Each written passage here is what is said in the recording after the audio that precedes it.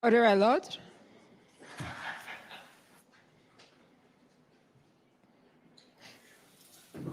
The Public Order Emergency Commission is now in session. La commission sur l'état d'urgence est maintenant ouverte. Good morning, bonjour. Just a couple of comments before we get started. The rest of this week, the witnesses being called are in a little different situation in the sense that most, if not all, do not have a witness statement that's been filed. And in some cases, Commission counsel may not even have interviewed them to any extent. So the estimates of time are therefore a little less certain than they normally are. So I just want to raise if people, some of the parties have put time in, if you like, as a stakeholder in case something came up, you might want to advise Commission counsel at the end of the evidence that there is no need. And those who see something come up that makes it such that they feel they need more time can maybe be given more time. So I'm going to be a little more flexible than normal in the circumstances because we don't really know what's going to come out and to what degree it will affect one or other party more than what was expected. So I'm just setting that out. The times are challenging this week. They will be big weeks, big days rather. So I will still be somewhat strict about timelines, but flexible if there is movement available, given that some people I suspect, and I don't mean to suggest anything nefarious, but people may have taken positions on timing they won't need. So that's just as a preliminary, and that would apply, I think, for the witnesses for the balance of the week. So with that brief introduction, have we got a witness planned? Yes, the next witness is Chris Barber. Okay.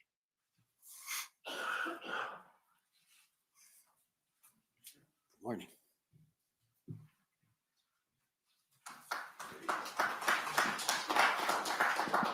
And if I could ask, I realize there's a fair amount of interest by some parties and maybe some emotional investment in some of the testimony, but I would ask that we keep it the way it normally is in a courtroom and in an inquiry, so that we can keep it going. Also, we don't have much time. So with that, go ahead. Mr. Barber, sorry, Your Honor. Mr. Barber, will you swear on a religious document or do you wish to affirm? Swear on the Bible, please.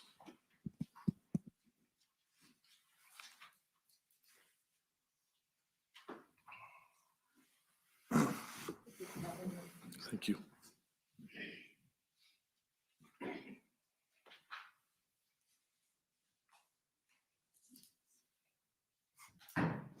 For the record, please state your full name and spell it out. Christopher John Barber, B-A-R-B-E-R. Do you swear that the evidence to be given by you to this commission shall be the truth, the whole truth, and nothing but the truth, so help you God? I do. Thank you.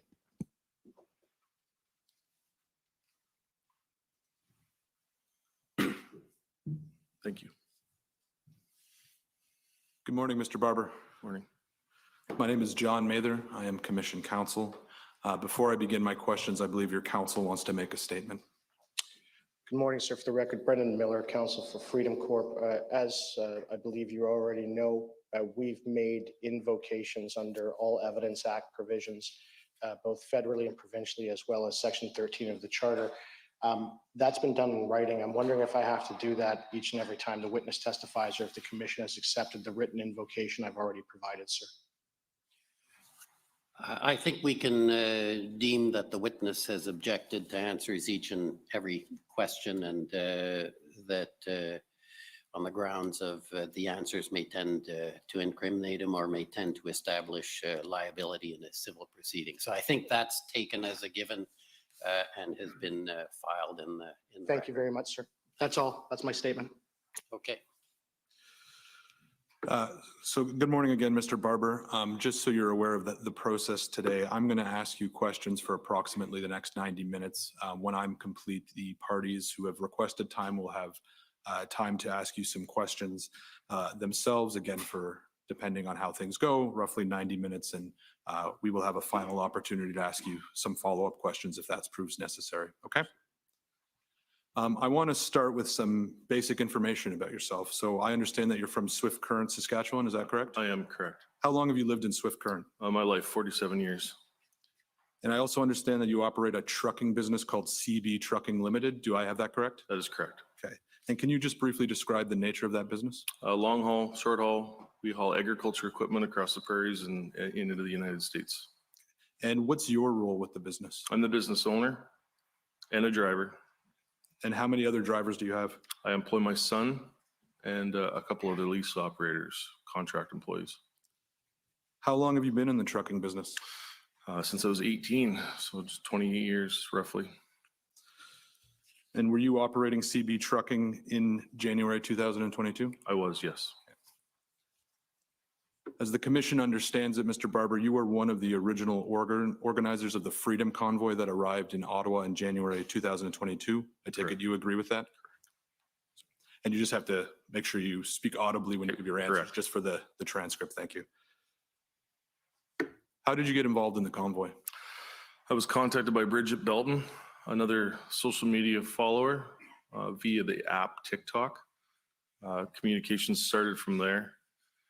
Speaking about possibly slow rolls to protest the mandates for the border crossing coming into effect January 15th for cross-border travel for commercial vehicles. Do you recall when Ms. Belton first contacted you? I believe it was the beginning of January sometime. Dates might be fuzzy. January 8th, January 7th, somewhere in there. And did you know Ms. Belton I before? did not, no. What did you come to know about Ms. Belton?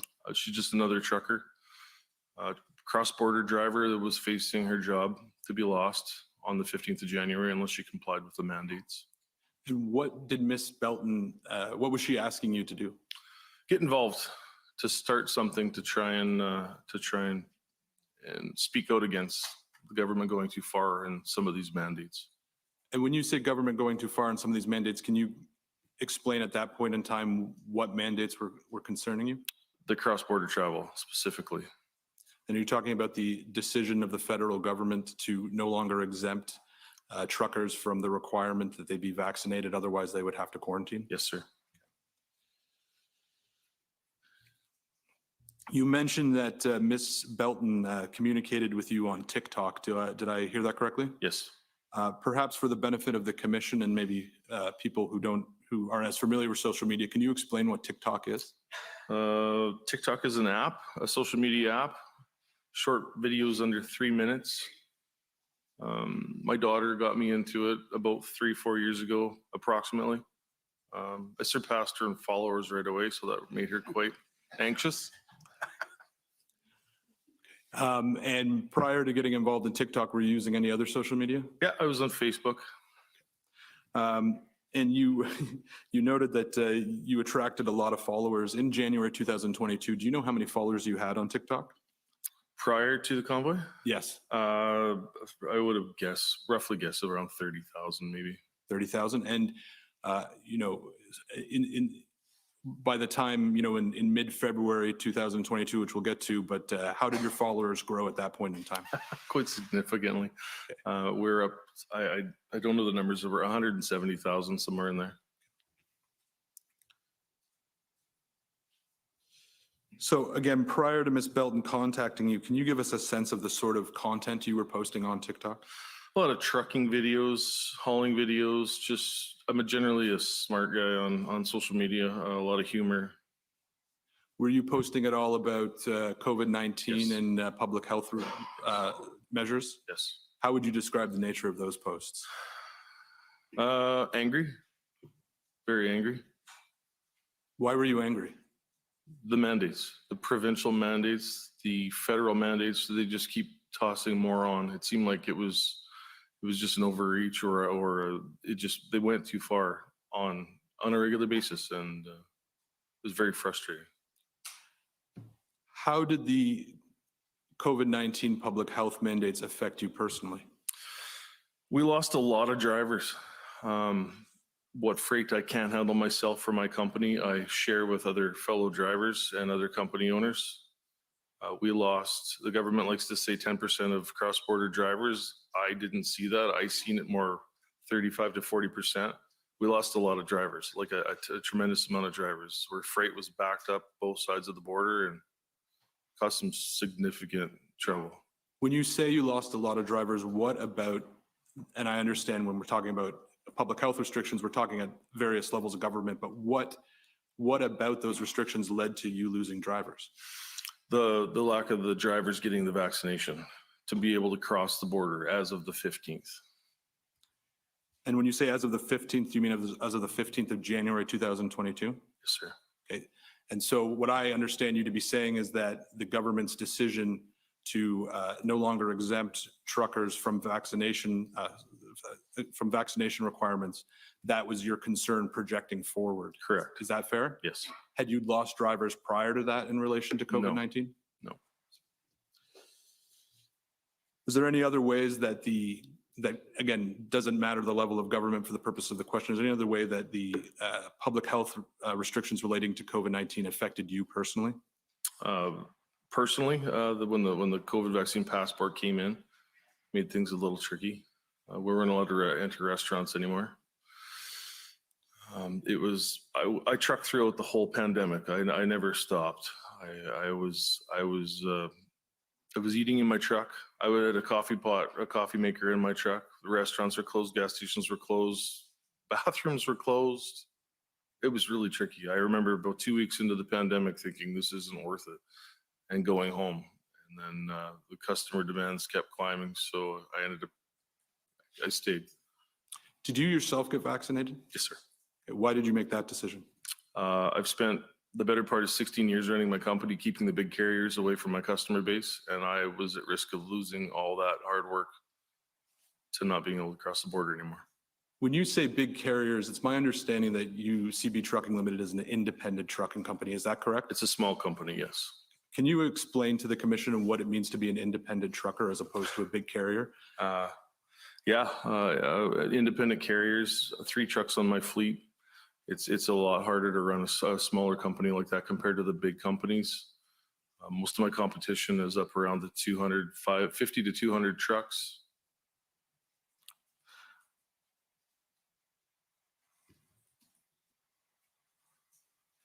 So you indicated in your earlier response that your TikTok following grew as you participated in the Freedom Convoy. In terms of discussing the Freedom Convoy and planning the Freedom Convoy, did you use any other social media other than TikTok? I did Facebook, yes. Any other social media? Snapchat. Anything else? A little bit on Instagram, I'd say, but not much. And the commission has seen in some of the documents relating to you that at times you would refer to yourself as an internet troll. Is that accurate? Unfortunately, yes. And can you explain to the commission what it means to be an internet troll? A troublemaker, online troublemaker. And can you maybe give an example of what that means, when it comes to TikTok, for instance? Well, on TikTok, I deal with trolls on a regular basis. They constantly attack me. Usually they're faceless. Some of them, you can see their profiles. I engage with them like I always have. I fight back and forth with them on a regular basis, and I've done that for many years.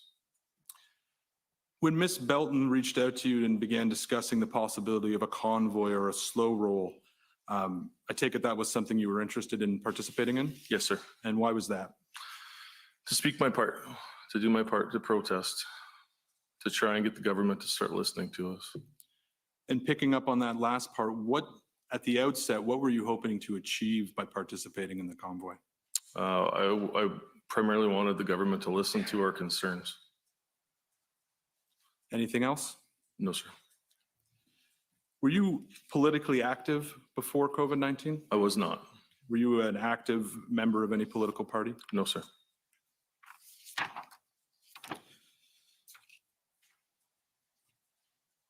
One final question about TikTok.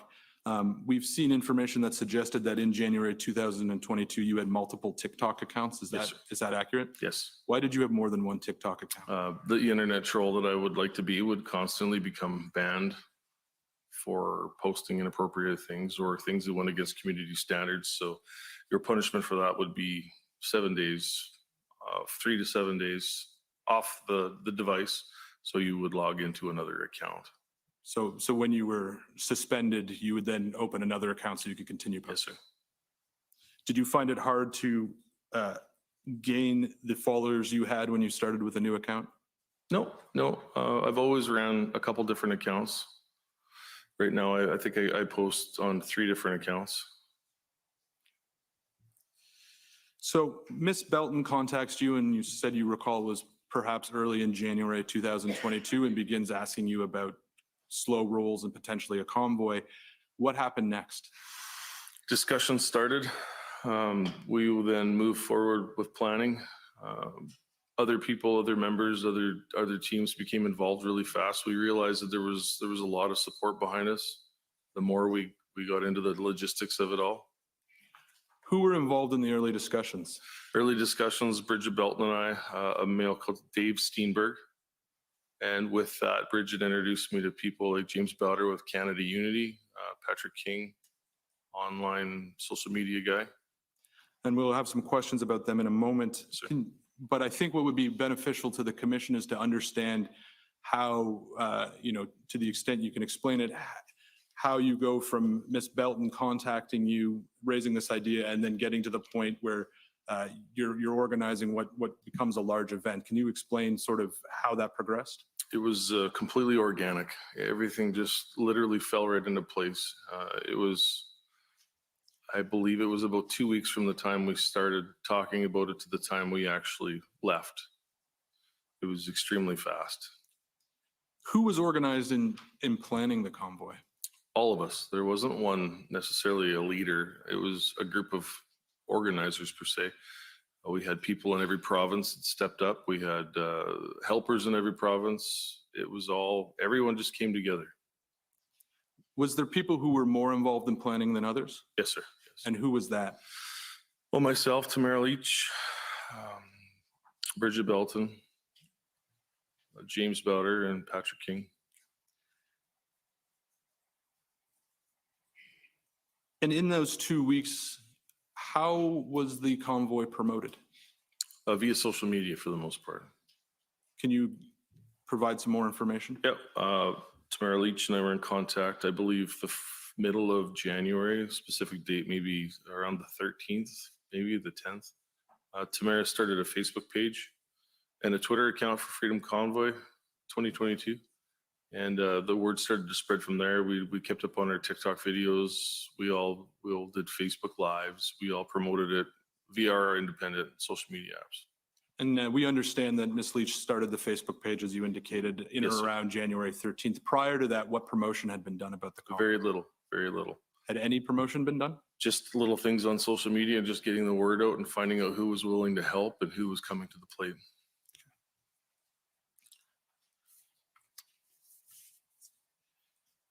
It's Commission's understanding that you participated in a Facebook Live event on January 13th, 2022. Do you know what I'm referring to? Correct, yes. And in that Facebook Live event, in attendance were yourself, James Bowder, who you've referenced, Ms. Belton, who we've spoken about, and Pat King. Does that accord with your recollection? Yes, sir. And there was other individuals there who were assisting in planning. Is that fair? I believe so, yes. And I understand that that video took place prior to Ms. Leach's involvement. Is that correct? I believe Miss Leach was involved at that point. I believe that she was busy that night and could not attend that, if my memory serves me right. And have you reviewed that video prior to your testimony? I have, yes. Okay. And it's approximately an hour and a half long, and subject to any comments from the parties, what I suggest to do is just read out the document ID and have it entered without showing the video itself, because I would run out of time if that happened. So it is COM 50829. And the commission has also asked a transcriptionist to prepare a transcription of that video, which I may ask you about later. But again, I'm just going to read out the document ID right now, which is COM 50838.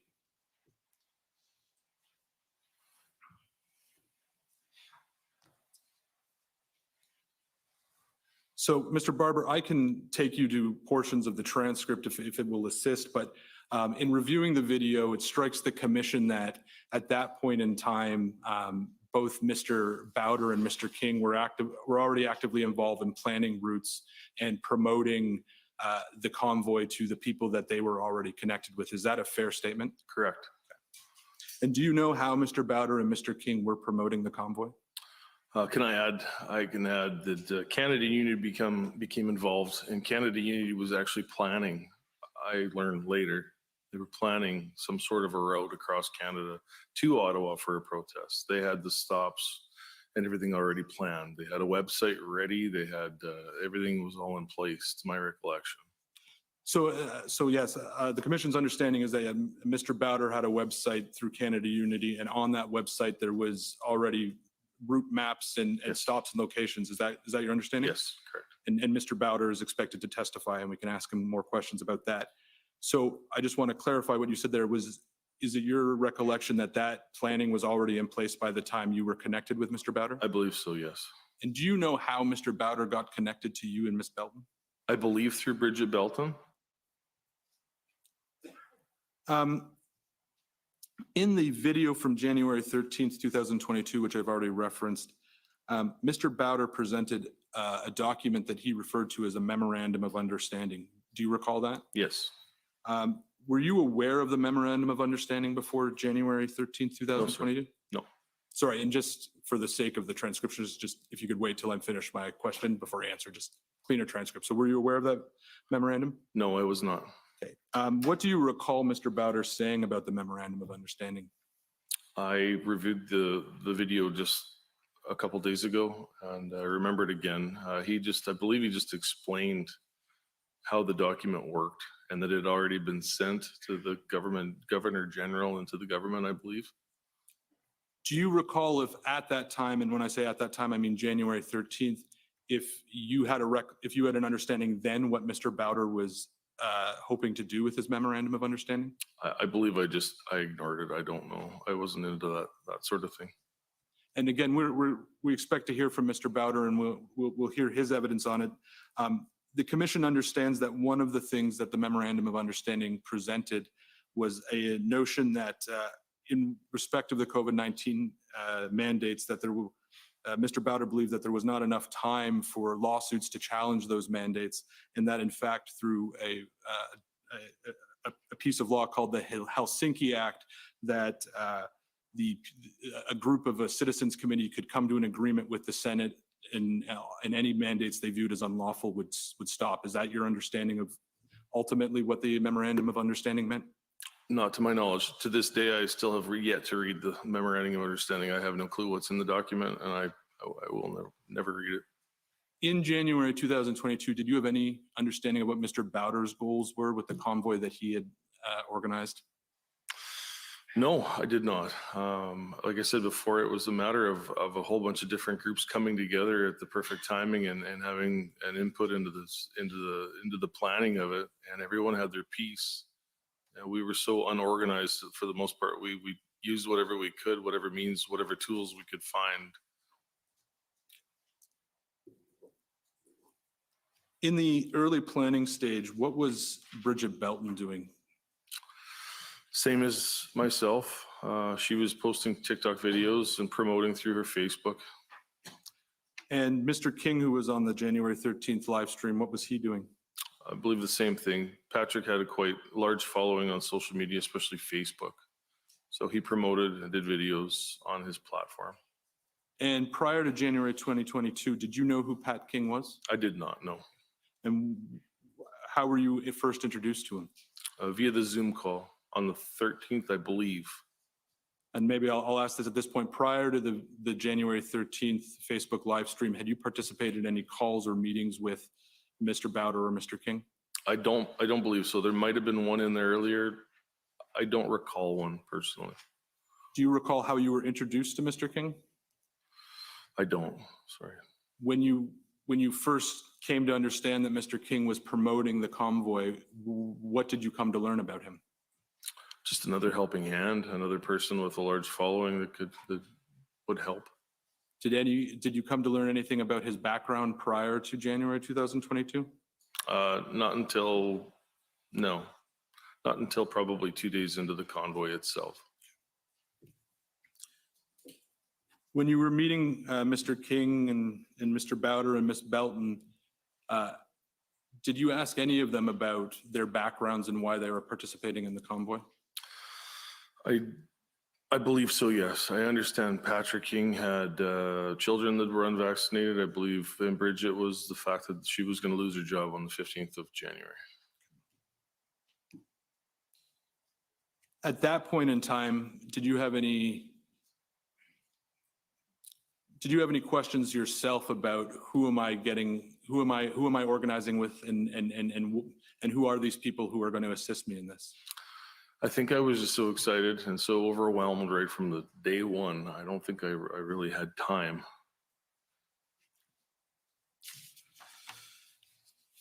It was a very busy time.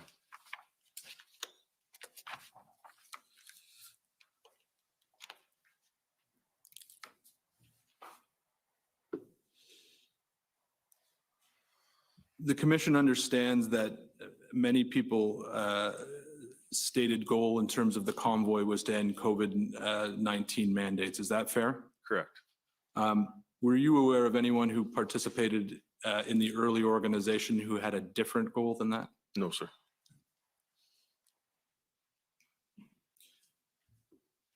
As the convoy began traveling to Ottawa and then after it arrived in Ottawa, do you believe there were people who participated who wanted something more than to end COVID-19 mandates? Yes. And can you describe the basis of that belief? There was different organizations that came and went. For the most part, we stayed as a close group, Tamara and I and myself and Bridgette. The core group of actual truckers stayed together. Organizations kind of came in, tried to set camp up, and we either found a way to keep it under control or keep it was a power struggle a lot of the time. Can you provide some more details about that power struggle? What organizations, what they were trying to do, and what you did in response? Well, we had a little bit of conflict between Canada Unity. That was one. Not necessarily conflict, but taking back our freedoms was involved there.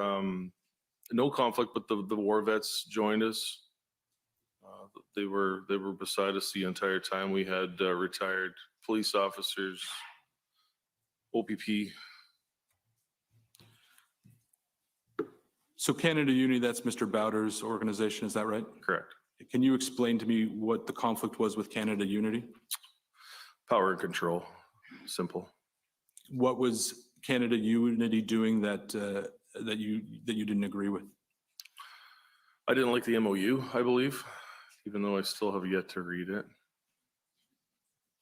So at some point, I take it you came to understand what Canada Unity was trying to achieve with the MOU. Is that fair? I still believe that they were after the same things we were. I believe it maybe was more mask mandates, more COVID restrictions in general. So you indicated that the conflict with Canada Unity was about the MOU, and I'm just trying to understand what about the MOU gave rise to conflict. Improperly written MOU, according to the people I spoke to about it. It wasn't something on our agenda. It wasn't something we were pushing for. It had nothing to do with the reason why we actually came to Ottawa. Who did you speak to about the MOU? Miss Leach. Okay, and what did she tell you about the MOU? We had the same opinion. But what did she tell you about what was in the MOU?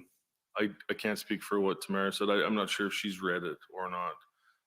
Did you have any concerns that the MOU advocated or provided for an undemocratic change of power in Canada? I heard rumors about it being that way. I heard rumors on both sides that it could be interpreted that way, and then it couldn't be interpreted that way. It was kind of a mixed. Did you take any steps to figure out what exactly Mr. Bowder was trying to achieve with the MOU?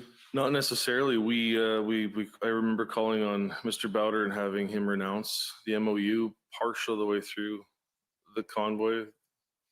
Do you recall roughly when that occurred? I do not. And what led you to ultimately make a phone call to Mr. Bowder and ask him to renounce it? I believe it was Tamara that made the call.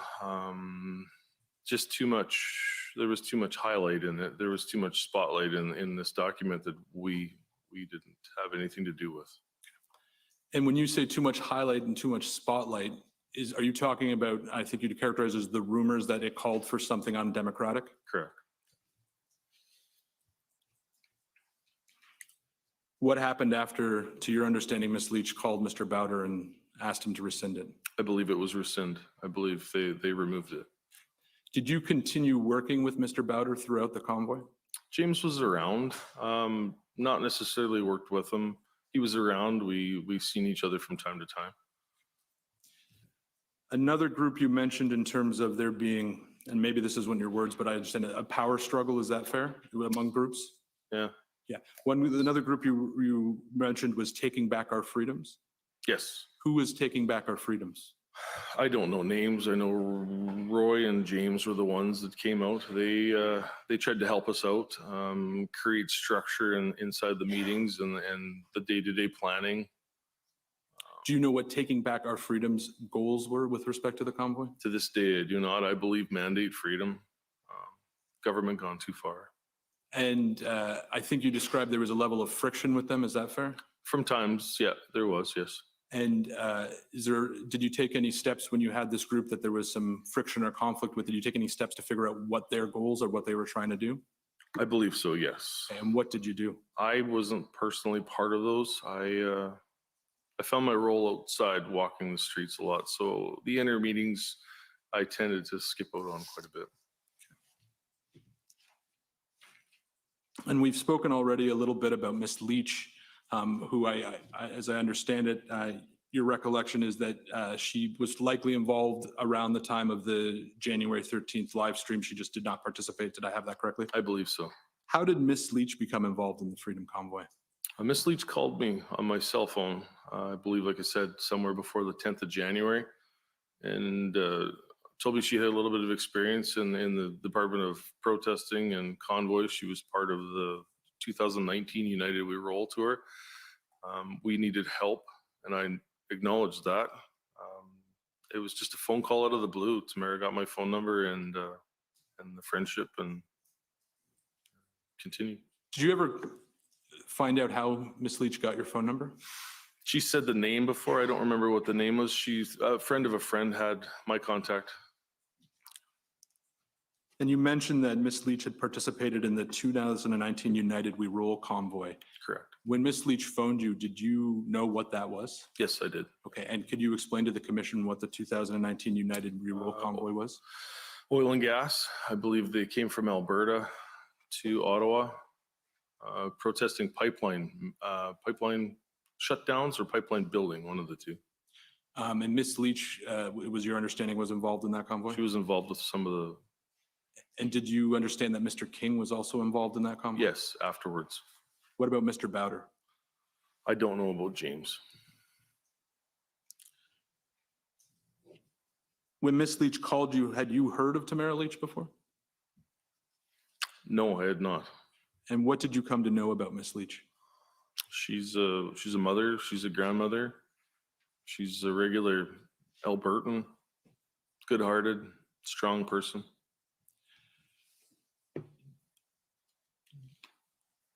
Did you become aware in your early conversations with Miss Leach that she had been participated in the Wexit movement in Alberta and been involved in the Maverick Party? I believe I was told about that en route to Ottawa. And is it Miss Leach who told you that, or did someone else tell you? Yes, it was Miss Leach, yes. Did you have any concerns that in participating in the convoys, Miss Leach would be pursuing goals other than mass mandates and maybe pursuing political goals of either the Wexit movement or the Maverick Party? That was not no, I didn't feel that at all. Is that something you discussed with Miss Leach? I don't know if I've discussed it, but it wasn't really an issue. We never discussed anything in detail. It was noted that she was part of that in the past. I believe she wasn't. I don't think she was, or she is now. She was, and it was never an issue after that. We expect that there may be evidence that, whether it be Ms. Leach or other people who became involved in the Convoy organization, that there was an attempt to use the Convoy as an opportunity to pursue political goals that weren't just about ending the COVID-19 mandates, including political goals that may exist within the Maverick Party or within the Wexit movement. Is that a concern that you have now looking back? No, it was never brought to my attention that they were a player in the situation. And that wasn't the reason why we came to Ottawa.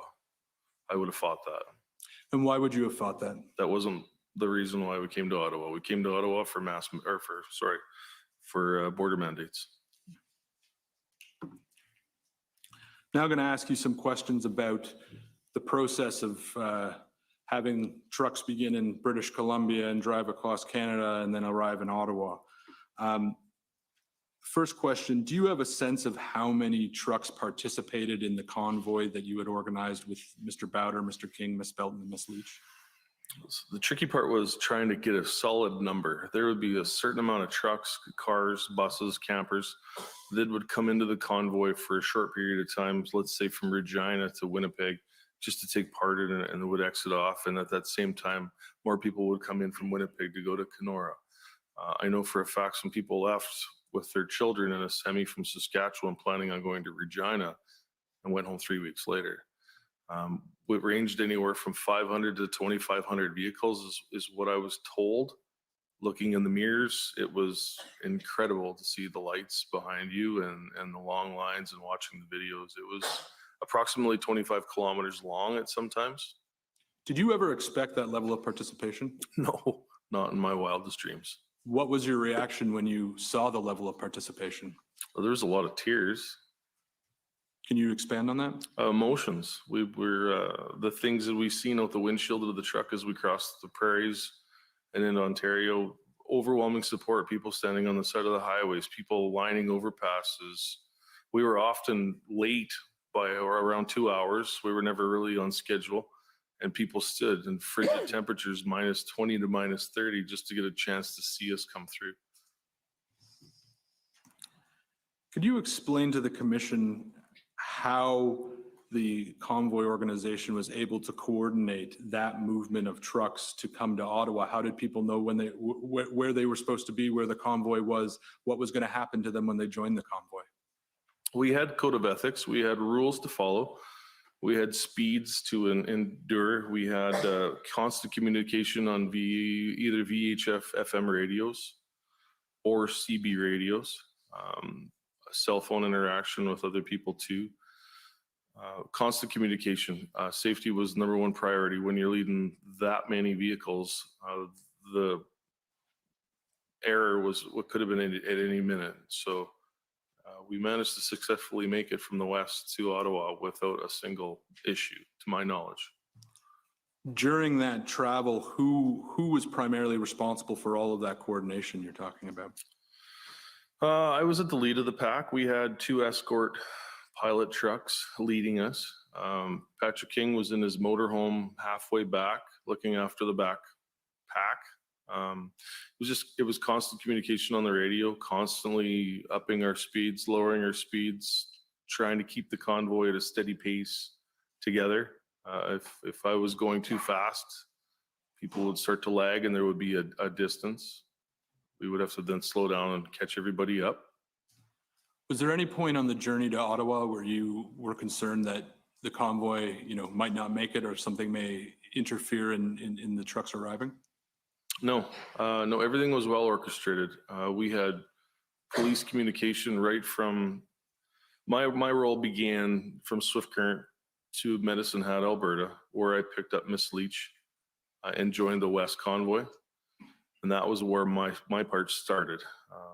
We were in communication with the first police force would have been Medicine Hat. We were in contact with Swift Current, Regina, Moose Jaw, all the way across the country for police escorts. If there was a traffic light, we actually called for traffic control at those intersections so we could proceed through the intersection safely. Right, and it's the commission's understanding based on some of the documents that your counsel has produced that people were in contact with the police on a daily basis. Yes, sir. Is that accurate? Yes, And were you one of those people? I was, yes. Again, based on the documents the commission's received, we also understand that when the convoy arrived in Ontario, that an OPP escort was there to meet the convoy. Is that correct? Yes. You just provide some more explanation about that? I don't know his last name. His name is Marty. He met us at the West Talk scale, which is a scale that borders Ontario and Manitoba. He met us there. He jumped out in front and led us. I believe Marty led us, I believe, to Thunder Bay-ish area, where then he got us into Kenora. He led us downtown Kenora to the rec center parking lot where we staged for the evening. We had a funny story, not a funny story, but coming into Headingley, Manitoba, the Hutterite communities from around the Winnipeg area came into Headingley with food trailers. They had hot food, burgers, everything you could think of. RCMP had called me and said the amount of people in the Headingley area was too great. It was a huge risk to safety to get in and out of the parking lot for the truck stop. So we had to abandon the plan to stop.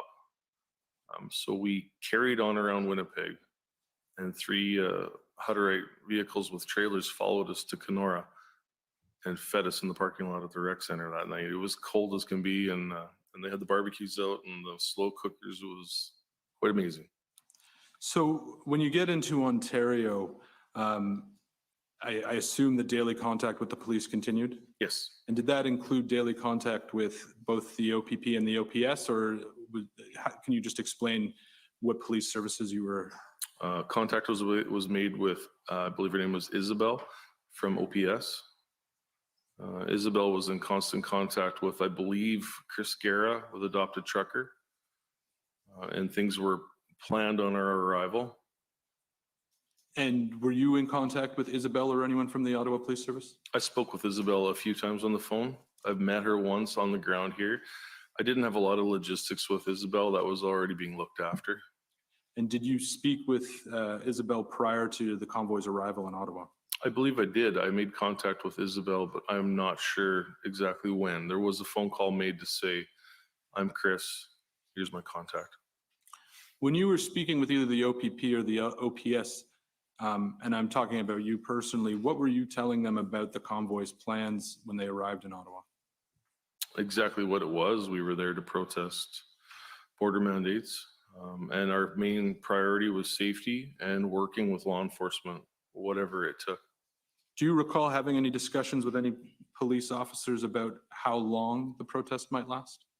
I think the discussion started after the first weekend with OPS, I believe, and we had a couple OPP officers in constant contact too. I know his name was Andrew. So prior to that point you referenced, so after the first weekend, did you discuss the potential length of the protest with any police officials? I believe not. At what point did you realize that the protest may continue for an extended period of time? I don't know if I ever really thought much into it. Everything moved so fast when we arrived. Prior to arriving in Ottawa, had you personally turned your mind to how long you would stay? Well, my business would suffer a little longer I was away from it.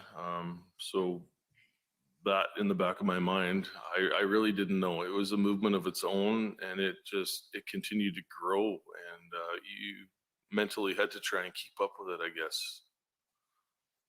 In your discussions with either the OPP or the OPS as the convoy was approaching Ottawa, did any of the police services give you direction on where you could park the trucks once you arrived in Ottawa? Interesting story. All the way to Ottawa, my understanding via people in the Convoy Canada Unity was that we had 2 major staging areas. One was Major Hill Park, and the other one was Confederate Park, I believe Confederate.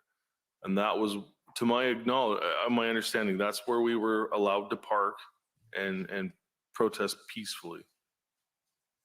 Is that where you ultimately parked? That was not, no. And I understand that you parked your truck on Wellington Street. Is that fair? We had a police escort down Sir John A. Macdonald off the 417. My understanding, I didn't know this till afterwards, police blocked the convoy after myself and another tractor trailer went through. They shut the convoy down around the War Museum on Sir John A. Macdonald. They then led myself and Tamara and the pilot trucks. We made it to roughly the Supreme Court on Wellington, and that was as far as we could go. There was a ton of vehicles that come in the night before, apparently, wanting to be there for the arrival. So there'd already been tractor trailers lined up in front of Parliament down to approximately the Supreme Court. Did that surprise you to see that there was already large commercial vehicles? Yes. And why did that surprise you? I was unaware of it. My understanding was we were going to come in, police were going to escort us right to the two parks. We would park safely out of the way and it would be fine. Did anyone from any police service ever explain to you what had changed? I believe not, no. I don't know if I ever asked that question.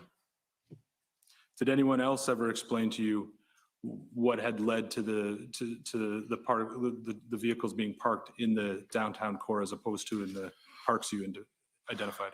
Apparently we caught them off guard. We overwhelmed them right off the bat with the trucks coming in the night before that we were unaware of. Our main convoy, as far as I know, had nothing to do with those prior arrivals. So, have you since learned who was the early arrivals? They're all semi-operators. I knew a couple from my home province. They were in the area. Apparently, they weren't part of the convoy, but they were in the area and they took part in the protest. So I asked you this, and I think you have confirmed it, but you parked your vehicle on Wellington Street. Is that correct? Yes. After you parked there, at any point in time up until, we'll say, February 14th, were you given any indication by any police services that you shouldn't be parked on Wellington and you'd need to move? I was not, no. Did that come as a surprise to you? I don't know if I really had time to think if it was a surprise. It was so fast paced.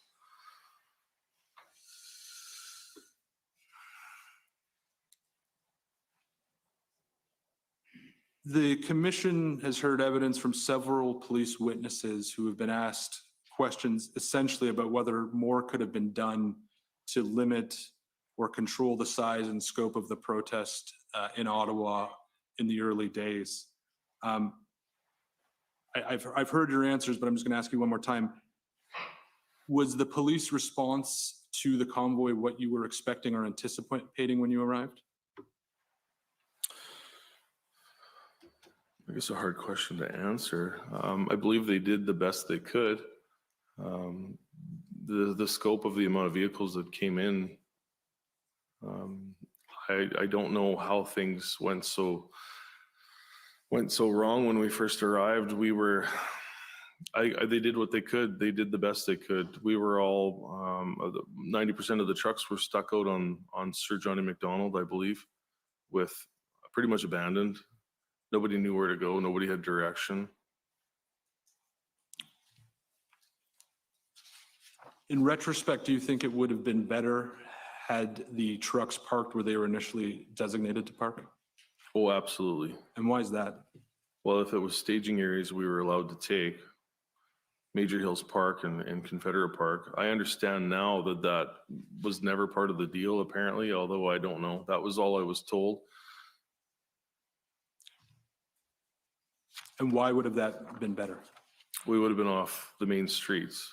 Occupying or parking all over the city was never part of why we came.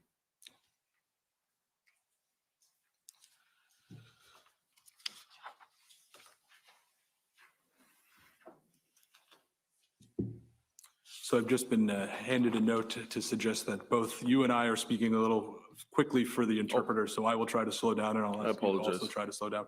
No, that's okay. We're both to blame, so it's okay.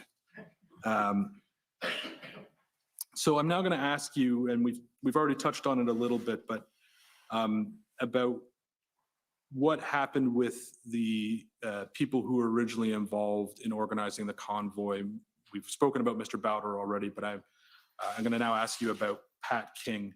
And as I understand it, that in or around January 22nd, 24th, in or around that time period, you and Ms. Leach began having discussions about concerns relating to Mr. King. Do you know what I'm talking about? Yes. Okay. Can you please explain to me the nature of those discussions and what the concerns were?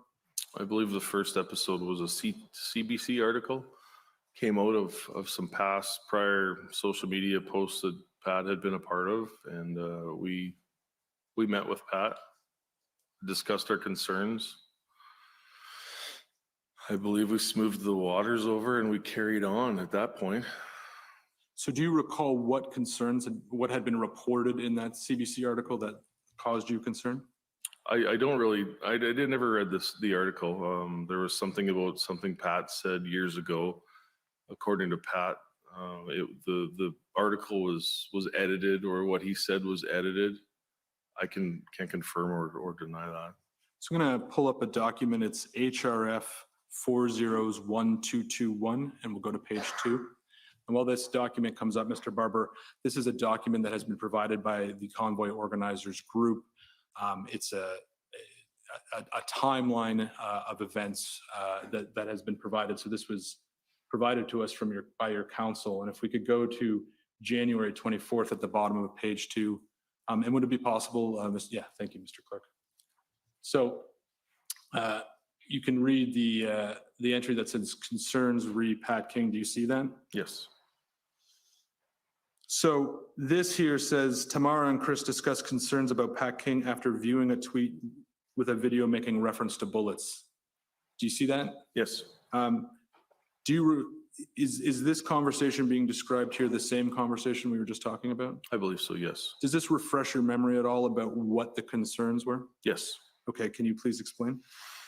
The article was made to sound like bullets would be flying. Apparently, according to Mr. King, when we confronted it on him, he stated that the article was taken out of context, edited to make him sound like he was planning violence, where I believe what he was trying to convey in that article was different than what was portrayed by the media.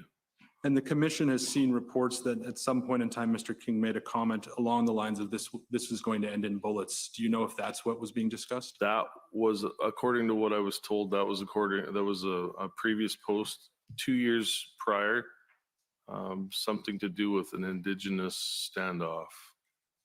And during this conversation, we were also aware that the media is reporting on a video that in which Mr. King had made a suggestion that at some point Justin Trudeau may catch a bullet one day. Were you aware of that? I recall something about that, yes. Do you remember if that was something you knew about during this discussion, or after this discussion, did you learn more about what Mr. King had posted? I believe it might have been after.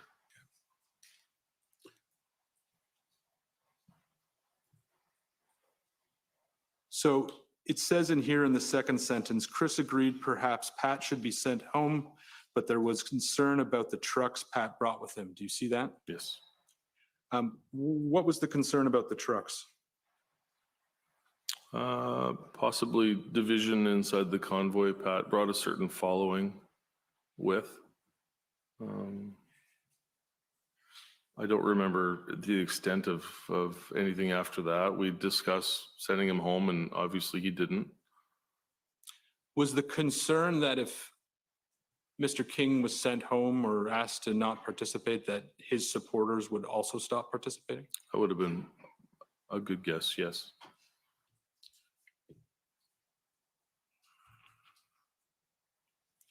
So if we can continue on, the next sentence talks about it says, talk to Pat about the tweet on the roadside. Do you see that? Yes. Was that the conversation you had already described to us? Yes. Okay. And were you a part of that conversation? I believe so, yes. And then it says, following this, a captain's meeting was held in Kenora, and at the end of the day, where everyone expressed concern about Pat King's involvement. Slow Yeah. down thing. Yes, thank you. the decision was made that someone would talk to Pat within the coming days and request that he not attend in Ottawa. Do you see that? Yes. I'm going to ask you a question about these two sentences, but before I do that, can you just explain what a captain's meeting is? We had road captains involved in approximately 2 road captains per province to organize the trucks. Those were the people that the people from that province could go to with concerns or issues. So we had a number of road captains within the convoy. And it sounds in here like after your initial conversation with Mr. King that concerns continued to be raised by other members of the organization. Is that correct? Yes. And do you know if someone ultimately spoke with Mr. King and asked him not to attend in Ottawa? Possibly. I wasn't involved in that conversation. At any point, did you hear from Ms. Leach or anyone else about whether that conversation had occurred? Not to my recollection, I don't. And Mr. King continued on to Ottawa? Yes, he did. Were you aware of any resolution having been reached between the people who had concerns and Mr. King? I believe whatever happened, it worked itself out to the point where Pat stayed with the convoy. Were you personally concerned about what Mr. King had said previously on social media? I don't believe it was a concern. He explained to me that it was taken out of context and edited to make him sound worse than it was. I took him for his word on it. So you accepted the explanation at the time? Yes. Do you today still believe that, do you still accept that explanation? I believe Pat had all the right reasons and a good heart. So I'm going to pull up another document. This is COM 50902.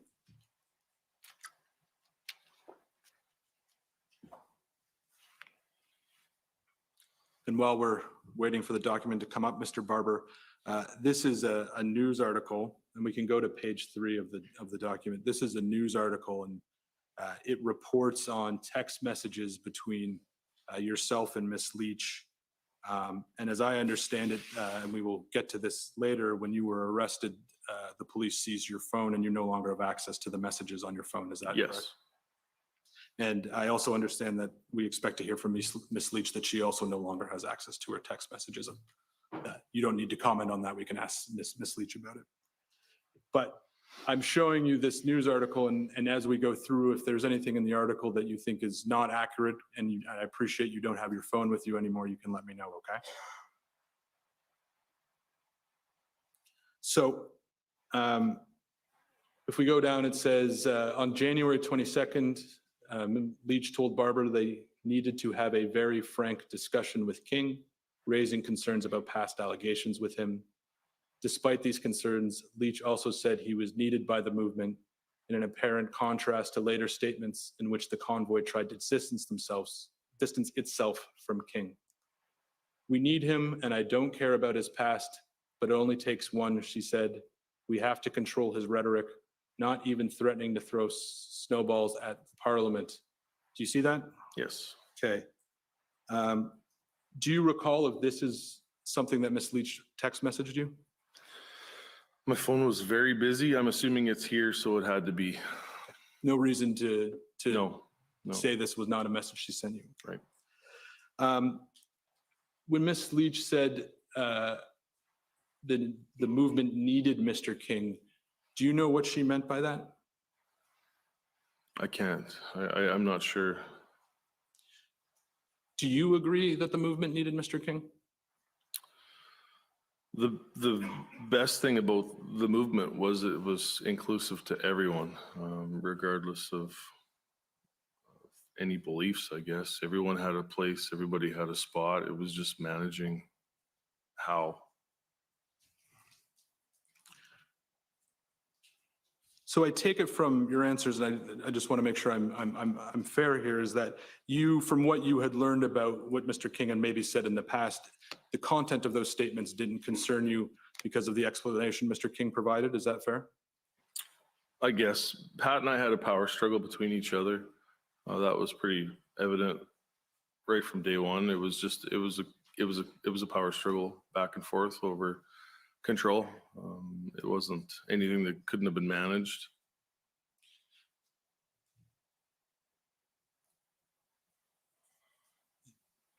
Did you have any concerns separate and apart from your own views about what Mr. King may or may not said? Did you have any concern about the public image of having Mr. King associated with the Freedom Convoy movement?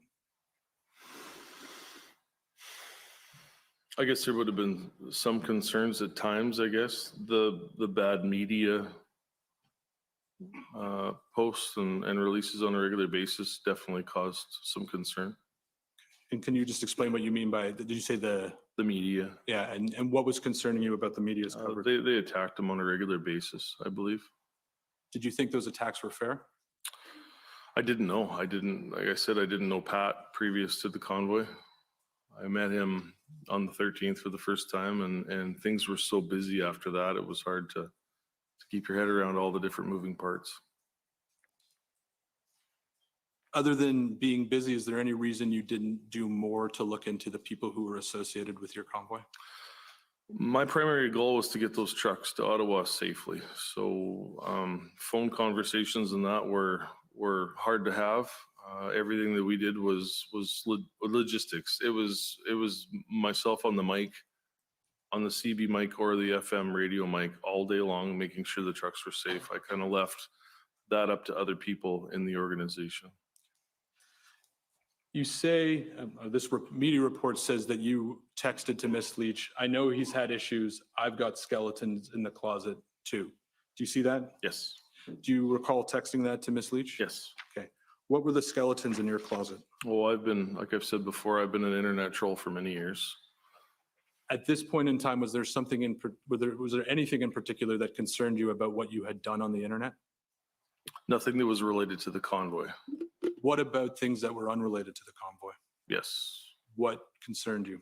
I used to post nasty, distasteful memes via share memes or just posting online in a negative way.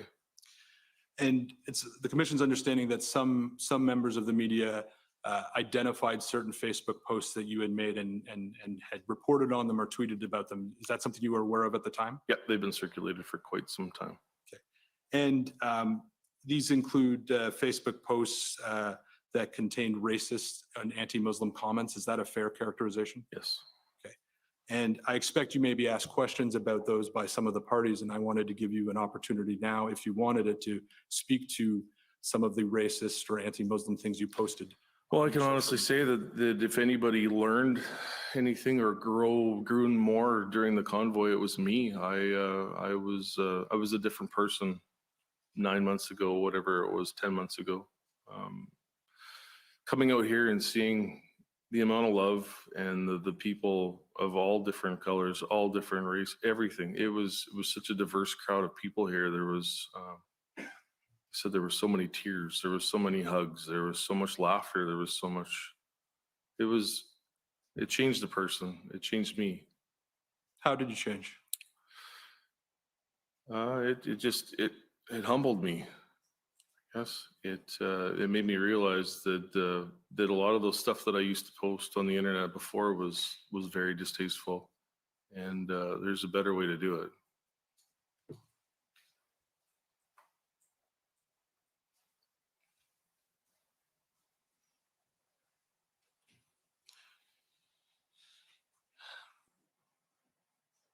One of the things that the media reported on during the convoy was that you had a Confederate flag in your shop in Swift Current. Do you know what I'm talking about? Yes. Okay. And you posted at least one or two TikToks addressing that issue. Do you recall? I did, yes. And in one of those TikToks, you said that the Confederate flag you explained that I believe you purchased it in the United States. Do I have that correct? Yes. And then you described it as a piece of cloth and get over yourself. Yes. Is that a sentiment you continue to have? I believe there's two different contexts to look at the Confederate flag. I've got a good friend that lives outside of Atlanta, Georgia. She's an African-American lady. I had an in-depth conversation with her many times on this occasion. She's explained it to me quite well. She said the way the two different contexts is how you look at the flag was the area of the General Lee and the Dukes of Hazzard via like Kid Rock, Leonard Skinner music. When we grew up in our hometown, we called it a rebel flag or a Dixie flag. We didn't really call it a Confederate flag. It was on license plates. It was on back windows. It was everywhere. And at that time, it was more accepted apparently. So in my travels in the Deep South years ago, I'd come across a flag store. I seen the Dixie flag there. I purchased it. I hung it up on the wall of my shop, not thinking anything of it.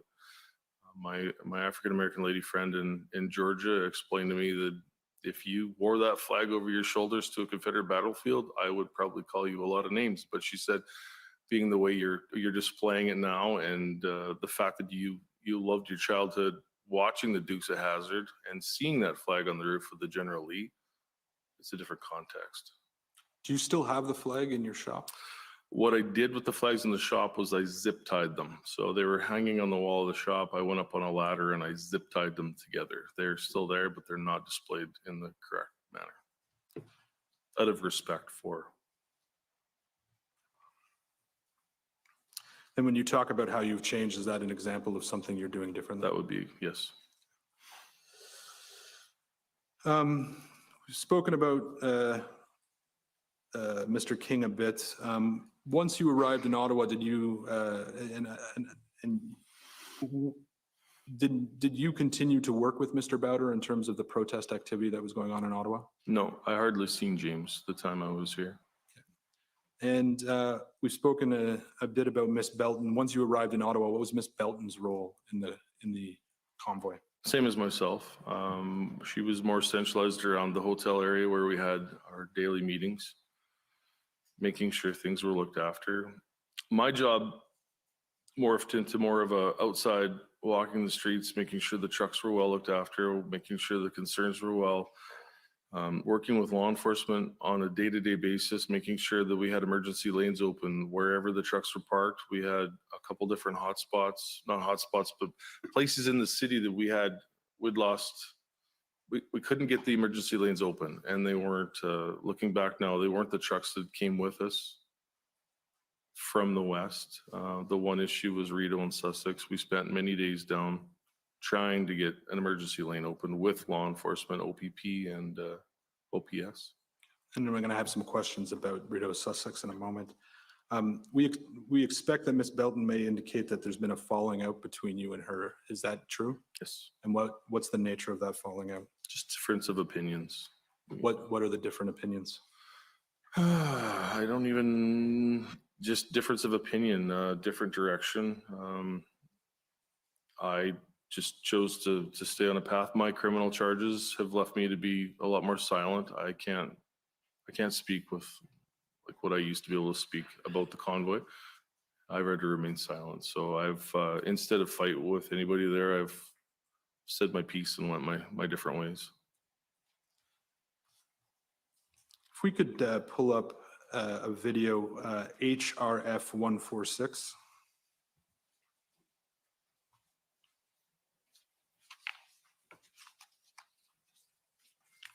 And again, I'll give you some context while it comes up. So this is one of your TikToks, Mr. Barber. And we're going to watch it in its entirety, and then I'll have some questions flowing from it. Okay. Hey guys, convoy related issues right now, and I just want to get this out there. This convoy to Ottawa next week on Sunday is a peaceful protest. Anybody that joins this protest or this convoy from either coast to coast is to adhere to the rules of the convoy. And I am dead serious. If anybody fucks with them, they're out. Emergency vehicles have the right of way. When the lights are flashing, we pull over and they are the utmost attention. Law enforcement is to be respected. Never, ever not respected. We are working with law enforcement across the country in big cities, and we have their approval 100% until we fuck that up.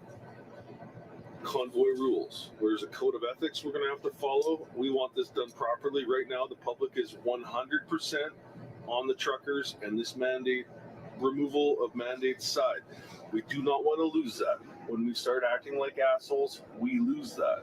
Let's keep our eyes on the prize and hit the federal government where it hurts. We want the mandates gone. Mandates need to be removed, and we're not leaving until they are. Thanks, guys. Thank you, Mr. Clerk. You can pull that down. So I have a few questions arising out of that video. One of the things you say early on is that you want a peaceful protest. And the commission has seen many instances, and we don't have the time to take you to them all, of where you insist on the protest being peaceful, and to the extent there's any sort of suggestion of violence, you immediately step in and say, this needs to be peaceful. Why was that important to you? We had the public on our support. That was, and I'll apologize for the language there, Commissioner. That was another thing that I've worked on in the last number of months. I've Look at heard my social- worse. I've heard worse. Don't worry. That's good. You can take the trucker out of the truck, but yeah. That was the utmost importance. We had, the world was watching us. We had, there were so many people, and safety was utmost. And we were told by the lawyers flew out, I believe it was the end of the month, the first part of February, something like that. And we were told by the lawyers on a daily basis that we were a legitimate protest. We were allowed to be there. We were doing the right things. And the last thing I wanted to do was wreck that for the people that we were trying to represent. And there was a ton of support all across, all over the world, really. And to put that video into a bit of context, you say that this is a message for the convoy that's coming next week, so, or arriving. And so we understand that that video was taken probably sometime in the week of January 23rd. Does that sound right? I believe so, yes. So that would have been before the lawyers had gotten involved and Yes. beginning to get direction from them. Is that correct? Yes. So at that point in time, when you're emphasizing the importance of a peaceful protest, did you have a concern that the people who were participating in the convoy might not be peaceful? I'll give you a little example of truck drivers. They're like herding cats. You've got every different style of driver, and I've always said you put 200 truck drivers in a room and somebody's going to get a black eye and a broken nose.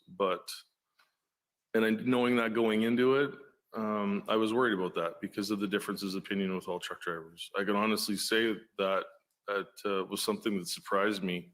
There was none of that. The drivers were well, in what I seen, they were extremely well behaved. They listened to the rules of the road. I didn't have a single incident to my recollection, that went bad. So they listened to the rules of the road. I assume you mean on the way to Ottawa. Is that fair? Yes. Once you got into Ottawa, was your observation that the protest was peaceful? I believe it was loud, but it was peaceful. Did you see any acts of violence? I did not, no. And we'll get to the noise in a moment. Yeah. In another TikTok video you posted, and this would have been during the protests in Ottawa, you say that the last thing we need is a January 6th style insurrection, and that was one of your biggest concerns. Do you recall saying that? Yes. Why was that one of your biggest concerns?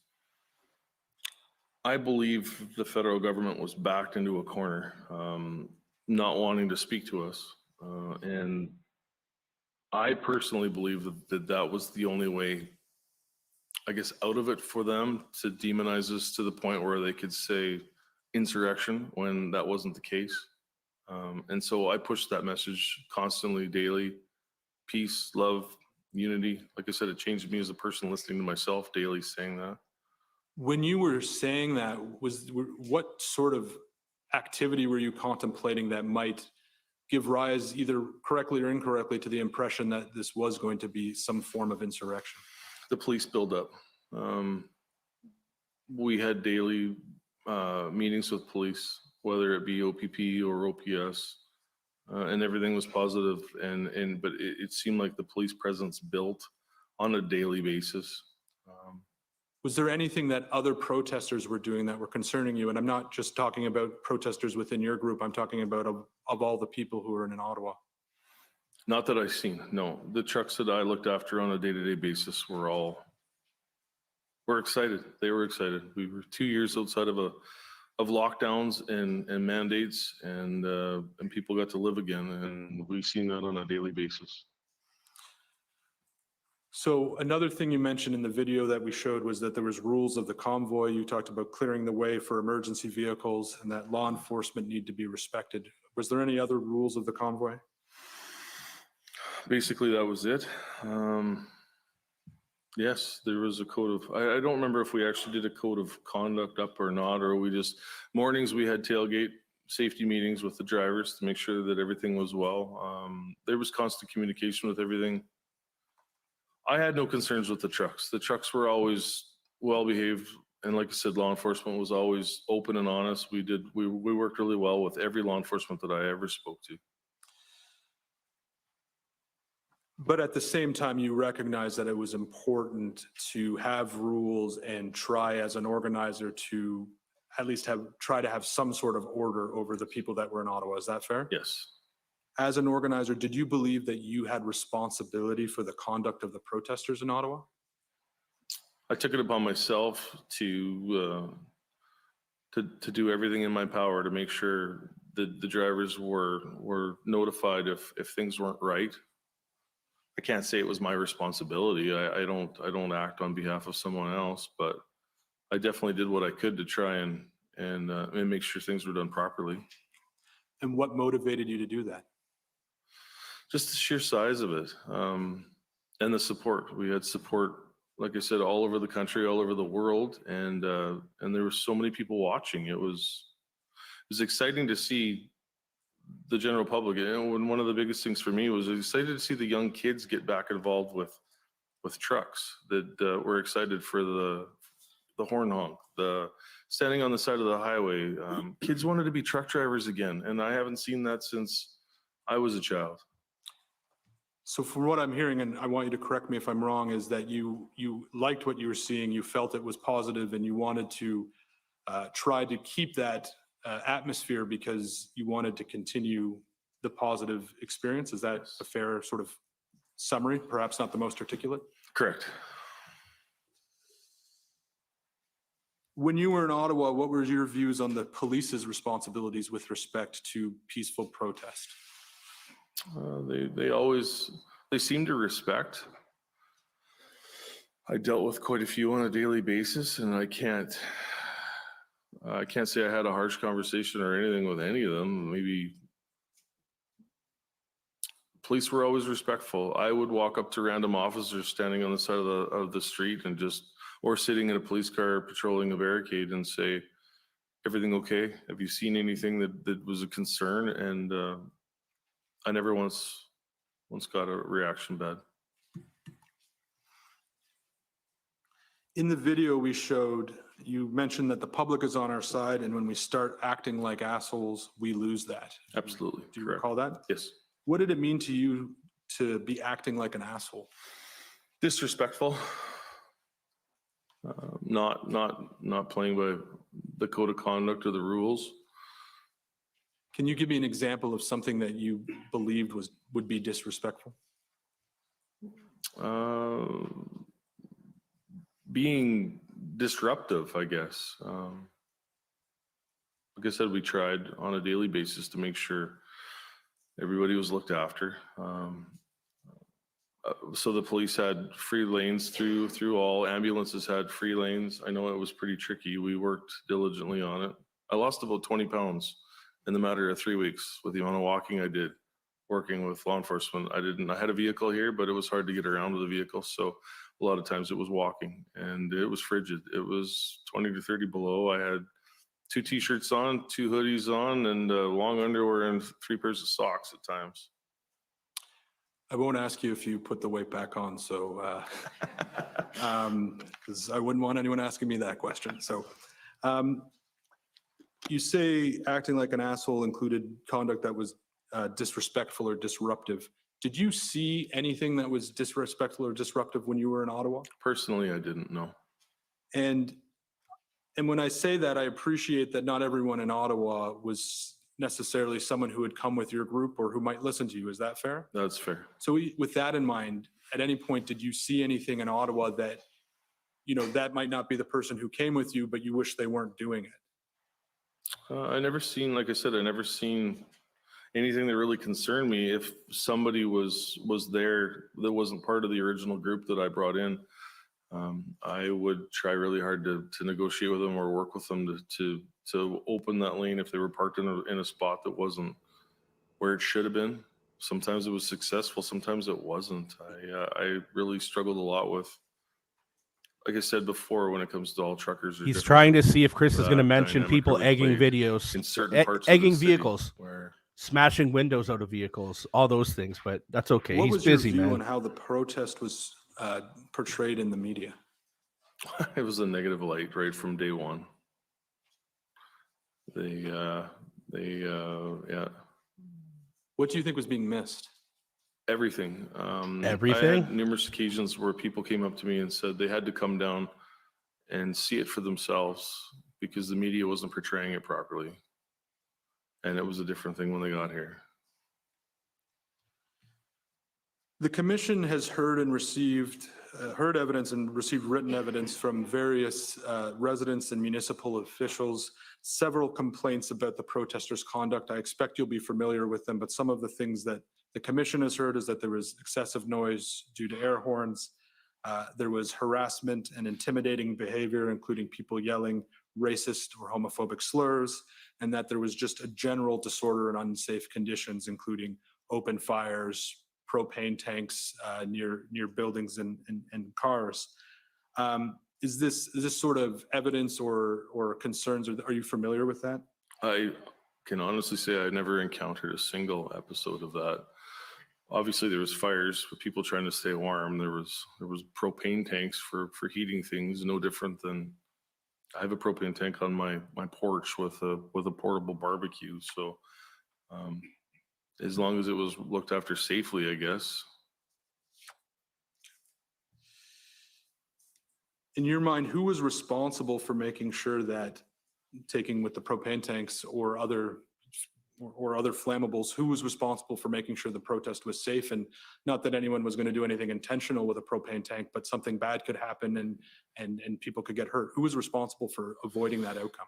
We left things up to the road captains. Like I said, there was usually 2 road captains per province, but that morphed into usually a couple road captains per block. And we would hold, not myself personally, I stayed out of most of those meetings, but the people would hold meetings every day to go over certain things and issues and safety concerns. I now ask you about the horn honking. The commission has heard evidence, and I'm sure you're aware that at different times in the protest, there was a lot of horn honking. I assume you'll agree with me about that. Yes.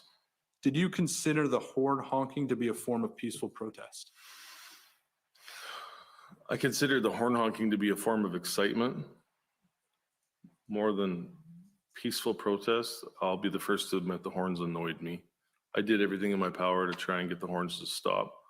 I've put out multiple videos on a regular basis saying stop, especially after the court order came in on, I believe, whatever day that was, the 7th. So let's pause there for a moment. The horns bothered you, and prior to the court order, which was an injunction to stop the horn honking, what steps did you take to limit the horns prior to the court order?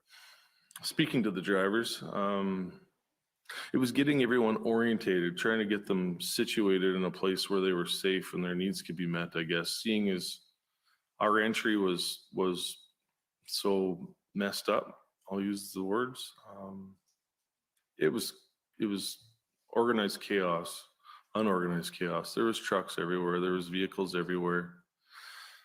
The only thing I could do was put my videos out stating, like, we're not here to disrupt residents of Ottawa. They didn't ask for this. It was the federal government is why we came, and did what we could. So I'm going to show you a video and then a post from your Facebook. So we'll start with the video. This is HRF 192. And again, this is one of your TikToks. Okay.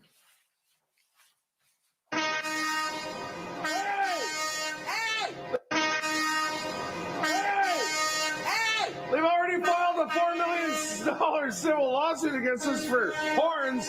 You guys shut up over there? Am I doing my part? And then if we could pull up COM 50889.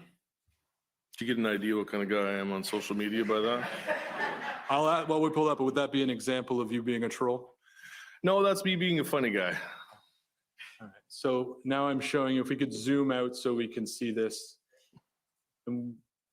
We understand this to be a Facebook post that you made on February 12th, 2022. To assist, I believe that is the character Buffalo Bill from the movie Silence of the Lambs. It is. And this is a joke about how that if the government doesn't get rid of the mandates, the horns are going to come back. Do you see that? Yes. And then I'm going to show you one other Facebook post that's COM 50888.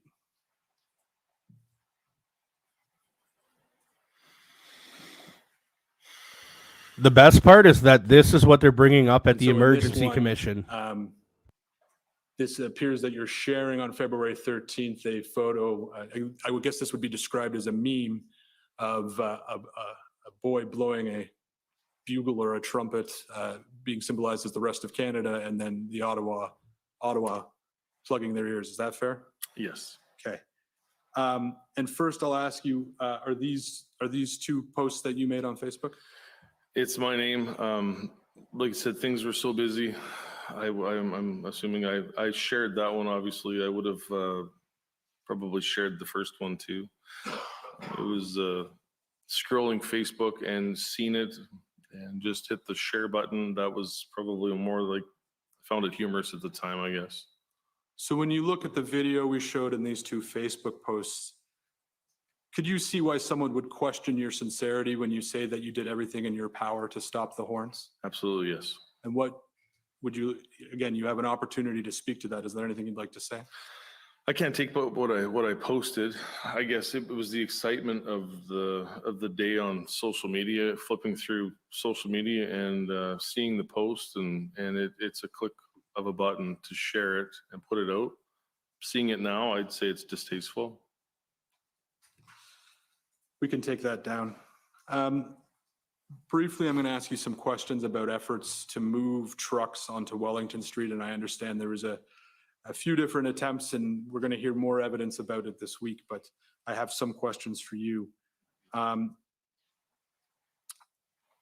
So we've heard the evidence that on February 14th, after an agreement was reached with the mayor, you were involved in moving 4 large trucks up to Wellington Street. Is that correct? It was more than 4. Yes. Sorry, I said 40. I may 40. not have been Yes. clear. Okay. Yeah, Sorry. sorry. And prior to that, we understand that the Freedom Convoy group had made an effort to have the trucks on the Rideau and Sussex intersection moved onto Wellington Street. Do I have that correct? We made an attempt. Yes. Okay, and can you tell me what happened with that attempt? I was successful with one truck. There was there was a load safe. It was a tractor trailer. He was parked right by the War Memorial. I remember the story on it. He was parked sideways across the complete intersection, and law enforcement had tried to get him to straighten his truck out for quite some time and failed at it miserably. I remember it was easy. I walked over to the truck. I stepped up on the running board and I said, "Hey buddy, you're in the way really bad and you're causing us some grief. Could you just back it up against the curb, please? And you'll save us all a lot of trouble." And he literally put the truck in gear and backed it up against the OPP, and the OPS officers were amazed it was that easy. Were you able to move the other trucks on Rideau Sussex? Was not, no. Those were a different group there. It was harder to talk to them. And what was your understanding at the time of who was in the Rideau and Sussex intersection? I remember there being a language barrier. There was a lot of Quebecers in that corner, right in the Rideau Sussex corner. So that, yeah, I didn't have much interaction. I remember being there maybe twice to try and work something out to get some lanes open as for OPS and OPP asking. I was unsuccessful every time. So I just want to make sure I understand this correctly. In your conversations with the OPS and OPP, you were trying to get a lane open for emergency vehicles. Is that correct? Correct. And you made an effort with the people at Rideau Sussex. It was unsuccessful. Yes. And other than the language barrier, was there any other reasons that was unsuccessful to your mind? They were there and they just refused to move. So I did what I could. I worked with law enforcement. I said maybe it was twice. Miss Leach and I were there with OPS one day, and I believe I was there by myself with OPS another separate time. So probably twice I was there. And did you have,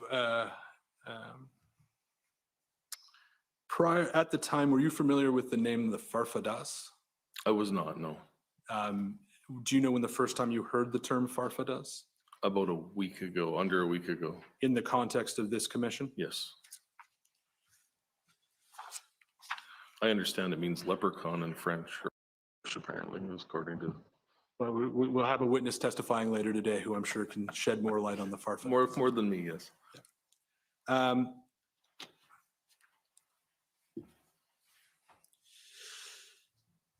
going to now ask you some questions about the other protests that occurred outside of Ottawa in January and February 2022. While you were in Ottawa, did you have any communications or interactions with anyone who was participating in protests in Windsor? I don't believe I don't believe so. If there was messages on my phone, they would be for people with no contact information, just phone numbers. I received so many text messages from so many different people. I don't want to say that I didn't, because I may have. I never endorsed it. I never communicated openly with anybody from Windsor at all. Do you recall whether anyone asked you or anyone that you were working with in Ottawa for assistance with respect to the protests in Windsor? If anybody asked me, I declined. We were never associated. We had enough to deal with here. We weren't worried about. Did you have any interactions or communications with anyone participating in any of the other protests anywhere else in Canada? And I can give you examples if it helps, but I'm going to ask you generally to start. I got text messages from some friends at Coots. Never any, just saying how things were going. Never any advice or never asked any questions to my recollection. They had their own thing going on there, and it wasn't involved with us in the city here. Who are your friends at Coots? There's a couple guys that were down there, just some local drivers that I've been friends with for years. Who were they? One man, his name was Dan Somerville. He was off and on. He was never an active participant. He went down just to check it out and come back. There was another guy. I don't know his name. I'd have to look at my phone. I know what truck he drives. I know what he hauls. And do you know this individual whose name you don't recall? Do you know if he was participating in the organization of the Coots protest or if he was a participant? I think he was just a participant. Yeah, I don't know the organizers at Coots or Windsor. So. Did you have any communications with anyone who was protesting in Emerson or Surrey? I would imagine text messages on my phone, but not people that I'm familiar with. Did you ever interact with Jeremy McKenzie while you were in Ottawa? I did not know. Did you know who Mr. McKenzie was during the protests? I became aware of Mr. McKenzie during the protest. Just know that he was a veteran, and we did a lot of work with the veterans when we were here. Although I never seen Jeremy that I know of. I met a lot of people but I don't recall meeting him or seeing him, or I've never spoke with him too. Were you familiar with the group Diagolon during the protests? Yes. What did you? Well, not during the protest. Afterwards, my knowledge of Diagolon, it's a meme. It was something that Jeremy made up to online troll. Have you spoken with Mr. McKenzie since the protests? I have not. Coming near to the end of our time, so I just have a few more questions for you. It's our understanding that after the Emergencies Act was invoked, you were one of the people who had their bank accounts frozen. Is that correct? Yes. Can you tell the commission what that meant for you and what that was like? Well, my bank accounts were frozen, I believe, on the day I was arrested on the February 17th. My corporate accounts as well as my joint accounts were frozen for the weekend, unfrozen, I believe, the Monday. My Toronto Dominion bank account was frozen for upwards of 3.5 months. And how did that impact you? I learned how to use cash again. And you mentioned already that you were arrested on February 17th. Is I that was, correct? yes. Okay. How has the arrest affected your life? I guess they kind of caught us off guard. They were really professional and really good to work with. I can't say a bad thing about anyone. I was walking with my son and 3 other of the road captains. So if you Google my name in the arrest, you'll see a photo of me grinning. My son was there. He was 18 years old at the time, and I looked over at him and seen him. That look he had as a 6-year-old or 7-year-old kid, where he, the tears were welling up. He was scared, and so I simply just said, "Hey, bud, you're good," and grin like that. And they caught me on camera, of course, and everything's been good since. It's changed quite a bit.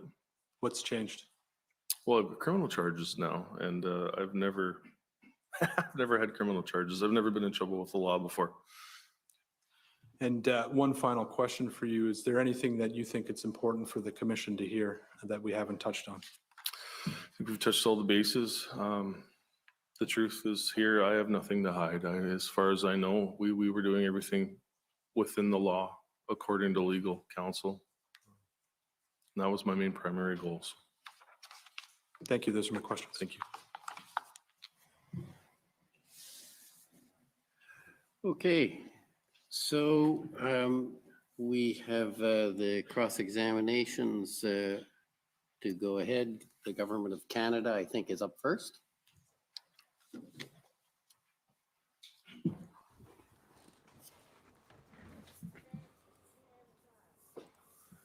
Oh, this is going to be hard to watch, guys. Can you imagine? They're just going to try and make everyone out to be something they're not. But Chris is doing really good so far. I'm proud of him. It's not too hard when you're telling the truth, guys. Translators, the reminder for the translators still here. Good morning. Morning, My name is Andrew Gibbs, and I'm part of the council team for the Government of Canada. Mr. Gibbs. So we've heard a fair bit of testimony this morning about the start of the convoy and the general organization and the factions or divisions within the groups that preceded. Is that fair? Correct. So the spark, as I understand it, was you and Ms. Belton Yes. meeting over TikTok. Yes. And you eventually organized with others to come to Ottawa to drop the border mandates. Yes. And that was your sole objective. That was my personal sole objective. Yes. So to be clear then, the others that eventually joined or started participating may have had other goals and objectives. Quite possibly, yes. And you're aware of some of those goals and objectives? There was a lot going on, but yes, for the most part. For example, Canada Unity was seeking to sign the MOU that Commission Council spoke to you about. Yes. And others were seeking to, I'll say overthrow, but replace the Government of Canada. My understanding when it comes to the MOU, and I think that was the only thing that ever came up, was the fact that there was something in the MOU that said, and not necessarily overthrow, but hold the government accountable, apparently. And like I said before, I've never read the MOU. That was never anything that we came to Ottawa for. That was not even on the cards. And if anybody came to me stating that, I would have promptly told them to go home. I think you had mentioned you attended a Facebook Live interview. Yes. And Pat King was hosting it. Yes. And I believe the MOU was presented during that. Yes, correct. And do you recall Pat King saying that the objective was to tell the government who's in control He could have, yes. and to give them pink slips? Possibly. And a pink slip you would understand as removing them from their jobs, firing them essentially. I can't speak for Mr. King, but possibly. Okay. Now, as the groups started joining you, I think we saw one TikTok video where you mentioned that this is, and I believe your testimony as well today was that never expected this level of participation in your wildest dreams. No. So many people joined this protest. Yes. And in fact, it became a multi-purpose protest. I guess so. I stayed with my original beliefs of the border mandates. That was the one that affected me the most. That was the reason why I got involved. All the other mandates in place that I had issues were provincial mandates, so really had no relevance here in Ottawa. But some people in the group seem to think they did. I guess so. Like I said, I can only speak for myself, and then my primary goal was border mandates. Okay. And so during the Facebook Live, Mr. Bowder suggests that there will be a number of events that occur. And in fact, in addition to the Facebook Live, which was referenced at COM 50829, there's a separate video where you and the other organizers, Ms. Belton, Mr. Bowder, and Mr. King, are interviewed by Benita Peterson. Do you recall that interview? I don't recall that. Okay. It's in the record at COM 50838. And during that interview, and we can bring it up if you like. It again is a lengthy interview, over an hour and a half long, but it does speak to the activities or events that Mr. Bowder proposes to have. He also shares the MOU again and suggests that one of the events will be to present that MOU to the Government of Canada or representatives thereof. Okay.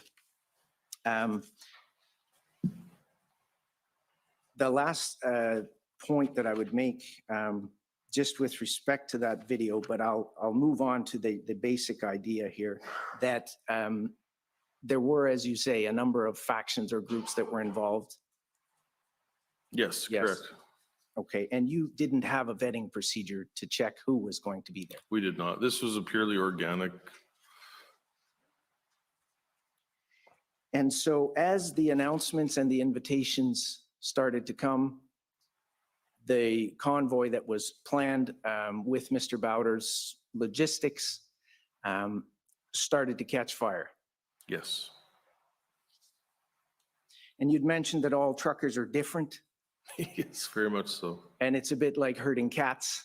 Yes, And if you put 200 in the room, somebody's going to get a black eye or a broken nose. primarily, yes. How many did you bring to Ottawa? Oh, many. Like I said, there would have been 2,500 vehicles in the West convoy. There was convoys from the East, convoys from the South. There was convoys. I don't know the numbers on how many people were here. There was a lot. On the weekends, it was very, very busy. It was very busy. And is it fair to say that you couldn't control them all? Absolutely, I could not control them all.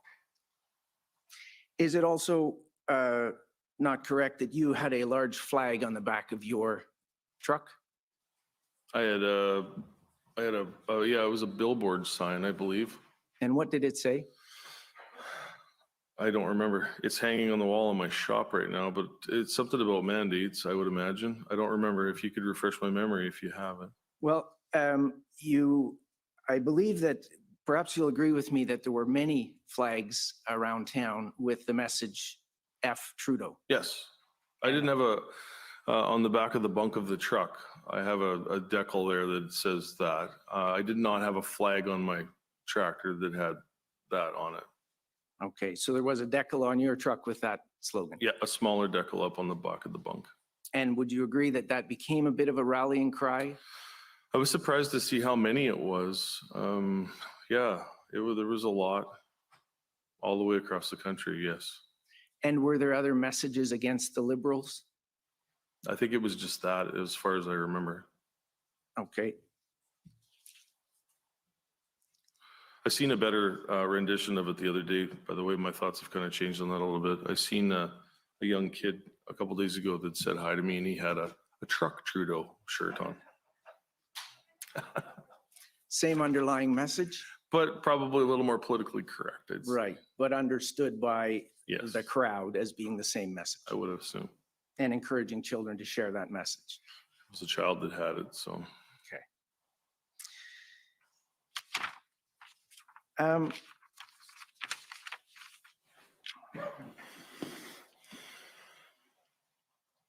You had mentioned to Commission Council that you were frustrated with the mandates, Correct. and you were, I believe your testimony was that you were very angry. Yes. And did this protest and convoy and general sentiment that you and Ms. Belton started, did that inspire others? Yes, it did, of course. As part of your group, and this, when I say your group, I'm referring specifically to the Freedom Convoy 2022. I think it's you and Ms. Belton at one point and Ms. Leach Yes. and Mr. Bolton Bowder, sorry, by that point is outside of the group. He was always Canada Unity. I don't believe he was ever part of Freedom Convoy Okay. 20. And Mr. King has been kind He of pushed to the side a He bit. was separate, yeah. Yeah, okay. He still has a large following. Yes, I believe so. Okay. And I think we heard reference to a video about social media on TikTok where Mr. King was attributed as saying that Mr. Trudeau was going to catch a bullet. You recall that? I heard about it, yes. I don't think I'm not sure if I ever seen it or not. Okay, perhaps I can show it to you now. If we were to bring up, Mr. Clerk, OPS 407967. And I'd like to just play the first 20 seconds of it. It goes on. Trudeau, someone's gonna make you catch a bullet one day. To the rest of this government, someone's gonna fucking do yous in. You sons of bitches. The only way that, and I'm going to say it out loud, the only way that this is going to be solved is with bullets. And yeah, I said it. That's the only way something's going to happen. A massive revolution on Thank you. Now, I believe you suggested that Mr. King had told you previously in a conversation that this was edited and taken out of context. He did, yes. And you will agree that it came to light during the protest. Yes, I believe the second part of that video, my understanding with that was that was from a previous post, something to do with Indigenous lockdowns or Indigenous protests somewhere else in the country where that bullet comment came from. Right, but it was posted during the convoy. It was, yes, I believe. Okay. And you yourself admitted, I believe, to Commission Council that being a bit of an internet or troll Yes, sir. and having previously posted nasty, racist, and anti-Muslim content. Regretfully so, yes. And you have a significant following now? On the TikTok, I do, yes. Yes. And Mr. King also has a significant following. Mr. King, I believe, due to his conditions, isn't allowed on social media. At the time? At the time, I think he had a significant following on Facebook. I don't think he was on TikTok. And we saw a discussion between you and Ms. Leach referred to by Commission Council, where you and Ms. Leach discussed the need to keep him around if possible because of his following. Apparently, yes. Okay. So you're aware that the Freedom Convoy group, this would be your group, put out daily briefings. Yes. And these daily briefings, did you have input into them?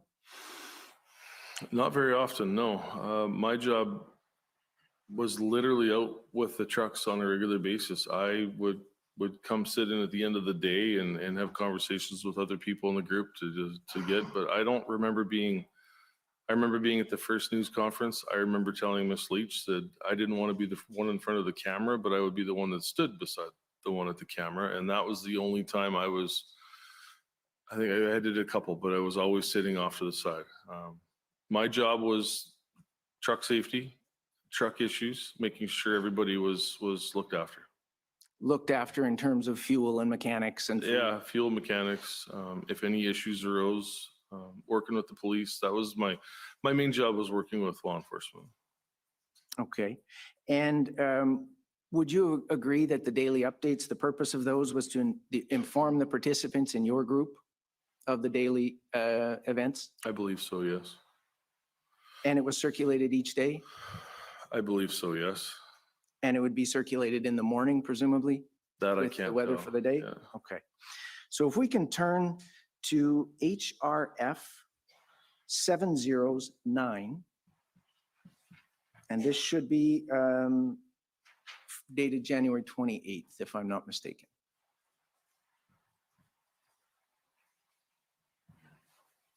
Does this look like one of the updates that the Freedom Convoy 2022 group would have circulated? It could have. I don't really remember reading any of them. Okay, well, we'll just walk through it briefly because there are a few of them that I'd like to bring to your attention. This one is dated January 28th. It provides that the Saturday weather is sunny, low of -21, etc. for Sunday, Monday, Tuesday, Wednesday. And then it's giving the general update on the overview. You see the overview paragraph there will be the biggest protest movement in Canada ever. Would you agree with that? Yes. And if you scroll to item 8, I just want to bring this to your attention because I believe you said earlier that the only purpose of this, your group, Freedom Convoy 2022, was to end the border mandate. I noted that was my personal mandate. That was Okay. myself. I don't speak for everyone on the group. So I didn't have anything to do with these drafts on a daily basis. I was purely here for the mandates. Okay, so is there somebody we should be speaking to with respect to these daily updates? I'm not even sure who produced these on a daily basis. I can't speak to that. Like I said, I was out. I literally got out of bed at 7 o'clock in the morning every morning, if not earlier. Was out with the trucks. Slow down, please. The entire day.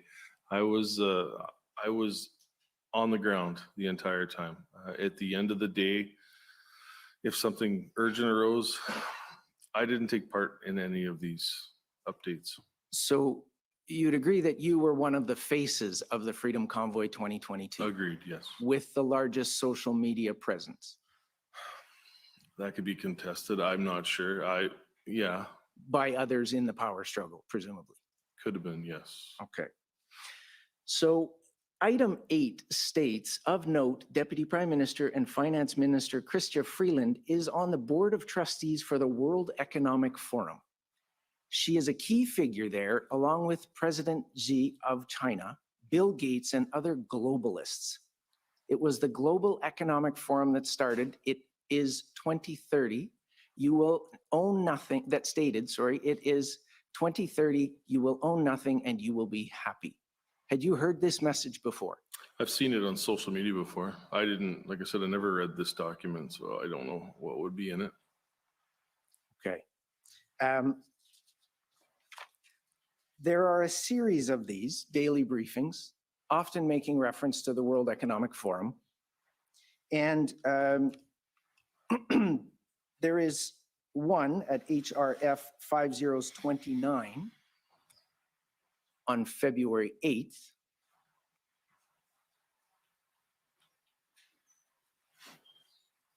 That refers to, at the top, can we pull that one up, please?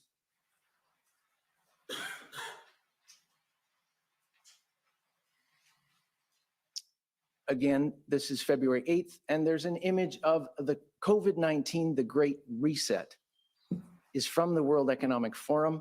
Deputy Prime Minister Freeland is on the board of trustees of the WEF. Again, had you heard of the Great Reset before? Via social media posts, more so in the last 6 months. I don't recall seeing that or even hearing about it at the time. And what is the nature of your understanding of this book, The Great Reset? I have never read it. Okay. If you'll scroll to the bottom of this, there's a reference, a section that deals with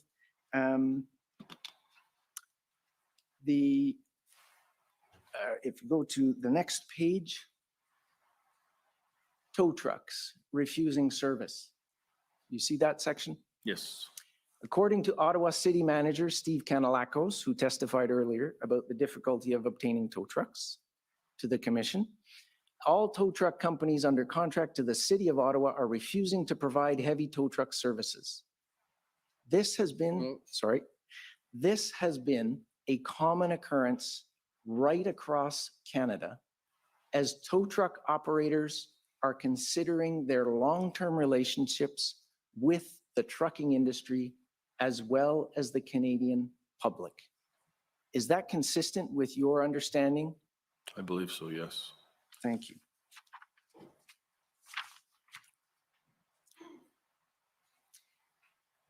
If we now turn to February 16th at HRF 6052, and this is the last, or second to last daily update I'll bring you to. This one begins with a photograph of Prime Minister Trudeau with World Economic Forum leader Klaus Schwab. Do you see that? Yes. And underneath, there's a description of a video of Klaus Schwab describing Trudeau's loyalty to the World Economic Forum. A video has emerged, World Economic Forum leader Klaus Schwab describing Trudeau's loyalty to this globalist organization.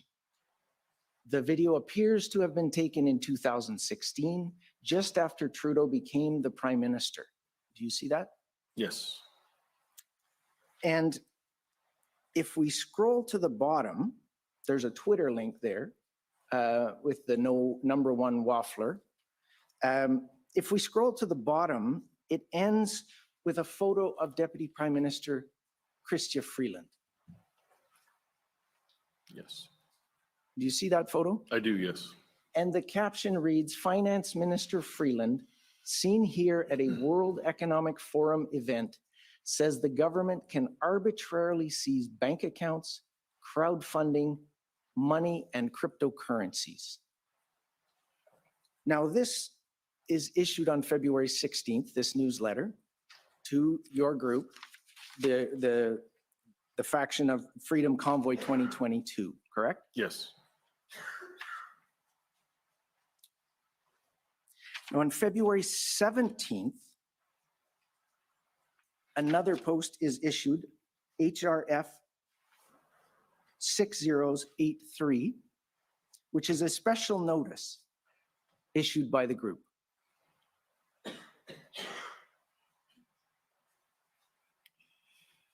Just to note, you're out of time, but did you know if you'll be much longer? I need about 5 minutes on these 2 points, sir, and they'll tie the two together. Okay, well, Thank you. make it. If I may tight, have your please. indulgence. You have the post, and this is a Freedom Convoy 2022 reaffirms its commitment to peaceful demonstration, correct? Yes. And in this notice, you'll see that it expressly condemns, if we scroll down, 1, 2, 3, 4th paragraph, Pat King does not speak for us. We expressly condemn any talk of violence from him or others. Do you see that? Yes. And that accurately reflects your views at that time? I had nothing to do with this document, so it would have been inside the meetings, I would assume. But in terms of your views of Pat King, Yes. that's an accurate statement That from is your an accurate perspective? Yes. And also talk of violence from him or others? Yes. Were you aware, sir, that the night before, on February 16th, following the other notice with the photograph of Chrystia Freeland at the bottom, that Deputy Prime Minister Freeland received a death threat? I was not, no. So if we can turn to pb.can 401757_rel.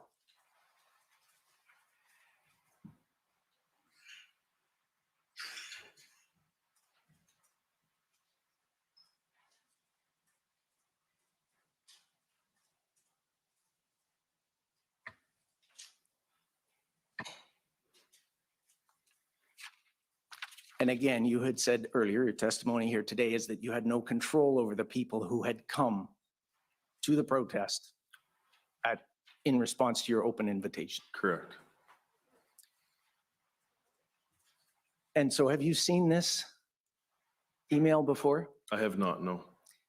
It's sent on Wednesday, February 16th at 1:23 p.m. to Chrystia Freeland, MP. And it reads, I declare war on all the Canadian government for lying about COVID-19. Chrystia Freeland will get a bullet to the head. Prepare to feel our wrath.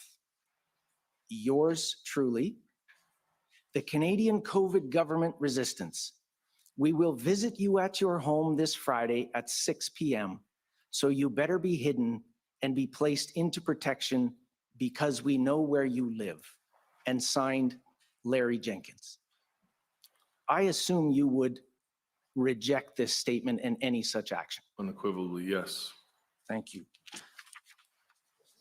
And the last, I assume that we also know question then you is, get people were to you send aware, sir, emails like this intentionally to February draw the 16th, narrative the that same you day, would like to have drawn as well.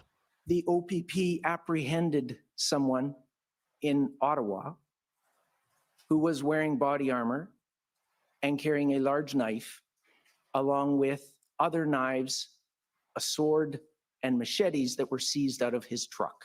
I was not aware of that, no. Okay, I will take you to OPS 3011837. Mr. Commissioner, I understand my friend's out of time and this witness has testified several times. He has no knowledge of these things. So I'm wondering what the purpose of this is other than grandstanding. Yeah, I'm not sure this is hugely helpful in the sense that he can't comment on any of these, but maybe you can just file it for the moment and try it on someone else when you have some time.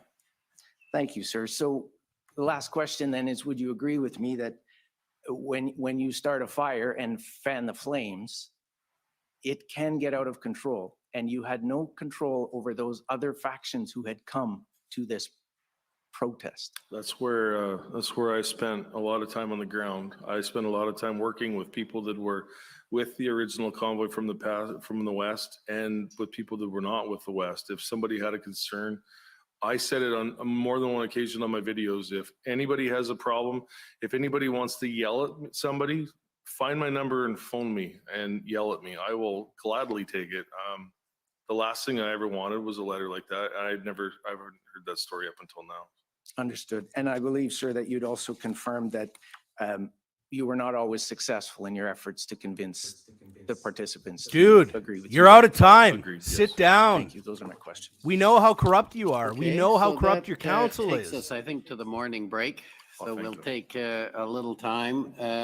And so we'll take 15 minutes and continue on the return. The commission is in recess for 15 minutes. La commission est levée pour 15 minutes.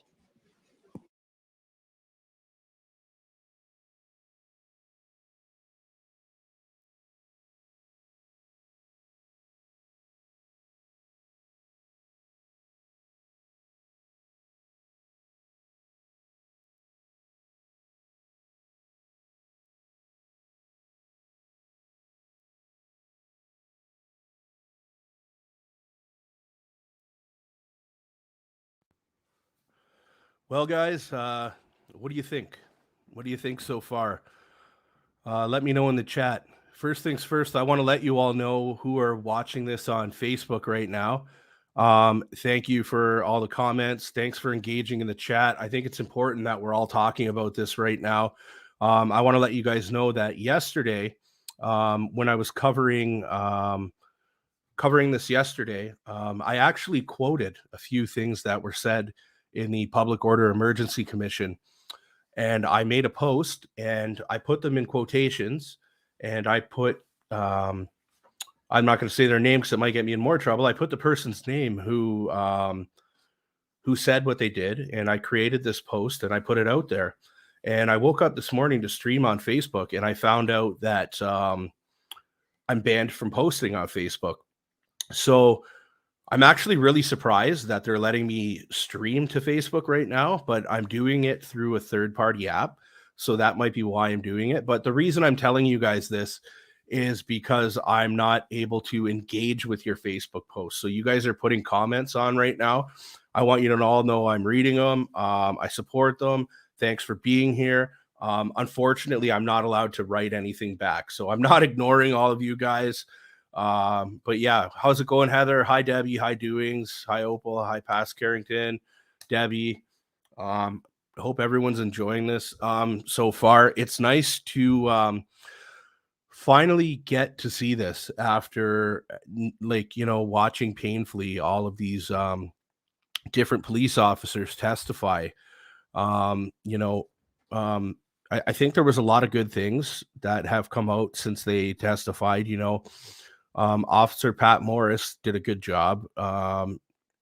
You know, and the most important thing is that after all of these officers have testified, there's been nobody that testified that the Emergencies Measures Act was warranted. And it's interesting to see what's going on right now because we have Chris Barber up there and they're talking about things like this MOU from Canada Unity. And it's like, are you serious? We're talking about the craziest thing ever being enacted, you know, the Emergency Measures Act. And you guys are up here now, and we're not here because of you. We're here because you need to justify what you did. And all they have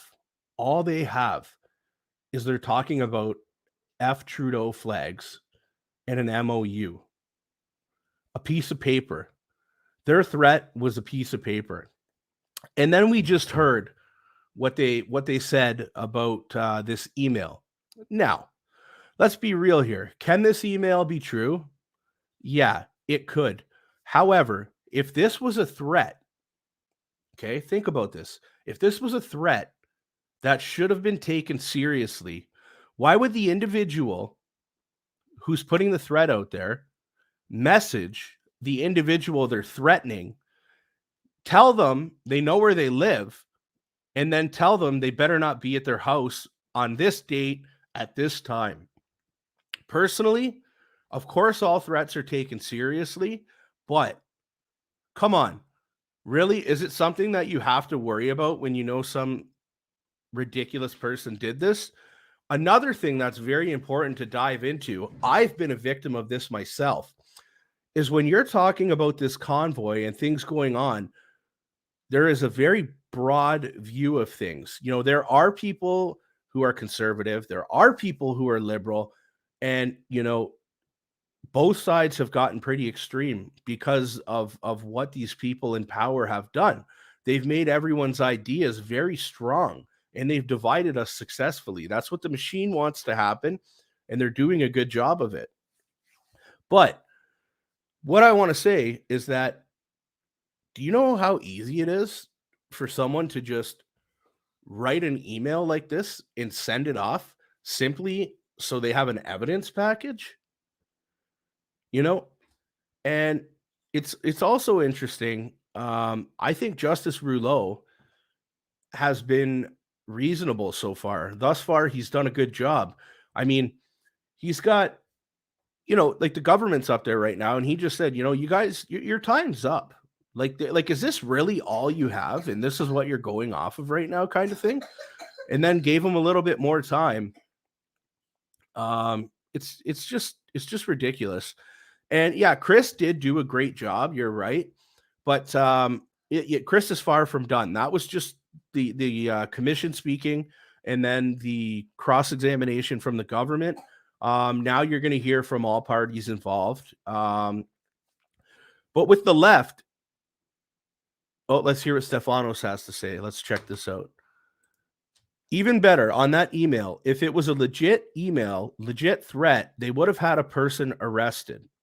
Okay, so I don't know if you guys know who Stefanos is, but Stefanos is he's not a paralegal right now, but he's educated in that field, and that's what he used to do. So, I mean, Stefanos knows these things. The reason why they needed to mention Pat is to show that Chris and the group was not in control of everyone. They're making it dangerous. That is the point. They are trying to justify the EA. And Stefanos, I couldn't agree with you anymore. They have nothing. They're grasping at straws. That's why they're trying to bring up things like Jeremy McKenzie. They're trying to bring up Pat King. There are these people that they've successfully villainized and run smear campaigns on, and they want to tie this grassroots organization of Canadians to these people who aren't actually villains, but they have made villains successfully. Paul says, yes, Rob, the machine. You are one of the only people to reference the machine. Good man, buddy. That's what it is. It's a machine. And it's a machine that does not serve the people. It never has served the people. And the machine is spiraling and spiraling out of control. It used to be a vicious circle, and now it's just getting worse and worse. And they put these things right in front of you.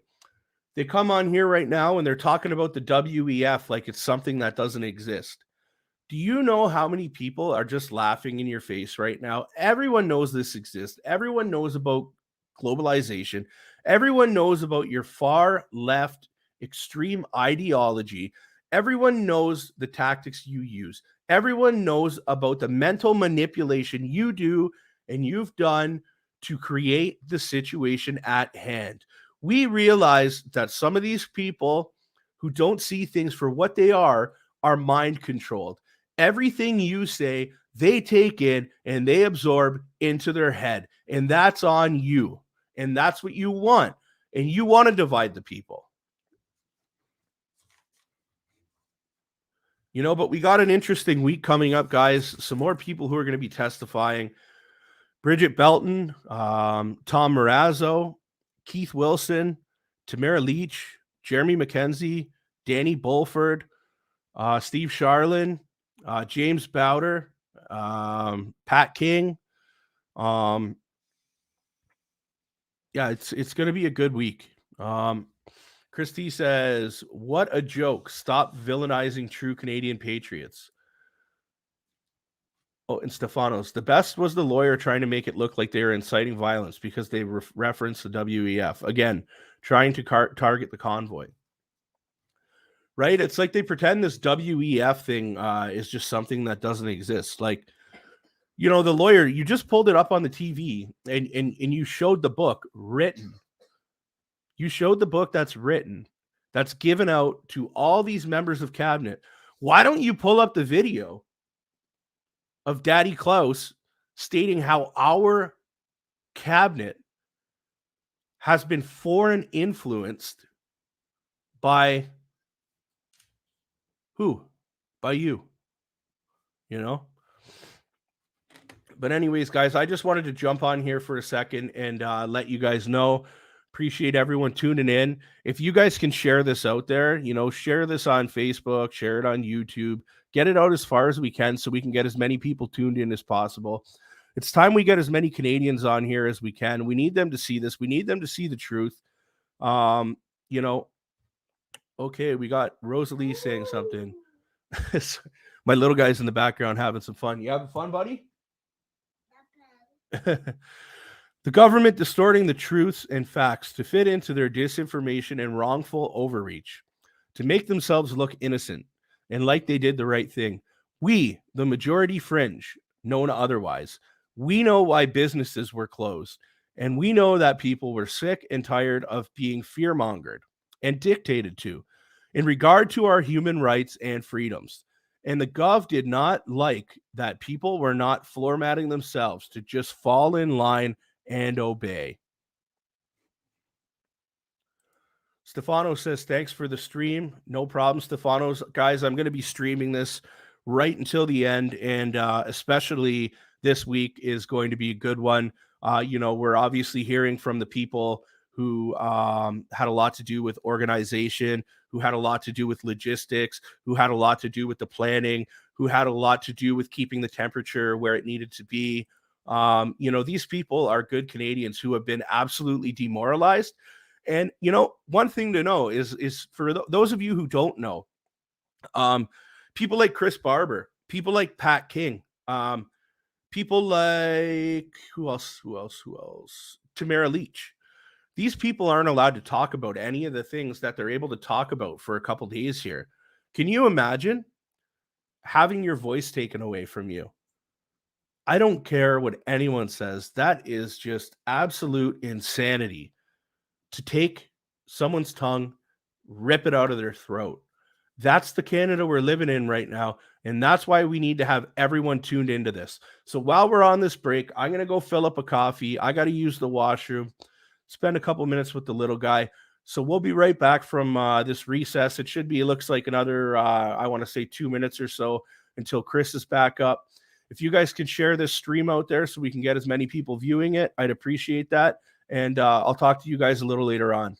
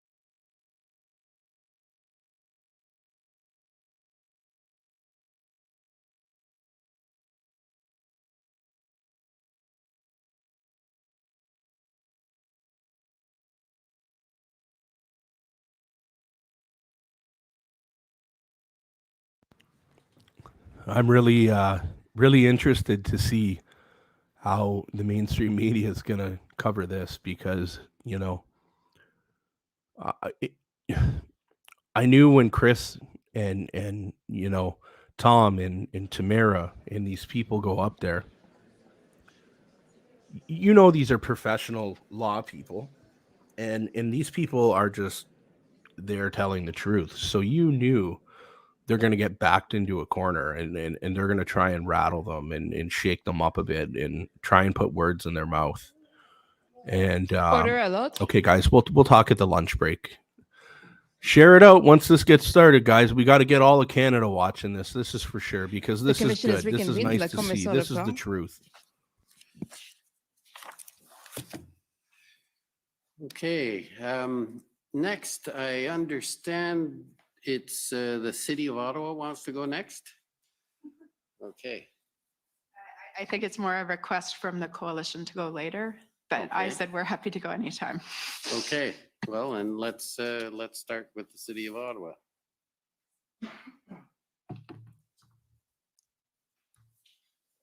Just checking if it's morning or afternoon. Good morning, Mr. Barber. Alyssa Tompkins, counsel for the City of Ottawa. Please. do. I just have a few questions for you today. We saw earlier in this proceeding that you had text with Kim Ayat, who is the General Manager of Emergency and Protective Services at the city. Yeah, I'm not sure of his role, but yes. I'm just going to put them on the screen to assist you in that regard. So if we could bring up document OTT, I think it's 30057.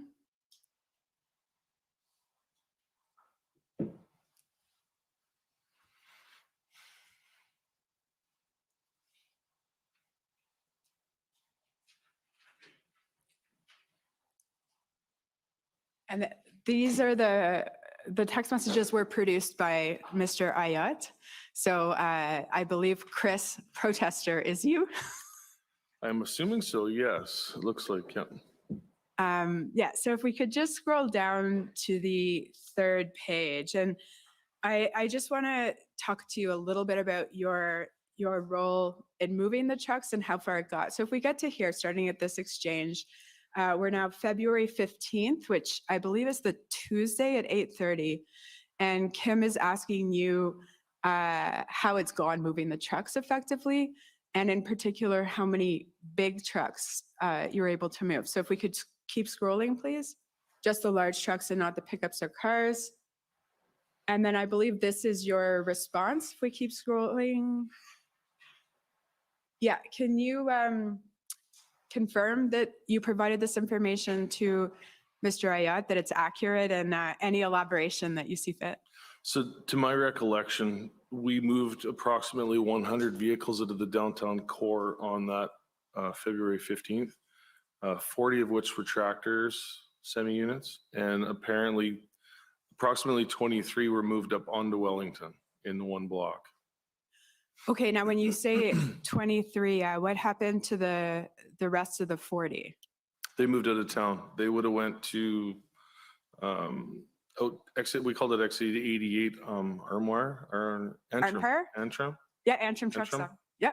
Antrim, or there's two different ones, and I always got confused with which one it was. It was the one on the east side of town, anyway. So.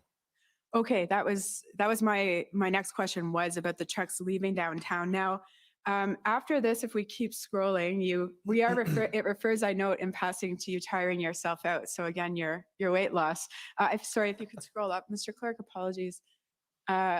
So then Kim writes to you about running into trouble with any trucks. And then if we can scroll down to your response. I think keep scrolling. Yeah, so if you can just confirm that you wrote this to Mr. Ayat and then just provide a little more context for the commissioner. Absolutely. So February 14th, we had a meeting at City Hall with Kim and Drummond and I believe Steve, if I'm not correct. Steve Kanolakos? I believe so, yes. We left that meeting excited, ready to go out. We had an agreement that we were going to move as many trucks as we could out of the residential area up onto Wellington.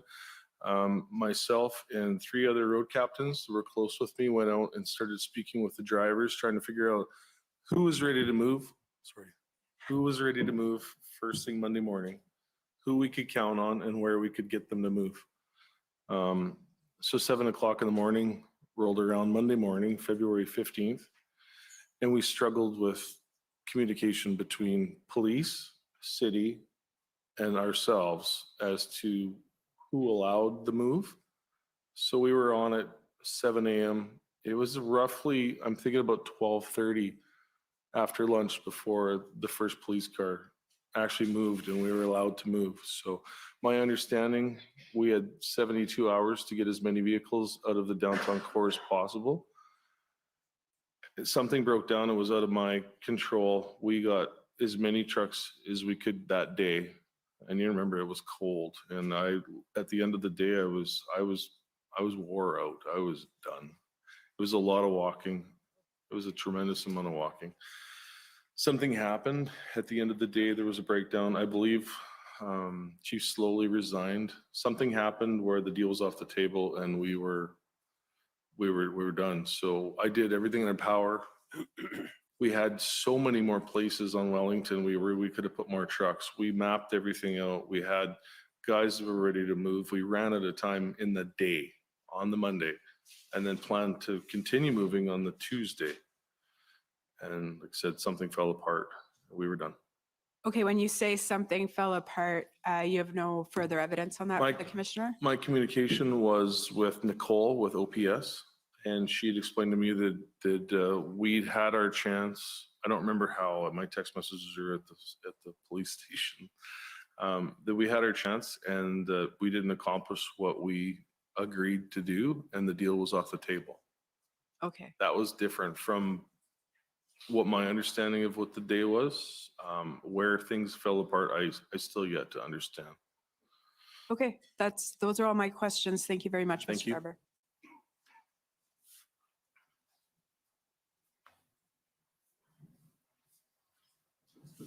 Okay, the next, I believe, is the Ottawa Police Service.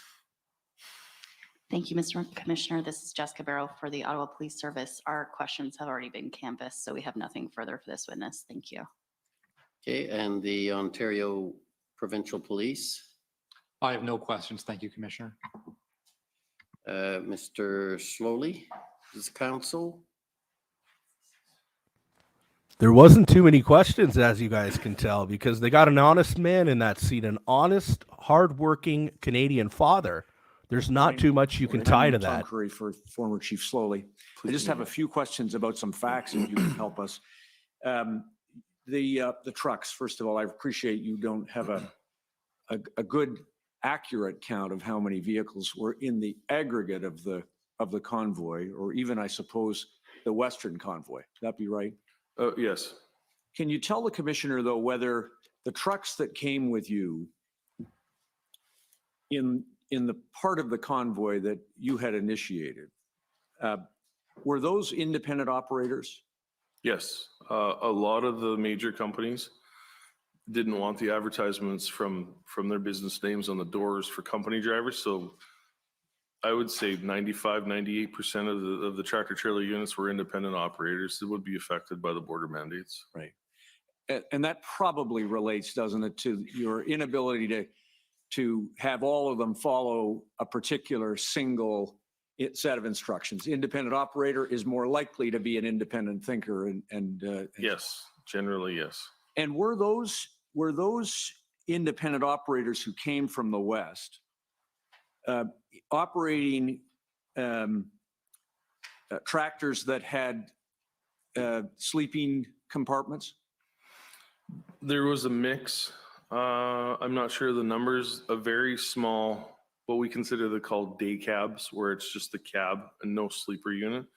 A very small amount. I remember seeing a handful. Yes, there was a few there. And a day cab operator is not, by definition, that's a person who's not operating a vehicle on a long haul unless they've got accommodation someplace else, which they wouldn't normally have. Right. And so for the drivers and operators who were in tractors with sleeper units, did they remain in their sleeper units during the period of the convoy? I'd say there'd be a mixed bag. What I kind of realized, the community really came together. So the trucks would have to run a lot because it was so frigid.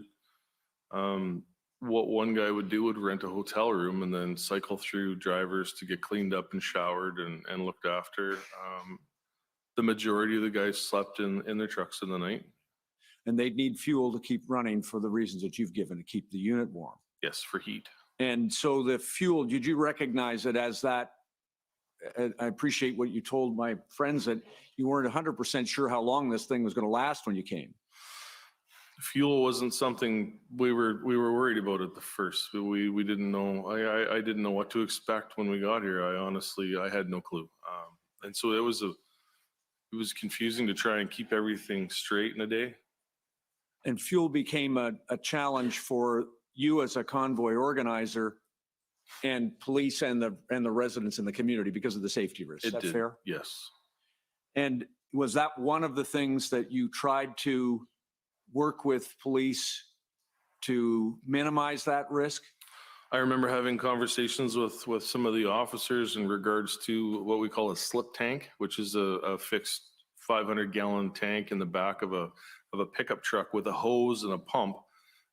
Was a lot safer and a lot less risk of fuel spilling compared to people walking around with 5-gallon jerry cans. That wasn't the proper way to do things. And I tried to have a conversation multiple times to get more slip tanks in to put fuel in those trucks compared to safety hazards of the jerry cans. Right. You hadn't brought slip tanks yourselves? No, we didn't. No. So there was, in terms of the organization, the fuel and how you were going to provide fuel for trucks running past, say, the first weekend was not a part of the plan that you had. It was not. No, not at all. Okay. And then a couple of things. You told the commissioner that you succeeded in moving the load, I think it was a load safe truck that was on an angle at Rideau and Sussex. Yeah. Police had been unable to get that operator to cooperate.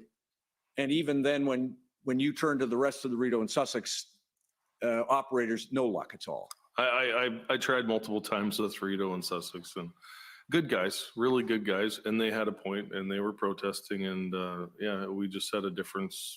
I did what I could, but.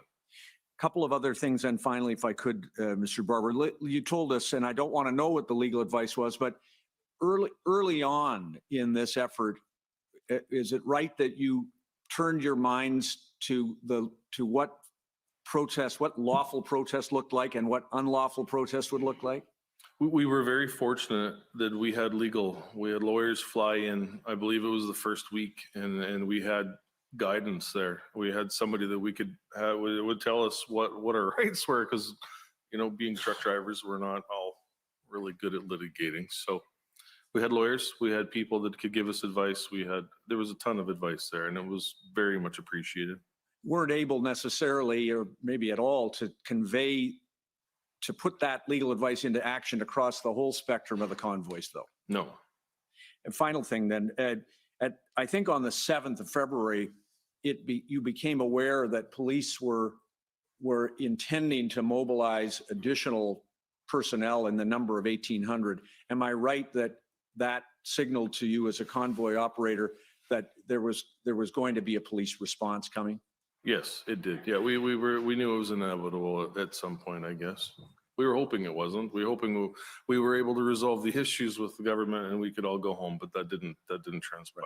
And you knew as to that, the negotiation, that speaking to police liaison, you've heard about the police, you probably saw them. Spoke with a lot of police liaison. They weren't able to, they were never going to be able to to negotiate with you for the kinds of things that you wanted to speak to government about. No, they were successful in negotiating between the city, I believe, and us, and that was a step in the right direction. We were hoping that one step forward would maybe result in another step higher, and we could have an audience, but it didn't. With the federal government. With some sort of federal government, yes.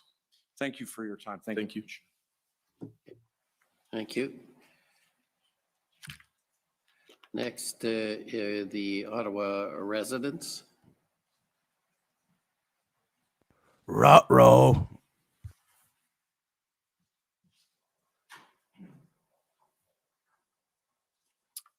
Do you know people have post-phantom honking Thank you, syndrome? Commissioner. Mr. Barber, my name's Paul Champ. I'm a lawyer for the Ottawa Coalition for Residents and Businesses. And Good morning, Mr. Champ. I have some questions for you. Sure. I think you probably, you may already be aware of this. I'm from Saskatchewan as well, so we have. Oh, I wasn't aware of that. Okay. Good. We're both from God's land, Whereabouts, may I ask? Regina. Ah, good. But I've been in your area many, many times. It is God's country. So, Mr. Barber, I'd just like to start about the reasons why you were coming to Ottawa. It was about mandates generally, or was it just the trucker mandates, the mandate or the border restriction that truckers could no longer enter or pass through if they? I can only speak for myself, but for me personally, it was the border mandates. That was the last straw per se in the government going too far and wanting. I needed my voice to be heard. Right. In government going too far, it was everything. It was the restrictions, the restrictions from going into restaurants, from schools were shut down, all of those sorts of things. It just built up, and that was the last straw for you. There's so many different stories that I've heard throughout this ordeal that contribute to why we went there. When you're hearing stories of people's parents dying in a hospital bed alone because mandates wouldn't allow their kids to be with their adults when they took their last breath. You've seen the mental health issues in this country just plummet. It was sad. I watched that with my own children. My daughter, it was 16 at the time, was unvaxxed in high school, bullied by the rest of her classmates because she wasn't vaccinated. She had to play a clarinet in music class in a separate room. The trucker mandate in particular, though, the United States had a mandate in place at the same time, correct? So it didn't matter what Ottawa did? I believe it came in afterwards. I believe the Canadian government announced the mandate first. Excuse me. But many mandates that people were upset about were provincial mandates, right? I guess Ottawa was like a symbol of all levels of government for many of those people in the convoy. I think honestly, when it comes to the provincial mandates, there were a lot to deal with.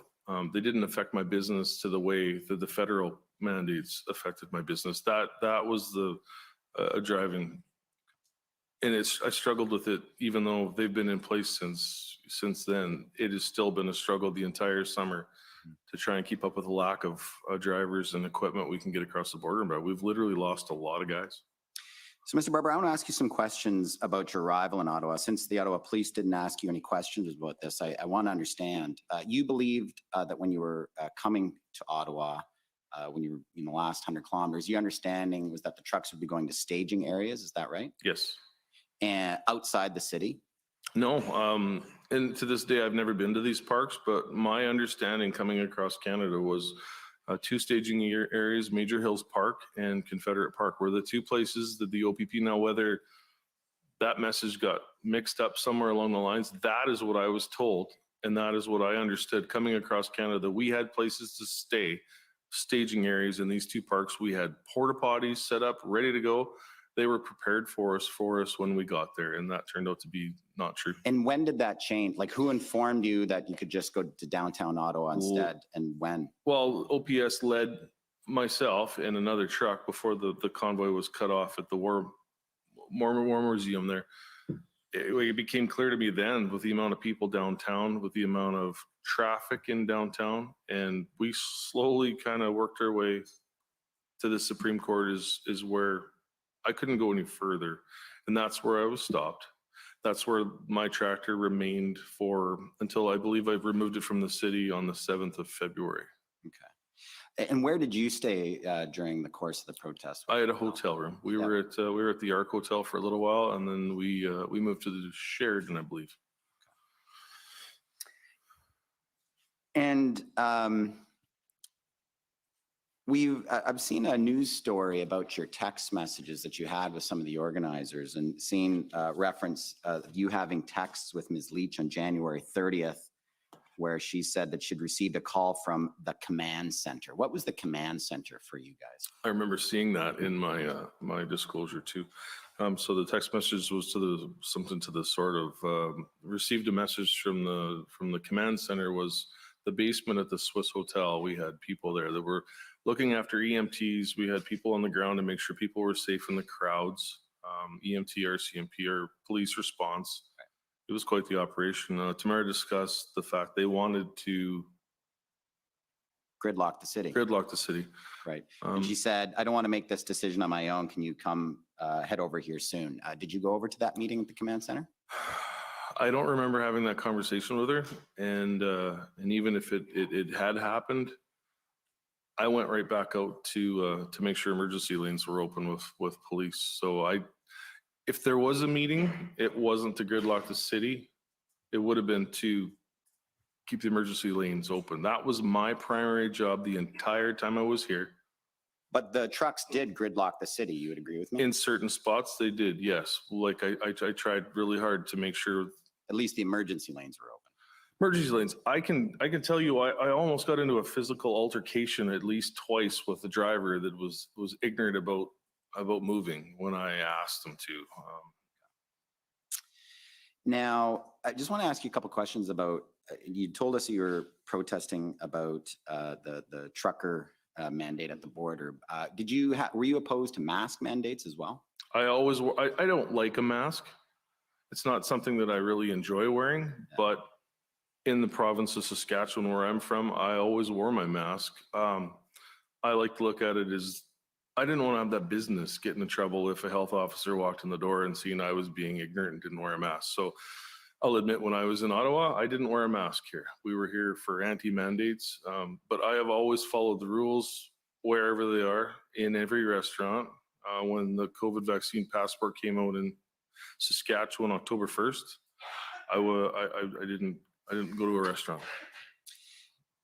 In Ottawa, though, you'd agree with me that large groups of Convoy protesters were going into stores and restaurants and shops all unmasked. You were aware of that? I was never part of that. You weren't part of that, but that was a protest tactic, wasn't it? Not on my part. I believe that was more Canada Unity and James Bowder. I believe that was something that was discussed in the January 13th. I remember watching it and listening to James talk about that. So it was a tactic that was discussed, but you didn't necessarily support it or take part in it. I never took part in it, no. And you were aware that in Ontario, there was a law that stores and shops couldn't allow people in with masks, and they'd be fined if they allowed that? Understood, yes. Yeah, and unless did you hear were stories about exempted. Staff who were saying things, people, please put on a mask or leave, and staff being threatened. Did you hear stories about that? Well, I was sick for a little while with a cold, a really bad cold. And I remember going into Shoppers Drug Mart downtown somewhere near the hotel, and I had to put a mask on because the lady wouldn't serve us and refused to serve us. So I put the mask on, and no blood. I just want to ask you some questions about the money. The money that was raised was meant to cover fuel and food and travel expenses for the truckers. Is that right? Yes. It also covered hotel bills. Is that right? We never had any access to the money. We had a short stint of access. A lot of times the drivers paid for their own hotel rooms. We had approximately, I believe it was like $20,000. That's all the access we had to the money before, I believe, the bank accounts were frozen. You're talking about the GoFundMe money. Yeah, the GoFundMe. Yeah, but you guys raised an enormous amount of money outside of that, right? You were raising thousands of dollars a day in cash and e-transfers, correct? Yeah, the e-transfers would have went into Miss Litch's personal bank account. And cash? I don't know what happened with the cash. There was always people donating cash. It was all around, I guess. There's an interview summary in this matter. I presume you're aware of Mr. Eros. You know Chad Eros? Yes. And Chad says that there was approximately $20,000 being raised in cash per day. Does that sound roughly accurate to you? He was the Freedom Corp paid accountant. I had no knowledge of that. I wasn't involved with any of that. He also speaks about how that occasionally to get rid of all this cash on hand, they're putting it in envelopes, putting numbers on it, and we're giving it out to truckers. You were aware of that? Yes, I took part in that spot. You yes. took part in that. So you were aware there was large amounts of cash. I didn't get to count the cash. I Right. was given envelopes, and I would go then see what drivers were in need of some cash and deposit or give them the cash. Right. So you were handing out, it's my understanding those envelopes was between $500 and $2,000 per envelope? $500. There was another group that came in towards the end that I believe Miss Belton's group were handing out $2,000 apparently, but it didn't go as far. And the average trucker earns about $45,000 to $50,000 a year. Is that right, Mr.? I would say probably more. I'm not sure, 70. It's kind of hard to live off $50,000 a year in this country now. For sure, for sure. Now, the big amount of money that was raised that you could never access with GoFundMe nor Give Send Go, there was a lot of people wanting access to that money. Is that right? I believe so, yes.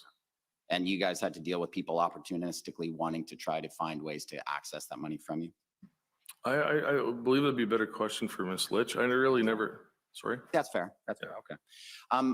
Just getting back to the hotel bills, though, your hotel bill was paid for by someone else, correct? Yes. And who was that? Mr. Guerra that was paying for your hotel? No, there was a businessman that helped us out along the way, Mr. Burgo, Joseph Burgo. I believe he was fitting the bills for some of our hotel rooms and then mentoring us and helping us out with. What about Mr. King, Pat King? His hotel bill was paid as well by your group. Is that right? I believe he was. I don't know where Pat stayed. I was under the understanding he was outside the city somewhere in a Airbnb or whatever they call it. Didn't Mr. King approach you at times asking if the war room or the command center could provide a large amount of money to pay off hotel bills of other supporters? I don't recall him talking to me personally about that. But him asking you to put him in touch with someone who had access to the money? There's a lot of things going on a regular basis, but I don't recall. Just want to ask you now about the honking. Now, as a truck driver, can you tell us what are air horns and train horns for? So an air horn is a factory set of horns on a commercial truck, which is usually mounted on the roof of the cab, operated by, in my personal truck, it's a chain in the center of the dash in the top, and you pull it, it operates the two horns that are on the roof. A train horn is an aftermarket. It is literally 3 large train horns with a valve. Usually guys mount them. I don't own a train horn. I've never owned one. It's mounted on the floor and it's got a valve where you put more air to it to make a louder noise, I guess. They're obnoxious. And the purpose is because the trucks are so large to warn people from very, very, very far away that a truck is coming, correct? No, the purpose, in my opinion, personal opinion on a train horn is just. Well, air horns or train horns, same. Yeah. No, it's used for 2 primary reasons. One's for excitement. I always like to go back to the kids sitting on the side of the road, or when you have a vehicle pass you with kids in the back seat and they're doing the arm pump. That's the excitement part of an air horn. Then the other part of the air horn is the danger. Right. And you're trained for your commercial license that air horns, even in themselves, can be dangerously loud, correct? Yes. Yeah. But in this case, horns became a bit of a symbol for the truckers coming to Ottawa. Is that right? I guess so, yes. And a symbol for the protest. My truck was parked in front of the Supreme Court from February 29th when we arrived until I removed it from downtown on February 7th. So I don't believe I personally pulled an air horn after. That wasn't my question. My question was that the horns became a bit of a symbol for They did, yeah, they were everywhere, yes. And once the truckers parked, you didn't, I get that, but many of the trucks were honking all day and night, correct? For the first little while, yes. And those that wouldn't listen, we tried to reason with and get them, I tried to reason with to try and get them under control. And they were honking on a schedule of some type, correct? Like it would be like 10 minutes straight for every 30 minutes or something like that? I don't recall that. There was something to do with that. There was a couple guys in front of Parliament that were obnoxiously blowing their horn, we'll say.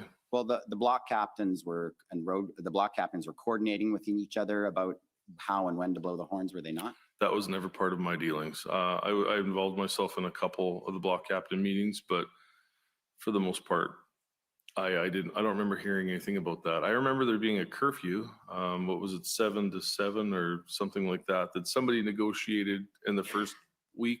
My memory fails beyond exactly what it was. And you've told us, you testified that you put out several videos asking the truckers to stop honking and respect their residents. Is that right? Yes. But isn't it true, Mr. Barber, that your videos were just telling them not to blow the horns in the middle of the night? I don't recall that. I remember, no, the videos when I would yell, there's multiple videos out there of me yelling stop, and then there was daylight hours. So I was sleeping at night. And then to be honest with you, where I was in the hotel room, I don't remember the train or the horns actually waking me or having a hard time sleeping. There's a HR, I'm not going to ask to put it up because we don't have time. HRF 183 is a video of February 1st on TikTok where you tell guys to stop honking and stop laying on the horns at 3 a.m. And the guys have stopped, which is nice. So you were asking guys not to lay on horns in the middle of the night? I'd have to see the video again to see that. I don't recall that video. I'm not saying it's not there, but or later that day. It might have been in the evening, I would say. I remember, yeah. I remember doing a video. I've seen it in my evidence here last night where I showed the street in front of my hotel room with the trucks, and it was in the evening and it was perfectly quiet. You did put out a TikTok video on February 9th, though, did you not? Saying that if the police tried to come to a truck, they should, notwithstanding the injunction, they should pull on their horns, correct? So in regards to that video there, in consultation with legal teams, we were instructed that the bunk of your truck was considered a residence, and the police needed to have a warrant to breach the residence of your truck. And we were also instructed by legal counsel that in a case of something like that, what they were telling me, I've never been involved with something like this before, so I have no idea what happens when police kettle, but on my understanding was if the police come and there are mass arrests happening, we were allowed to try and warn the other drivers. So yes, there was a video. It's in evidence, I believe. That's HRF 000217 for the record. And Mr.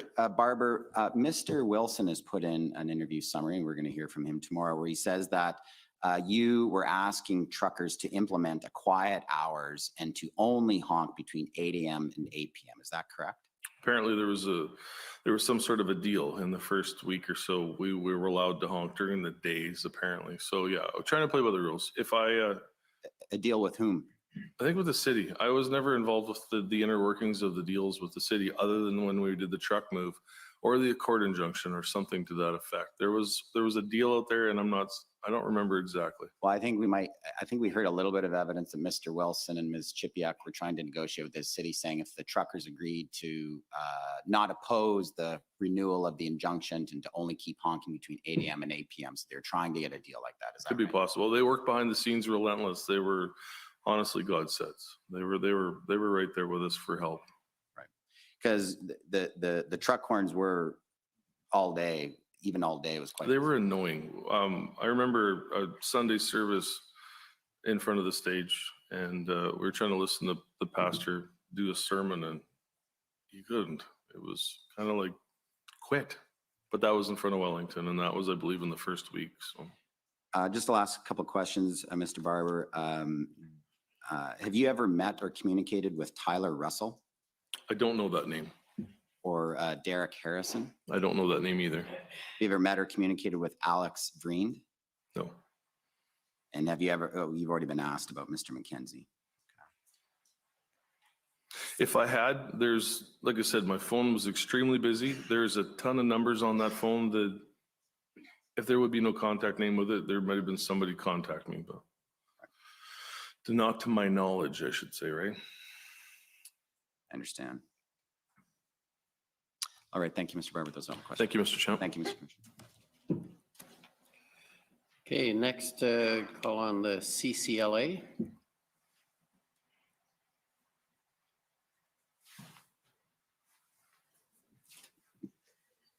Good afternoon, Mr. Barber. I'm going to be asking you questions via Zoom. My name is Eva Krajewska, and I'm counsel to the Canadian Civil Liberties Association. Pleased to meet you.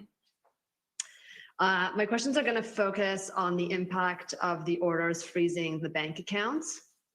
So I understand from your earlier evidence that your bank accounts were frozen. Chris, do during you know the course ferryman's of or after the toll? protest? Is that fair? Yes, they were. And can you just please specify for me, was it your personal account that was frozen? So we've got three major accounts that were frozen. One was the corporate account. The other one was a joint bank account with my lovely wife. And the third was Toronto Dominion personal bank account. The personal bank account with Toronto Dominion was closed for roughly 3.5 months. I had no access to funds. The other two bank accounts were, they were closed for the weekend. A couple payments went back. I had one NSF charge, I believe, and the fuel cards got shut off for my drivers, so they weren't very happy. Okay, and so let me just break that down. The fuel cards for your drivers, are those business credit cards? In my line of business with the trucking company, we run card lock cards with different fuel distributors, and I have agreements with those fuel companies to withdraw payments automatically out of my accounts every Sunday. So I'm up on current on my fuel bills. And are those linked to your corporate account then? Yes, they are. And so when your corporate account was frozen, then the fuel cards were also inoperative? Yes. Okay, and you said that they were frozen on the Sunday. So is that, would that be the Sunday, the 20th of February? 20th. They would have been frozen on the 17th, I believe. My bank manager at CIBC explained to me that they were reopened on Monday. She wouldn't give me details. She'd explained to me that she'd got an email from RCMP saying it was an illegal freeze or something, and that they were reopened right away. But Toronto Dominion was a different story. Toronto Dominion was closed without any excuse. I tried desperately to get a hold of somebody from Toronto Dominion to explain to me why my accounts were frozen, and I yet to receive an explanation. And so with respect to when your accounts were they frozen before or after you were arrested? I believe they were frozen on the day of. I wasn't really using a debit card. All the stores were closed downtown. So I believe the 17th is when they were frozen. Right. And you were informed that they were frozen with respect to your corporate account, your CIBC corporate account. It was someone at CIBC who informed you that they were frozen? I believe so. I don't think I knew that the corporate account was frozen until I didn't have a cell phone, so I couldn't check balances or anything until I got back home, I believe. So it was only after the fact when you came home that you learned that it had been frozen by a letter from CIBC or by a telephone call?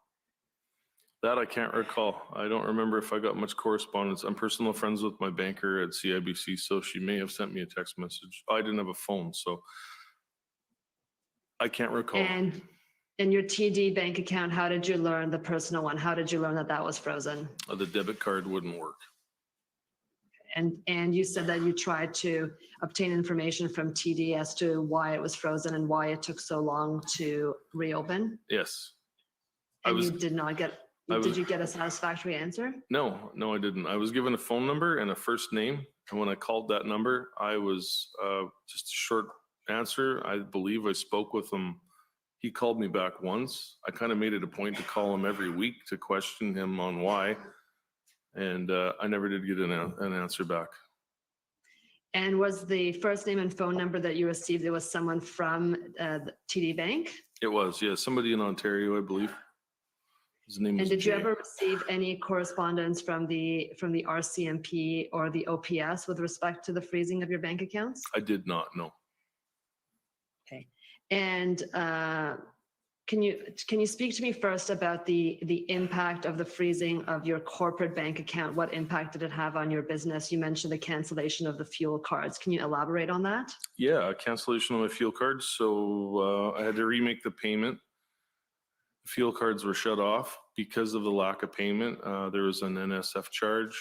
One that happened down the road a little ways. I applied for a loan and was going to put a significant amount of cash down, like money down on the loan for a deposit, and I was rejected from my financing company because of the account being frozen, apparently. I don't know. They wouldn't really explain. They just said I was declined the loan, and I have a perfect credit rating. I have never been in trouble with credit. It's been years since I've been in trouble with a credit rating. 20 some plus years, I would say. So I stand good with the banks. That was a And with little tough respect to the, no, sorry, sir, with respect to the fuel cards, for how long were your drivers not able to use the fuel cards to supply the vehicles? I would imagine it was a matter of a day or two. I was into the bank right away. I was home, so I was able to get into the bank and make the payment right away. And fuel companies are good, but they get pretty nervous when a payment gets returned. I'm sure everybody does. And sir, with respect to your personal bank account, you said that, how did that impact? Can you provide a little bit more elaboration on how it impacted you? You said that you had to use cash. What can you elaborate on what you mean by that, or how it impacted you to have your personal bank account frozen? It changes everything you do. You don't realize how much you use the debit card in your pocket, I guess. I went back to, as any Canadian, apparently you keep a small stash of cash for emergencies, and that got used. Yeah, I had to go back to cash for the time being. Thank you, sir. Those are all my questions. Appreciate it. Okay, next, JCCF and Democracy Fund.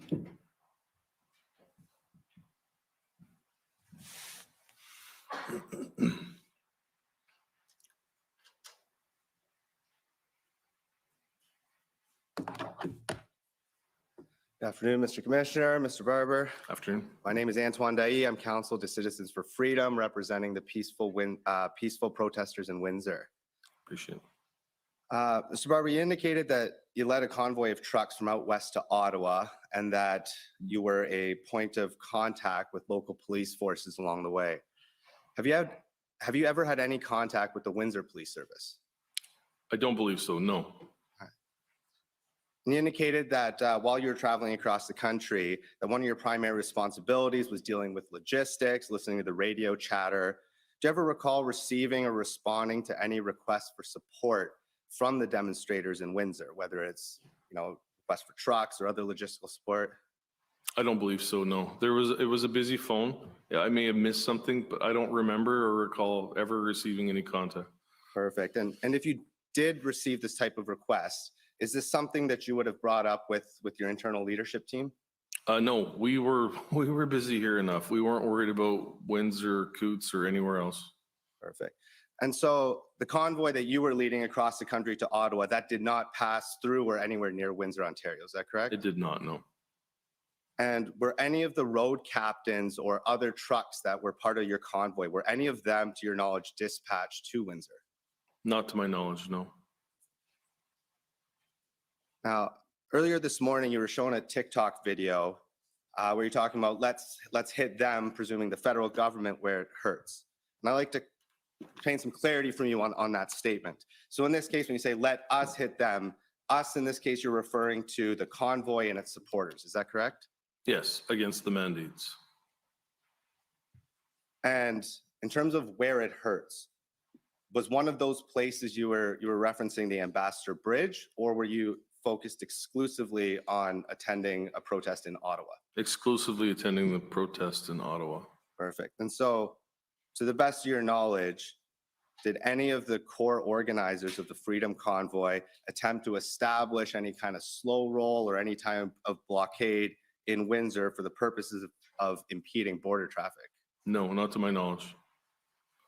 So is it then fair to say that from your perspective, blocking ports of entry or impeding traffic at any port of entry, whether that's in Windsor or in Sarnia, was not an objective of the convoy organizers? Yeah, we had nothing to do with Windsor. That was, as far as I know, they had more issues at those border crossings from what I watched on social media lives. It wasn't the same thing as what we were doing here. Okay. And when were you first made aware that the demonstration at the Ambassador Bridge had been cleared by police?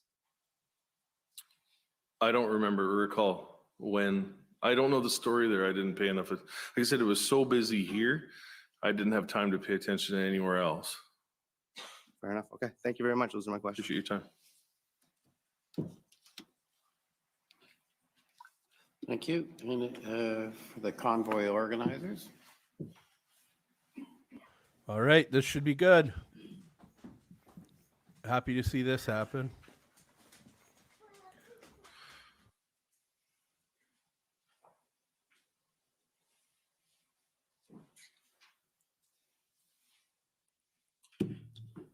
Mr. Barber, Mr. Miller. how are you? Very Just well. Thank For the record, Brendan Miller, appearing as counsel for the Freedom Corp, which is the entity that represents the protesters, including yourself, that were in Ottawa in January and February of 2022. Good morning. How are you feeling? Feeling good. Thank you very much. Great. So first question, if at any time during the protest and the demonstration, if the city of Ottawa or the Ottawa Police Service provided you, the truckers and the protesters, an order from a court saying that you had to leave or move your trucks out of downtown Ottawa, what would you have done? A court order? I would assume we would have left, yes. Yeah. And I understand we've had discussions and you've had discussions with legal counsel. You understand what invoking the Riot Act now means, do you not? Approximately, yes. Yeah. And so if a mayor, sheriff, or justice invoked the Riot Act and ordered that you and the protesters and the trucks left downtown Ottawa, what would you have done? Instructed people to leave? And it's fair to say, as Chief Slawley testified, at no time did any police officer or city official come and tell the protesters that they were illegally parked and illegally, unlawfully protesting and had to leave. Is that fair? Not to my knowledge. At that point, my truck was out of the city. I had no equipment here. Okay. So my friend asked you about the memorandum of understanding drafted by a Mr. James Bowder and his Canada Unity organization. I have a few questions about that. So these Canada Unity folks, to your knowledge, how many of them were in Ottawa? Hard to say. I honestly don't know. James Bowder was the only one at the time that I knew. There was different people, I think, representing him. Okay. So how many Canada Unity folks did you interact with that you knew were representing him? I believe none. Okay. I believe none. And did you observe Mr. Bowder or anyone else that may have been with Canada Unity to be violent and commit any violent acts? No, sir. Okay. And did you hear of any of these Canada Unity members act in a violent way or try to incite violence? No. Did you hear any of these Canada Unity members state they wanted to overthrow the government of Canada by violent means? I never heard anything. And I take it that you asked your lawyers in Ottawa at the time, being Keith Wilson and Eva Chipiuk, about this memorandum of understanding from Canada Unity. Is that right? I don't recall having a conversation with them. I believe it might have been a conversation in the group of people together that it had no bearing and it wasn't to be looked at. It was essentially nothing. Do you remember the lawyers describing it as legal nonsense? Yes, I do. Yes. Okay. And I also understand, of course, you've had some interactions with Mr. Pat King and as well as some of his followers. How many followers did Mr. King have? I think Pat had a substantial following on Facebook, I believe. Oh, no, I mean physically in Ottawa. Oh, there was a few. Absolutely, there was a few. How would you use a bit of a weasel word? Do you mind if you can clarify? What number would you estimate? There is so many people here. So many people with every different background. I don't even know if I could guess, Mr. Miller. Okay. And did you observe Pat King or any of his followers carry out any acts of violence? I did not know. And did you hear Pat King or any of his followers incite protesters in Ottawa to commit acts of violence? No. Did Pat King or any of his followers ever state to you that they're going to physically and violently overthrow the government of Canada? Never. No. And what about this Jeremy McKenzie fella? Did you ever hear of him seeking that protesters act violently or incite people to commit violent acts? No. Did Jeremy McKenzie or any of his followers or veterans that you know of say that they were going to physically and violently overthrow the government of Canada? None. All right. And lastly, of course, Ms. Tamara Leach. How's your relationship with Ms. Leach? Definitely strained over the last however many months it's been with a court order against us contacting each other. So yeah, I met her. I spent approximately a month with her, got to know her quite well. She's a genuine, a good person.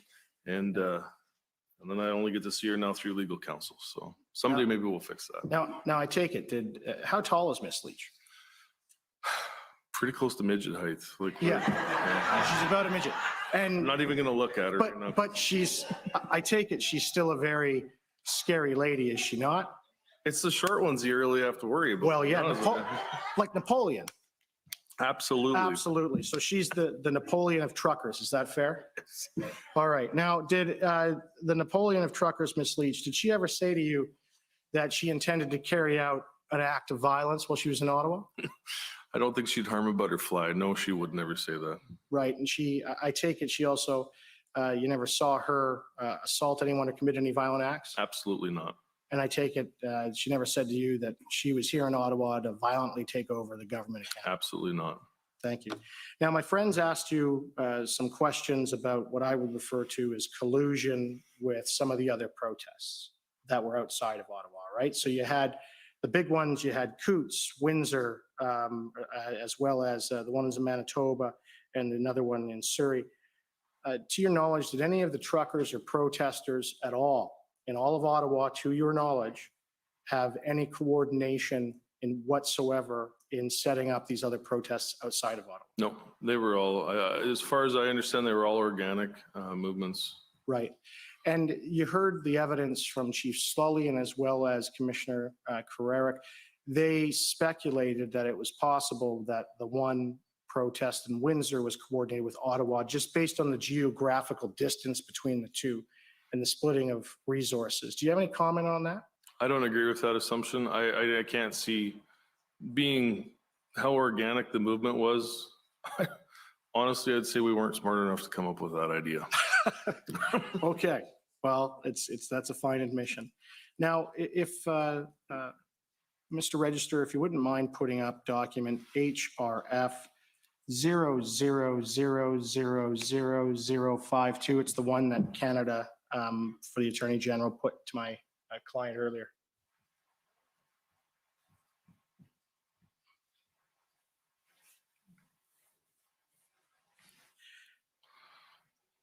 Now, did you have a chance to review this document before the questions that were asked of you of the Attorney General today?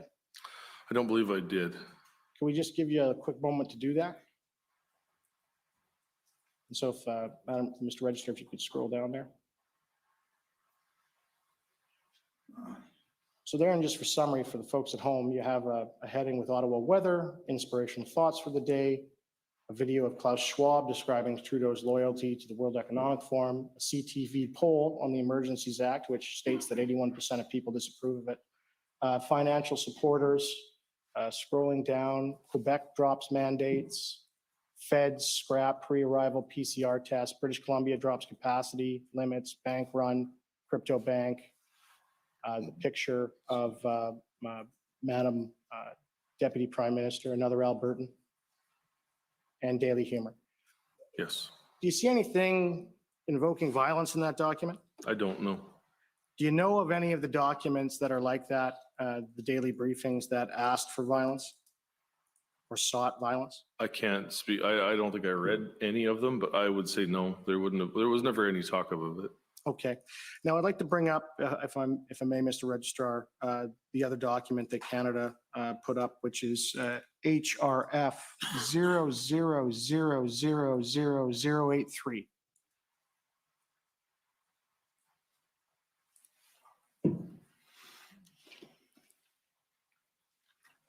Okay. And you were, it was put to you, the video of Mr. King, Pat King was put to you with respect to the bullets comments. And this was the media release, I take it, that was released in response to that? The dates seem pretty far apart for that. I believe the bullets comment was earlier, so I'm assuming this was the day I was arrested, so I haven't read this one. Okay. you want to have a read? Yes. Yeah, I didn't review it at the time, but I've seen it now since. And I take it, do you agree with those statements therein? I do, yes. Okay, thank you. And I also understand that with respect to the daily security briefings, the one that we looked at earlier, you weren't involved in drafting any of these? I was not, no. And I take it you didn't review any of them before they were sent out? No, sir. All right. Now, with respect to the mandates, and I just want to touch on that briefly, can you tell the commission about how the mandates impacted your children, other than what you already have with respect to your daughter's clarinet story? Well, I've got a 19-year-old son, Jonathan. He was 18 at the time. He's refused to get the vaccine. He's been around people with COVID multiple times, and he's yet to catch it for some reason. So he's going off his natural immunity. He's a very strong-willed guy. I don't know where he gets that from. He refuses to get it, and I stand behind him on that. Okay. And what else? Anything else other than what you've already said? My parents, my father received his second dose of his, and it could be together or not, his gallbladder quit working on him. And I watched my father deteriorate quite badly. He's fine now, but still, you lose that body mass. You don't seem to get it back at 70 years old. So, Okay. Now, I want to move on from that and talk about some of the moving of the trucks. I understand at some point in the protest in Ottawa, you moved your trucks from Wellington, or your truck, out of the city to a remote camp. yes, When was that? February 7th, to my best recollection. Okay. And is it true that when you were trying to leave downtown Ottawa, that the police roadblocks made it very hard for you to leave? It was very tricky. Yes, there was roadblocks everywhere. So can you describe for the commission your initial moving your truck and trying to get out of downtown Ottawa, and just sort of walk us through in a timeline? It was February 7th, I believe. I was parked in front of the Supreme Court. So, and I still didn't really know my way around Ottawa that well at that time. So I remember going down whatever street would have been near there, Lion or somewhere in there. It was tough. It was hard to navigate your way back out of there and then make sure you were on the right street that was heading the right direction. So eventually I made my way out of the city. It was tough. And how did you get past the barricades and the blockades? You had to get a police approval to move every single barricade. There was a police car. There was, when we first arrived in Ottawa, the city officials used payloaders, graders, and trucks to blockade the streets for safety concerns or whatever it was they did. And then when the snowfall came, the first snowfall came, I remember they removed all that and they replaced them with concrete barriers. And then a police car would sit at each barrier in the center and would be able to move to allow traffic to go through. So, And to your knowledge, was there any incidents of any of the truckers and protesters trying to leave but could not? no. If somebody needed to leave, we would facilitate that no matter what. And what I mean is with respect to moving the police barricades. Oh, no, it was a job to get somebody out of the city, but nobody ever had troubles. It wasn't forced to stay, if you're meaning that. Sounds good. And with respect to you walking the streets during the protest, what did you see? Life-changing. Yeah, it was amazing. There was so much grown men crying on your shoulder, women crying on your shoulder, grandmas, grandpas, you name it, kids. It was really, and it was an experience, unforgettable. Is there anything notable that you remember of who you spoke to? Who I didn't speak to. It was everybody. You couldn't. I remember Mr. Marazzo and I went for a walk, and Mr. Wilson, and it was like Mr. Wilson explained it as like walking down the street with Mick Jagger. He said, because no matter where you went, there was somebody wanting to stop and talk with you. It was a lot of love. And can you tell us about the efforts to move the trucks on Monday, February 14th? Frustrating. We had all those trucks ready to go 7 o'clock in the morning. We'd spoke with them the night before on the Sunday.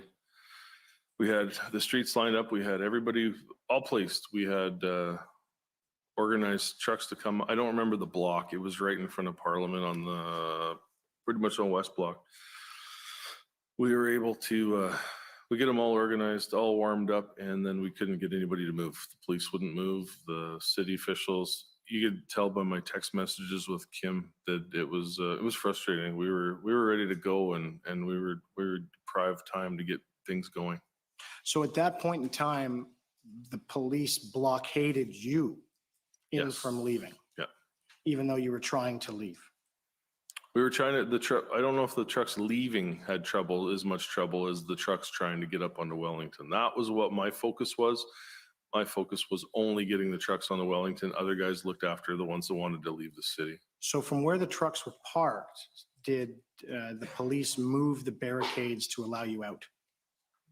I'm assuming so. I didn't take part in the actual leaving. Like I said, my focus was the trucks onto Wellington. Okay, so you were up at Wellington at that time and you weren't down where the trucks were trying to get out of? Yes. And I understand during that time that you were able to get approximately 100 trucks and protest vehicles to leave downtown residential areas, which included 40 semi-trucks, of which 23 went up to Wellington. Is that fair? Yes. And you were aware that the vehicles that left downtown and did not go up to Wellington, they were either went home or they went out to a base camp in Arnprior or Enbrun. Is that fair? Yes. And so you had cleared out 2 blocks on Albert Street and from some other streets. Is that about right? In the time we were allotted, we cleared out the 2 blocks. We had plans to clear out Okay. more. You just hold on a minute. Yes. It's David Mizukovsky for the record. I did not object initially, but I do understand that the rules of the commission do not allow counsel for the parties to cross-examine. And my friend has been cross-examining on several occasions. This is a matter of some contention. So I would just ask that his questions be phrased in a non-leading fashion. So that's not a problem. So can you tell me about then how many trucks do you believe were moved in total? I was told 100 vehicles, approximately 40 trucks, 23 of which we moved up onto Wellington. Okay.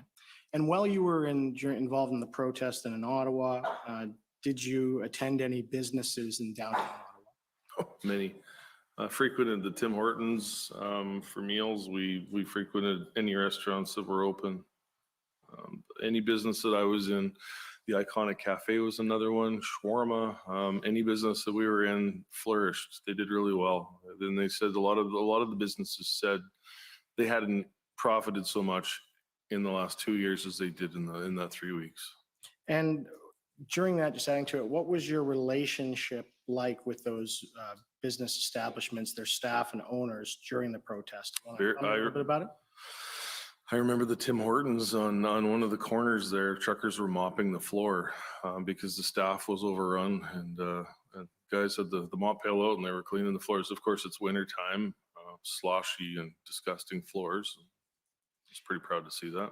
And did any of the business owners approach you before the end of the protest about anything they wanted to say to you? Not that I recall, no. And I take it you've seen throughout this proceeding, witnesses discuss views on assaultive or threatening behavior and what that means. You've seen that? Apparently, yes. Now, I understand that you heard a statement from the Prime Minister where he called unvaccinated Canadians racist, misogynist, and asked, should we tolerate these people? Do you remember hearing that? I remember hearing that, yeah. What's your perception of that? Would you say, in your opinion, is that assaultive or threatening? Just let's be careful again. You've got the. Understood. What was your perception of that statement? Very divisive for a leader of a country to be pitting one person in the country against the other person. I would say I felt, not very leadership worthy. And have you experienced assaultive and threatening words and behavior from other politicians or others? I've seen some in the news reports, I guess. Yeah, there's a few. Not that I can recall, not that I can recall the names of the ministers, but there's been a few. Okay. Well, thank you. Those are my questions. Thank you.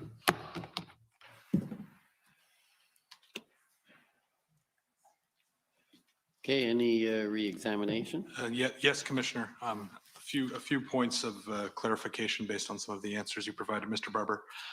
In response to questions from Council for former Chief Slowly, you indicated that in your efforts to speak to the protesters at Rito Sussex, you said, I think you spoke to them and you said they had a point. Do you recall that? Yes. Do you remember what their point was? I don't remember what their point was. No.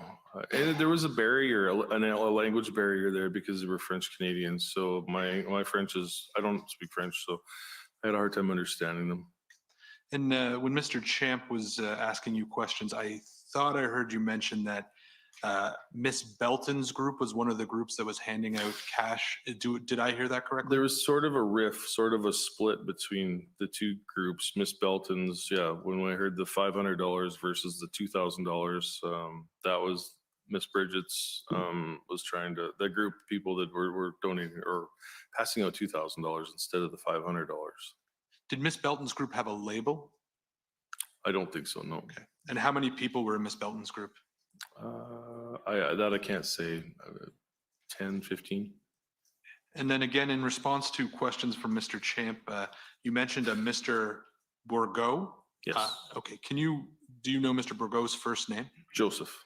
Okay. And can you just tell the commission a bit more about what Mr. Bourgault was doing in your interactions with him? Joseph Bourgault is a good friend of mine. He is a big business owner in the province of Saskatchewan. Well-respected man, and he offered his services to mentor. He spoke to me on a regular basis, just on protocol and advice, and a really good guy. And was he providing some financial support to the protesters? Well, I think at first our bank accounts were all, like we had no money coming in, Give, Send, Go or GoFundMe wouldn't release any funds to us. So we were financially strapped for the amount of hotels. So hopefully someday we can pay that back. And sorry, I don't think I got the answer there. Did Mr. Bourgault provide financial assistance? He did, yes. Okay. And how did he provide financial assistance? With hotel rooms. Ms. Krajewska from the CCLA was asking you about bank accounts that were being frozen. And as I understood the TD account you spoke about, you said it had been frozen for 3.5 months? Yes, sir. Do you know why it was frozen for that long? To this day, I still don't know. I would imagine it had something to do. Ms. Litch added my name to her Toronto Dominion Bank, where the funds, the GoFundMe funds went into for the GoFundMe, the 1 million, and then the e-transfer. For transparency, she added myself to her bank account. So everything was out in the open. There was two sets of eyes looking at it. The biggest worry for her was that somebody would accuse her of misusing funds, which wasn't the case. So the TD bank account you're referring to, that was an account that originally was opened by Ms. Leach?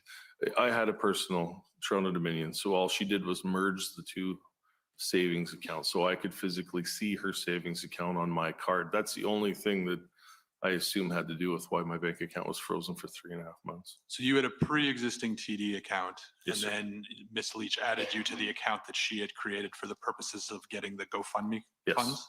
Yeah, for the purposes of transparency, so that there was more eyes on that account than just hers. And then my final area to examine is we've heard a little bit more about Confederation Park and Major Hills Park. Did you ever see Confederation Park or Major Hills Park? I'm hoping I can this week. I've never seen it. I've only heard about it, so that'll be on my list to do after this inquiry. Do you know what use is made of that park I have normally? no idea. Okay, those are my questions. Thank you.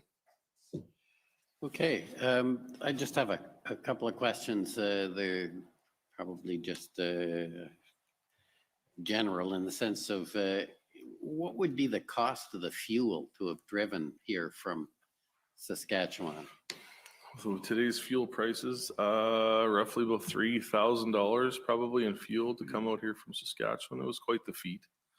Okay, and just one thing I wanted to follow up on was you were, one of your main functions, or certainly what you were doing, was to try and keep the emergency lanes open. Yes, sir. And you said there were some that you just couldn't keep open, and I think you mentioned Rito. Is that? Rito was the hard one. There was Rito was the one that we tried multiple times. The other one was somewhere on Kent, I believe.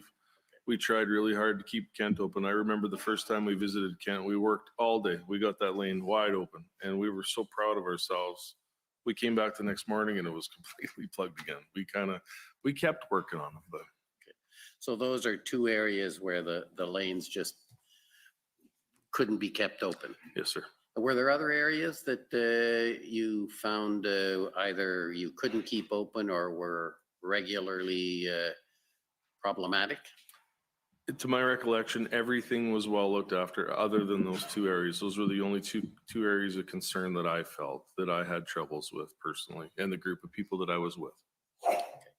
And would that be because they were not, among other things, they weren't part of your group? Is that, or were they part of your group, some of them?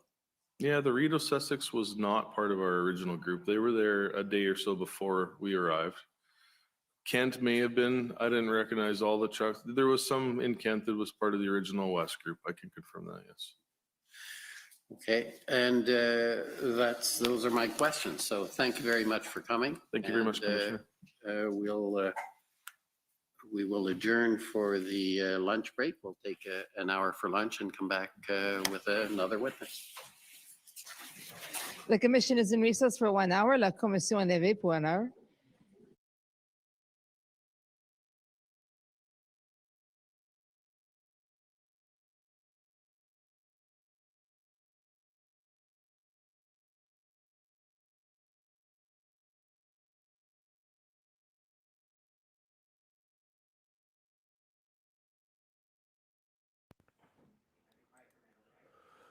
Well, guys, I guess we're on break now, and so we're gonna have probably another hour or so until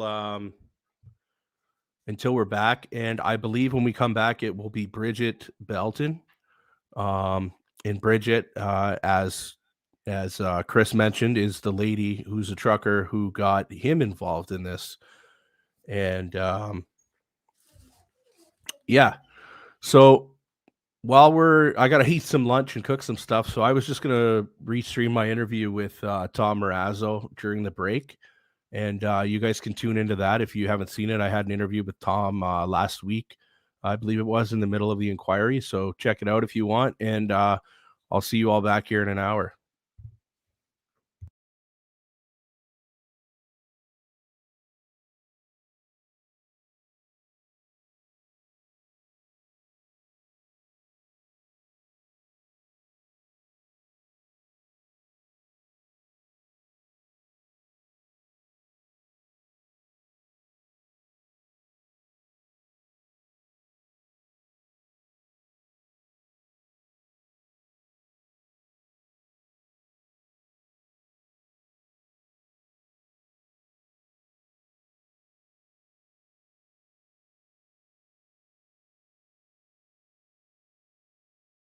And later we'll put it on the other platforms. I'll do that. All right, I'm going to get started. Ladies and gentlemen, boys and girls, freedom-loving human beings around the world, please give a warm welcome to the show, Tom Marazzo. Tom, thanks for being here. Can you give us a quick, brief description of who you are and what kind of background you come from? I also forgot to mention that Tom is from Niagara, so we got to give you a huge shout out from that because we all know that we love people from Niagara. So yeah, Tom, give us a quick little rundown of what you did in life and yeah. Sure. So anyway, thanks for finally having me on. I know Rob, you know, I've been trying to do this for quite a while. So yes, I am born and raised in Niagara Falls. So really between Niagara Falls and St. Catharines. And I've got family that live in both cities. And I'm actually there in the Niagara region every other weekend, actually. So I do get to Niagara quite often. So I actually went to Niagara College the first time around in school. Back in the early 90s, I went to Niagara College. And in 1998, I actually joined the regular force military. But I was a reservist since 1990. With the Lincoln and Welland Regiment in St. Catharines. So I actually worked at both armories. When there was an armory in Niagara Falls and on Victoria Street, and then they closed it down. But That was after I was already gone to the regular force. But in 1998, I joined the regular force as a combat engineer officer, and I retired from the military in 2015. Went back to school, did a degree in software, was teaching at Georgian College right after that. So 2019, of course, the vaccine mandates came out, just about a year and a half later. And so I pushed back and said, no, I'm not, I think what you guys are doing is pretty immoral. And from what I can tell, it's pretty illegal as well. But obviously, I lost that battle because about 4 days later, I got fired for cause. And I lost my appeal because this summer I was running in the Ontario election with the Ontario Party, and I lost the appeal because the election was called on a Thursday. I found out I was in a debate on Tuesday, and I was doing debate prep that day, and the lawyers for my arbitration for my firing from Georgian College were trying to get me to go to this arbitration. I said, you've got to get it postponed, because they had already gotten it postponed 2 other times. So I thought, well, I should get a postponement, right? It's only fair. And they refused to give me a postponement, so I couldn't go. And I don't think the lawyers were all that interested in representing me anyway, because I was on the phone with them. And I had no impression whatsoever that the lawyer or the union had any interest in winning this case from me. But I lost. It's public record. People have looked it up just as a means to smear me, whatever. But yeah, I lost that. And, obviously I participated in the convoy. I was asked to come to the convoy through various friends, and I ended up being brought here by Canada Unity. And I got here, and I was here for 22 days during the convoy itself. And no, I didn't start the convoy. I came here like a volunteer, just like everybody else when I was asked. And it's funny terminology, right? Because we're watching the inquiry. And when we get into terminology, it gets a little tricky, right? You don't want to say that you're the leader. You don't want to say you're the organizer, because the reality is this was a grassroots movement. I mean, people started it. People took organizational roles. Yeah, I But- think it's important. That's what I wanted to say. I put the title on this as, Tom Marazzo, Freedom Convoy. I don't know if I put leader or organizer or whatever. And I realize that's not the case. It's what they just give you these titles, and that's what people know you as. It's like these names that they call us that we're not. It's so weird. Some people just embrace the names, and some people don't. I'm happy with Tom Marazzo, fringe majority. Yeah, I'm happy with that. I think the gentleman that called us all a fringe minority found out really quick that this wasn't a small fringe minority by any means. And we've even heard people, police officers now testify that they think that that probably just added fuel to the fire. When we realized that there's a lot of Canadians who were upset about what was going on in our country, and people who are upset when you're gaslighting them and calling them names, you're only adding fuel to the fire that's burning inside them. Wouldn't you agree? Absolutely, I would agree. And if you Trucking for Freedom episode 2 came out, I got a copy of it today. I've watched the first 30 minutes of it, and it's incredible. I mean, we have people that I worked with in Ottawa, personal friends of mine, that were saying, like, the government did a great job of implementing 5th generation warfare against the Canadian society. And if you watch Trucking for Freedom, you'll get a better sense of what that really is, 5th gen warfare, which is basically using social media and various media platforms to influence those people that are desirable within your society and those that are the ruling class. And so, we saw classic examples of 5th generation warfare being waged against the Canadian public. If we were in Afghanistan or something like that, we'd be using 5th gen warfare. But instead, our government engaged in that against us. And I don't mean to say, I don't want to suggest, yes, I was a career military guy, but I'm not a combat veteran or anything. I'm not an expert in influence activities. I'm just aware of these things as a matter of needing to know what they are. But I'm not an expert in it. But, I've talked to people that are experts in fifth gen warfare. And our government conducted fifth gen warfare against its own population.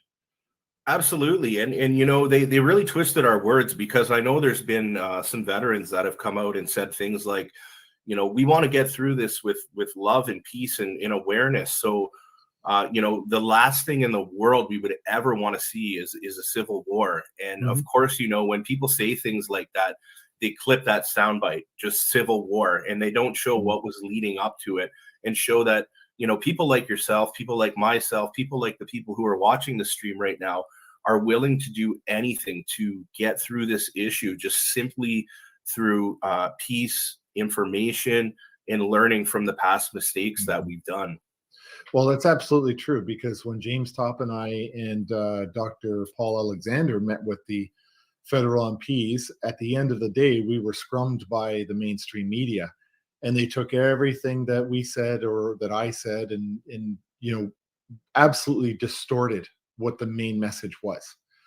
James Topp told a story during those meetings with the MPs where he said, look, he was in the Medak pocket.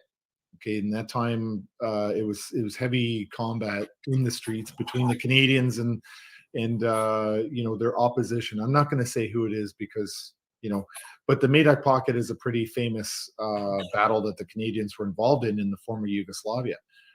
And the thing James had stated to them, he says, what really struck me is we came to a bombed out building, and what he realized is that their dinner table was still set, and there was food on the plate, and there was drinks in the glass, kind of thing. And he said what he realized was that they had just sat down to eat, and like that, they were running for the hills. Right? That's how fast that war kicked off, and how that conflict kicked off in his thing. And he was saying that as he was traveling across Canada, he was hearing the same sort of level of fear in people's voices when he was walking across Canada, meeting Canadians. Canadians are afraid, and they were quite afraid at the time when James started walking right after, on February 20th, the day after the police in this Ottawa broke up the convoy with violence. And he was walking, talking to ordinary Canadians, and he was hearing the same stuff that he heard when he was a young soldier in the former Yugoslavia.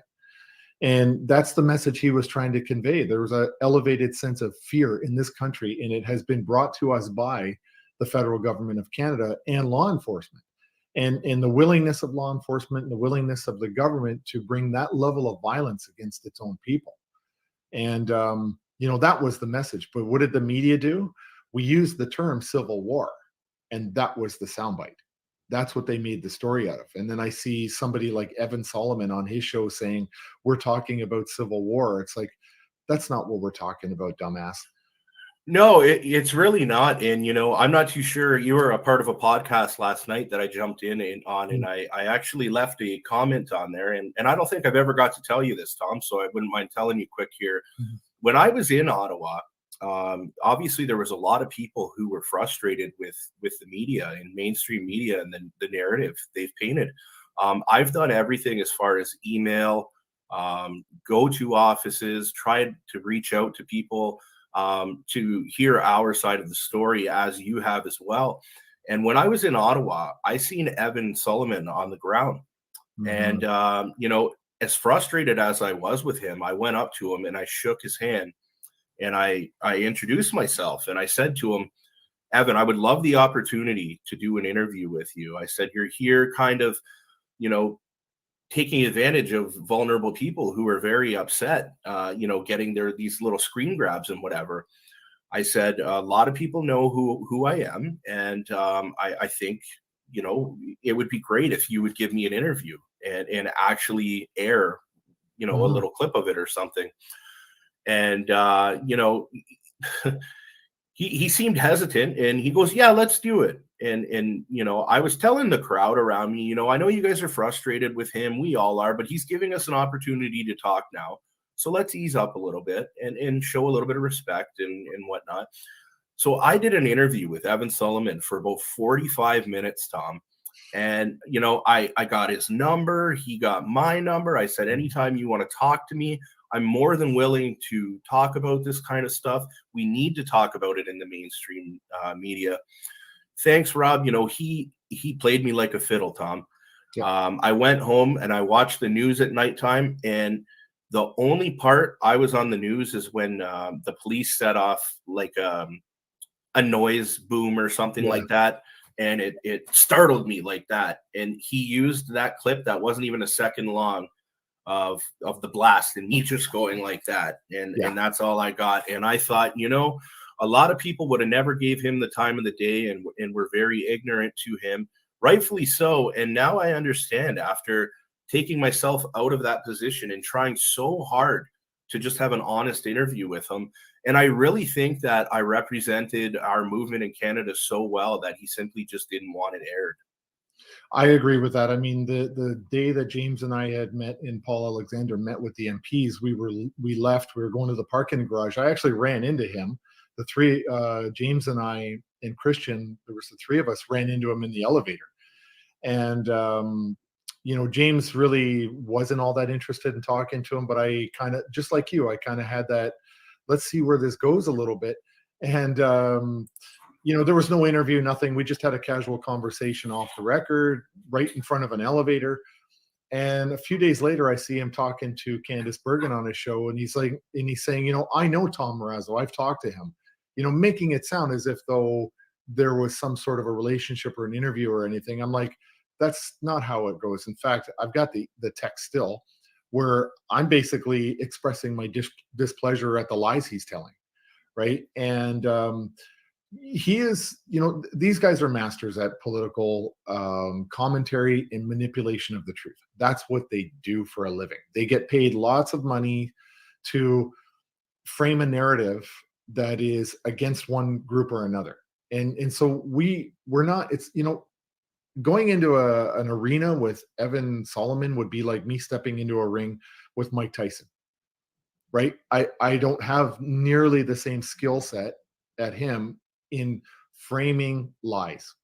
So, you know, I expect at some point, if the mainstream media bothers to show up for the inquiry, because I took a picture yesterday as I was leaving of the media room, and the media room is almost as big as the room that we're using for the actual inquiry, and there was 3 people in there.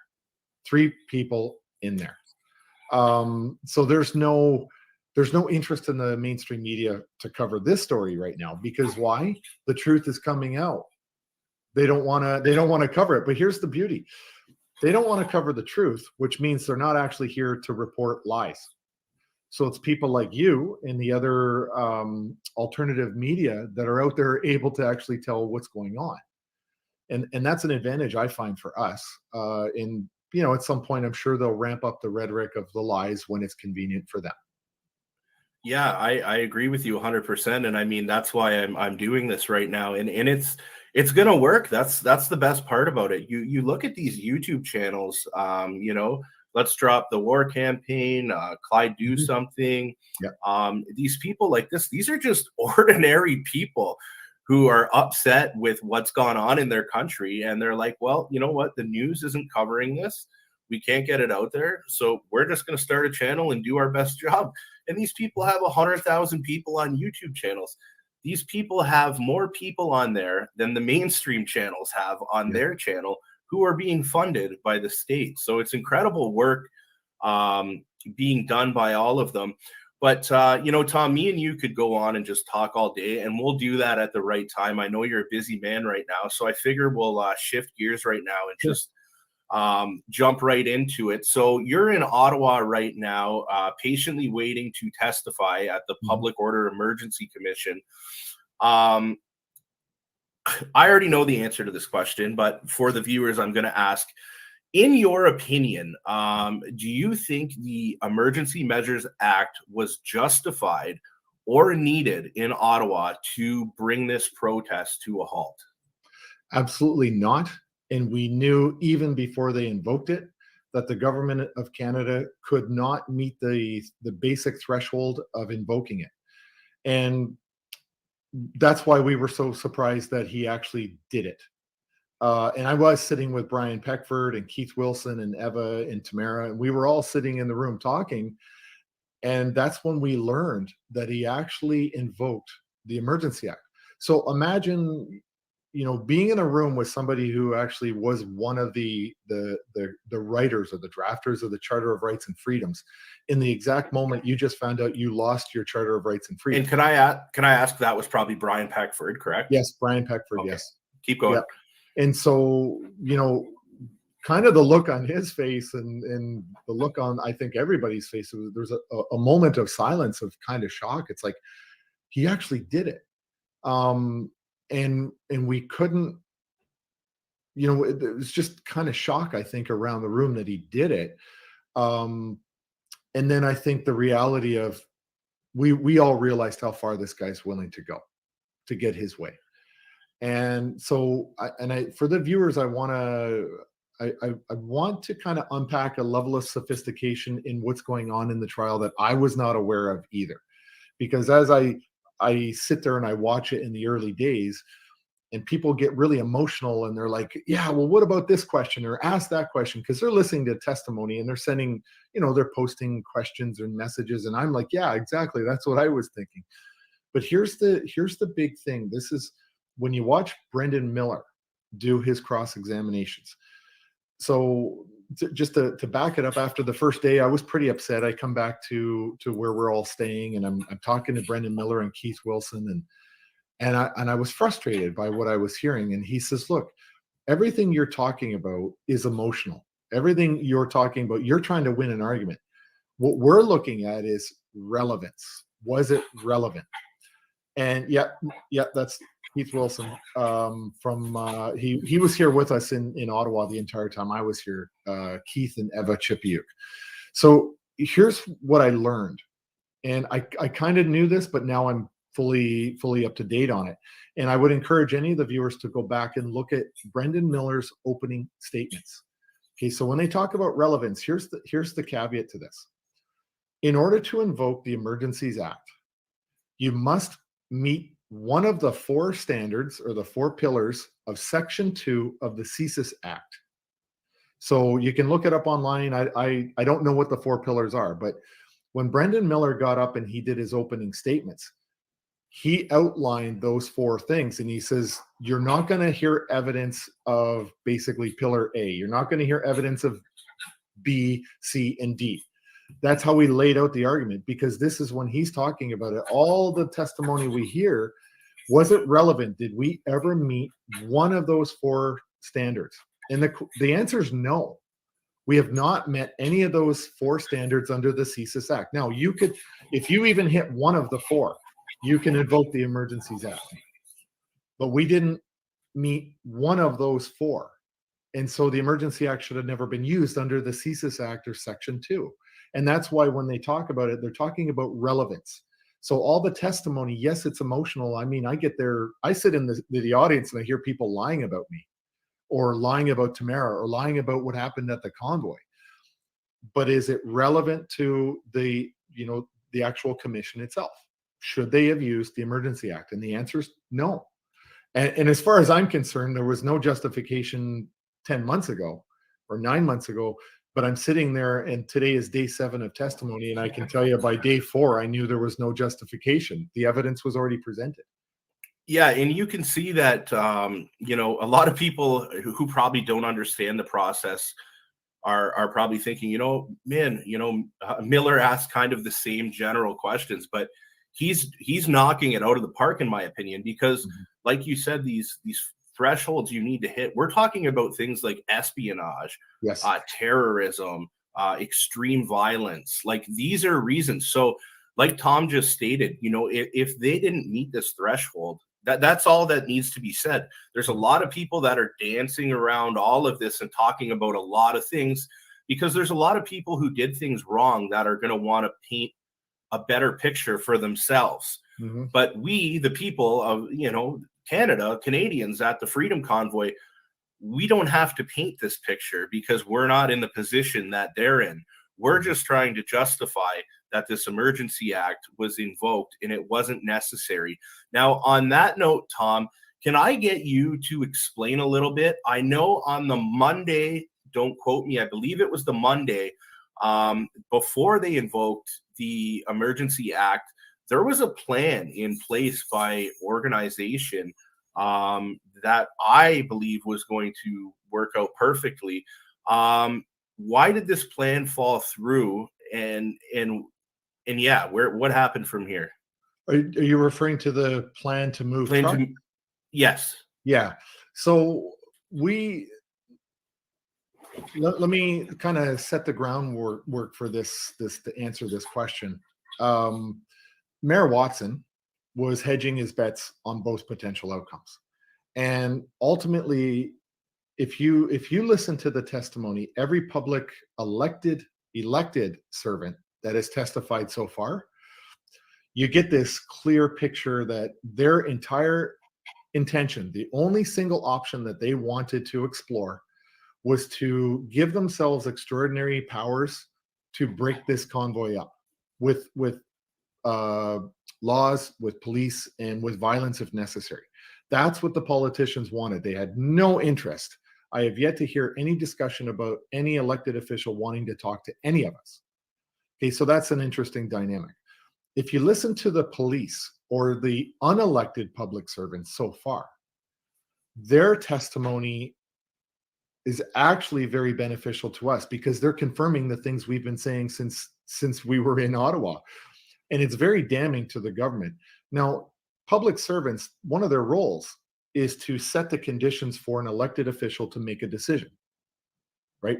So they put everything into place to put these people in a position to make final decisions, except they dropped the ball on the 1 yard line every chance they possibly got. And now when you're listening to the testimony, what you're hearing is the elected officials are blaming each other. The public servants are saying, if it wasn't for the political interference, we could have actually been more successful. So I want to kind of set that stage there. We had a deal with Jim Watson, okay? And here's the issue with this deal. What we said was, we will take this deal back to each individual trucker. We'll make the case for why this is beneficial to the overall convoy. What we'll never be able to do, what we can't do, is order the truckers to move, right? We can't do that.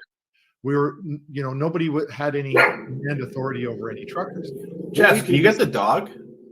We made the case why it was good for us and whether the truckers complied or not. That's what we were working towards. But we had two occasions where basically we were on the 1 yard line getting ready to move these trucks.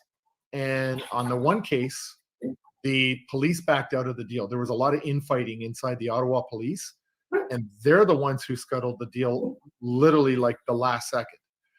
There was another incident the next day where we got the deal again. The truckers were going to move in front of the Rideau. They had decided they were going to move. The police came in to move the concrete barriers. The public intervened because the public thought that the concrete barriers were being moved because the police were going to go in and attack the truckers. So, two instances where there was an appetite from the truckers to actually move up onto Wellington. But at the end of the day, Jim Watson was hedging his bets. He was using the political angle to try to manipulate us in the media. And then he was also putting himself in a position hoping that he would get the Emergency Act so he could just go in and kick the crap out of anybody so that he could get what he wanted. Yeah, the politics behind all of this is insane. We have a mayor election coming up in Ottawa. I've been tuned into. Wow, it's pretty wild. I guess on that note, what did you think? I want to ask because I have my own opinion.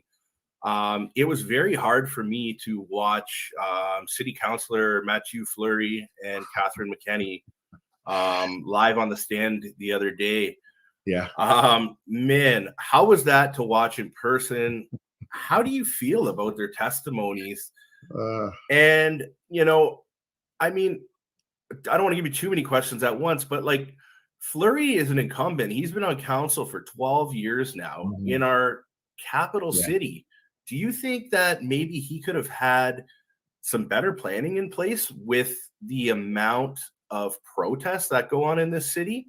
Yeah, I that was my observation too. My first impression was he started off being, confident to the point where he transitioned to becoming incredibly smug. His arrogance really came through. His lack of understanding of what was going on with the reason for the protest to begin with. He had no interest whatsoever in the protest. All he cared about was his own ward. He had no interest in outside of his bubble. And so that became very apparent, right? He was one of the big proponents for using extraordinary or giving the police as many resources and extraordinary powers as they could. And when it came time to discussing his own ineptitude, then he started to blame other people. But just the extreme arrogance of this guy when he got up there, and his English is so good. I had no idea that he was his first official language was French. I had no idea. And then for him to go and pull the French language card because Brendan asked him a basic, simple question: what is a microaggression? And then he started to play games, and then McKenny, or whatever her name is, she started playing childish, embarrassing games on the stand, and I could see that Justice Rouleau was not very impressed. It was embarrassing. He wasn't very impressed. And now, before I forget, you just mentioned Justin Rouleau. Justice Rouleau, sorry. Yeah. He was very genuine asking a question there at the end. I'm going to be completely honest and say I was totally surprised. And I was happy to see that he asked the question he did. Do you recall what the question was? On which day? It was. I think it was yesterday, or was it the day before? Was it to the OPP intelligence, Pat Morris? Yes. Yeah. Yes. Yeah. So that's what I took too. Is if you watch, so what Justice Rouleau's, this is his job, right? He weighs the credibility of the person that is speaking on the stand. That's what he's trying to assess. Are you a credible person? So, Rob, if you and I are both on the stand, or you give testimony and says, yes, I saw a dog walk down the street. I, too, give the same testimony. He's going to look at the both of them and say, okay, is Rob's more credible than what Tom said, or which one is more credible? And, is the person forthright and truthful? That's one criteria, but is what he's saying credible too? And so that's what he's looking for when he hears the testimony. And what I observed is that when he sees somebody that we know is exaggerating all sorts of ridiculous falsehoods, I get the impression he's playing solitaire on his computer. But when you get a guy like Superintendent Pat Morris, he was fully engaged. He was listening. And then towards the end, he asked some very, very specific, really good questions for clarification. So you can tell in his body language the level of credibility that he is giving to the witnesses that are up there saying stupid things or great things. Yeah, and for anyone who may have missed that, it just came back to my memory. What he asked was, he was asking Craig, I think it was Craig Abrams. He was asking him, how did he say it? He said, he said, was there any in between? Like, instead of just going to this Emergency Measures Act, was there ever any compromise, like in a way to have the protesters still out there, but not the vehicles?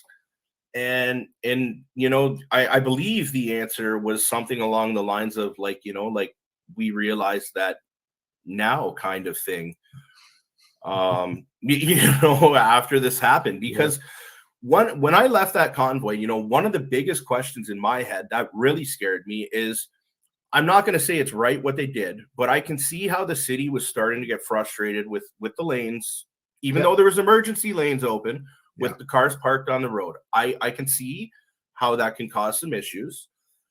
But with that being said, you and I both know those vehicles were cleared off the street. And when there was just people left, people were being assaulted by the police. Yep. Yeah, and I watched a video the other day, and somebody slowed it down, and I didn't realize. So it was near the National War Memorial, and I hope the viewers have seen it. But you see a police officer, he's on his knees, and he's got his rifle, and he's hammering somebody who's on the ground. You don't see the person on the ground, but I saw that video in slow motion the other day, and I realized I thought they were using the butt of the weapon. In fact, they were using the tip of the barrel that they were hammering into somebody who was being subdued on the ground. This was the level of violence that some of the police in Ottawa were willing to bring. Not all, but many. And Yeah, for sure. It's important to say not all, because I've been pretty damn upset with the police. I'm not going to hide that, but I do appreciate some honesty and integrity now that I see how some of these officers are testifying. You just mentioned a moment ago about how Justice Rouleau has a job to do. How he's listening to this story and listening to that story. I was very upset when I heard Patricia Ferguson testify. And now that you presented it that way, I think about how there was 3 police officers interviewed so far. 2 of them were on the same page. Yes. And 1 of them wasn't.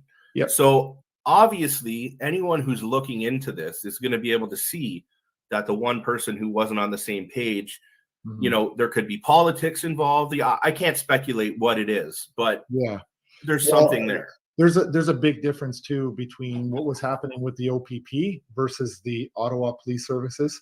And the OPS had an enormous amount of internal infighting. I mean, they fired their police services board chief, deputy or police chief slowly resigned, and we heard in testimony, because I always thought that was weird. He actually did quit. He just gave up. And then they put in another guy, but he said, "No way am I going there." He was supposed to come from Waterloo, and he's like, "Forget that." And then they put Bell in there, and Bell was more than willing to do whatever the politician said they wanted to do, right? And there was an enormous amount of infighting with the Ottawa police. In fact, from what I listened to, I believe there was 2 incident commanders that got rotated out because they were just too horrible to work with. And so there's a huge contrast between Ottawa police leadership and what was happening with the OPP. The issue is that the Ottawa Police Service is the police of jurisdiction. They're the lead police department, for that entire event. And I tell you, it was a huge contrast between Ottawa Police and OPP. And again, I listened to Ferguson give her testimony as well, and there was things that she said that I thought were really questionable, and did not at all support the evidence that we had previously heard. We know that the crime in the city went down by 90%. 90%. She got on the stand and said, "No, that's not true. It actually went up." And we were like, "No, that's not true." And Eva Chippy, you posted on social media all of the arrests by type of crime. And then the Deputy Chief Ferguson, she said, "Well, these were all arrests that were after the Emergency Act was invoked." It's like, okay, but we're talking about the decision to invoke the Emergency Act. So you were seeing violent crime before the Emergency Act was invoked, and she said yes. But the evidence is already been factually submitted, and she did not tell the truth at all, or she just didn't understand the facts. And it's not true what she said, even remotely. Violent crime, or all crime, dropped in the city 90%. 90% during the convoy, up to the 14th of February when the Emergency Act was invoked. Now you're getting mass arrests because the police have all these extraordinary powers. Now you can say that, hey, in those last 2 days, we arrested 400 people. But what we're getting at is, what were the actions of the protesters prior to the 14th that justified or didn't justify the Emergency Act? So as far as I'm concerned, she got up there and lied. Yeah, absolutely. I agree with you. And it's important to note that some of these charges they spoke about yesterday have already been dropped as well. So it's like, were these charges laid? So when something like this happens, there's something to speak to, but they actually don't hold any value in the court of law. Right. And you know, these lawsuits are going to be unpacked, I think, for a long time. Or sorry, these court cases, not the lawsuits, but those will come after, I'm sure. Because I know that there are many lawsuits against the government, against the police for their actions in February. Under section, so what we're dealing with too in the Emergency Act is section 63. 63, if you invoke the Emergency Act, you must hold an inquiry. This is what we're doing right now. Section 62 deals with something called a judicial review. This is similar in nature to lawsuits. So you have to bring sort of file almost like it's very similar to a lawsuit, but almost file a judicial review in court. And that's what Brendan Miller and Bathsheba are also involved with, representing Eddie Cornell, Vince Gerses. Vince Gerses is a Niagara former OPP. So Got my vote. Yeah, they sued the Ontario government under this judicial review because of what happened on those last 2 days in Ottawa. So that is also part of the Emergency Act legislation. 62 is like a lawsuit. It's not a lawsuit, but it's similar. And then 63 is what we're participating in right now here in Ottawa. Right. It's amazing what you learn by staying in an apartment with 7 lawyers. I can imagine you're going to be pretty well polished by the time this commences, Tom. Okay, well, I'm going to try and, jump on with you. I'm going to be bugging you, Tom, maybe every 10 days. We won't do it like this. I know you're a busy man. Maybe we can jump on for a quick 10 minutes or something. But before we wrap this up, where can people find you on the internet if they want to follow you? I am on Twitter. I do have a webpage. It's just tommarazzo.ca. I'm on Facebook. I'm pretty much on most of the platforms. I don't know. Listen, as far as Facebook, it's changed so much since I got a new account because I was off it for a few years. I don't get it. So if people send me messages through Messenger, I can't possibly keep up with that. But Twitter is usually what I use. My website is up, tommarazzo.ca. That's one way of getting a hold of me. But yeah, it's mostly the social media world. All right, Tom. Last thing I wanted to ask you is, so far this experience that you've been in, going to Ottawa, being a part of the Convoy, fighting for Canadians, now this Public Order Emergency Commission, what have you taken away from this entire experience so far, and how has it made you a stronger person? Well, the biggest thing I've taken away is that we're far from done pushing back against our government. And I will always advocate to do that peacefully, legally, in using the tools that are available to us. But I believe we are far from finished.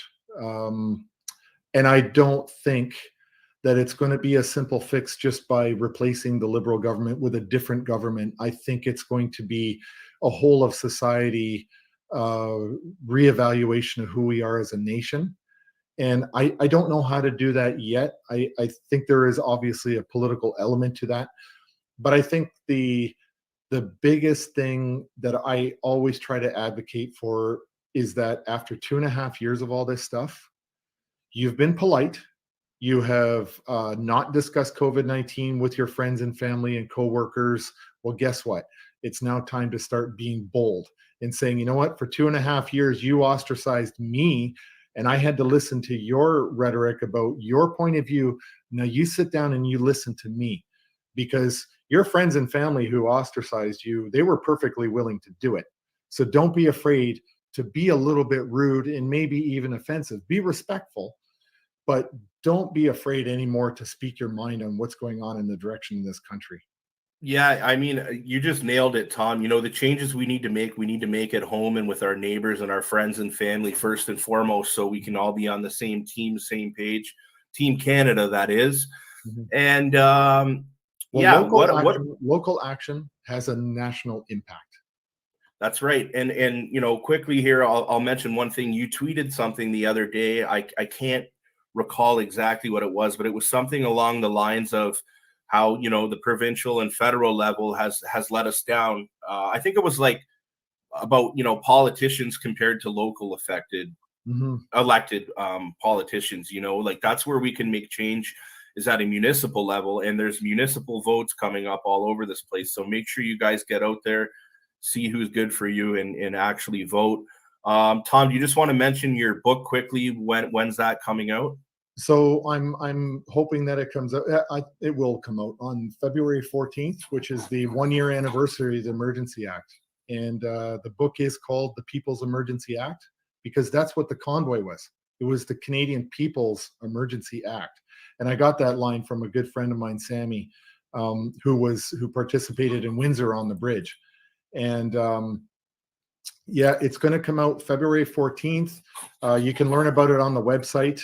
I have a great team that are of phenomenal people that are helping me with this, and I am crowdfunding for it because, you know, we're putting together a good team to do this, right? And it's not, hey, I'd love to be able to do this at no cost, but that's just not realistic. And I will be publishing it on Amazon. Yeah, it's impossible. So what's your is it a Give, Send, Go link, Tom? It's Give, Send, Go, and if you click right on the center of the webpage, you'll see the link right there. Okay, so Give, Send, Go / is it Tom Marazzo? No, it's just go onto the website, tommarazzo.ca, and it'll be Okay. right there on the homepage that you can donate if you Okay. Okay, we'll wrap that up there. Tom, thanks for coming on with us. We'll do this again. And if you guys want to support Tom, I know a couple of you just asked me where to do so. You can do so on his website through the Give, Send, Go, and that can help him get his book off the ground. All right, Tom, I guess we're all going to go tune into the Public Order Emergency Commission. All right. Thanks, Rob. You have a good day. Thanks for coming on. Bye now. Bye.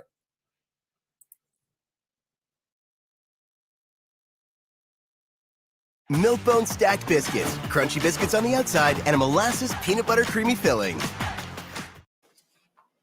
Do you want to say a word or Yeah, two of of course. introduction, Becca? Thank you, everybody, for joining today. It's a packed house. There is tons of people on the line as well, and we'd like to get to as many questions as we can.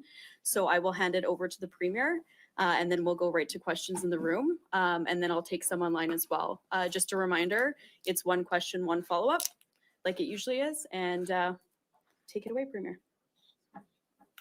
Well, thank you, Becca. I got to know Becca on the campaign trail. She was working with Rebecca Schultz, and I hope that you will see as we put this team together that we are drawing from all the great talent among all of the leadership candidates, but Becca will be your principal point of contact.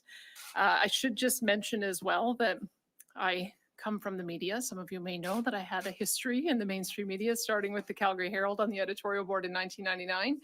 So I know that you have a job to do. I would have been down here on time, but I heard CBC needed a little bit of extra time, by the way. So I know you were probably wondering how CPE, long I'd CPE. be. A CPE? Yeah. Oh, CPE. It's the first time we've done one in a while. Yeah. Oh, okay. Yeah.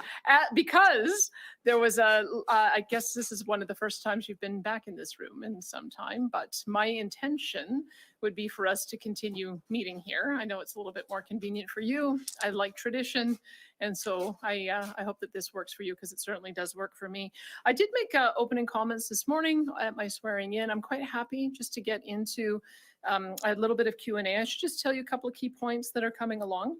We have had a cabinet meeting, and so we did pass a couple of orders. One, we had to make sure that by-election writ materials make reference to His Majesty, and so that was one of the changes that were made. There's probably going to be thousands of orders in council like that, but since those are going to be the documents that are going to be used in short order, we had to make that change.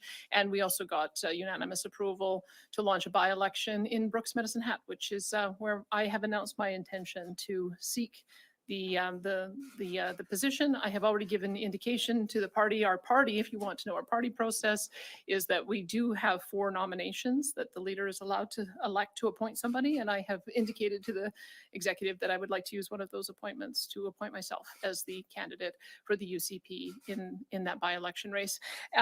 We are also going to have a caucus retreat on the 17th, 18th, and 19th. I'll be meeting one-on-one with all of my caucus members. I also will be meeting one-on-one with all of the members of the public service to get briefings. And my intention is to announce cabinet on October the 21st, going into our weekend AGM. We are having our AGM at the River Cree Casino on the 21st, 22nd, 23rd.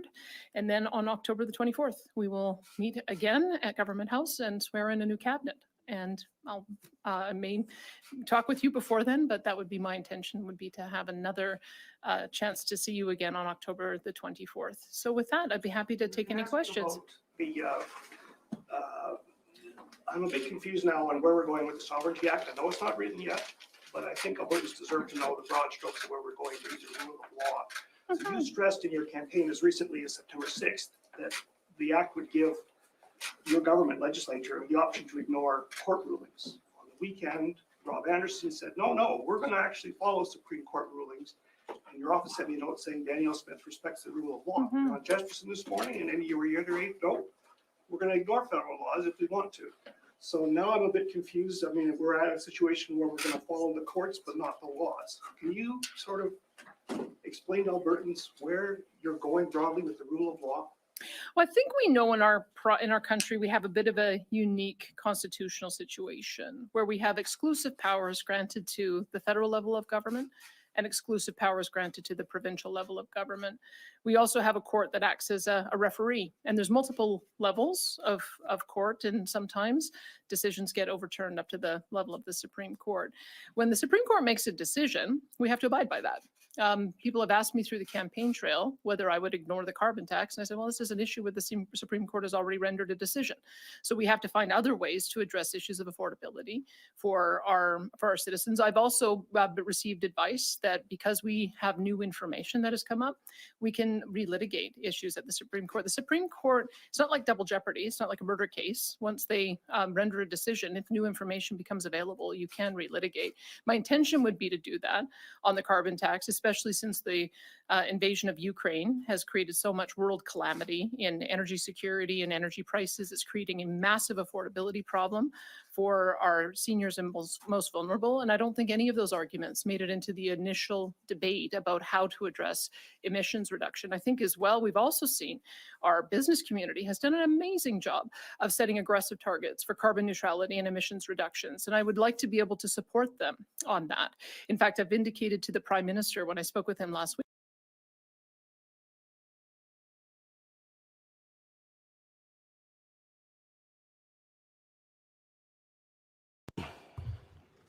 What's going on, guys? I'm back here. My apologies. I know I had that video, the interview of me and Marazzo there. And I had a phone call I had to take there. And then somehow YouTube just kept going and playing whatever was being played there. So I don't even know what exactly you guys were just watching. It was Danielle Smith, though. So that's good news. She's for anyone who doesn't know, she's the newly elected premier of Alberta, and she has been saying all the right things and doing all the right things. So what I can tell you is that she started this Sovereign Act, and she's put legislation forward, and she's essentially been telling the federal government that, Alberta isn't going to be begging to be free anymore, that they're going to take matters into their own hands and follow their own provincial guidelines. And she also put forward a piece of paper the other day. I don't know what it said exactly. Let's see. I see some people are saying things. I'm not saying you're not right or you're wrong. We'll have to see with time. But, I can't speak to something I don't know about. That's how I've always been, guys. Anyone who's been following me for a while, I have never done that. All I know is that she's doing good things right now, and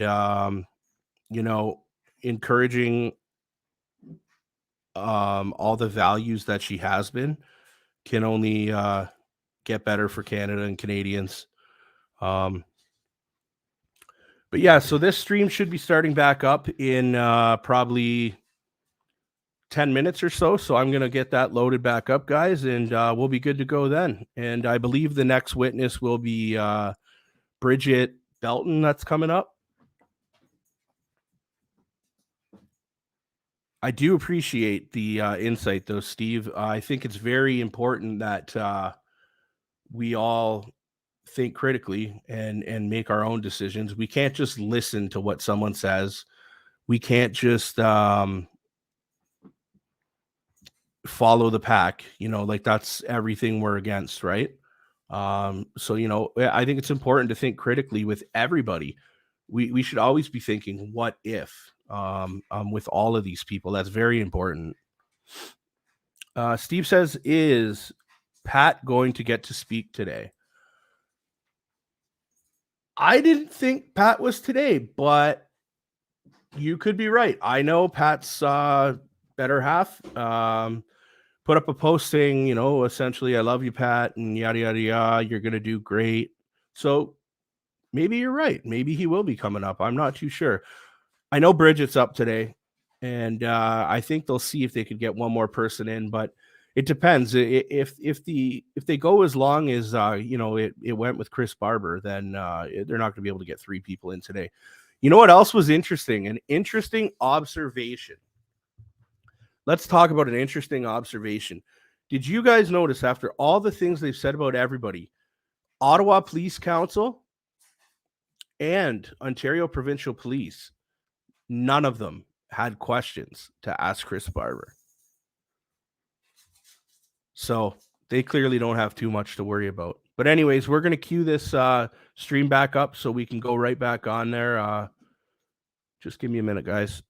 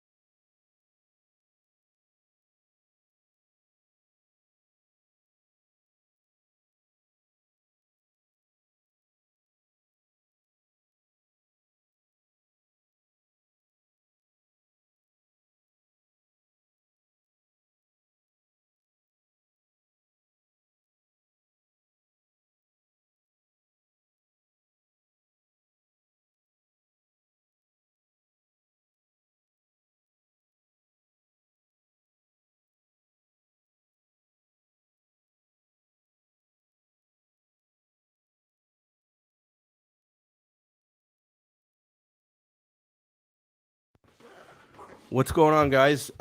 It is back on, and this stream hasn't refreshed, so give me a second.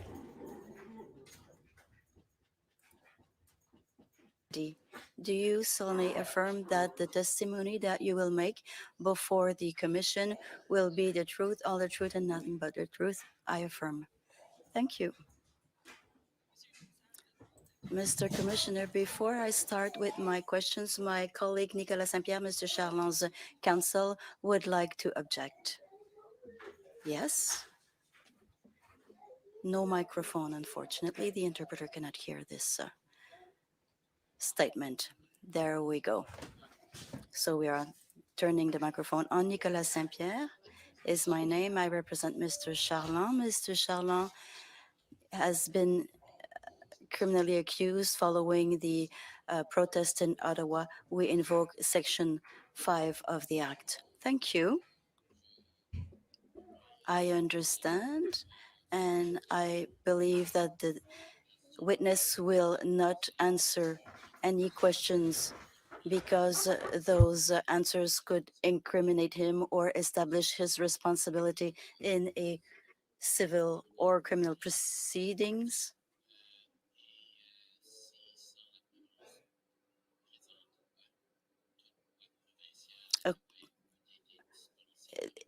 The witness would not have been obliged to respond to the questions given the Provincial Act or any other act. He is obliged to answer. He is under summation. His responses cannot be admissible in evidence against him under an instruction or penal criminal proceedings against him, except if there's a accusation of perjury when he makes this testimony or contradictory testimony.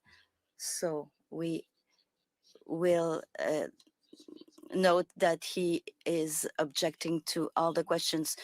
Hi, Mr. Shalom. My name is Alexander. Hi, I am a counsel for the commission. I would like to ask you a few questions today regarding your participation to the Freedom Convoy in January and February 2022 in Ottawa.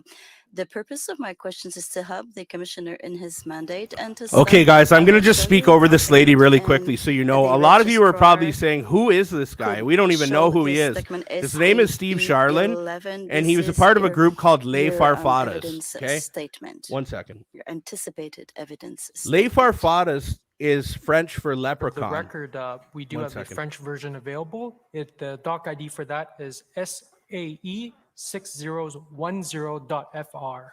Thank you. I've done a lot of research on these guys, and apparently they are just If free, you could please put that patriotic, one up. loving Canadians who have been demoralized like the rest of the country has.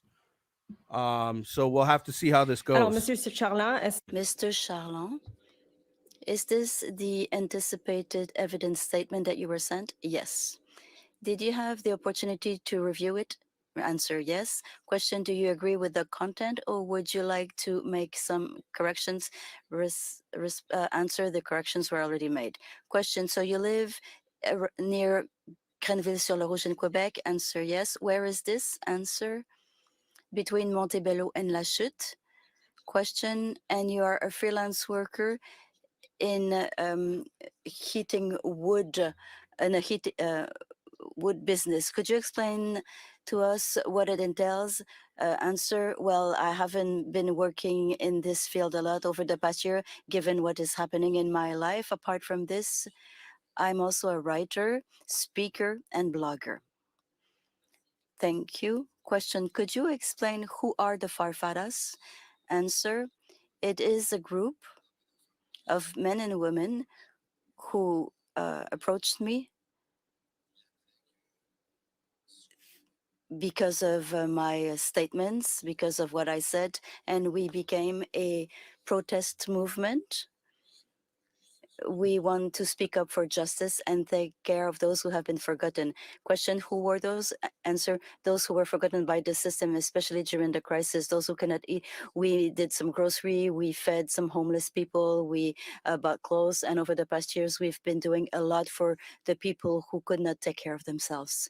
Question, when did that movement start? Answer, somewhere around 2020, during 2020, the first event was during the Saint-Jean-Baptiste avant tout le monde. That was June 19th or 20th, 2020. We did Saint-Jean-Baptiste event, and given the number of tickets sold, all the profits were given to a center helping the homeless people between 18 and 30 years of age to help them find a job.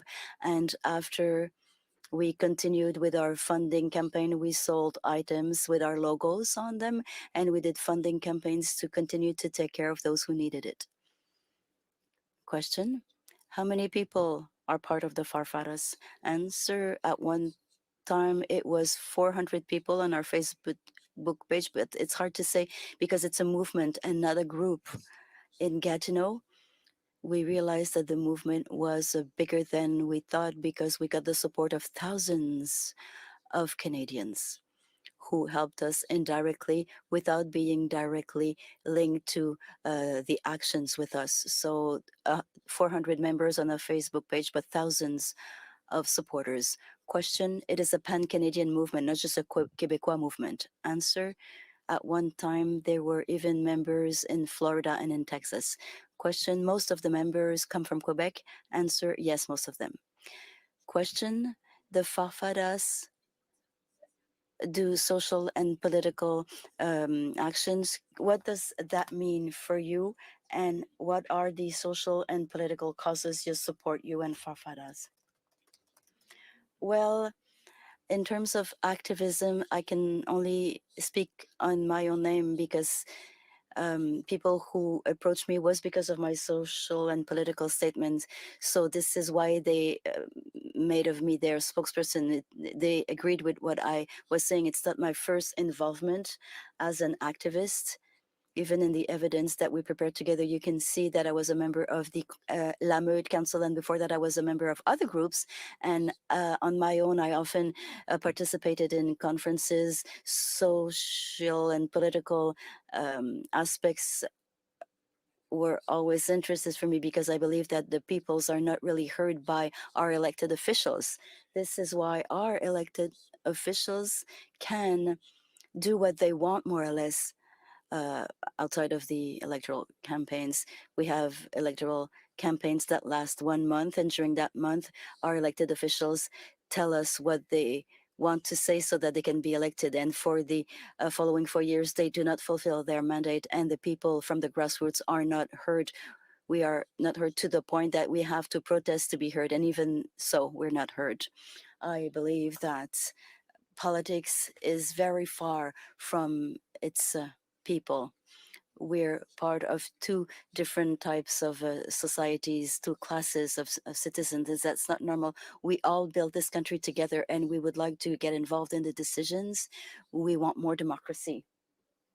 My fight was always to unite the people so that we are not divided through races, religions, beliefs, whatever they are, sexual orientation. We do not care. Language, it really is a question of the peoples who are not heard by the elected officials. People are poorer and poorer.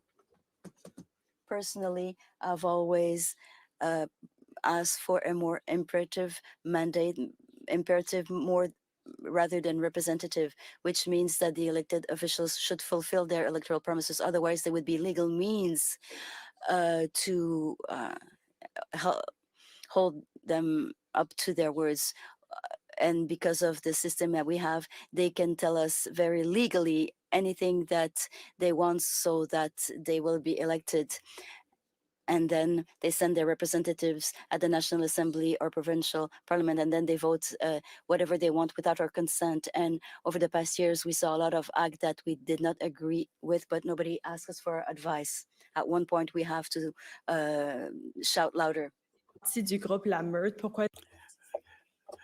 Why are you members of those groups?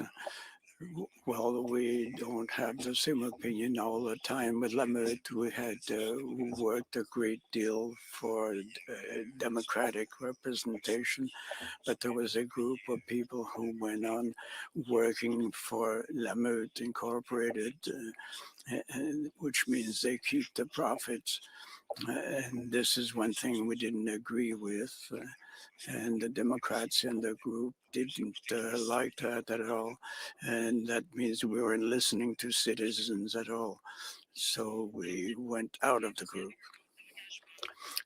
So was there any commitment on the part of the government for transparency? And you're saying your voice is not being heard. Is that it? Indeed. The workers in Quebec and in Canada, I talk about Quebec because that's where I come from. I think the workers are not really being heard in Canada. And in 2022, there are 3 jobs for 2 people, for a couple. And we have a hard time spending our money, keeping our money, because we have to spend too much. And the government spends billions of dollars in the meantime for issues that are not really essential, important. It will have to change. Thank you. I'd like to ask you a few questions about the fight for freedom, le combat de la liberté. When did you hear about it? I've heard it from people who were seeing things on social networks. It was early in January. I can't give you the real date. And I was involved myself. I found out really about it on a Saturday. We started to participate on the 29th. It was a week before. On the 22nd, we had a meeting and we talked about it a great deal to figure out whether or not we should participate. And what I could see is that workers who were trying to get working permits and to be able to work. And so I wasn't truly concerned about this. If truckers were just driving up to get a permit, it didn't really affect me until we heard some more reports in Quebec on Quebec radio stations. I don't recall exactly what TV or radio station. And that means you arrived on the 29th. So you came for Quebec? Yes, I did. And how did you regroup your people? I posted on my own page, public page, saying that on the 29th, we would start a convoy in La Chute and we would go all the way to Gatineau to reach Ottawa. How many people and vehicles were involved? What kind of vehicles were in that convoy? We had our convoy 107 kilometers long. And when I got to Gatineau, I got a call from a guy I knew who came from Beauce with 1,500 cars. And they were advised to take another road because we were already on Highway 50. All kinds of vehicles, Winnebago's vehicles, pickup trucks, trucks and everything. And it was all kinds of vehicles. When you talk about trucks, you think about heavy vehicles. No, I'm not talking about heavy trucks. I'm talking about cars and pickup trucks.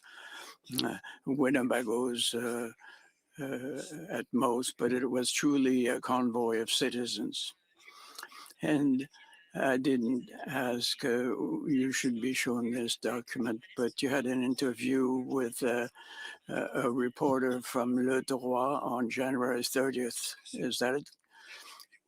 Yes, it's possible. Yes, on the 30th. And he asks you why you decide to join the convoy in Ottawa rather than going to the Provincial Assembly of Quebec. And you said you took advantage of bad weather and government are not truly would you please slow down so that we get the translation right? How can they get this power? We can't go out of our own houses and and I'm entitled to go to Costco, but I can't visit my grandmother. I can't live in that country, and I'll fight to the very end until we get full freedom. Otherwise, I'm not sure how we're going to do it, but we'll do it like we normally do for these kinds of things. Yes, this is what I said. So what kind of goal did you have when you wanted to do that? What was your specific goal by participating to the convoy? Participate to the biggest convoy in Canada, the biggest meeting of that kind, to finally be heard as a people and to tell our elected officials that's it, that's the end of it. You've taken a great many decisions without getting our consent. As I said earlier, I'm not a specialist. I'm not sure really what the risks were. I have no opinion on that. But I thought that mandates, that people went beyond their mandates. There were legislations changed that had nothing to do with health or welfare. They even advised us in Quebec to get a few things that didn't work out. We were asked not to get our grandmother for dinner when we could go and ship all over the place without a mask. It wasn't right, all of that. And at the onset, Prime Minister Trudeau said that he would not close the gates of the country, the airports, and so on, while we were being confined at home. I think we had to stop the virus coming from abroad, but we were locked up ourselves. There was curfews and sanitary measures that were quite exaggerated at the end of the line, and we have to prove today that what was done against the virus created more damages than the virus itself did damage. You also said during those interviews that you wanted to reach this goal. Could you describe this goal? Did you take any proactive measures to make sure that your objective would be reached? Indeed, every day, every minute, every hour, I was one of those who attempted to keep our traditions alive in a peaceful way. I've been involved for 30 years or so, but I have no criminal record. I was complying with the Canadian Constitution and the Quebec Charter freedoms because we're not violent. We've always done all of this very peacefully, and I ask people to remain peaceful, to keep quiet at times and remain peaceful at all times, regardless of the situation. This was our message at all times. And when people wanted to go beyond those rules, they were being reprimanded and told not to do that. You said that you influenced people who were being involved pacifically. Was it by way of social means? I used all of the available means. And what social means did you use? Facebook? Any other social means? No. During what happened in Ottawa, there was a convoy on Wellington, and you stated one day that you would only leave when you would have recovered freedom or when you were dead. What did that mean exactly? It sounds pretty simple. Well, I'm not dead at this time. I'm fighting for freedom. But are you referring to what was taking place in Ottawa? If it had possible, or if it was the case, I would probably still be there. But there was an injunction that kicked us out from the parking locations we had. We will be discussing this injunction a bit further. But I'd like to figure out what happened when you went to Ottawa. You left La Chute and then yes, that your convoy was 107 kilometers long. Do you know how many people were involved in that convoy? Approximately. No idea. Maybe we could try to assess it. 107 kilometers when we wound up in Gatineau. It was still 50 from La Chute, and we were also getting people from both. How many people were in those vehicles? I can't say. So you got to Gatineau on the 29th. Did you go to the parking lot right away? And it became your headquarters? Yes. Did you talk to the owners of the parking lot? Yes, we did. We said who would rent the whole location for $1,000 a day for an indefinite period of time.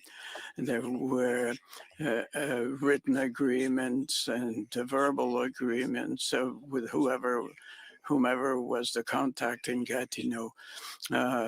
I'm not inventing anything here. There was a member of our group who was in charge of the parking lot rental on January 29th. Did you get a call from Pat King? No, I didn't get a call from Pat King, but I got another person who was telling me that Pat King was looking for safety and security. So I got him in touch with the Gatineau people. Why would you ask about this if you could help with safety? They didn't ask me. Somebody else called me to ask whether or not we could help out Pat King, who was coming up, and I referred him to members of the group who could help. And they were part of your group? Yes. And that person who contacted you, how was she contacted? Or he was contacted? Yes, well, Pat King was to contact them.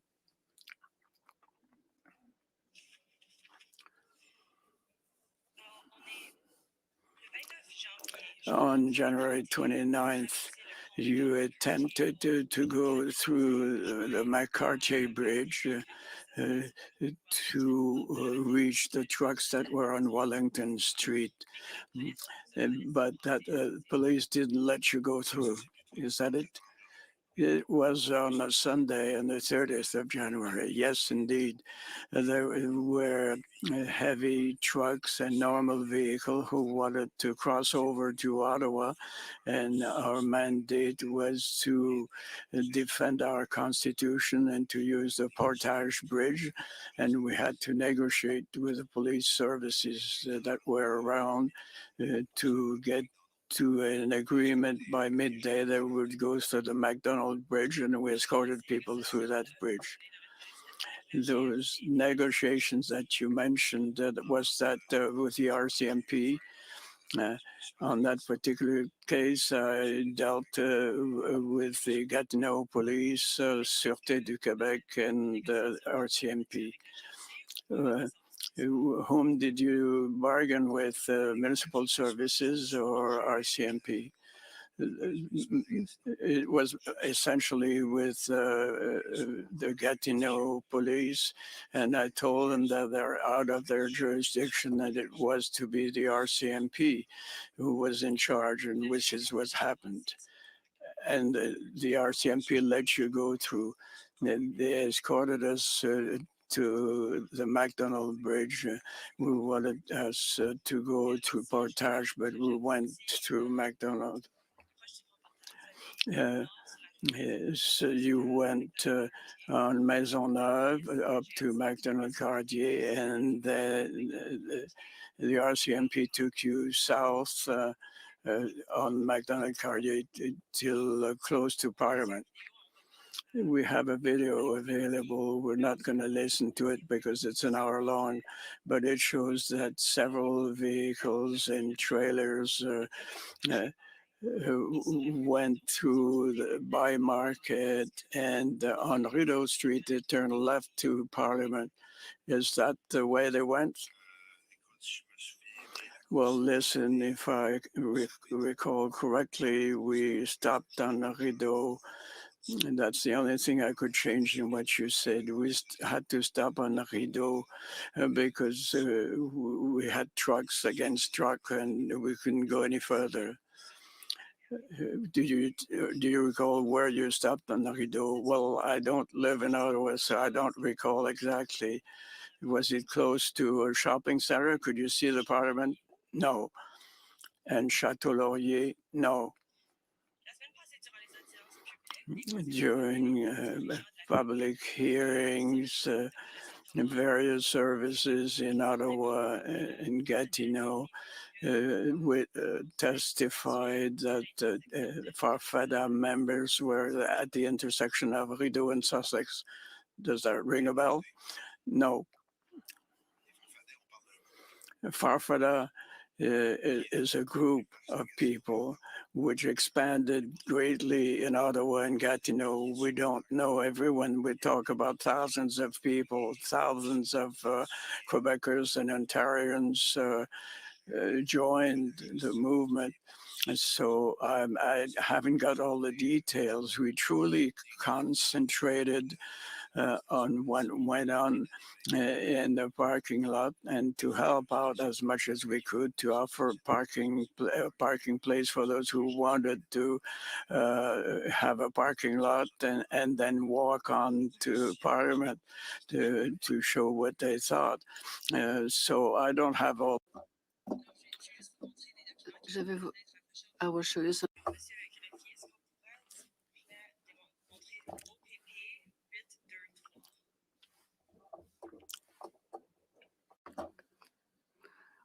Could we show this document?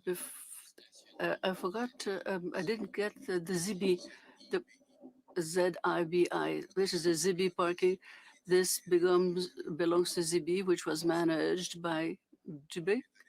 The owner is ZIBI, the renter is ZIBI, is the one who manages and where is that the parking lot? At the corner of Portage and Maisonneuve, I believe. At the very corner where they have the Festivière.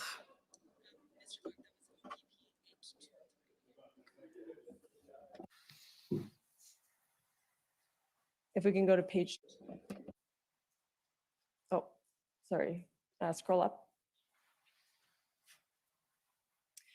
Alors ici, Ça dit que la SPO a averti un certain nombre des farfaders qui bloquaient l'intersection importante dans le coin de barrage et qui n'étaient pas coopératifs avec les policiers. Là, we're talking about Rideau and Sussex. Does that refresh your memory? No, I couldn't say. We didn't occupy Rideau and Sussex. I will show you another document, Mr. Clerk, OPS 5886. 5886.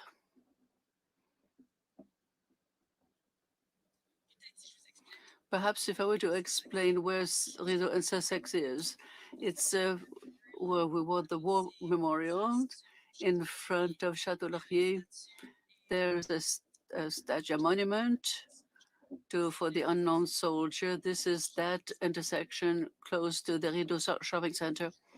Well, as I was saying, we don't have any control, the control on everybody that identifies with our movement. If I'd known that there was a blockade, yes, but I can't answer you now. Thank you. Alors, si on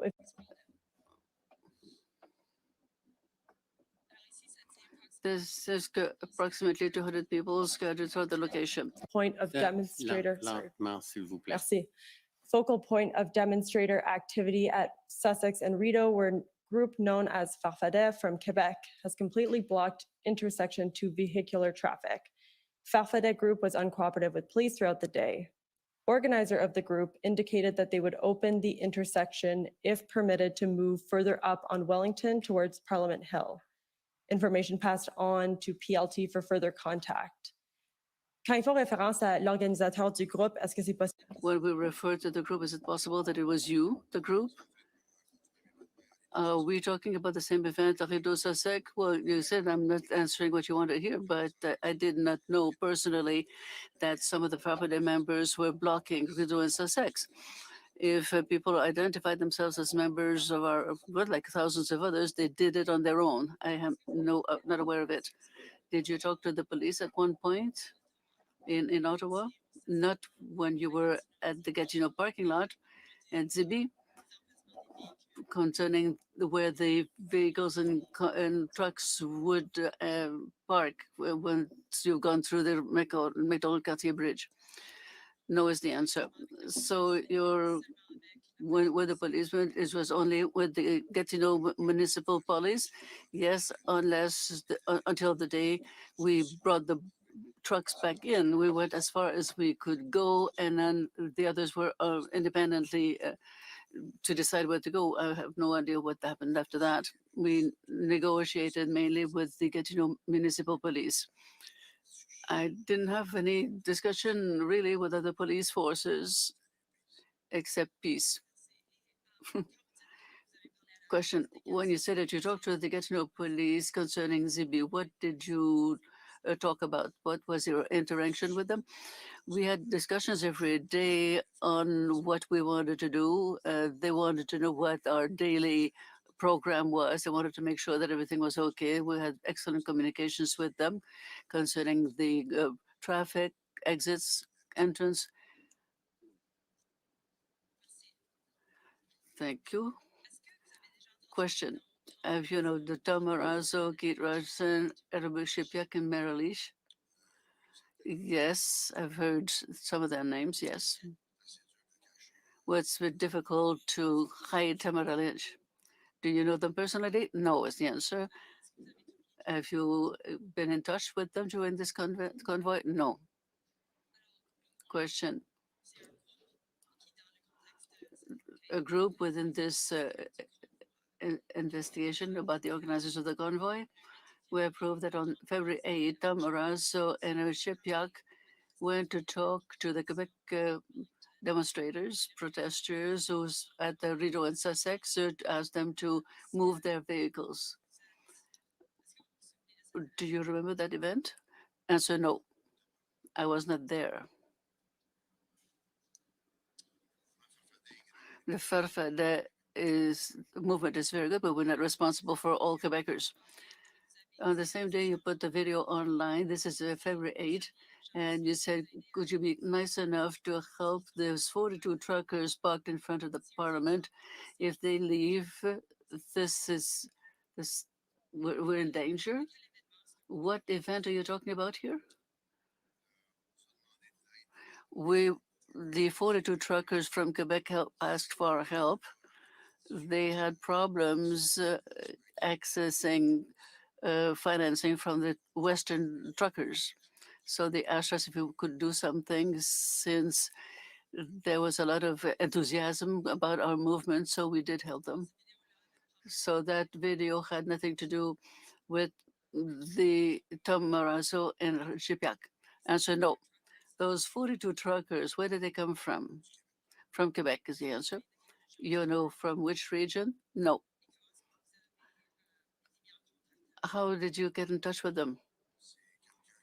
Someone asked me to go and meet with them. One of the truckers was ahead of the group, and quite a few others.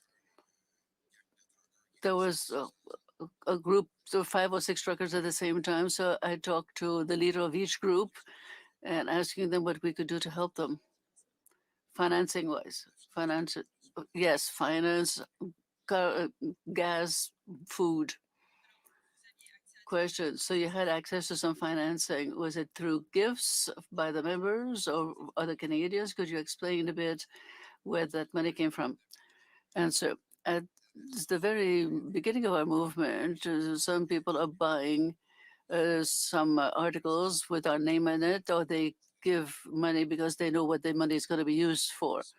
Contrary to organizations who are so-called officially recognized, where you have to put 10% in the street. I'm saying 10%, but I haven't read any documents recently. But the nonprofit have you can spend 90% for administration purposes and 10% in the street. We committed ourselves to giving 95% that we get to the street, and 5% is to pay for gas or people who are helping us, which means that we are trusted. People rely on us, and they want to help us because they know that we help those most in need. During the occupation in Ottawa, we took care of people who were really in need and who were there at the demonstration. So we committed ourselves to give them help from as gas, for instance. And on my Facebook page, I asked since the financing sites from the Western Convoy were frozen, the GoFundMe had been closed and all that was frozen. We told people who know us, since they are trusting us, if we want to get their money from there to us, we are committed to spending that money on the street. This is what we've done, and the money started coming in. Question. With people getting in touch with you through Facebook, who are these people that you're talking about? Answer. Generally speaking, these are people who get in touch with our Facebooks, they get in touch with somebody who's close to the core movement. For the event in Gatineau in Ottawa, we help people directly on the street. I can tell you that we fed hundreds of homeless people in Gatineau and Ottawa over and above the truckers. When you say that you fed them, how did that happen? What did you do? Well, we had a camp in the ZB parking. We had a popular kitchen. People who were volunteers, they went there to cook, and people were welcome if they wanted to eat. And of course, word spread around saying that we can eat at the ZB parking for a voluntary contribution. If you have any money, if you don't have any money, you can still eat. We had a lot of people in dire needs who came to eat there. Then we committed ourselves to helping the truckers. And so we asked whether there was somebody in the movement who was willing to work on a kiosk, on a booth on Wellington Street. A lot of people close to us said, okay, we'll take care of that. And we had nothing to do. It was done easily enough. People just took care of themselves. People really helped to have a tent on Wellington Street and to offer soups and coffee and whatever they could for the truckers, for the demonstrators who came for a day or two, and the homeless. Question, what did you do day in and day out? Did you go to Ottawa every day? Did you stay in Gatineau? What was I doing? I was trying to get rid of the fires. I spent my days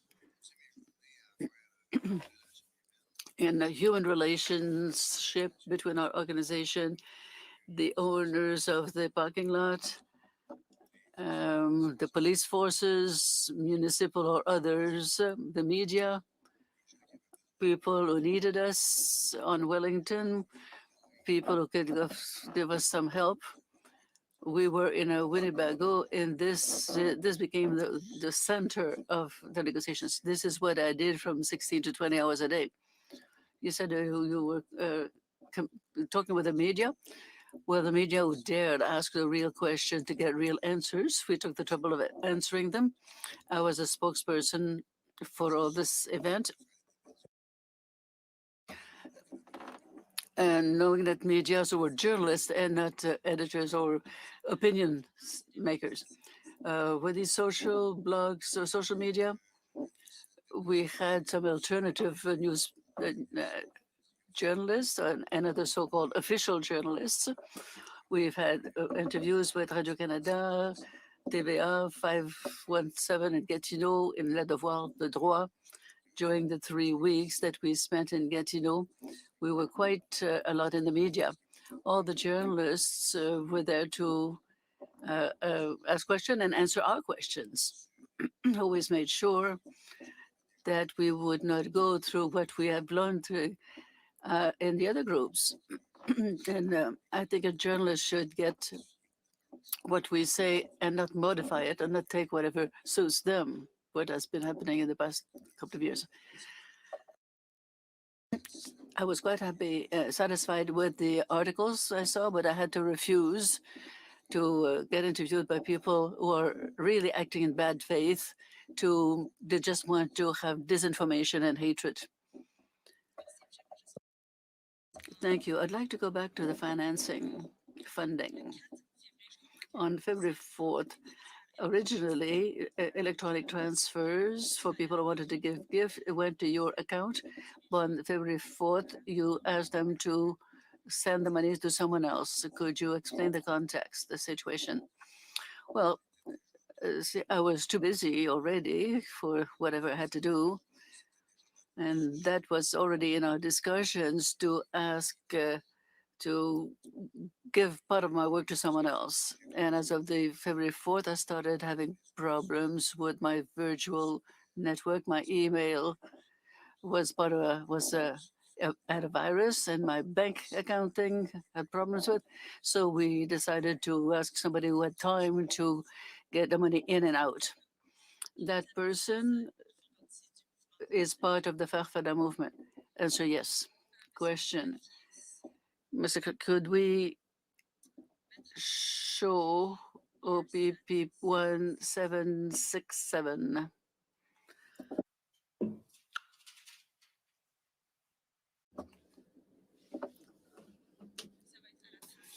On page 33.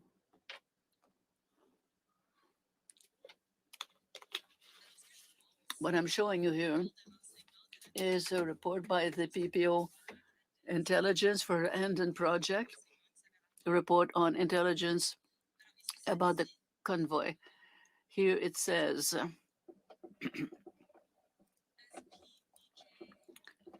Intel advised that, according to Redacté, the group Farfadet has handed 14,000 to Quebec truckers in Ottawa in the last 2 days. He also mentioned that an additional $10,000 will be distributed to truckers today in Ottawa. Est-ce que c'est exact? is that true? I don't remember the exact dates, but the exact amounts, yes. This is money you receive through electronic transfer or cash gift. Both is the answer. We had electronic transfers that were gone through someone else of the movement, and when we had the booths for soup and coffee, we had voluntary contribution, and so they would put money in a pail, and we redistributed it. In total, you distributed more or less $24,000. More than that is the answer. Can you tell us? Not exactly. We're now closing our account books on 31st of October. This is the end of our year for the Farfadet, but I couldn't tell you exactly. Question, that money was redistributed to the people who needed it, people who had some needs. Yes, is the answer. During the 3 weeks we were there, we concentrated our efforts on what was happening in Gatineau and Ottawa. Then we spread out in helping the families throughout the province. Question. Earlier today, we talked about the agreement you had with the parking lot, ZB, and you mentioned the court order injunction. The owner of ZB parking lot would accept your payment $1,000 a day. Sorry, yes. At one point, that owner stopped receiving your payment and asked for an injunction at the Superior Court in Quebec. Could you explain that? Well, there were quite a few steps in that negotiations. We didn't go from stopping the payment to injunction directly. We realized that he was not accepting the payment. Days went by and we had other things to deal with. So we didn't deal with that. We tried to make a payment every day. And then the municipality complained. The firemen came for 2 inspections. We have retired firemen in our organization that were the link between our organization and the municipality to follow the municipal recommendations, which is what we did. There was a lot of pressure, more and more pressure, to get rid of us legally, but it didn't work because we were trying to pay according to our original agreement.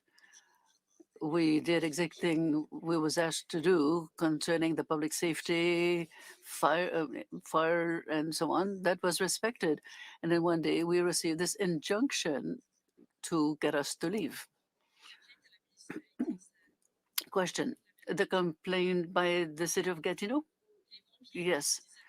What were the firemen say when they were talking about the security reasons, safety reasons? Well, they came for an inspection and they recommended to put the fuel somewhere, to put extinctor here and there when the strategic, and they inspected the wood stoves, and they made recommendations which we followed, respected. Very logical. Question. So you followed this, and despite that, there was an injunction.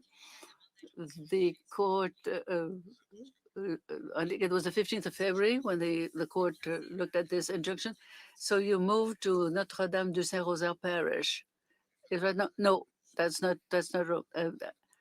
I went to court through internet. No, but the group that was at the ZB parking lot, where did they move after the injunction when we left?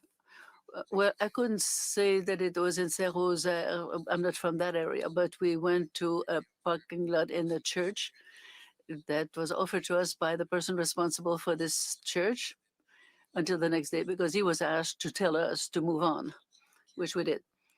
Question.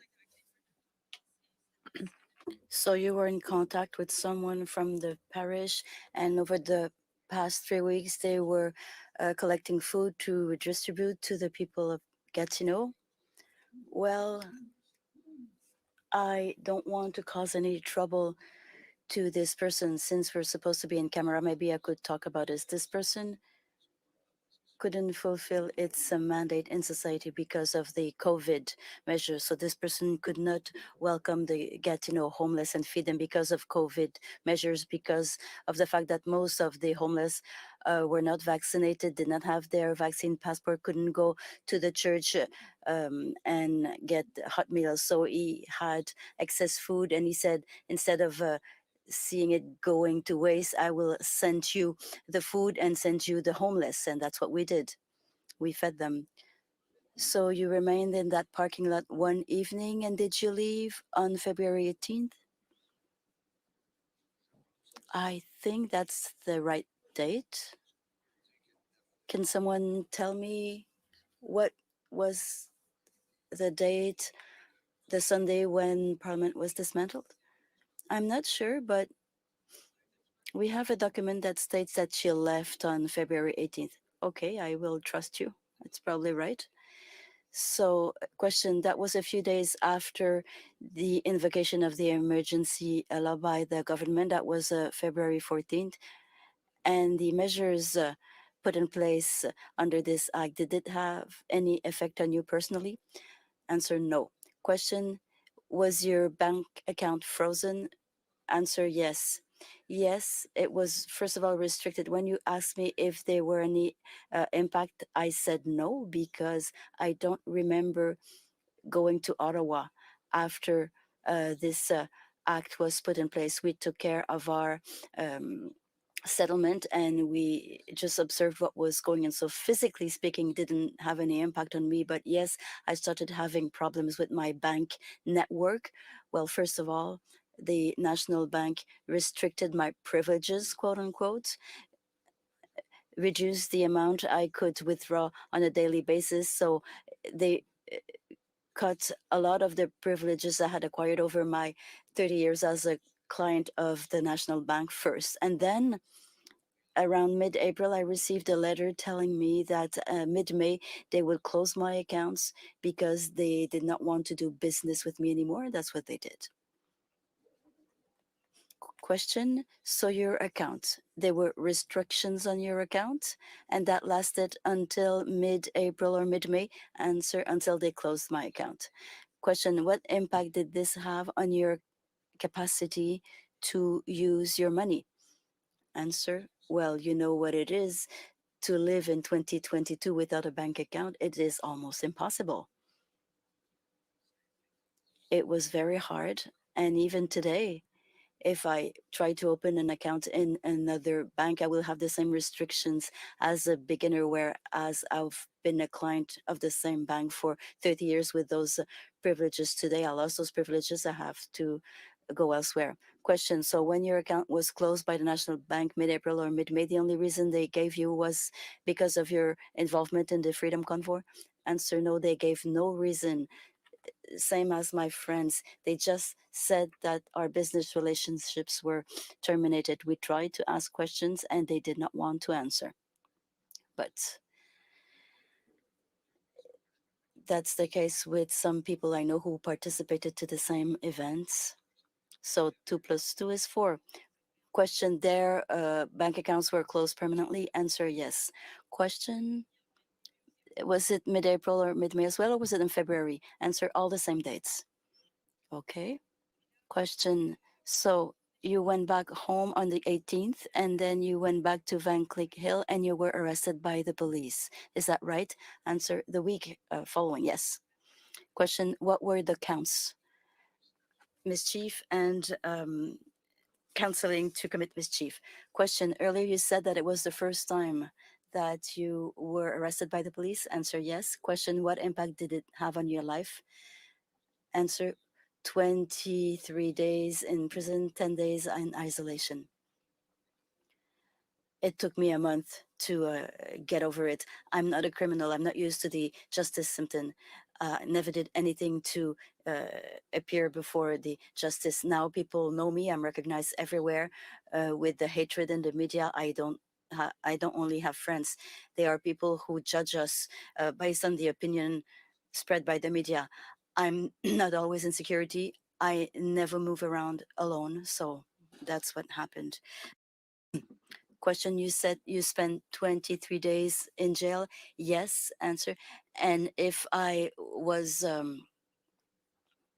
released, it's because I had to abide by some very strict conditions. I cannot express myself on the social media. I cannot be seen in the presence of some people on Wellington Street. It's the same. And there are more conditions. So that's part of the fundamental rights to be able to express oneself in Canada, as far as I'm concerned, but I lost this right. Question, do you have anything else to add about the impact of the Emergency Act on you before I move on to my next questions? Answer, yes. When you started with the examination, you asked me if I had been the witness of violence. And yes, I witnessed violence by a group called Antifa that vandalized vehicles during the night to damage or to harm the manifestation. And I was the witness of violence by the police.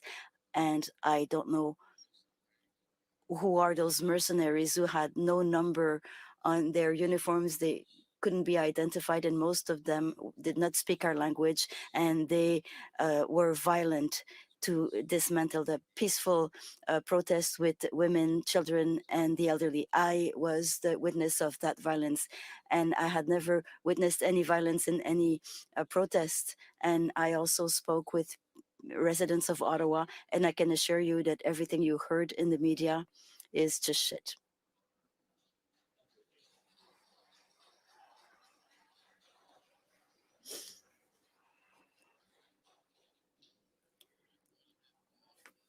If there's no further outbursts like that, s'il vous plaît, le respect, oui, vous Please, yes, I understand this is emotional. I understand. please respect that this is in the nature of a hearing, and outbursts like that may require that I empty the hall, which I don't want to do because it's a public inquiry and it's important that people be here to witness it. Merci, Monsieur le Commissaire. Thank you, Mr. Commissioner. I'm sorry, says Mr. Charland, if I is responsible for this. Well, you can express yourself freely. I'm responsible for discipline. Thank you, you giving me my right to speak, and that feels good. That's the goal, says the Commissioner. Mr. Charland, I cannot believe that in Canada, in a peaceful country, with peaceful protesters, that a protest is dismantled This is where people beautiful just want to be exchange of heard in words that to way. witness. I know people today who Beautiful. are in exile in Mexico and in Cuba because they cannot stand to see what is happening in our country. It makes no sense. We've always said that we live in a free and peaceful country, and the protests were always conducted in a peaceful spirit. If it had not been the case, I would not have gotten involved. I never got involved in any protest managed by and on in the name of violence. Not before, not today. And what the police force did is really disgusting. People were harmed, wounded. Cayenne pepper was used. We were evicted before that. Maybe that's a good thing, but it's awful what happened on the hill. Just because the government is not willing to have a dialogue, engage in a dialogue with us when we ask for that. Thank you. Question, I'm almost done. I have two quick questions. Were you in contact or in communication with protesters or organizers involved in the blockade of the border and entry port, Kootenay, Emerson in Manitoba, and Windsor, the Ambassador Bridge? Answer, no. Question, thank you, Mr. Charland. That's it for my questions. Is there anything else you would like to say to the Commissioner? Something that maybe you did not have the opportunity to say today? Answer, yes. Yes. Apart from those events, apart from all the protests that took place in our country after more than 30 years being actively involved in politics as a citizen of the people, with the people who want to try and get involved with the citizens and the people of this country. What I find really awful and terrible is that one day your ancestors who were elected wrote the Canadian Constitution and the Charters of Rights and Freedom for Quebec and the other provinces. At the outset, I can't believe that we are given a charter to explain what we're allowed to do. You gave us charters, you gave us tools to explain to us what we're allowed to do and not do. That is an aberration, I believe. That is ludicrous. And today in 2022, we have to stand up.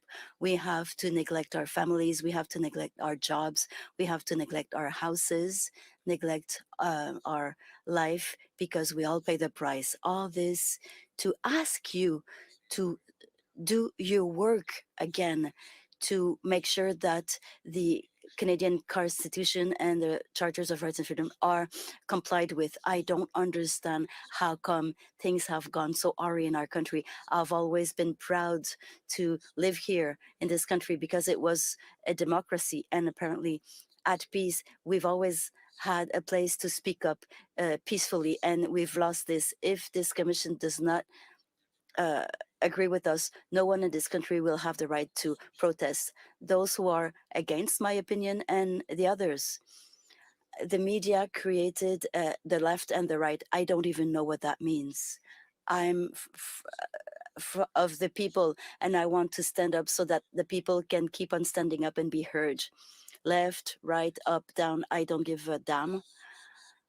It's become the people against the elected officials who are managed by multinationals, by money, by other powers, and that makes no sense in a quote unquote evolved society in 2022. How come we have to demand that our charters are respected? Otherwise, we are put in jail because we offered soup and coffee to people who were in need.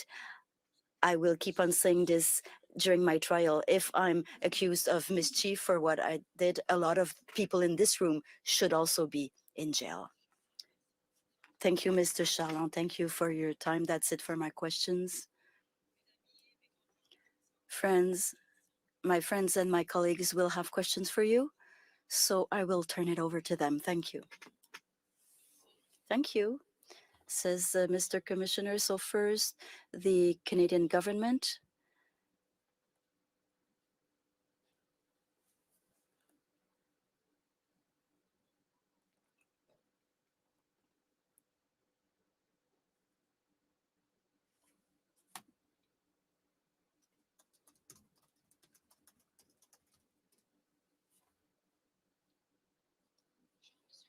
Good afternoon, Mr. Chalon. Caroline Laverdière here. I'm part of the team of councils representing the Government of Canada before this commission. And sir, do you represent the government or the Liberals? I represent the Government of Canada, Mr. Chalon.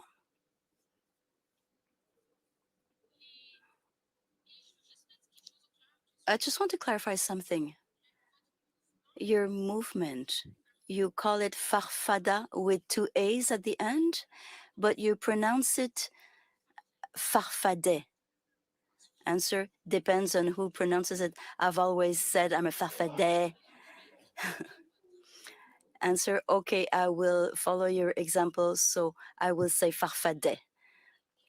So the Farfadet, one of the distinctive signs, and you mentioned that you sold a lot of items with the Farfadet logo. One of the signs is the black leather jacket, sleeveless jacket that we wear over other pieces of clothing, and there are some badges or crests.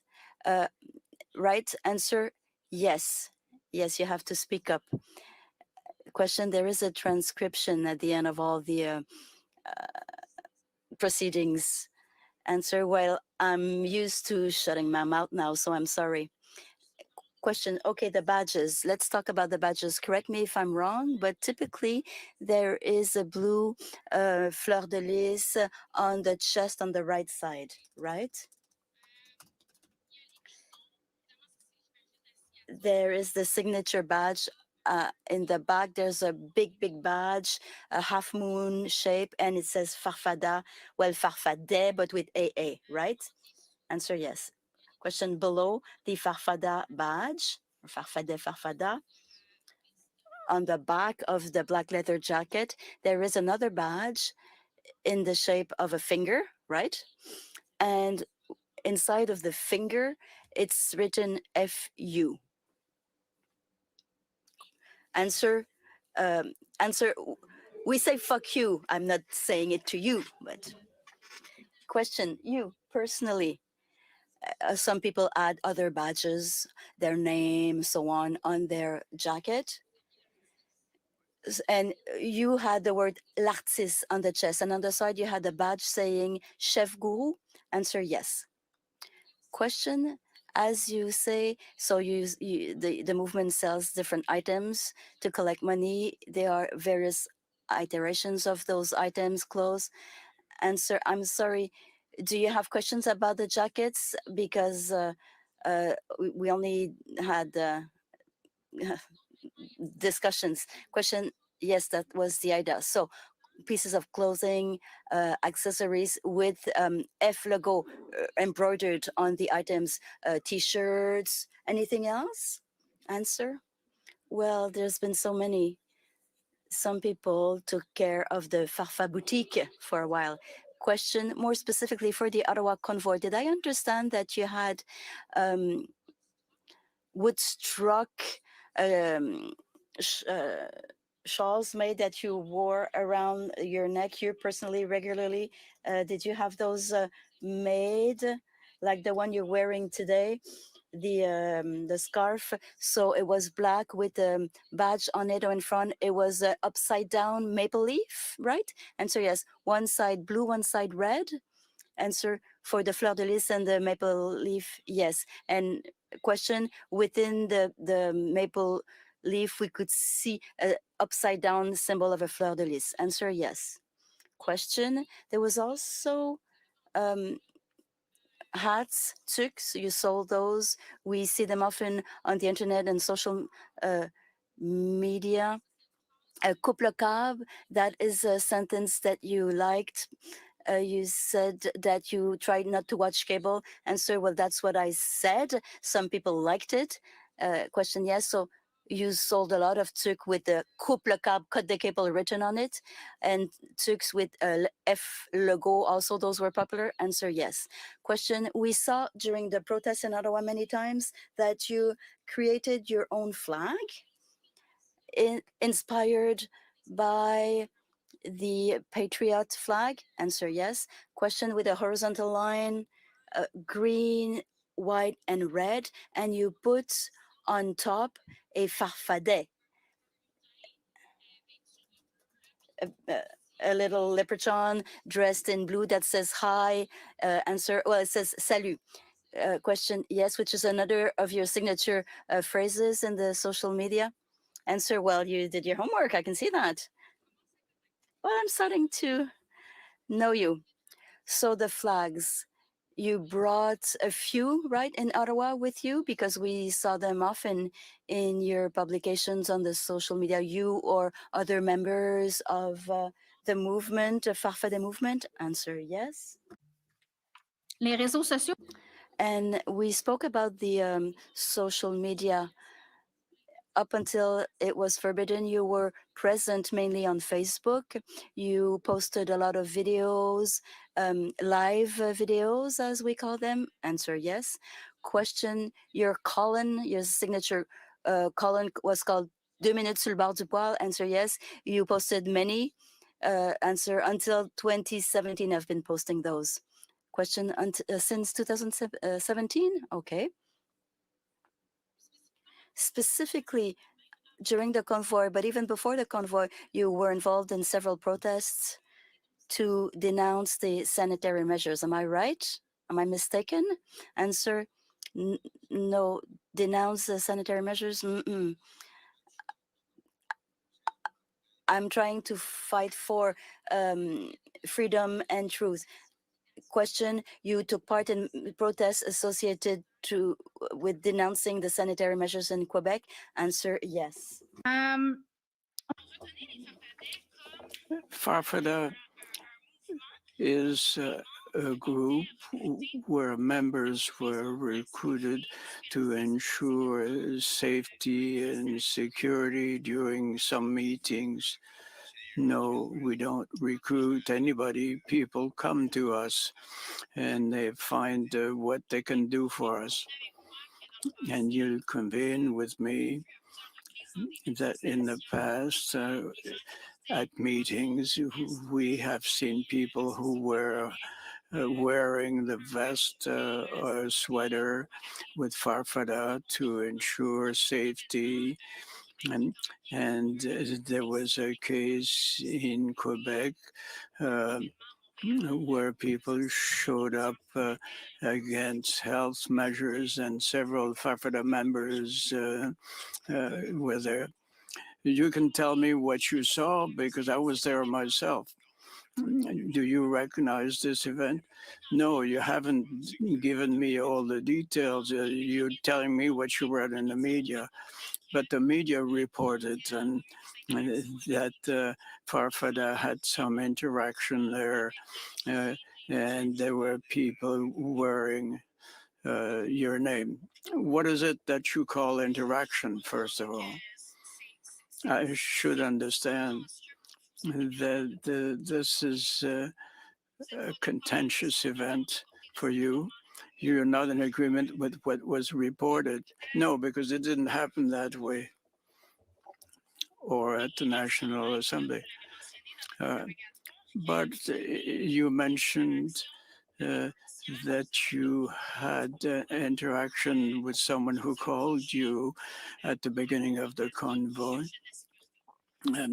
who was mentioning safety as a goal. Yes, I already answered that. Yourself on January 9th.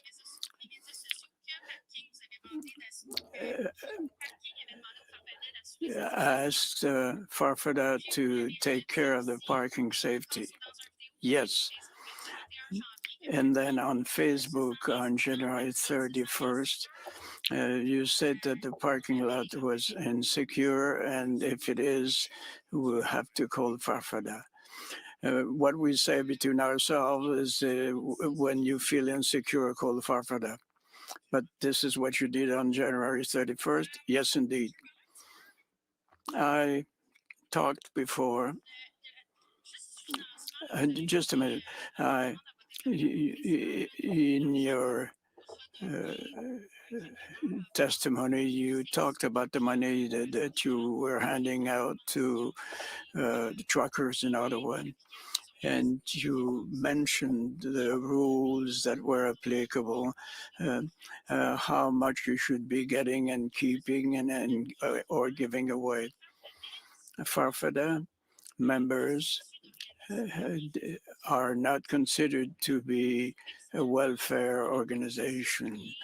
You haven't set up a welfare organization to hand out the money you were. When I had the funding, I did it myself and everything is up to date.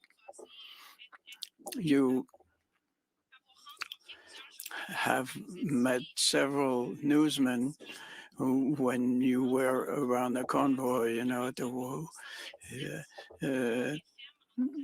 you gave a reply to 547 in Ottawa, in Gatineau, that came up in the morning. Do you recall that the newsman was asking you details? What will it take for you to take off?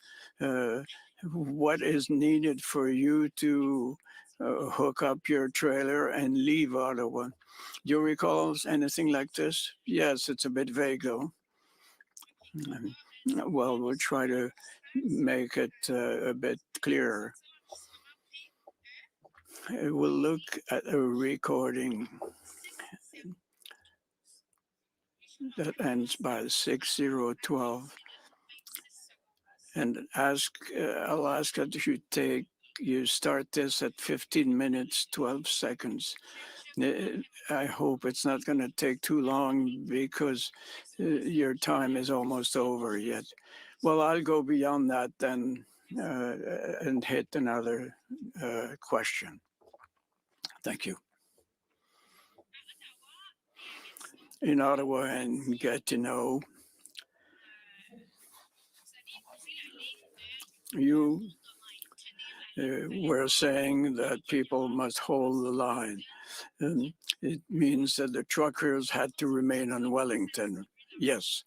And this is where you started to give money out to help out truckers. Yes.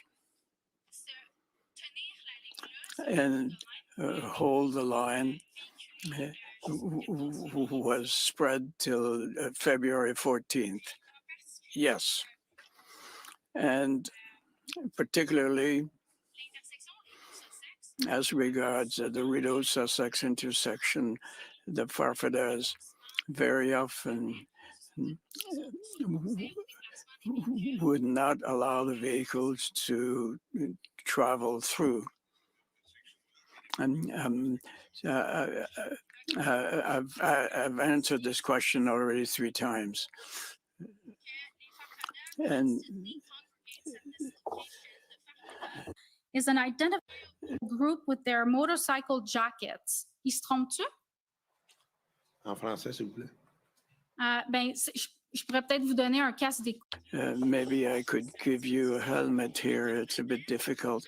The Farfada would meet consistently at Rideau and Sussex.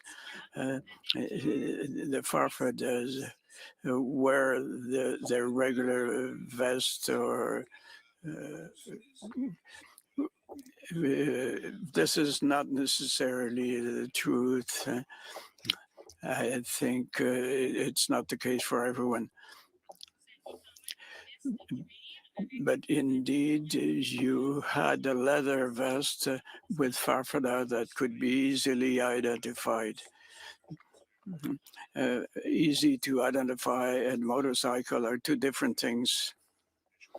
But I still don't understand why you are bringing this to talk about motorcycles. We have motorcycles, but most farfadas don't have any. And this was just to explain. When the police says, a group known as Farfada from Quebec has completely blocked intersection to vehicular traffic. Farfada was uncooperative with police throughout the day. La police se trompe encore? La seule chose que j'ai entendue dans... Are they still wrong? The only thing I understood was Sussex and Rideau. We've talked about it already 6 times. I'm sorry about that. I took it for granted that you could understand things in English because many extracts were presented in English. The idea for Rideau and Sussex, he already answered about it about 15 times already. So I don't think it's a pretty good use for the additional time to repeat the questions, hoping to get a different answers. Thank you very much. Last series of questions, it's going to be very short, Mr. Commissioner. I want to confirm a few points here. Mr. Marazzo, you don't know him and you don't know anything about the understanding he had with the city for trucks on Rideau Sussex. But on February 14th, you're not aware either of the hearing of what Chris Barber did in order to move the trucks around the 14th. No, I'm not aware of this.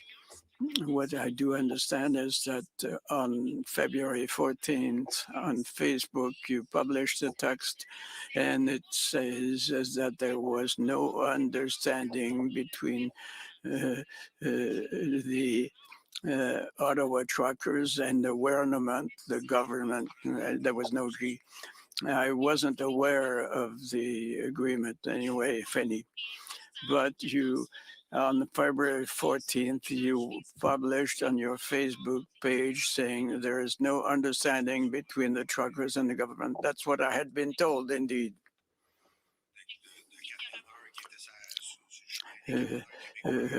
Quebec trucker that we talked to. And you say the Farfadet issue is not solved at this time. It means we need the assistance from our members. You're talking about ZB and the trucks that are in Ottawa. Last question, to clarify what was said earlier.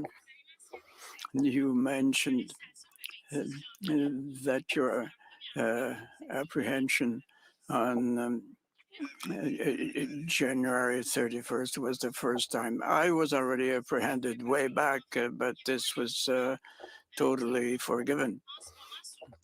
You're not being accused for mischief, for blocking streets or roads on La Fontaine. Well, I have to go to court, but I was never apprehended for that. Yes, there are accusations, maybe. I'm not really accused. We haven't been to court yet. You haven't been condemned yet, but for something that happened in January 23rd, your spouse, Karen Tardif, and Tony Rioux, and André Desfossés were also members of Farfada. And this took place on March 13th, 2021. Thank you, Mr. Commissioner, for the additional length of time. I have no further questions. Thank you. Have a good day. The Convoy organizers are next.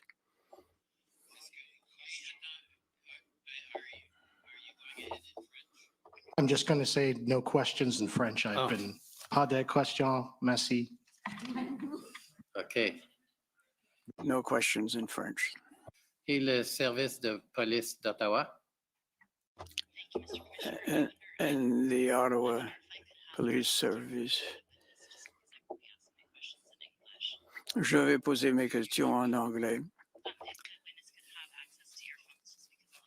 Est-ce qu'on peut avoir accès donc à la traduction? Bien sûr. All right.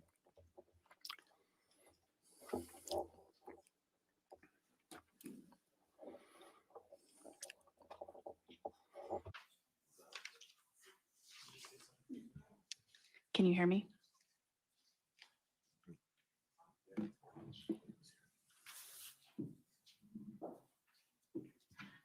Good afternoon. My name is Jessica Barrow, and I'm counsel for the Ottawa Police Service. I just have a couple of questions for you. I believe you went over this a couple of times, but just to be clear, you were not at the intersection of Rideau and Sussex at any time during the course of the events. Is that fair?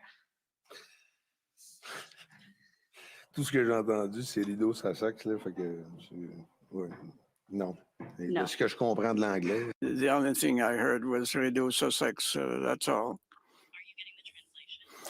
Là, il y en a trois qui me parlent en même temps. I hear three different voices together.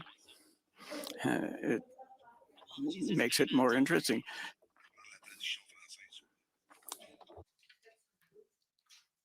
I'd like to get the French translation.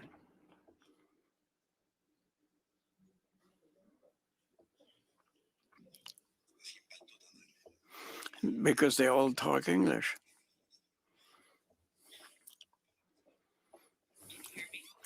Oui. Ah oui. There we go. Thank you. So I think I have the answer to this question now multiple times, but just to be clear, since you didn't perhaps understand my full question the previous time, you yourself were never at the intersection of Rideau and Sussex throughout the events of the convoy, is that correct? Oui.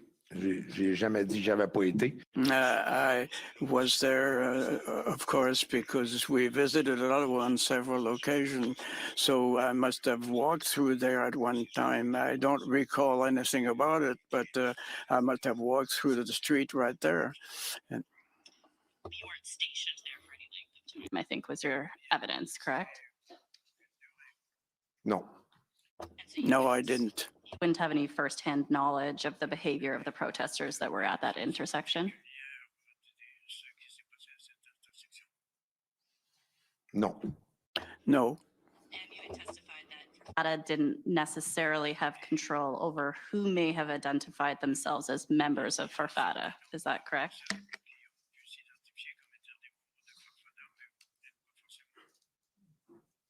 Non, comme j'ai déjà dit. No, as I said earlier in another reply, I can't figure out what happens everywhere with everyone. And do I have it correct that you were not downtown Ottawa on February 18th? And for the weekend that followed that February 18th? Oui, c'est exact. Yes, indeed. I wasn't Ottawa. We were moving around at the time. I don't even recall if I went back to Ottawa after February 14th. I don't think I was there at all after the new legislation was implemented. On the 18th, I wasn't there, that's for sure. Okay, so you have no firsthand knowledge then as to the arrests that occurred on February 18th to 20th in downtown Ottawa? Non, j'étais. No, I wasn't there. More specifically, you don't have any firsthand knowledge of the behavior of police officers in the course of those arrests?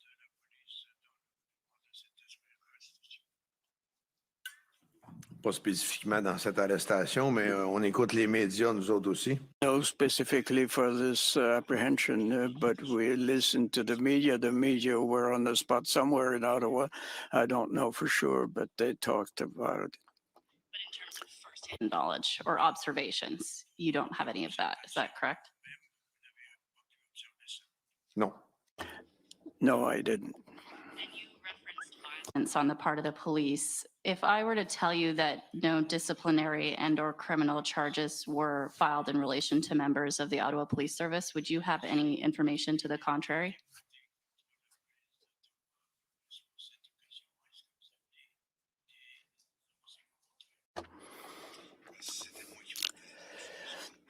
If I was to accuse myself, I might know about it, but it wasn't me. It was mentioned by the media. I might have heard a few things from my friends. I know that some people were expelled from their vehicles. We have seen a great many things in the media. Have seen what happened on TV. I wasn't there myself. Referring then to violence on the part of the police, you're referring either to conversations with friends or to things you've seen in the media, but not to any firsthand observations. Indeed, I wasn't on the spot myself. Okay, thank you. Those are my questions. Merci. Merci. Maintenant, la police provinciale de The provincial police. Ontario Police, provincial police.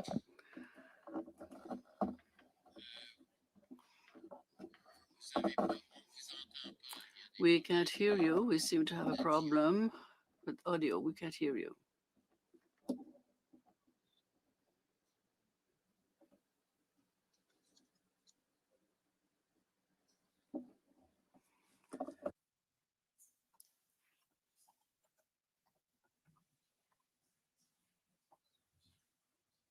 Ça va être en anglais ou en français? Je ne sais pas. On ne l'entend pas. C'est pas. Is it going to be in English or French? I don't know. I can't hear him. It's on mute.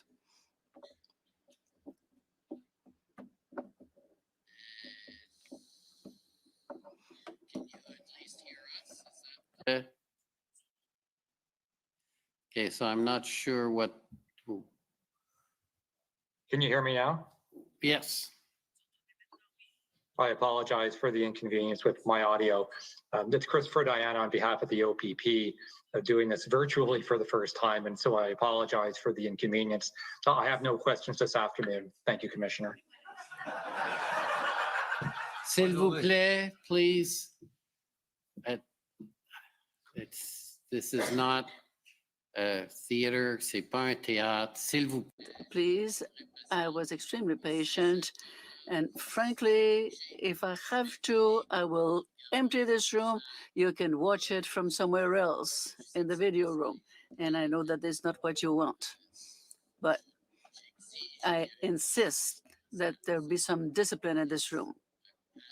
To cooperate.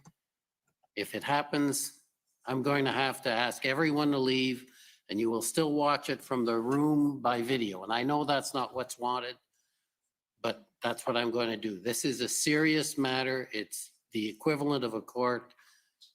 And I think everyone wants a certain amount of respect for the process. Alors, le prochain, c'est... Next time, the lawyer counsel for Mr. Slowly.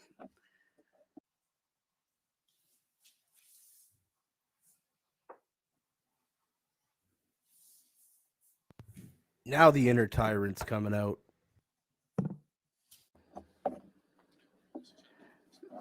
Good morning, Mr. Charlin. I'm Nicolas De Stefano. I'm the lawyer for the Mr. Solé, ex-chief of police. I want to have a few small questions for you. You testified that you had a lot of experience with the protest movement. How long has it been since you've been involved in these movements? My first participation directly was in a conference in 1992 where we were talking about free trade. And I took part directly at that level, and I've been involved since. So you took part in quite a few demonstrations, yes. As a member of La Meute before that, yes. And other manifestations or demonstrations with the Fafada, yes. You took part in some demonstrations with sanitary demonstration in the past. Well, I mean, before the Freedom Convoy, yes, is the answer. Question, when you got to Gatineau on January 29th, is it true to say that you noticed that there was an atmosphere or a different type of support than with the previous demonstrations you took part in? No. Different? No. The atmosphere has always been quite good in our demonstration. We've always had a very good relationship with police forces we dealt with. Well, I'll ask the question in a different manner. Is the importance of this was much bigger than other demonstrations? Answer, yes, that was without any precedent. That is something you've never seen before. Yes. Yes, something that I haven't seen before. You question, you even testified, I didn't note it exactly, but correct me if I'm wrong, but you were surprised by the support that your group received when you were going to Ottawa.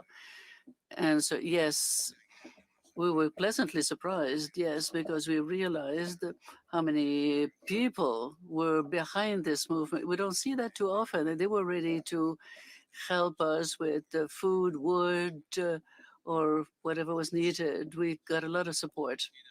Question, so you'll agree with me that you did not yourself expect such support and so many people and so many resources on January 29th?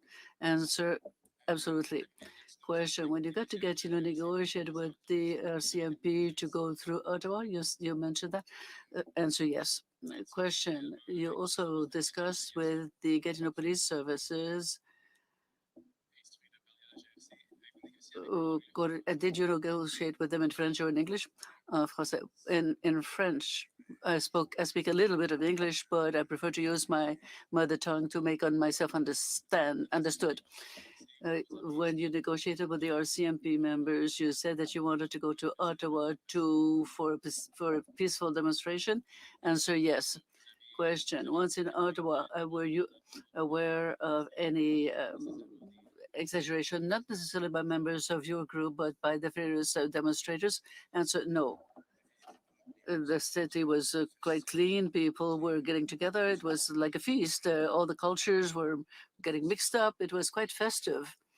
Question, no lack of respect towards the Ottawa people? Answer, no. No intimidation? Answer, no. Could we see PB MSC CAN 6000089?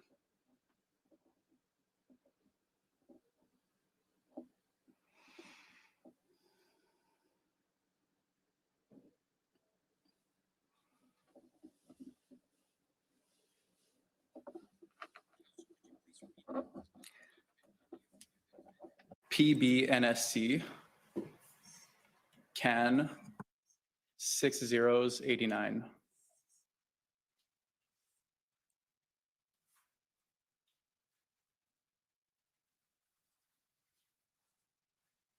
And can we zoom in on that screenshot of the Facebook post, please? Donc ça, c'est un... This is a document that was produced by the RCMP concerning the police forces. We see an excerpt on a Facebook document. Can we blow it up so we can see it? Unfortunately, the name of the person was deleted or caveated. It was in black, was blackened.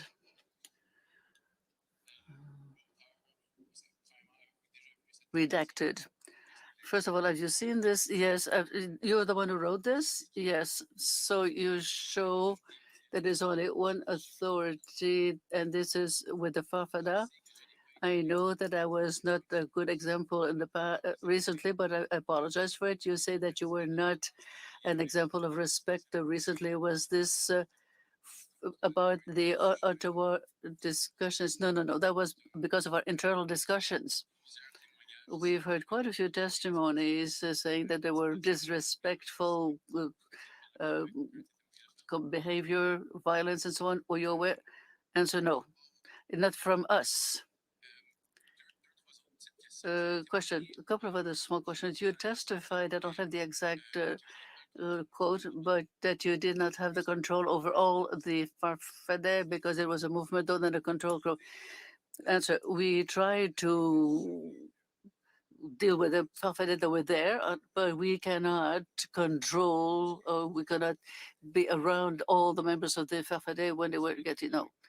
Question, you agree with me then that the Farfadet are not speaking in one voice? That they don't speak in one voice? Yes, indeed. So it would be impossible for the member of a police service to negotiate with you for the whole group, for the whole movement. In as much as possible, I do try. But it would not be possible for you to come up to an agreement with the police in the name of all the members of the Farfada to leave Ottawa. Yes, we've done it. Each member of the Farfada followed your directives? No, I don't think so. We left the parking lot we were supposed to, and everybody went home. And I know that there were still some people who say that they're Farfada, and they were still in Ottawa. All right, thank you very much. Thank you. Next, the residents of Ottawa. Thank you, Commissioner.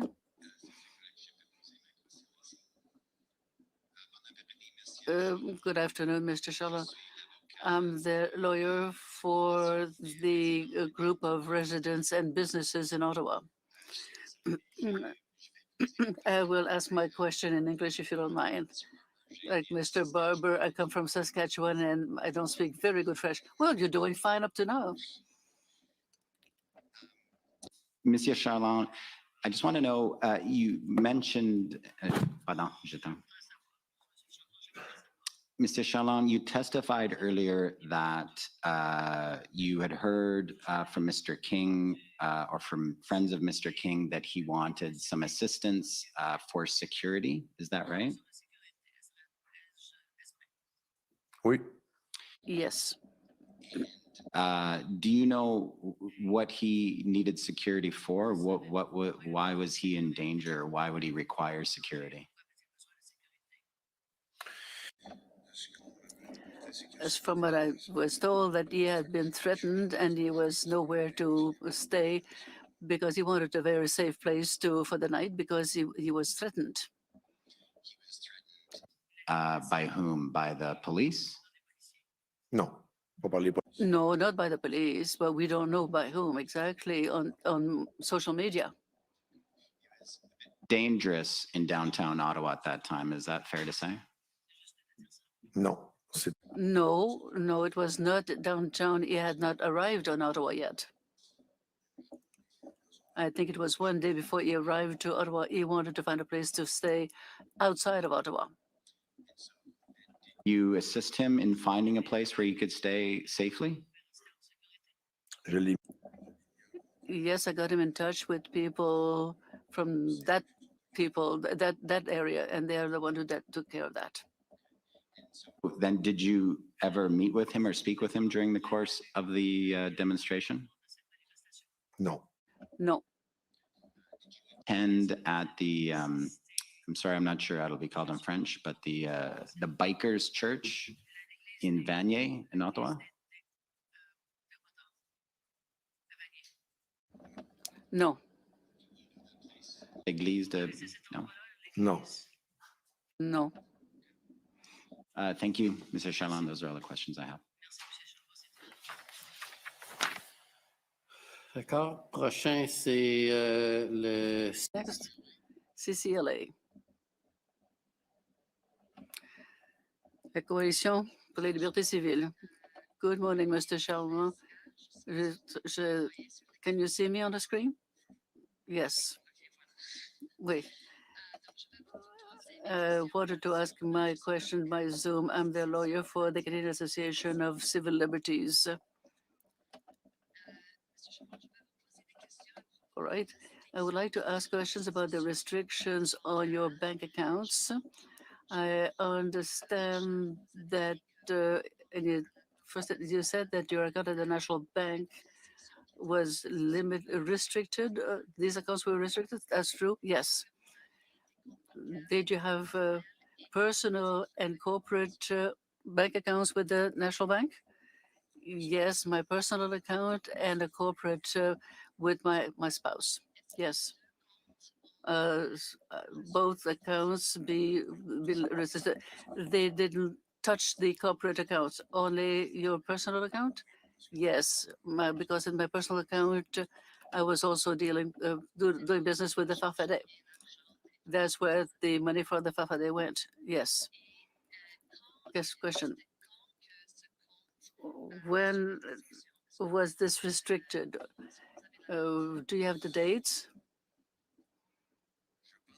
I think it probably is February 4th, because that's when we started having problems and we asked somebody else to do it. That I think it might be the 4th of February, but I might be wrong. So you think it was the 4th of February? I think so. Have your accounts been restricted later on after February 14? No, I received a letter in April saying that they were closing my personal account. Question, and that letter that you received in April was from the National Bank? Yes. Did you receive communications before that letter from the National Bank concerning your account? No. Have you received some communications concerning your account from the RCMP? No. Did you receive information concerning your account from the analysis and declassification and from Canada? No. Do you know any the reasons besides the letter from the National Bank why your accounts were restricted? No.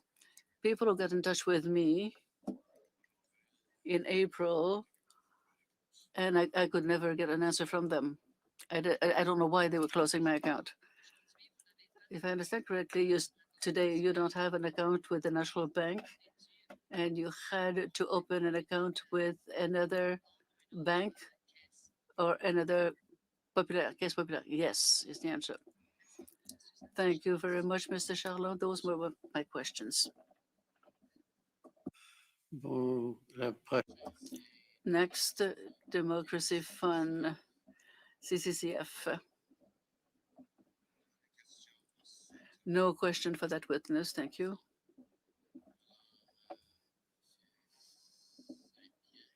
Mr. St. Pierre.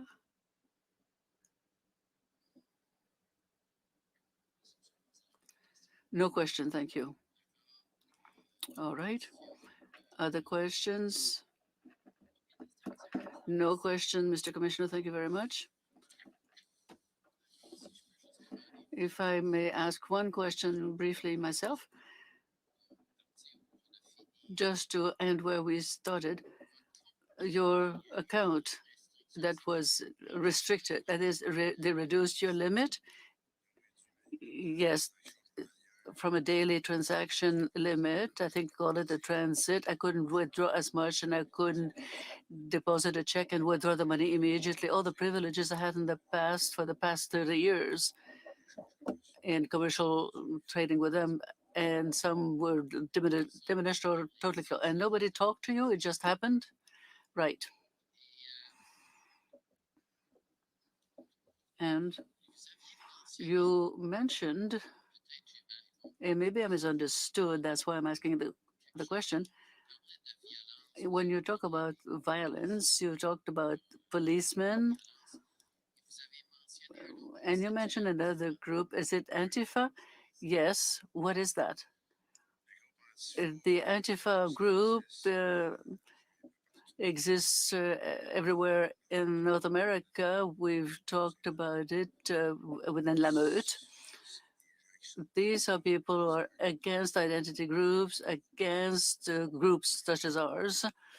And during the Ottawa events, it was told us by trackers who didn't know what it was, that what they were saying, some people said that the Antifa was doing all this, that they vandalized the things, that they got the tires, and then they said they're a protest group today, but that's not the same type as us.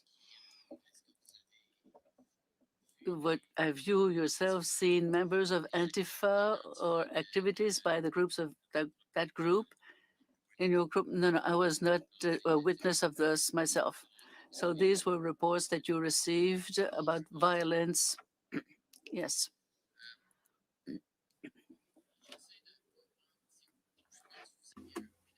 You had a Winnebago, is that right?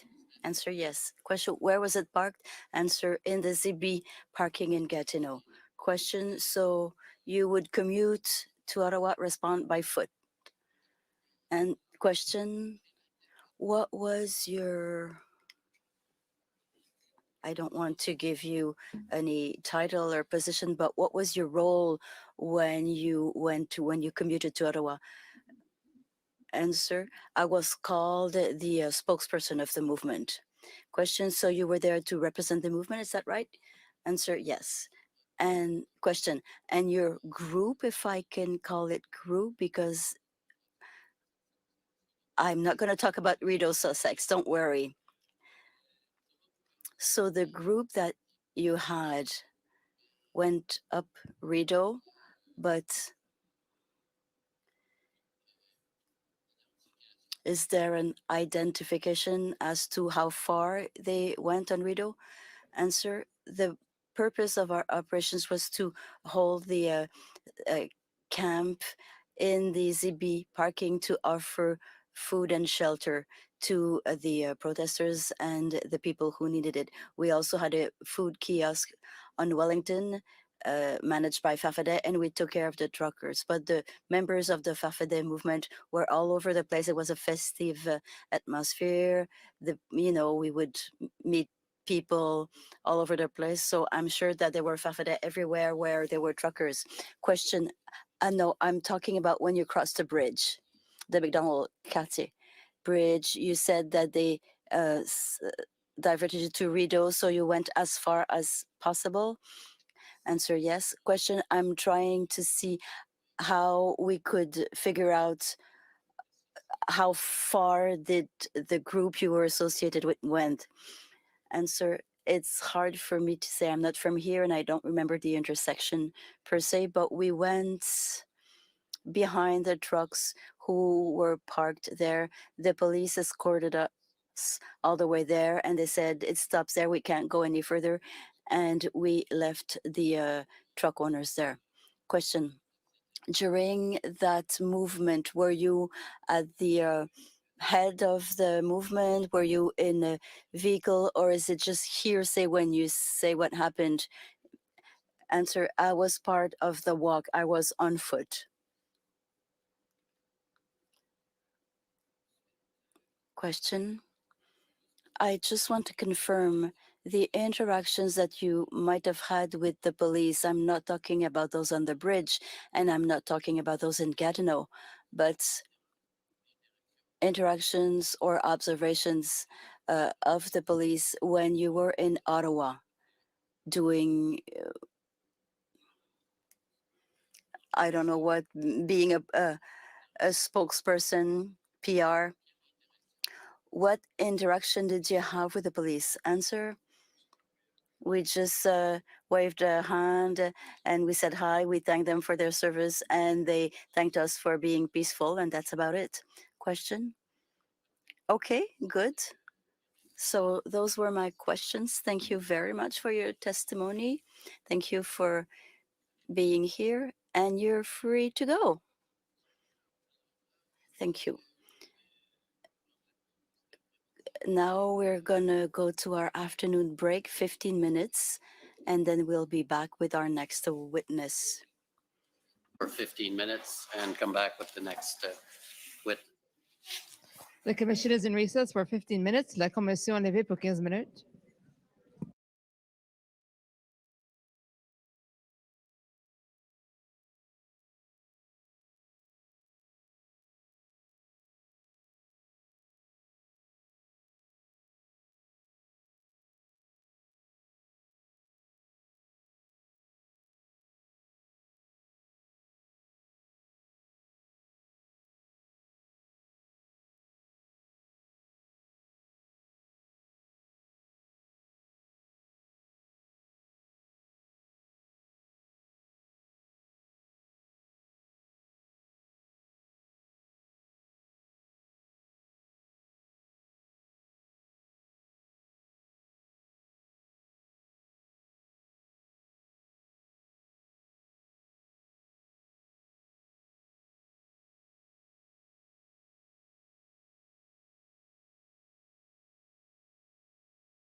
I believe that Bridgette will be coming up in 15 minutes now.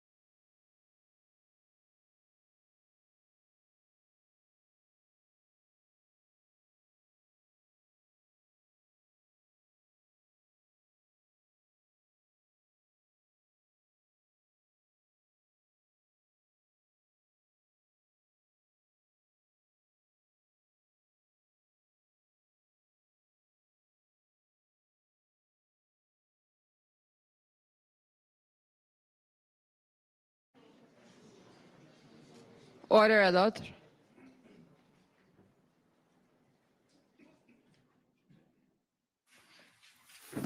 The commission is reconvened. La commission reprend.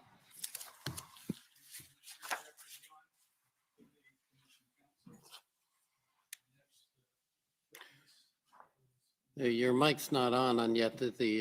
I'm sorry. Okay, go ahead. The next witness is Ms. Bridgette Belton, who is here with her legal representative, Ms. Jane Scharf, who I understand wants to address you. Okay, Ms. Scarf? It's your choice. You can do it from there or come up to the front, as long as you can be heard and recorded. Okay. I have a few requests to make at the outset. Bridgette needs more time. She's been allocated an hour, it's an hour and 15 minutes. She was one of the persons who initiated the convoy. She participated all the way through, and she has a lot of information about the organization element, and it's insufficient amount of time. So that's the first request. The second request is she has severe dyslexia, and we didn't get sufficient time to deal with the numbering and documentation. So we have a person here, Rebecca Shepherd, who has her documentation ready, and she can quote the numbers that need to be advised about what to bring up. And also, I want to request that I ask the questions of my client, because other witnesses are having their own counsel ask questions. We find it unfair, unreasonable for her to have to structure her statement according to questions given by somebody that doesn't know her case. And I also want an opportunity to question. I would like to question many different witnesses that were up there, but I'm only asking at this time to question Keith Wilson, because he's submitted a statement from an interview that he did on October 20th, and it discusses James Bowder and Bridgette Belton, and they need an opportunity to question him about that information. And that's all the requests. And then I have two objections. The first objection is this commission was struck under section 63(1), and it requires order in council, which is the entire cabinet, and it was only based on the recommendation of Justin Trudeau. So that is a problem, considering he's the subject of the inquiry and he's calling it as well. I'm understanding that Bill Blair set it up, so he chose yourself and whoever else are significant administrators in this process. We find that that's unreasonable, considering these are the people that are being investigated, so they should not be setting up this process, and the chair should not have been somebody that was selected from the liberal camp, so to speak. And the other objection is the inquiry is focusing on the grounds, whether there was sufficient grounds to call the Emergency Act, and this is, in my view, moot, because the Emergency Act was also not invoked legally according to section 17(1), which required an order in council, which would have been the entire cabinet. The only time the executive is allowed to make order in council without going through cabinet is in an emergency. So they had to at least initiate the process through the cabinet. That wasn't done. So all of this, in my view, seems moot, because if it wasn't legal out of the gate, there's the main issue. And that's it. Well, that's a good list. We haven't had a list like that in any case. So let me try and address them. Firstly, you may not know, but I'm not in the Liberal camp. I've been a judge for 20 years, so that's just a fact. Who were you appointed by? I was appointed by the government, as you know. By the Liberal But government? I'm not here to be cross-examined. I'm sorry. That's not Oh, how wow. it works. So, but I'm just giving you a fact. Now, having said that, you of course can object to what the commission, how it was set up. That's something I can't do anything about. That's something you would deal with in the federal court, and you're certainly free to do that. In fact, I believe there are other parties who are in the federal court attacking the Emergencies Act, and I believe there's also someone in court today attacking one of the subpoenas. So that's something, if you think I'm not properly constituted, obviously that's something you can pursue, but there's nothing I can do about that. In terms of your 4 questions, the objective here is to get the testimony that the public wants as to how this all developed. I think your client we've heard, was very involved in it, and the commission would like to hear her evidence. Obviously, how that's going to happen, I said earlier today, you weren't here, that because of the nature of these questions and the nature of what witnesses like Ms. Belton have, I will be flexible about time, because ultimately what we're after is getting a proper representation from the people as to what happened, why it happened. So I can't say more than that, except that that's what our objective is. And we will be flexible for time. In terms of help, of course, if she needs help, that's something which, quite frankly, we're more than sympathetic about. We want the help needed, if she needs it, to get the documents out and to get the story out. That's what this whole commission's about, is about trying to get the information out. In terms of you questioning her, of course you can question her. It's provided in the rules. It will just come at the end, and how long you'll help guide us as to what's needed. Our expectation is, and Commission Counsel, if you have been following the commission, have been very good to let the witnesses tell their story, because we're not here to try and push one line or the other. I think if you were here for the earlier witnesses today, they're here to tell the story. Commission Counsel will help bring it out. But of course, you're entitled to, as Ms. Belton's counsel, to make sure if we've missed something, to allow her to do it. In terms of questioning other witnesses, all I could suggest is, at the end of the day, you speak to Commission Counsel as to issues that you think Commission should pursue, because again, same objective, whether it's this witness or any other witness, we want the story to come out.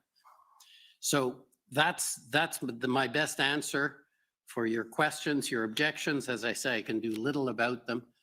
Federal court might be happy to deal with it, might not. I leave that to you. So that's my response. I'd like to be able to get on with Ms. Belton's evidence if I can, but I just want to hear if that's agreeable. Well, I've been allotted 10 minutes. Well, as I say, I will be flexible for that. And if you want more time, I will give you more time. I do want more time. I want a lot more time. I would like to question her throughout. Well, and we need more than an hour. Okay, So, well- I'm just putting it out there. That's the end of it. Okay, so can we proceed? One other thing, I did speak to Mr. Mather regarding Keith Williams' statement and where it's problematic, and he said to defer this issue to you. Okay, well, and I think he was deferring to me whether you could question.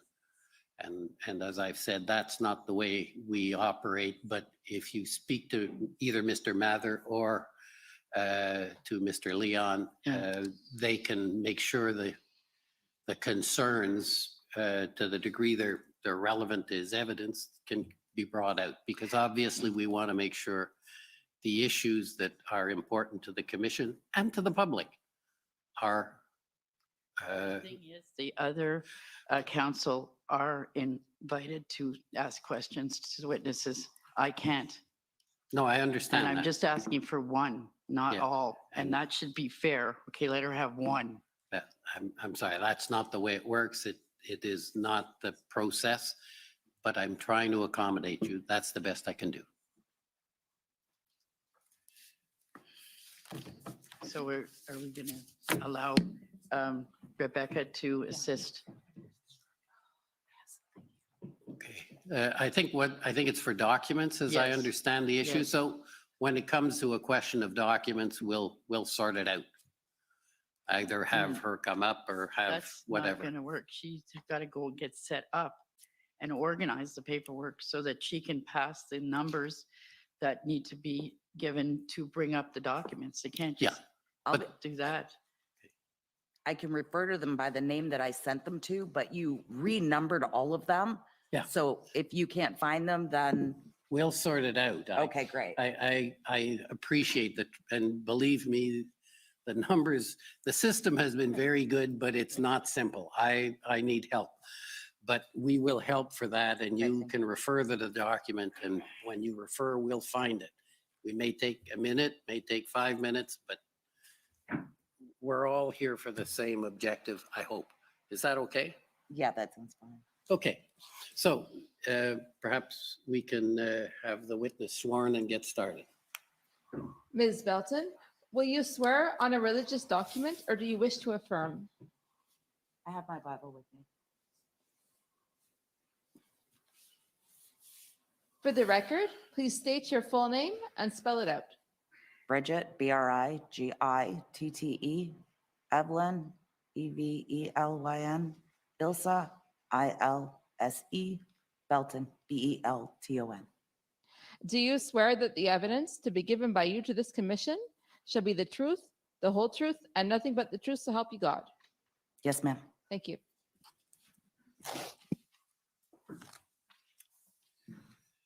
Thank you for being here, Ms. Belton. Let me just, by way of introduction, and I think you understand this, but I just want to make sure that you understand the way the process works. I have, as you know, an hour and 15 minutes to ask you questions. As the commissioner has stated, he's going to be flexible with that. Then the other lawyers here have the same amount of time to ask you questions. That's all the lawyers together, not each one of them, or we'd be here for a long time. And then, as you've heard, your legal representative will then be able to ask you questions. My objective is to ask you questions so that you can tell your story about the Freedom Convoy and the role you played in it. If I miss anything, I hope to give you the opportunity to say so, and we'll try and deal with all of the points that you have. If you don't understand anything that I ask you, don't hesitate to ask me and to clarify it. And if I can just start by asking you, the documents that you have in front of you, are those the documents that you provided to the commission today? Yes, sir. Okay. Just for reference. So can we start off with you telling the commission a bit about your background? Were you born in Ontario? Yes, I was born in Ontario. I was baptized at St. Peter's Lutheran Church on Bay Street. I lived in Toronto for 16 years, but would travel holidays back to Ottawa for my grandparents who were immigrated here with my parents, with my mom from Germany. And I grew up pretty normal, I guess, and moved when I was 16 to Ottawa over a man, and had 3 wonderful children, and moved back after my divorce to the Toronto area and became a truck driver. And where do you live now? I live in a very small place called Wallaceburg, Ontario, and it is a border community. All truck traffic goes southbound. And is that close to Sault Ste. Marie? Have I got the joke? No, that's right? a little further north. I'm probably smack dab in between Windsor and Sarnia. Okay. And just in terms of a year, when did you start working as a truck driver? On December, I believe it was 19th, I got my license December 19 of what year? 2014. Thank you. And of 2015 on February 6th, I started driving for Schneider National, which is no longer in Canada after the mandates came in. I see. And at some point, did you start driving as an independent? Yeah, we thought essential meant essential, my husband and I. He resurrected his business that had been stale for about 2.5 years. We bought a truck from Manitoba and was preparing to grow a trucking company. We were hoping to provide Canada with a Landstar option style company, as Canada doesn't have that for owner operators. We were hoping to grow this over the next few years. We took possession of the truck in October of 2021, or September, I think it was 2021, and we finally got signed on with Landstar in October of 2021. And from there, we really honestly didn't think the government would change the definition of essential to only when necessary. Can I make an objection? This line of questioning wasn't in your set of issues. You were looking for her background that caused her to make a decision to pursue the convoy. That was one in the list. You weren't looking for detail, history. That's taking up a lot of time. Yeah, well, I think it's just we're trying to get the story out. You can't really object to her telling. Well, that's why I wanted to ask the question so we wouldn't waste any of the hour. Yeah, well, we will try not to waste time, and if we work together on that, I'm sure we'll get to the end. Well, let's get started. Go ahead.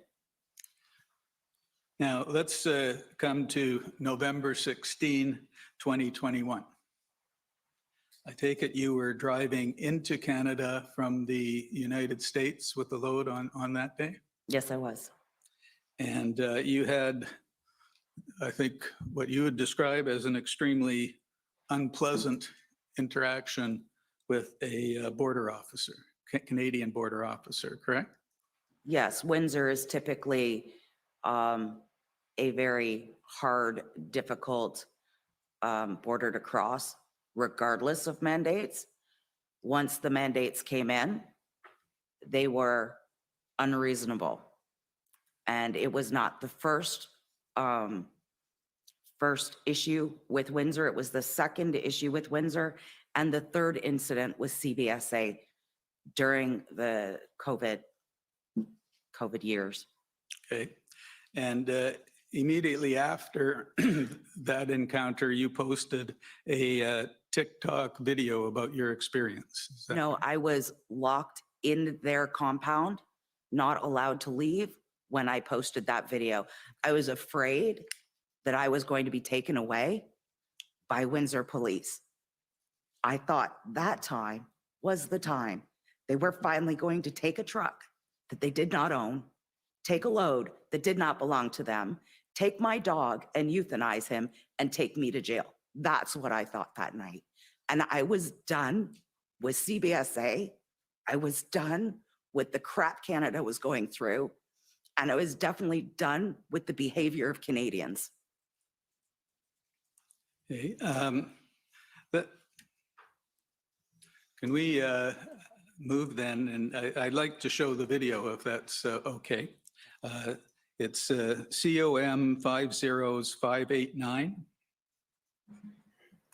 Council, can we have a brief minute while we're loading that video, please? While that we're getting the video loaded, at that point, were you an active user of TikTok? Actually, not really. I think it's maybe my 4th video on TikTok.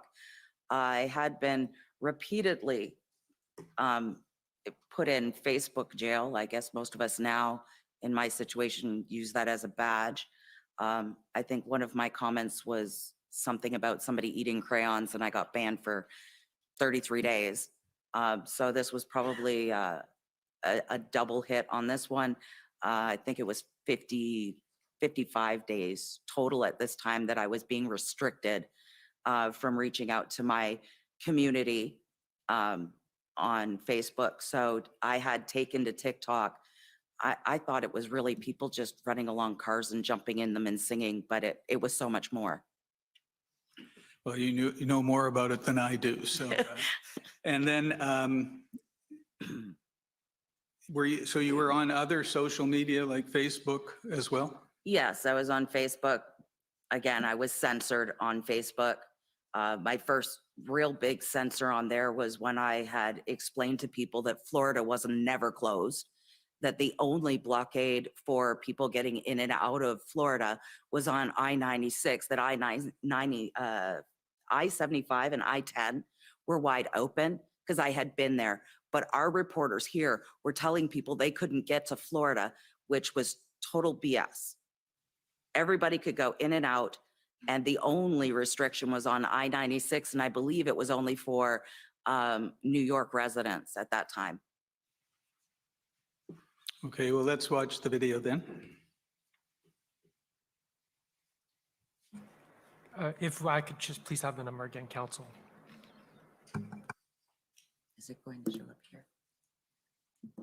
If I could please have the document ID again, please, Oh, Council. I'm sorry, COM 50589.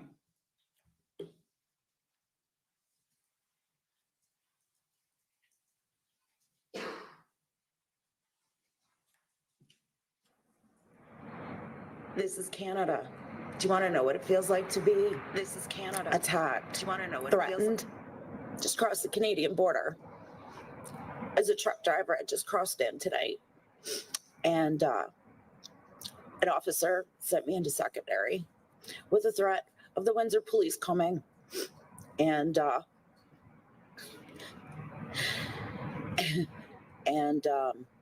giving me a fine or whatever they're going to do to me. I don't know. The last time I was here for a mask mandate issue, they threatened to take my truck. They threatened to impound my load. And then I spoke with Windsor Health Department, and they gave me, Jessica's number, and I was supposed to deal with her. But see, in Canada, we're no longer free. And this may be the night where I go and ask for exile into the U.S. because this is a big country. This isn't what my grandparents came for. Being harassed at the border over a mask.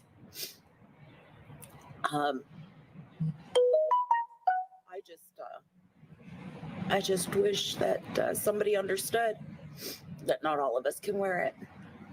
And what happened to me the night, the reason why I mentally can't deal with being something over my face, I should never have to explain. Over the last 2 years, people have made my life hell. Over the last 2 years, people have become rude and ignorant, and I'm done. I'm done. I don't know what I'm going to do next, but I'm done. This is ridiculous. Absolutely fucking ridiculous. This is what it's like to be Canadian. people get out, move.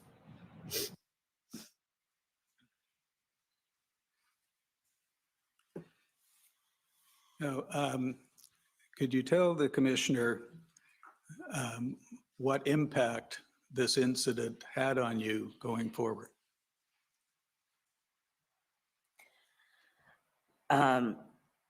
Right from that night, the first impact was noticed as my husband was asking me to stop. I actually passed 3 truck stops, not even realizing I had passed them on the 401 eastbound.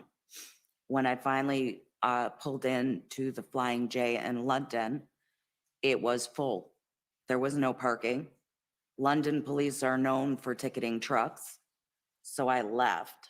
On my exit from the London truck stop, you get to a dead end and you have to turn right. On that right turn, I did not see a minivan. And I nearly killed the people in that minivan that night.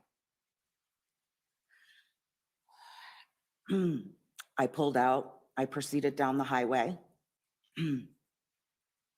And I stopped at the very next stop. I realized at that point I was just over the moon upset. I stopped at the Husky and I pulled in the back and I said goodbye to my husband. I told him I'm done. I couldn't do it. I told PIAC when they called me that night on the phone that I was done. I told the wily driver that came up to console me I was done. I couldn't live that way anymore. Every time I came back into Canada, we couldn't buy clothes. We couldn't buy supplies to work.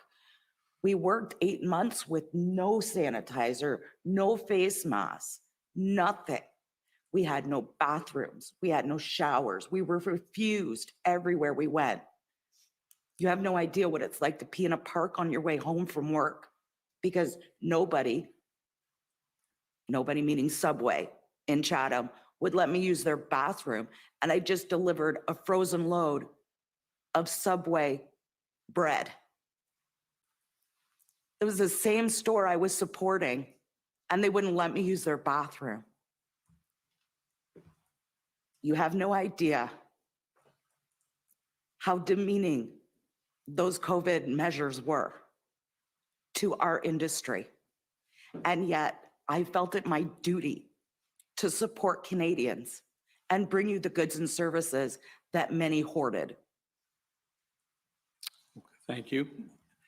And if we can move forward, it was later that week that the Canadian government announced that a vaccine mandate would be introduced effective January 15 for people coming over the border, including commercial truckers. I'm sure you recall that. Yes, I remember the smugness of our Prime Minister. And what did that mean for your ability to work as a trucker? That would mean that the truck that my husband just purchased would go bankrupt. At that time, JBT, I had gone to that trucking company looking for Canadian-only loads and to move the truck, his company truck, over to JBT. We were refused because of a vaccine mandate. We were also looking for companies even just to drive. The rate had dropped from approximately 50 to 60 cents a mile to 38 cents a mile. It was slave labor. We then, and that was for Canadian only. And Canadian only loads, I have to tell you, between Ontario into Manitoba are some of the worst roads you'll ever drive. There are no places to stop. Nobody cares about the people up in Northern Ontario. And yet truckers do it every day, and it's a death highway. It's a death trap. And sorry. So during all of that, there was very little solution for our truck. It would mean bankruptcy of the company. And I take it that shortly after that, you came up with an idea for a convoy, a protest convoy. Is that right? Yes, and my husband and Chris Barber both told me convoys never work. They just never had a woman do it. So what was your idea? The idea was actually to work like CBSA. CBSA had a strike during COVID. They felt they didn't have enough money or enough benefits. They left truck drivers sit on the bridges. I was lucky, I was only there for 2 hours without food, fuel, or a bathroom. A friend of mine was there for 14 hours, stuck in the backup and the backlog from CBSA. So I thought, well, if CBSA can disrupt our country and be just fine and have a settlement within 24 to 48 hours, truck drivers could do the same. We'll just follow CBSA's lead. And that's what we did. And am I right that it was shortly after that that you came into contact with Chris Barber? Yeah, I had been trying throughout the month of December, especially the more that our prime minister hit the airwaves, threatening Canadians with consequences, his favorite word. I kept continuing looking on TikTok because I found out you could use the search bar and put in truckers and find truckers. And I put into their comment bars, Convoy 2022, Convoy 2022. And I just kept going until somebody responded, and thank God for Chris Barber. And did you ultimately get in touch with Mr. Barber? We did. We touched base. I believe our first exchange was on or about the 1st of January. Our second on or about the 2nd of January, where he agrees, and I build a flyer, and we go from there. Okay. Now I'd like to show you what I believe to be a copy of that flyer. The document number is COM 50869.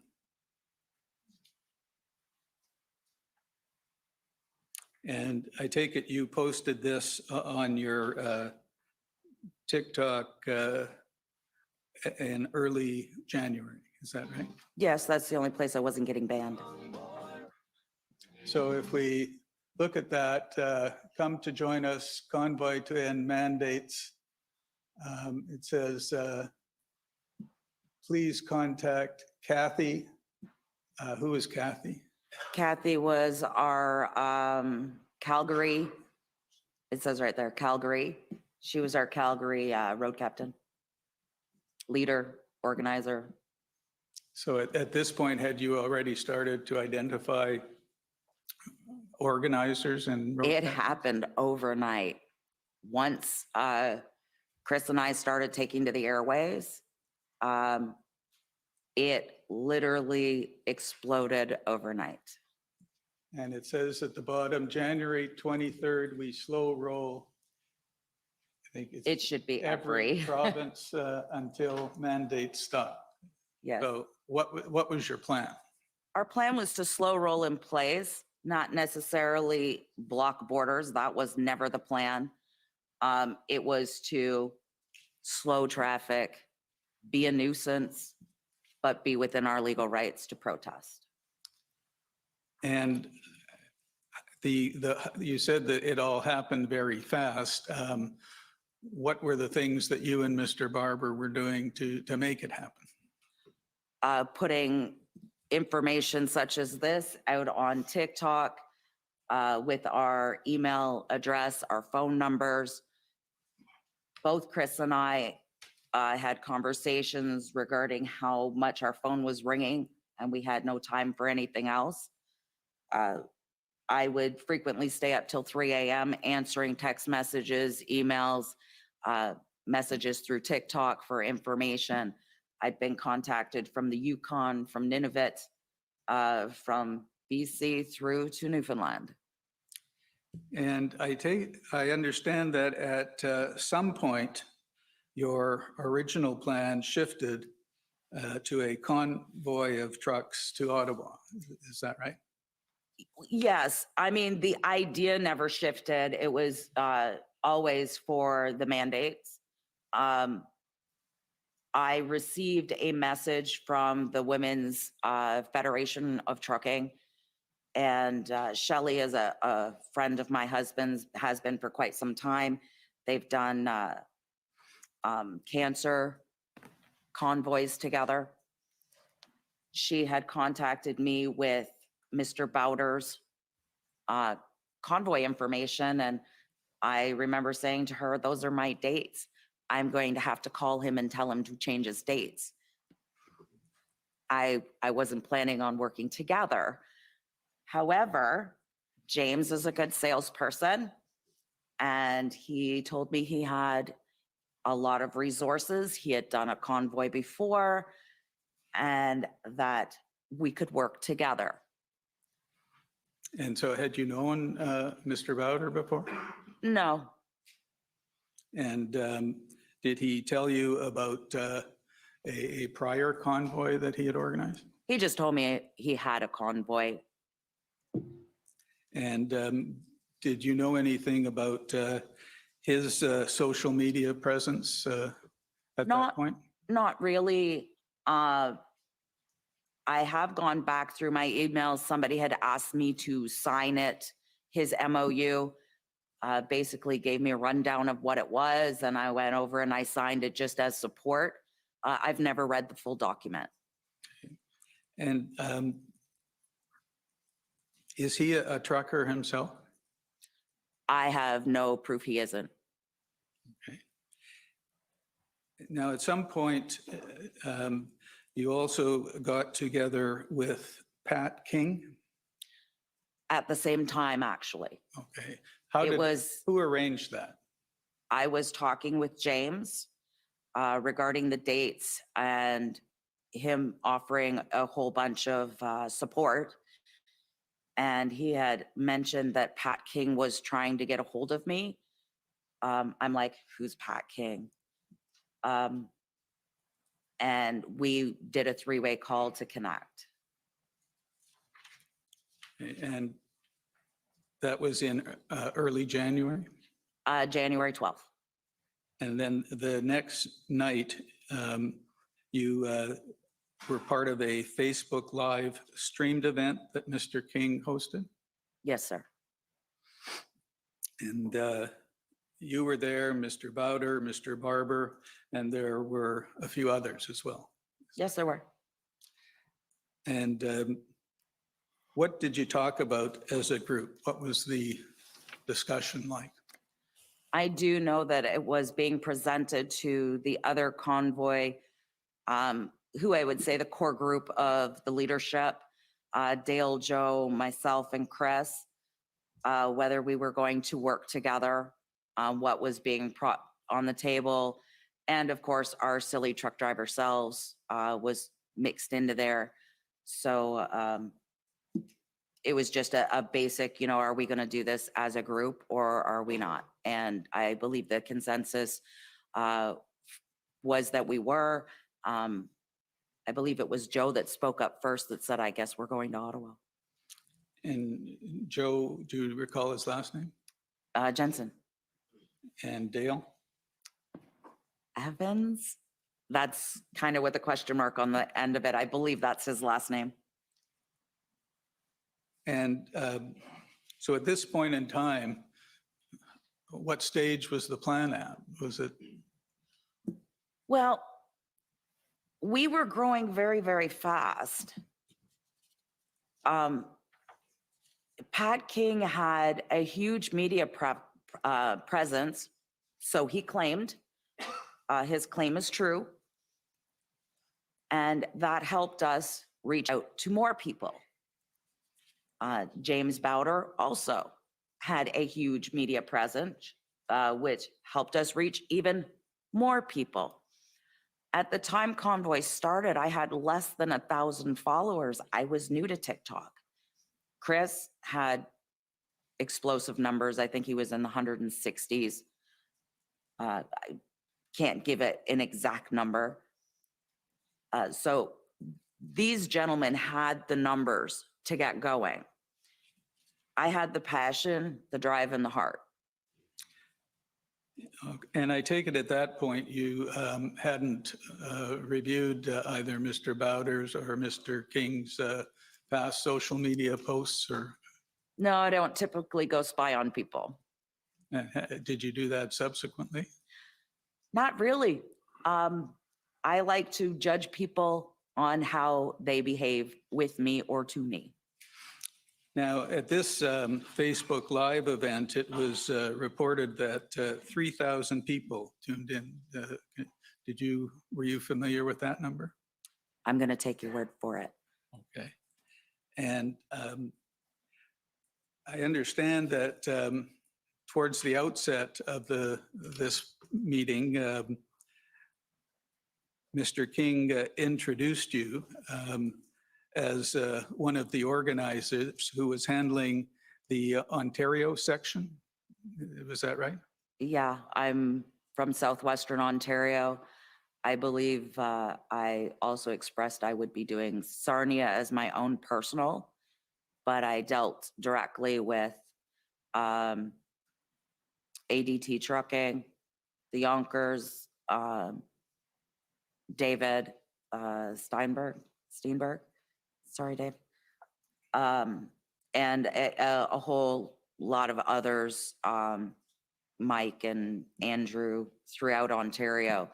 Ontario being my home, it gave me the ability to grow faster in the area.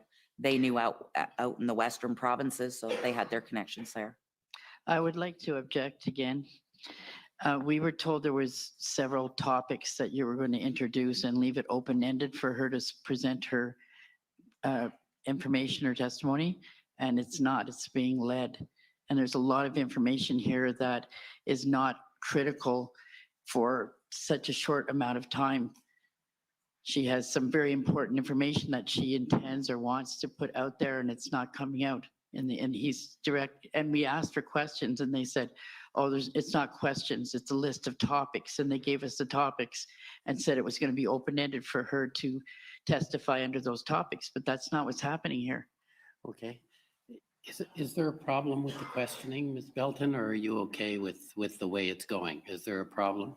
As long as we get the time to get all the information out, we can go forward. Okay, go ahead. And by that point in time, we saw that I think you already had your departure date set as January 23rd for your convoy? That was set prior to even Chris Barber agreeing. I was going forward whether he agreed or not. I was just lucky that it was him that did agree. And had you planned your route?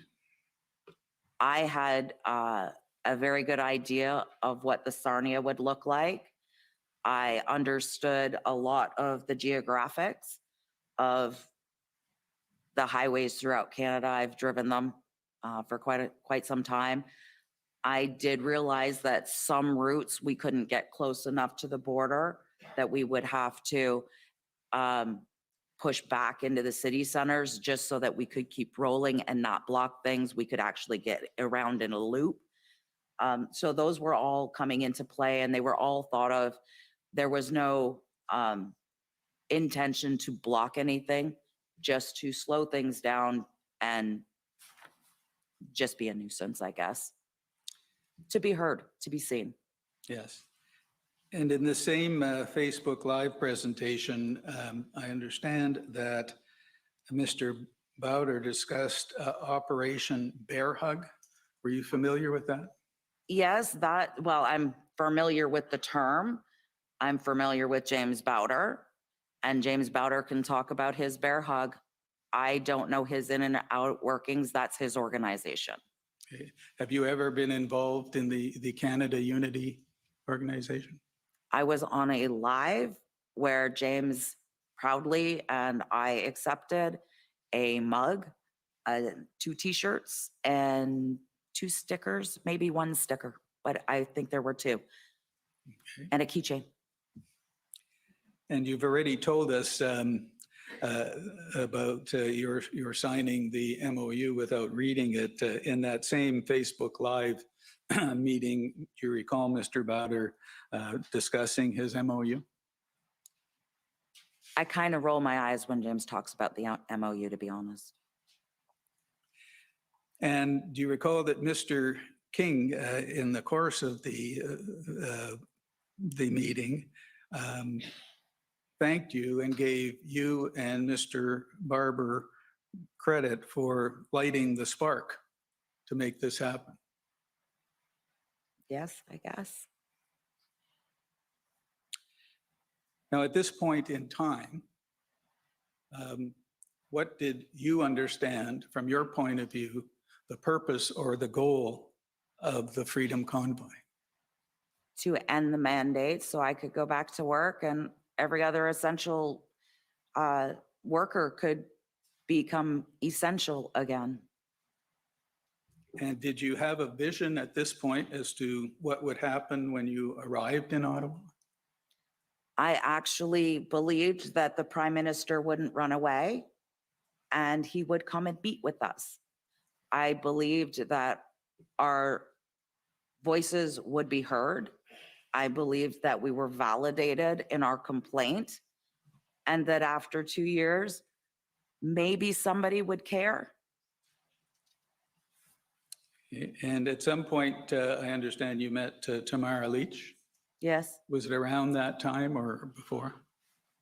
Around which time? Around the time of the Facebook Live presentation.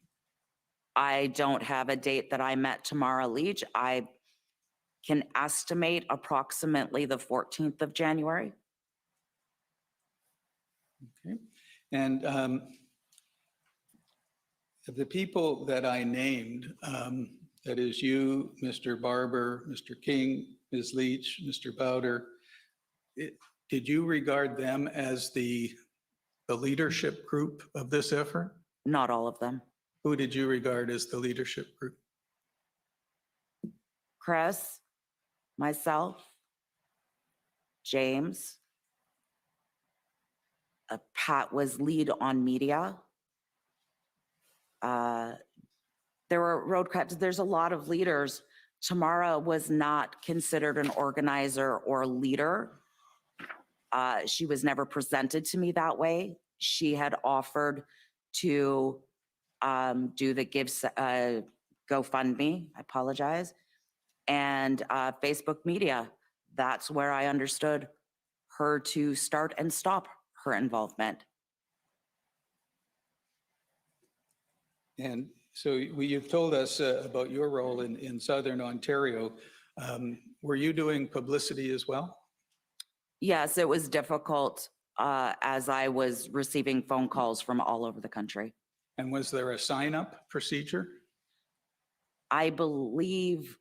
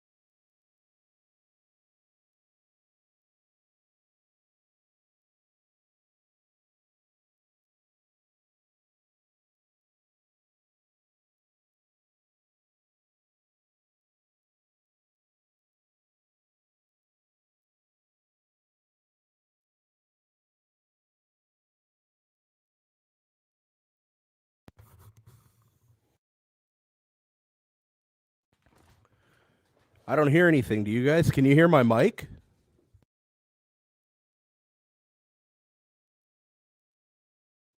Yeah, I just refreshed the page. I don't hear anything. Do you guys? Can you hear my mic?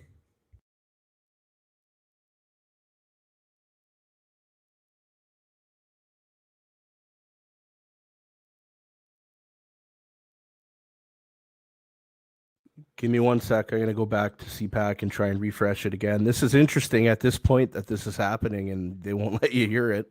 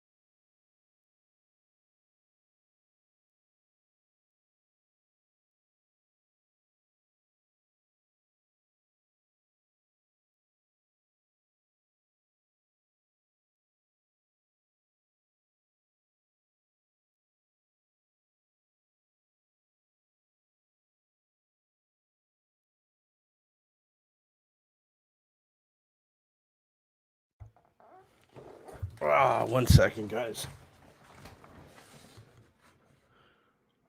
This is definitely not on my end, but 1 second. Gonna try something here. I'm gonna try and close the internet and open it back up. Definitely.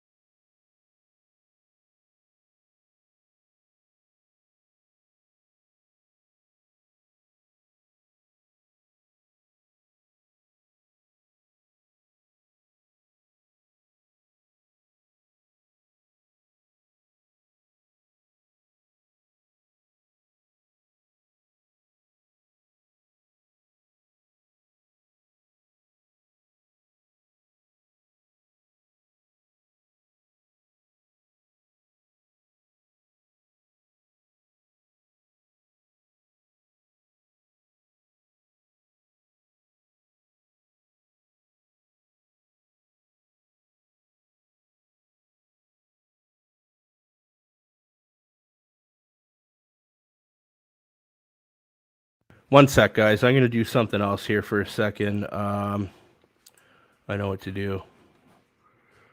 I know what to do. 1 sec, guys. I'm gonna do something else.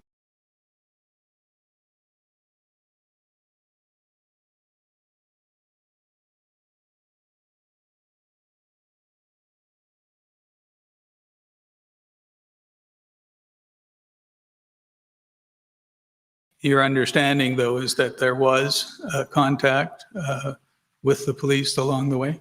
My understanding is yes. And did they, is it your understanding that they directed you where to go when you arrived, as you've described? My pictures show that where the police officer's moving the barrels and my truck is going through where he directed.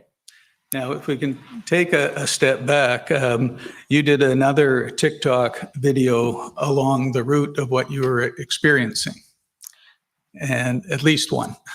That wasn't during, that was probably posted afterwards.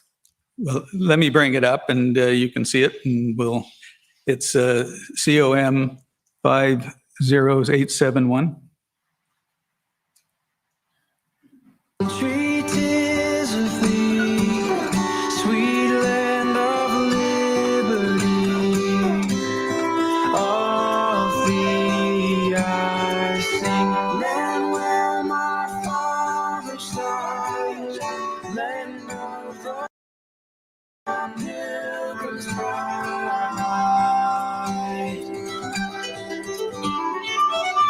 From every mountainside,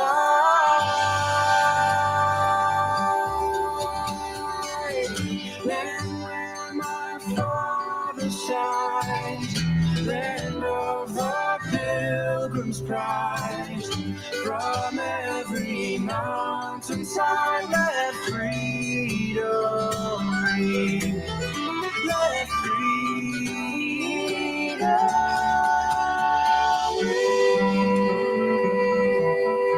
ring.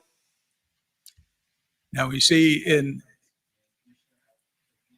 Council, when was this document disclosed to the parties? Is this one of the documents that were disclosed this morning? sorry? Is this one of the is this one of the documents that were disclosed this morning? No.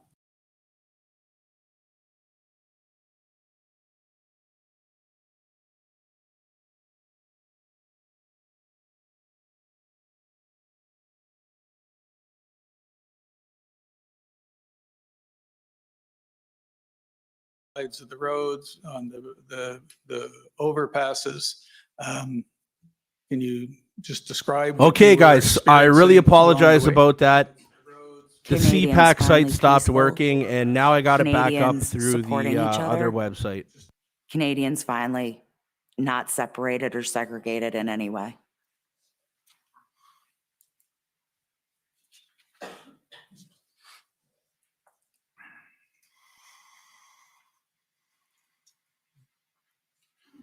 And before you arrived in Ottawa, did you have a plan as to where you were going to go, or was your plan just to follow the directions that you received? That would be questions for James Bowder. He had the information, had made arrangements, and we were following his lead on that. So those organizational details went to him. I was following what was sent to me from his organization. And I do believe I had to request it on the 28th, as I hadn't received it. But we were following the directions. He had done this before. I was following his direction. And so you told the commissioner that you were in your pickup truck, you got out of that line. Where did you go? After everybody was parked, Yes. I went up to Armprior to meet my buddy Chris. And what did you do then? I hugged him. Okay. At some point, did you come back into Ottawa? Not that night. I stayed at a relative's home. Mhm.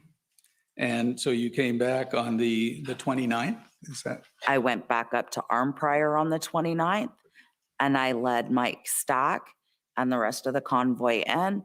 I knew the area.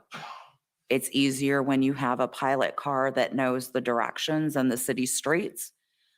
We were again told to go through onto the S-Jam. However, a portion of the convoy was unknowingly to me then directed by overhead signs to use different streets. Some of us were already on the S-Jam and others were being directed by overhead signage. Do you know to use what streets? Do you know? I was on the S-Jam, so I wouldn't know. Okay.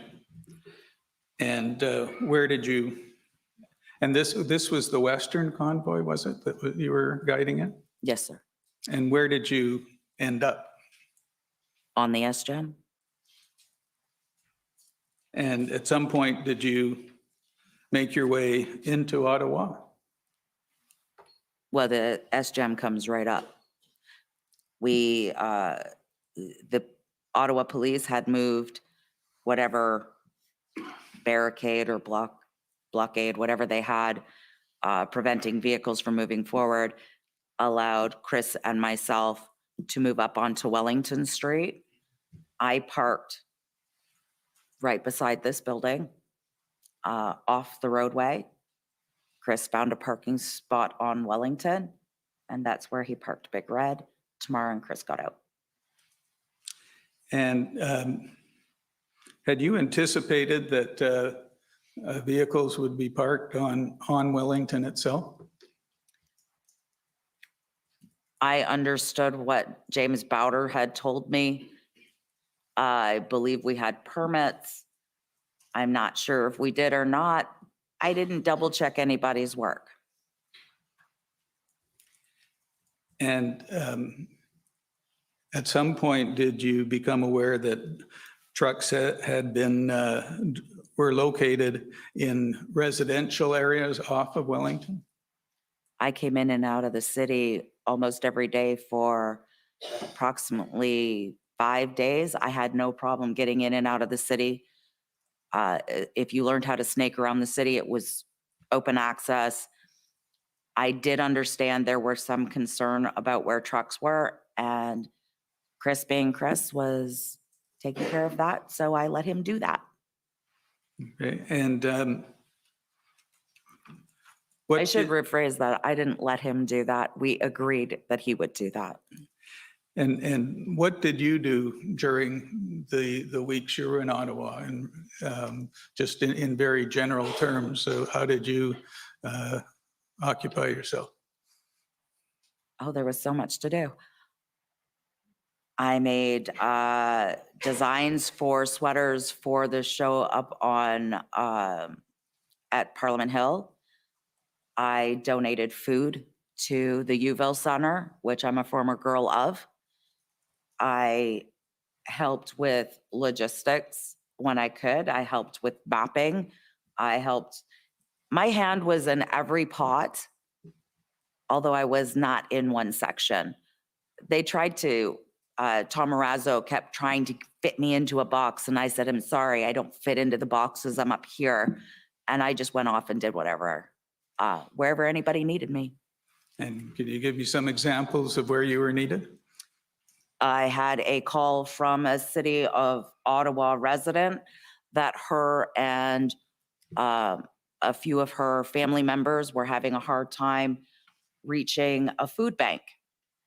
So I told her to give me her number. I would work on getting her support to get to the food bank that she needed to, since taxis, buses, and other transportation were not coming into the city. And that's what I did. I passed her number off to John. I do not know his last name. And I do know he's from Ontario. And I passed her number off to John, checked with him, made sure that was taken care of, and away we went. So when a fire came up, if I could put it out, I'd put it out. If I couldn't, I'd pass it on. How did that person get your phone number? Do you know? It was posted all over the internet. Okay. And I'm going to, if you can turn up, Mr.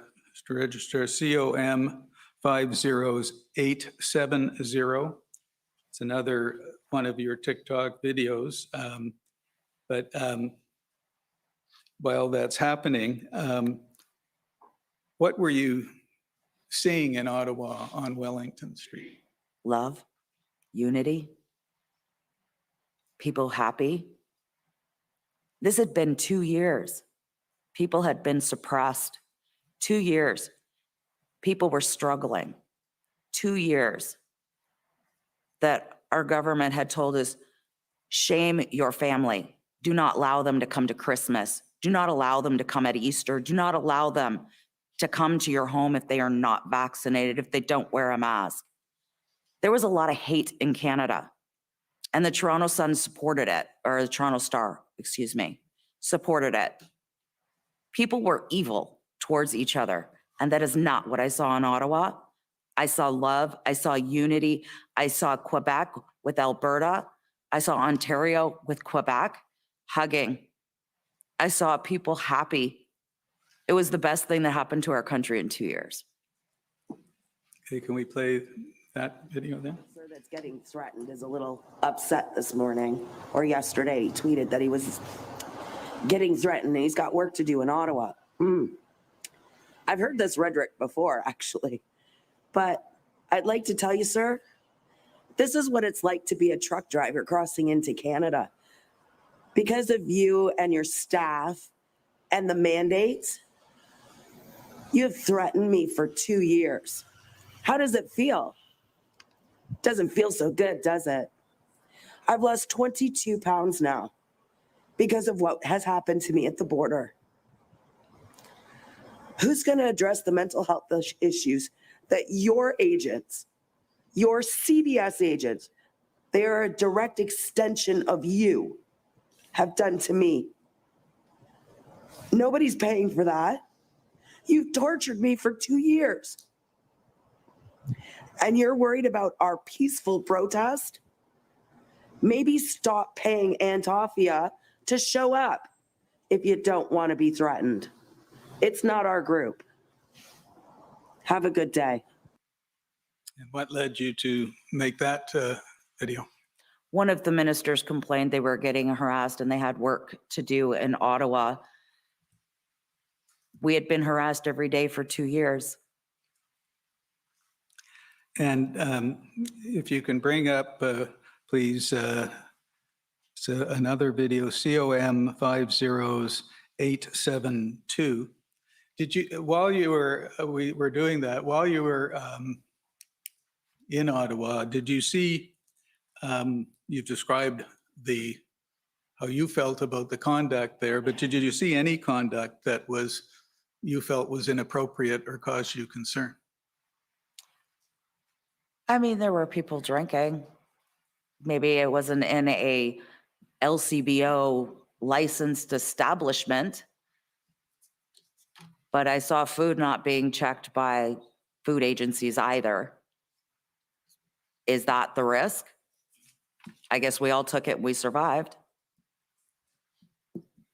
Okay, can we play that video then?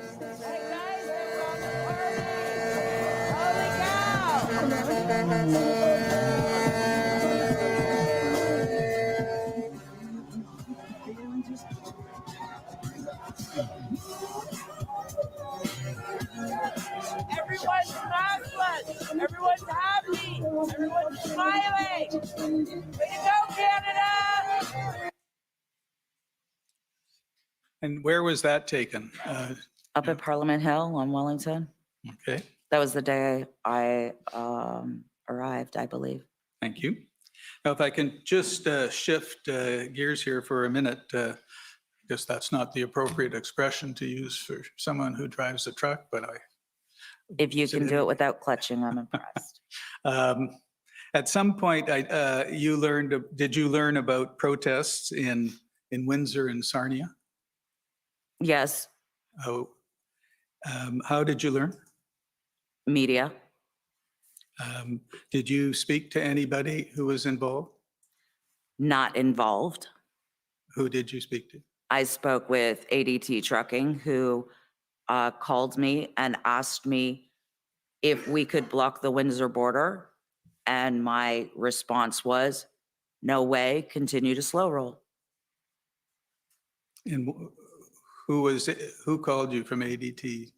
I don't know who called me from ADT. And any other contact with anyone involved in what was going on in Windsor or Sarnia? In Sarnia? Yeah. I saw TikTok videos of farmers on the roadway. Only through social media did I have contact. I had no idea that was planned. I had no idea anything like that. And we've heard about other protests at borders in other places in Canada. Did you have any contact with anyone who was involved in those protests?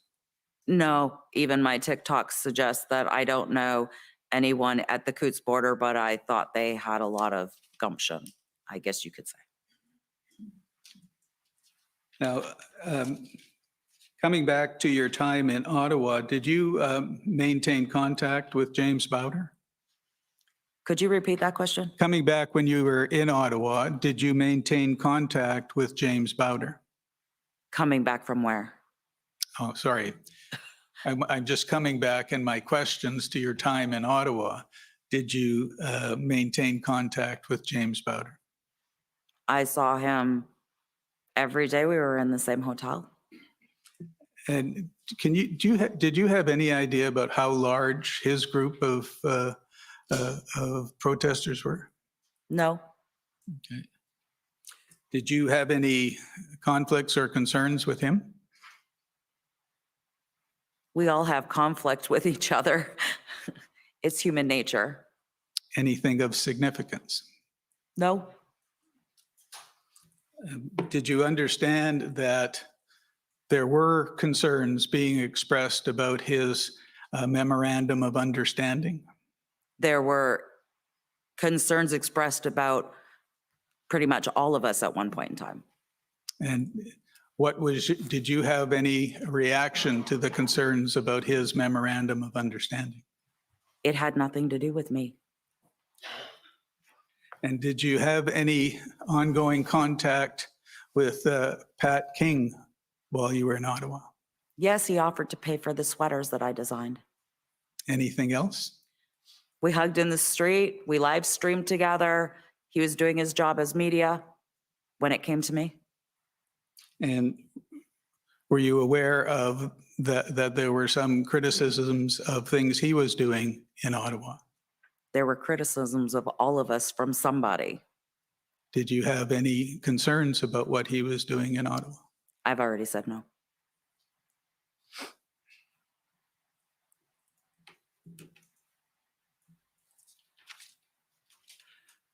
Now, I understand that at some point,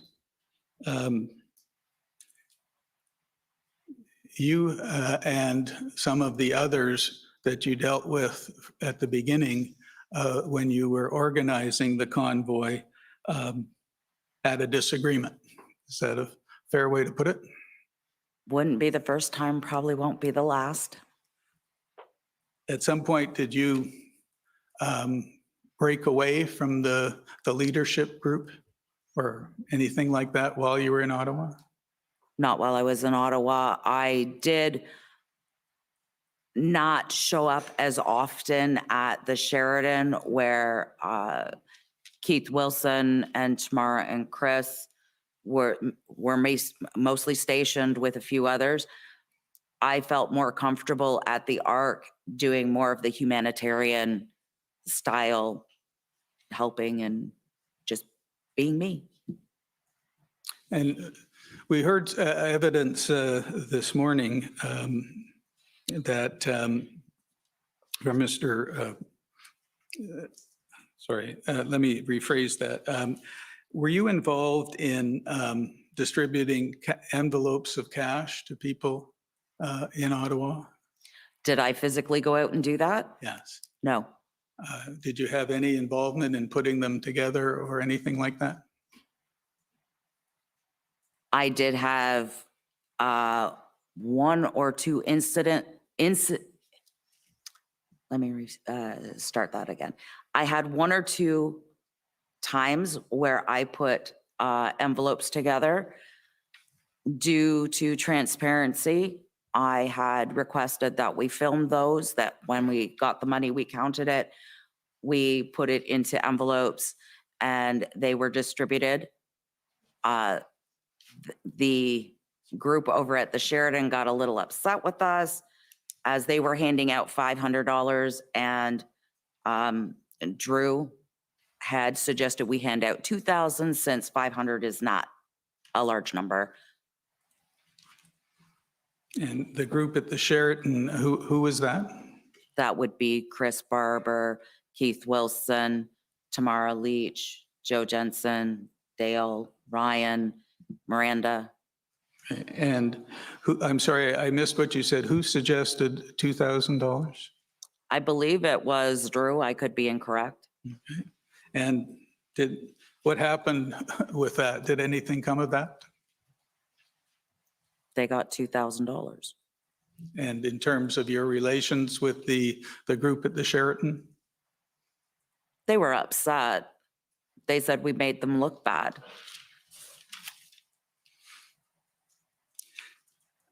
Now, on February 12th, 2022, you were aware that, or at least you're now aware that an agreement was reached with the mayor of Ottawa to move trucks onto Wellington? I'm assuming I wasn't there. Did you know or hear about such an agreement?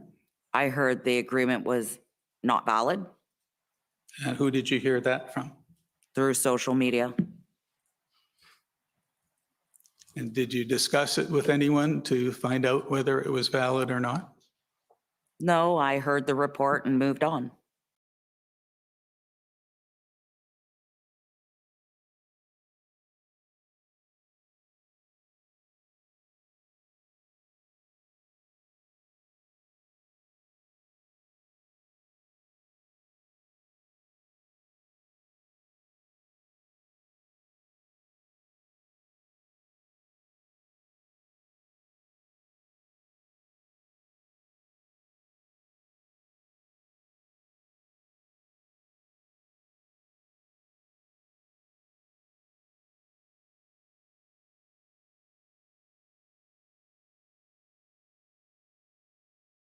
Took it myself. I have no recollection of how that got to be, but I always forwarded information onto my TikTok And why did you put it as fake news? because I believed it to be fake. And did you check with anybody one way or another? How did you come by that belief?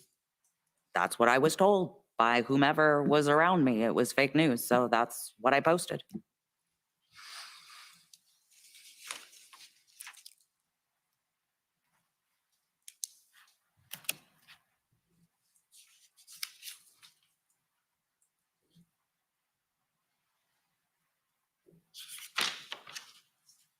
And at some point in time, you left Ottawa to read. The Ottawa red zone or Ottawa as a whole? Well, let's deal with both. At some point, did you leave the Ottawa red zone? Yes, I left on the 18th in the red zone And where did you go? to Ottawa West to a family member's home. Okay. And why did you leave on that day? Because the police were about to attack Canadian citizens. And were you arrested at any time? No, sir. Was your bank account frozen? Yes, sir. For how, tell me about that. What happened? I understood the government officials stated that they had notified organizers their bank accounts would be frozen. My husband notified me my bank account and his bank account and our business bank account were frozen. And at 10:04 on the 17th is when I received a phone call from a person stating they were from the Royal Bank and that they had frozen my accounts. They had a very nasty exchange with me because they had no right to do so. I told them to open the accounts. They told me to call them when I left Ottawa, and I said, you need to open my accounts. We ended the exchange. I realized other people in the room were also getting that same phone call. Whether it was the same person making the phone call, I do not know, but I do know other people in the room were getting the same phone call. And so what happened after that? I had no money. And what did you do? I had to ask for money or let people know that I didn't have any money. And I was lucky enough that two gentlemen on the street actually understood my truck payment was coming due, and I was a few $100s short. I think it was $6 something I was short. They together collectively sent me enough money to cover my truck payment. A woman by the name of Miss Senna was kind enough to give me $100, which helped because it put gas in my car, in my pickup truck to go. And from then we had to scramble on how we were going to pay for medication for my husband and how we were going to pay the mortgage. And so this was while you were still in the, excuse me, the Ottawa area? Yes. And at some point were your accounts unfrozen? Yes. And when was that? You'd have to ask my husband. He takes care of that. Okay. And when did you leave Ottawa to come back home?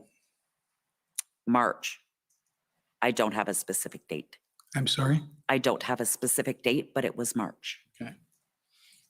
And is there anything else You want to tell the commissioner about what happened while you were in Ottawa?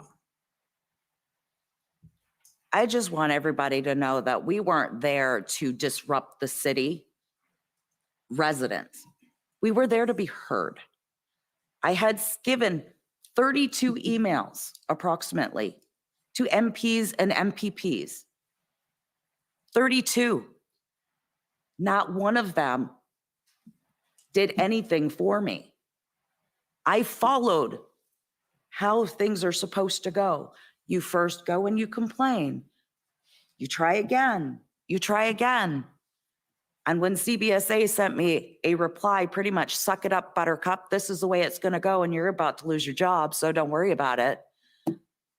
What did you want me to do? Sit down, lie down, lose everything over a mandate that was really no longer effect in the US? That's what my country was asking for me. That's what Canadians that were supporting vaccine mandates were asking of me, to lose everything because they were afraid, because our government did a very good job at scaring people, making them so afraid that today still some wear face masks. Many of us here are not.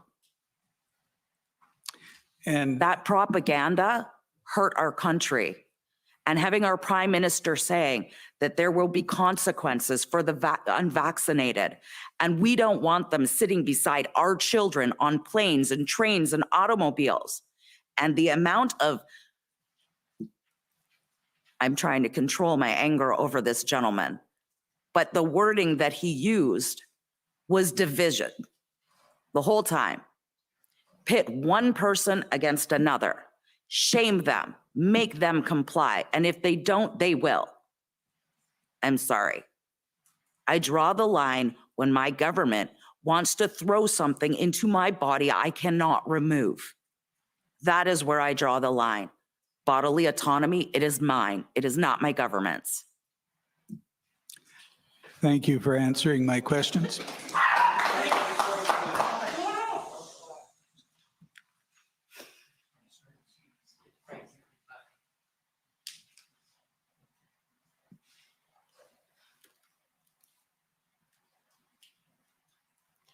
We're going to take a break and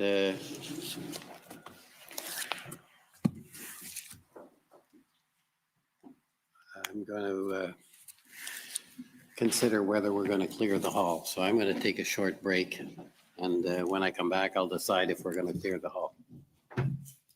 5 minutes. The commission is in recess for 5 minutes. La commission est levée pour 5 minutes.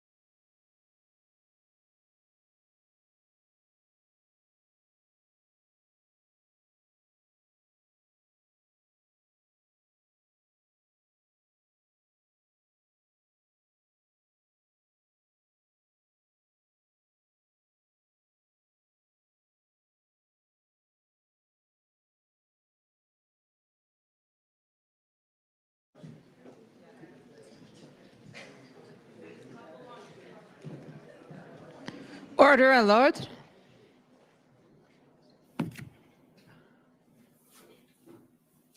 The commission is reconvened. La commission reprend.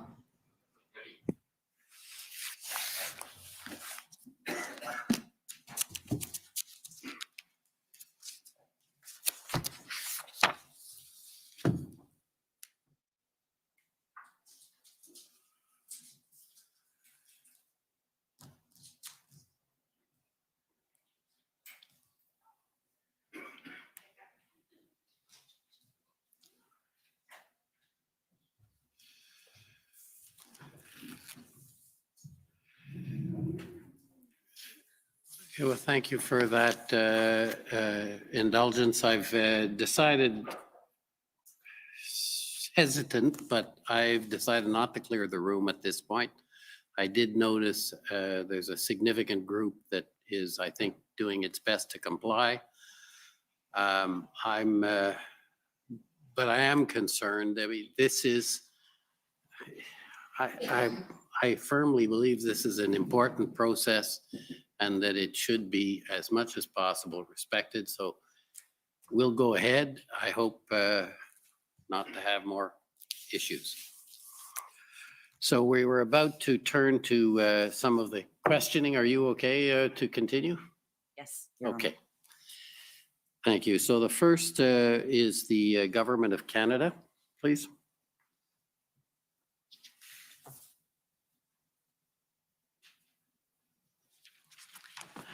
Good afternoon, Ms. Belton.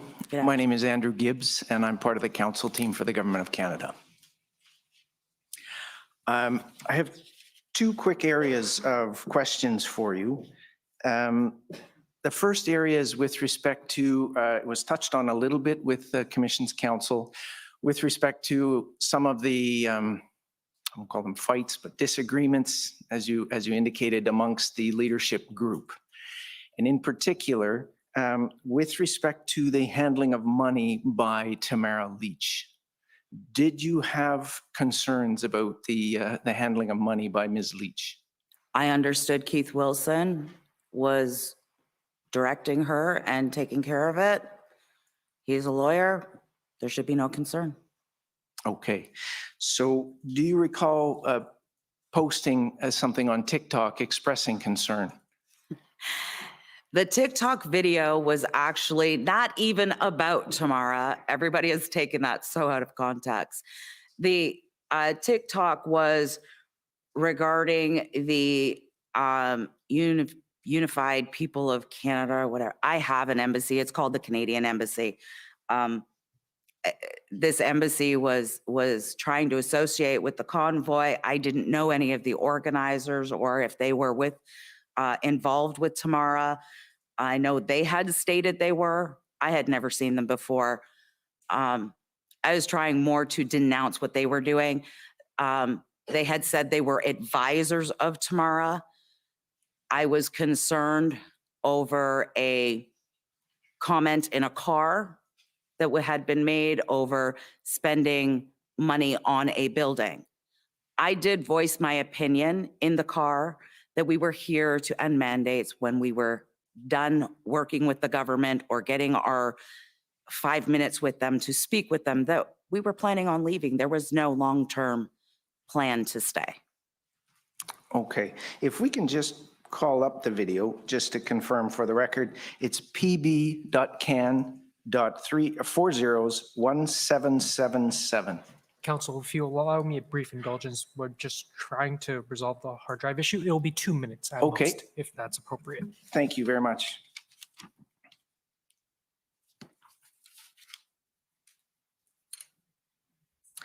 And I only have one other question, and it's on a particular document. We were provided, the parties were provided with documents over the lunch break, about 216 documents that you had filed over the lunch break for us. With my team, yes. With your team? Okay. And so I've only gotten through some of them. There was one document in particular I'd like your help just to understand. So welcome to my life. You guys threw a lot at me in a short period of time. yes, I think we're all in the same boat on that. If you can call up the video, please, the TikTok video. It'll be just another 60 seconds. The videos right now are just about to be ready. We've had to deal with a lot of documents, you can imagine. I could pull it up on my phone faster. If council has any other documents in paper form, I do have those available. The at other your document then is BRB 6062.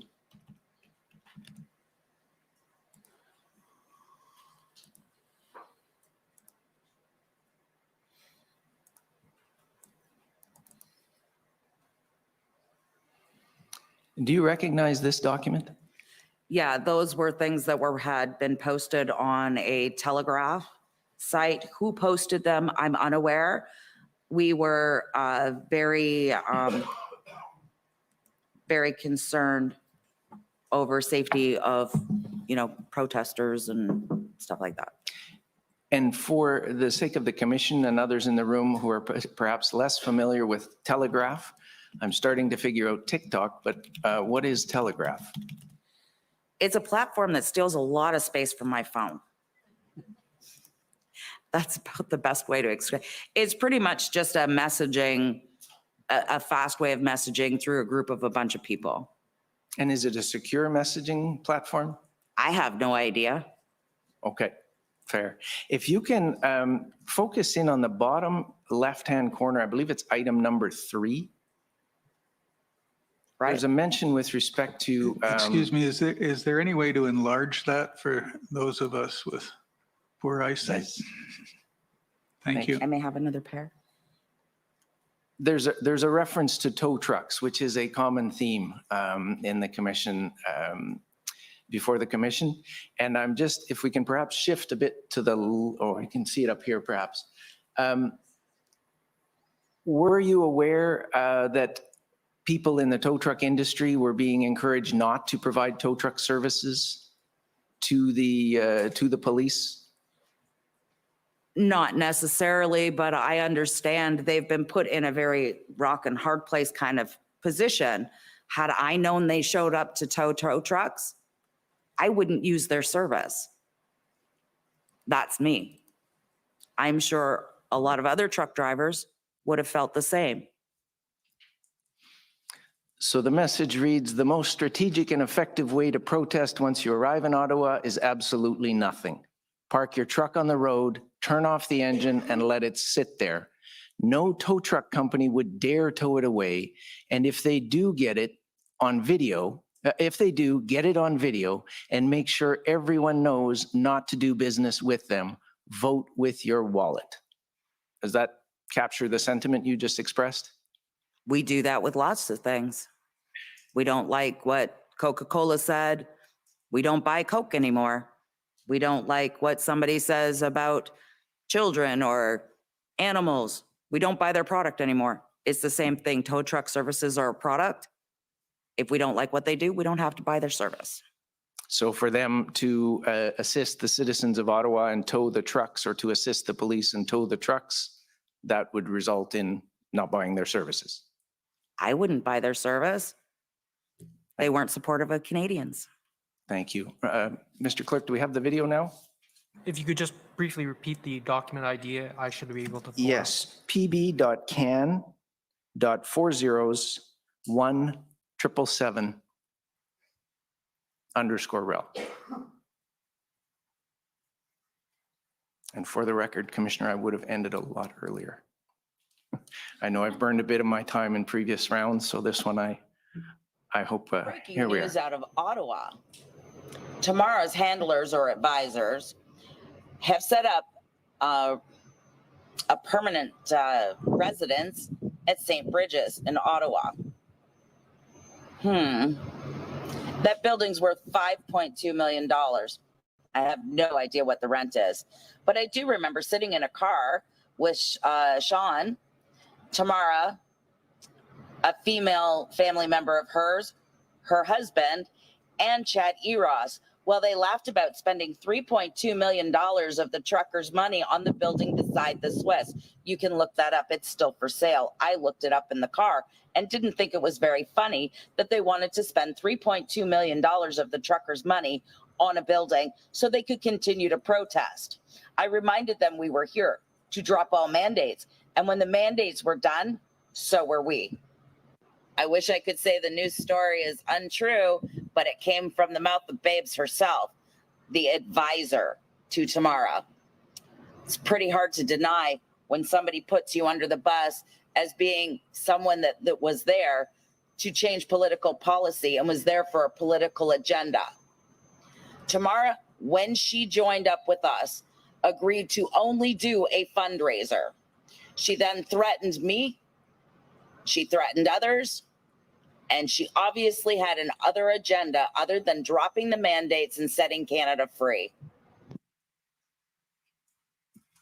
As I said, it was more directed to St. Bridgette's, but. And you said she threatened you in the TikTok video. She did. And what was the nature of that threat? The threat was that if I used my voice and did any more media, that she would include me in the lawsuit with the city of Ottawa. And if you did not? If you were silent?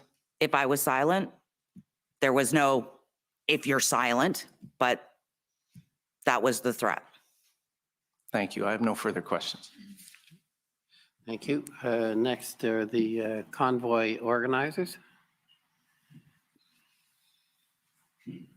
Sir, I'm going to ask under, I can't recall the rule, but with respect to the order of examination, as we got the documents from this particular witness, several hundred of them, not until this afternoon, I do have concerns from the brief ones I've reviewed, and I have given a written objection to your counsel with respect to those. What I would like to do in the meantime, sir, is I would like your leave and approval to examine this witness following her paralegal examining her. I can tell you at this point, I don't have many questions for this witness at all. My concern is the beginning of a character assassination, as well as attacking my client, the corporation itself. And given what was just asked by the government of Canada and what was just said, I would like to sit back and see what the evidence is with respect to the character assassination evidence that I think this witness is intending to give before I do my examination, sir. Okay, well, I'm not sure we should be talking about character assassinations. Rather, there are some issues being raised. I think let's try and not inflame things and take one step at a time. So you'd like to defer at the moment, and maybe I can hear from. I'm okay with that. I Okay. don't mind if we go first. I think that's what he's saying. That's okay. Okay, so that should not be a problem. So let's go through the rest of the roster, and then we can get to that. Okay, so next to the Ottawa residents.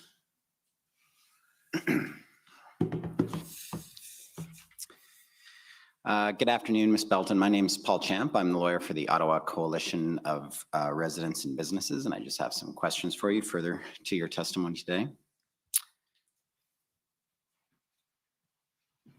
You testified earlier, Ms. Belton, that it was not your intention to disrupt the lives of residents of downtown Ottawa. Is that right? That's correct. But you did recognize that the activities of the protests, the trucks taking up all of the streets and the horns and so forth did indeed disrupt residents who were living within the 6 or 8 blocks of those activities? As did millions of Canadians that demanded people get vaccines and demand that they wear masks and demand that they be thrown to the ground. Yeah, I understood what had happened over the last 2 years, and I'm sorry they were affected for 3 weeks, but I suffered for 3 years. Well, 2 years. And did you associate the people with downtown Ottawa with the government of Canada? Like, did you assume that these were federal government workers in some way who deserve that disruption? No, that would be ludicrous. And on your arrival in the city, we've heard some evidence about a strategy to gridlock the city. Can you tell us about that? I wasn't part of that design. What was the plan, as far as you understood, with the 400 plus semi-tractor trailer trucks converging on downtown? Where did you think they would go? I understood there were 2 locations we were to go, but that the police had redirected us. Once we got together at the Arc, we started to hear concerns, and I believe the guys were working on it, doing whatever they could to deal with the logistics issues. I did not deal with the logistics issues in Ottawa. You were a road captain managing the convoy of trucks from southwestern Ontario to Ottawa, is that right? Yes, and I went where the police directed us, which was nowhere near your residence, by the way. Sorry, what does that mean? That means your residents were further north. Right. Ours were on the S-Jam. There was no residence where we had been. We were in front of the War Memorial. Right. I believe that's the War Memorial. There is. You would have seen the apartment buildings there right in front of your trucks? No, it was further back. Okay. It was not right directly with the truck. With respect to mask mandates, I understand your position with respect to vaccines. You're also opposed to mask mandates, is that right? I'm not opposed to mask mandates. I'm opposed to women who are victims of violence to be forced to wear them or be thrown to the ground. Were people in restaurants and stores throwing people to the ground? Is that what you observed? I observed video from Canadian Tire and Costco, both, where securities threw people to the ground. Also, a woman in BC that had no hands, arms from the elbow down was refused service at a grocery store because she couldn't put a mask on. So the general public lacked empathy and sympathy for those that could not comply. Did you have sympathy or empathy for people who were elderly or had medical conditions where they'd be susceptible to dying from COVID-19? Absolutely, but we have never locked up the healthy, ever. Now, with respect to the mask mandates, there was a lot of people in the convoy demonstrations who were very opposed to masks and mask wearing, correct? Everybody had their own belief. Some wore masks, some didn't. There were people on the street that wore Excuse me, masks. Can I object? That question doesn't go to the mandate that was established for that process. So why should she have to answer questions about that? I don't even believe there was a mask mandate in effect at that time. Indeed, there was. I'm not sure if I understand the objection. The objection is that the protest was not about masks. It was about truckers, mandates for truckers for travel. I think we've heard a great deal of evidence. If you follow, sorry, I apologize. I'm sorry. I apologize. There is a process. You speak through me. Ms. Scarf, I understand your point, but this is cross-examination, so I tend to give a little latitude. So if that, I think that question is within that latitude. So, Ms. Belton, we've heard previous evidence from the police and others about some convoy protesters being very upset about people wearing masks and doing protests by going into stores and shops and restaurants in large groups without wearing masks. Did you observe those kinds of activities while you were here? I observed maskless people. I didn't see protests. You might want to talk to those that caused the issue. That was not me. So when you went into restaurants and shops, you wore a mask during the convoy protest? Sir, I'm a victim of violence and I won't put a mask on to make you feel better. So when I have to go through what I have to go through and take Ativan because you want me to wear a mask and then you don't want me to drive a car however I live in the country, I take issue to that. I can't walk home. I don't live in a city center like you do. So yes, there are issues on both sides and there is no compassion on this side. That is the issue. You are painting this exactly like the Toronto Star did. You have no empathy for us. So I take that as a no. You didn't wear masks when you went into stores? No, or because I'm a restaurants or shops? female victim of violence and you need to respect that. Okay. And did you observe others that you would go with into stores and shops wearing, not wearing masks, the people you were with? That was asked and answered yes. The answer is yes. And how would people respond when shop owners or staff, sometimes young teenage staff, would say, please wear a mask? What are some of the things you observed in those interactions? I didn't have those interactions. No one ever asked, can you please wear a mask or leave? No, sir. With respect to the money,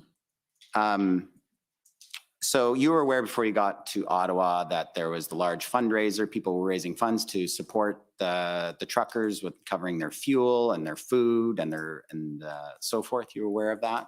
Yes, Tamara did an amazing job at raising funds for us. For sure. And but by the time you arrived in Ottawa, you recognized it was in the multi-millions that had been raised. Is that right?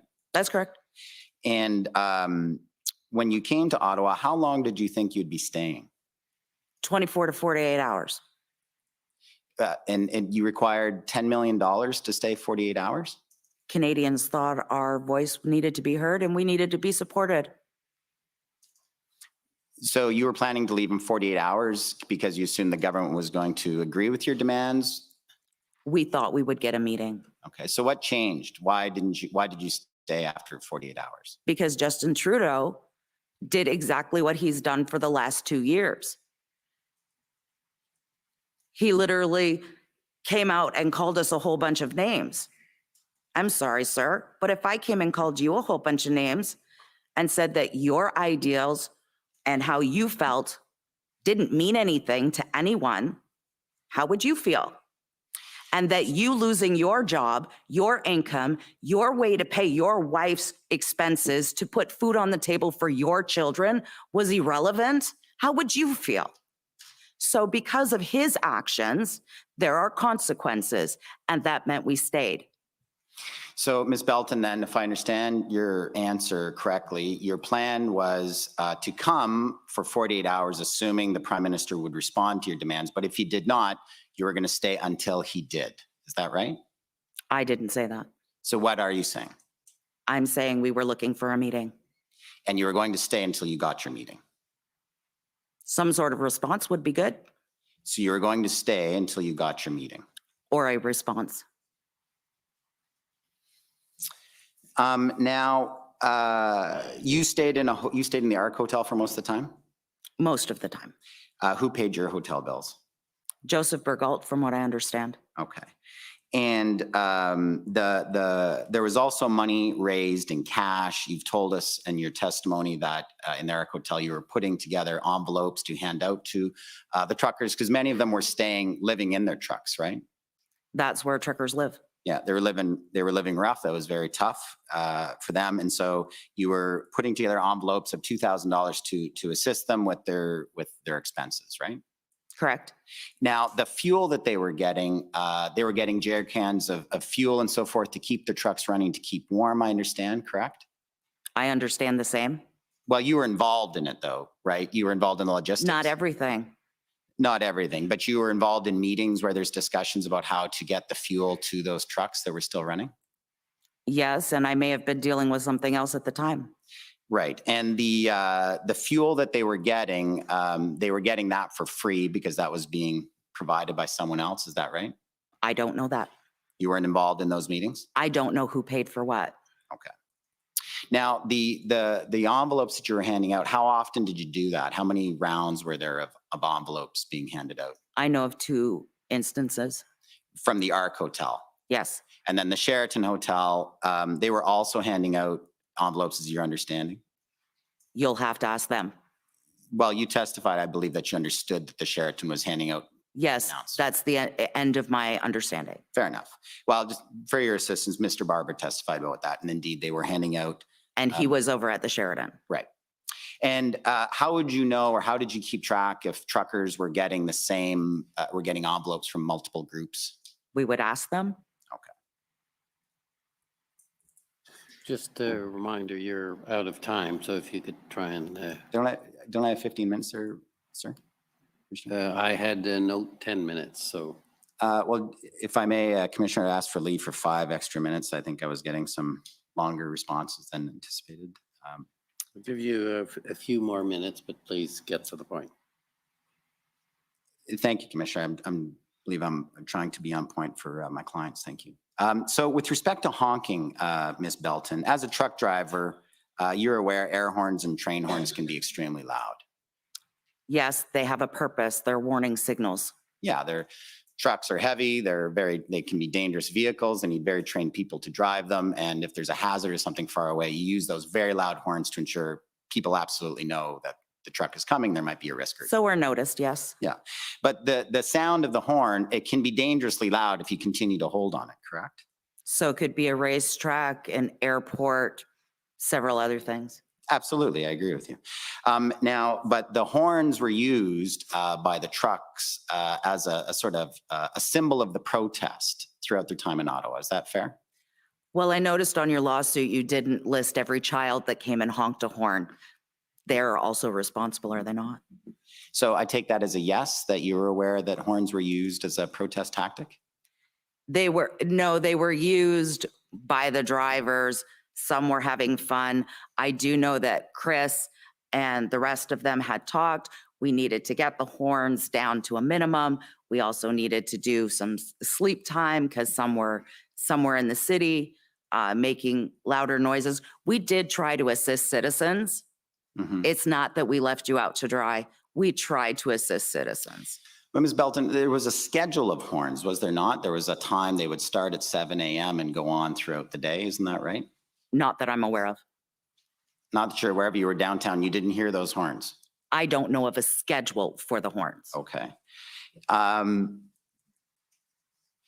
You say that you tried to control the horns. Is that right? Is that what you're telling us? I said organizers tried to control the horns. I never went out except for once during some speeches on the Hill where there was a vehicle that was making excessive noise. Actually, I think there were maybe 2 of them. I went up to both and I said, look, guys, that's enough. One complied, one didn't. Some of the other organizers, though, very much supported the horns at any time. Is that right? I wouldn't know. You'd have to ask the other organizers. Well, in your discussions, like, for example, with Pat King was very much in support of the horns, was he not? In emergency use. In emergency use only. From what I understood, his direction was, if you are in trouble, to honk your horn. Okay. Just final point, Ms. Belton, you testified that the mayor's deal that we've heard about, your understanding at the time was that that was fake news. It wasn't true. There was no deal. Is that right? That's correct. And the people that you knew and you were dealing with at the Arc Hotel opposed any deal in any event. Is that right? No, I never said that. So you would have supported a deal if there had in fact been a deal to move the trucks to different locations, you would have supported that kind of a deal? Absolutely. If we could have lessened the events to the citizens, absolutely. We weren't there to disrupt the citizens. We were there to have our government finally hear us after 2 years. I did my due diligence, sir. I wrote 32 letters. I went the right way and no one listened to me. So I don't know what you expect of me, but bringing my truck, well, I brought my pickup truck. I didn't bring a big truck. Did they notice me? Did somebody finally try and come and talk to me? The answer to that is still no. So what do I need to do to have my government that is elected to talk to me, to help me solve my problems? You had horn honking. I watched people get thrown to the ground. I watched children in parks getting thrown off their skateboards by police officers. No one helped those people. Matter of fact, people were supporting this kind of behavior. This is not the behavior of a free country. So in your view, the people of downtown Ottawa were unfortunate casualties. If the Prime Minister had listened to you, what happened to them, those 3 weeks of sleeplessness and so forth, that wouldn't have happened. It's the Prime Minister's fault? I feel for them. I honestly do. But I feel for those truck drivers that were about to not be able to feed their families. Many of those drivers had their whole families in those vehicles with no income. they lose their home. Kids are raised in a truck until school age. We had a 1-month-old baby that the city of Ottawa took fuel from, and we had to find accommodations so it didn't freeze to death. Which is more inconvenient? Not having fuel and watch your child freeze to death, or listening to a few horns? I'm sorry that your clients feel that they are entitled to $460 million for horn honking. Who was going to replace my income if I took a vaccine that killed me so my husband could survive? Not any one of your clients, I guarantee you. But you inflicted that on my clients. And so your that you could clients get your supported message to the vaccine guy. mandates. You're well over your time, and I think it's turning into a debate, which I don't think it's constructive. Thank you, Commissioner. Thank you. Okay, next call on the Ottawa Police Service. I have no questions, sir. Thank you. Okay, the Ontario Provincial Police.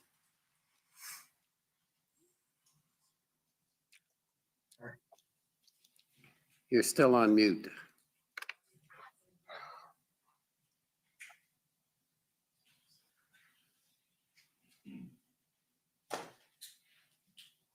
Can you hear me now? Yes. Sorry about this. I have no questions for the OPP. Okay, thank you. Counsel for former Chief Slowly.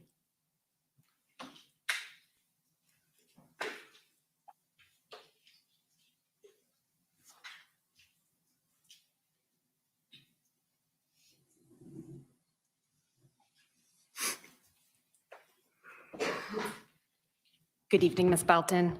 Rebecca Jones for former Chief Slowly.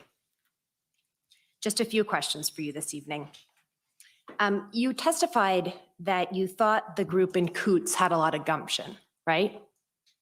That's not the word I used in my video, but that's the word I can use here. Okay. And I take it that's because they stayed despite police attempts to remove them from the border. No, that was just in blocking a border completely, just doing that act. They were all in. They were all in. Right. They maintained their blockade despite attempts to remove them. I'm assuming so. I wasn't there. Okay. I do have to say the horse thing was brilliant. That was just the most beautiful scene I'd ever seen coming across. You also gave evidence that Mr. Marazzo tried to put you in a box, right? I believe I started that with Tamara and yeah, as well as Mr. Marazzo. Okay, Ms. Leach and Mr. Marazzo. And by that, you mean, I take it, that they attempted to manage you somehow? Manage me, distance me. I found my own way, and I found where I serve the public better, and that's from the heart and off the sleeves. So I found my place. Right, okay. So can I take it then that you rejected or resisted those attempts to manage you and did your own thing? Yes, I'm a truck driver, an independent truck driver and a business owner, and I've been business owner several times. So yes. Okay. And so I take it that if Ms. Leach or Mr. Marazzo told you how you should be protesting, you would have resisted that as well. It depends on what their message was. If their message was incorrect, you'd be correct about that. Right. So if they told you it was time to leave Ottawa and that in your view was incorrect, you would have resisted that. Not likely. Okay. And if they told you that there were too many horns and asked for your help to stop the horns, I take it your view would have been it's up to the individual protesters to determine how they protest. I assisted when asked. When asked, and I suggest to you when you agreed with what you were being asked. You can suggest that, but you weren't there. Okay, so you disagree with me. You would have gone along with what? I went along with a lot of the things that made sense. Right. If it didn't make sense, I mean, horn honking, I can understand why people want that reduced. Absolutely. However, when the government goes and says you can't honk your horn, but we want you to leave, They obviously didn't read the Schedule 1 of a truck, which means you have to honk your horn in order to leave the city. So what was it? Did you want us to leave or did you want us to stay? We couldn't complete a Schedule 1. Okay. And just a couple more things. We've heard some testimony about the swarming of police officers. Did you witness that? I did not witness that. Okay, and do you have any information, I take it you didn't witness it, but do you have any information about which groups were involved in that? I do not.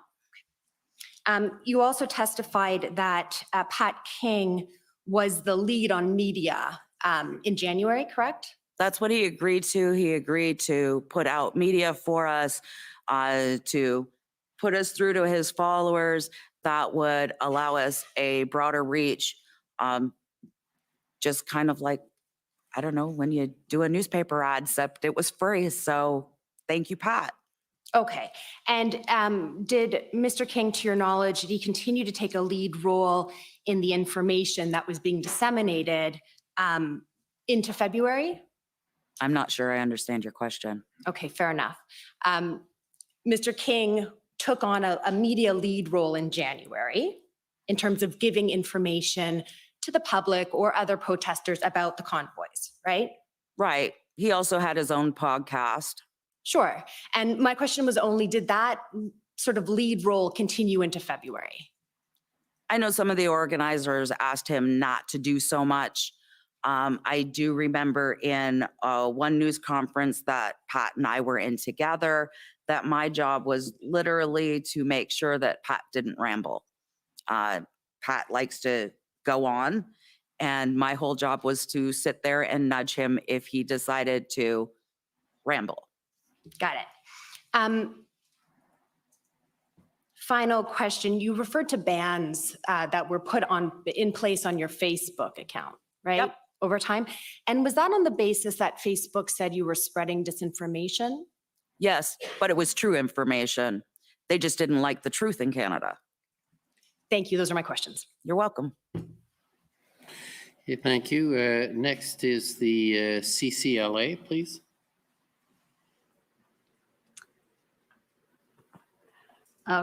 Good evening. I'm going to be asking my questions via Zoom. Can you see me? I can. Perfect. My name is Eva Krajewska, and I'm counsel to the Canadian Civil Liberties Association.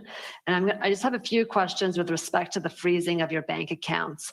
I know you already spoke about this in the examination conducted by Commission Counsel.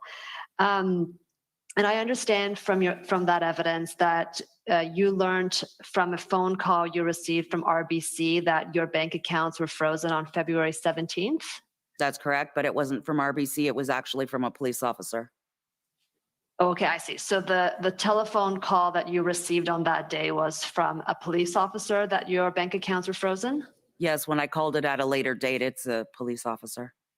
And do you know whether that police officer was a police officer of the Ottawa Police Service, the RCMP, or the OPP? I believe he was Toronto service or from the Toronto area. And the police officer told you that your bank accounts could be unfrozen once you informed them that you left Ottawa. Is that fair? That's what he stated. And did you check at the time that your bank accounts had in fact been frozen? I was already informed prior to his call by my husband. So your husband called you to let you know that he was not able to access your joint bank accounts?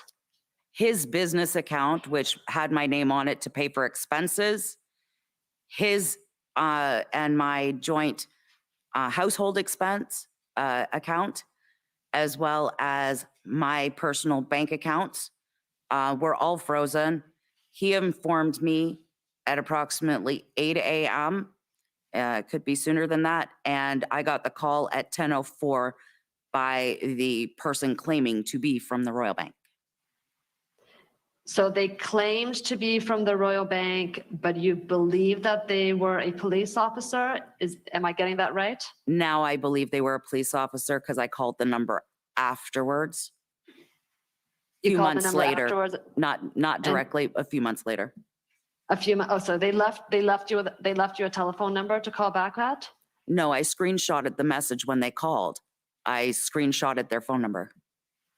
And you called them back later, and then how did they identify themselves when you called back later? I'd have to recall the number. Would you like me to try? No, I can't ask you to try that now. I'm just asking, how do you know that when you called back a few months later that they were a police officer? Because they had no connection with the Royal Bank. When you spoke to them a few months later? I did not speak to them. I called them back and got a message machine. It stated their name and no association with the Royal Bank. So it was not, for example, a corporate voicemail where the person would answer, I'm so-and-so at the Royal Bank of Canada at this branch. You're correct. Okay. And you said that your bank accounts were frozen for a period of time, but you said you don't recall for how long because your husband manages the banking. Is that fair? That's fair. Yeah, he dealt more with that. I was dealing with, of course, other situations, other people not having money, trying to help truckers get home. The freezing of the bank accounts created a larger problem than solving the problem. Okay. And in terms of the length of the problem, do you know, can you provide your best estimate of whether your bank accounts were frozen for a period of days or whether it was a period of weeks after February 17th? I can't nail down a time for that. I know it was a very long time that I did not have access to funds, or it felt that way. And do you know that because by March 1st, you had a mortgage payment due that you weren't able to make? That's right. A friend went and made that mortgage payment for us. They went and deposited the money for us. So that would be correct. Okay. And so can you just elaborate for me how on a personal basis, the freezing of the bank accounts affected you with respect to your personal bank accounts, other than the payment of your mortgage? Other than the $100 that was gifted to me by another participant, I couldn't put fuel in my pickup truck. I lived 9 hours from Ottawa, so I couldn't get home. I couldn't pay for my husband's diabetic medication. We were looking for solutions to that because the money we had to decide what that was going to pay for. The one unfrozen bank account, which wasn't a main bank account. That's not where we put all our expense money. So my expenses are now he's trying to cover his expenses. He's trying to cover his business expenses. He's trying to cover everything out of a very small account that's just meant for him to do with, buy groceries or food in the US. Our lifestyle is a little different, and it's very hard for people to understand that do not truck. There is usually a joint account to pay things that either husband or wife can do because we never know when we'll be home. My estimate time away is approximately 289 days a year, equivalent to 4.5 trips around the earth in a year. So we need to work together to make sure bills are paid. So if I can summarize, your access to the joint bank account that you have with your husband is essential to manage your household finances because of the time that you spend away from home. That's correct.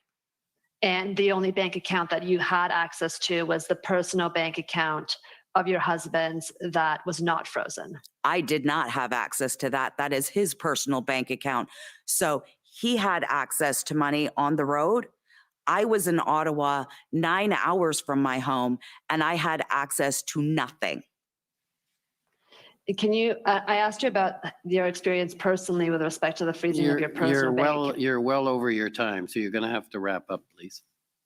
Okay, so this is going to be my last question, and I apologize, Commissioner. Can you just elaborate on how it affected your business to have your business account frozen? How it affected our business? Correct. We ended up having people, we actually, I believe, deferred the payment a month. We had to call and defer the payment. Okay, thank you, Commissioner. Thank you. These are my questions. Okay, thank you. Next is the Democracy Fund and JCCF.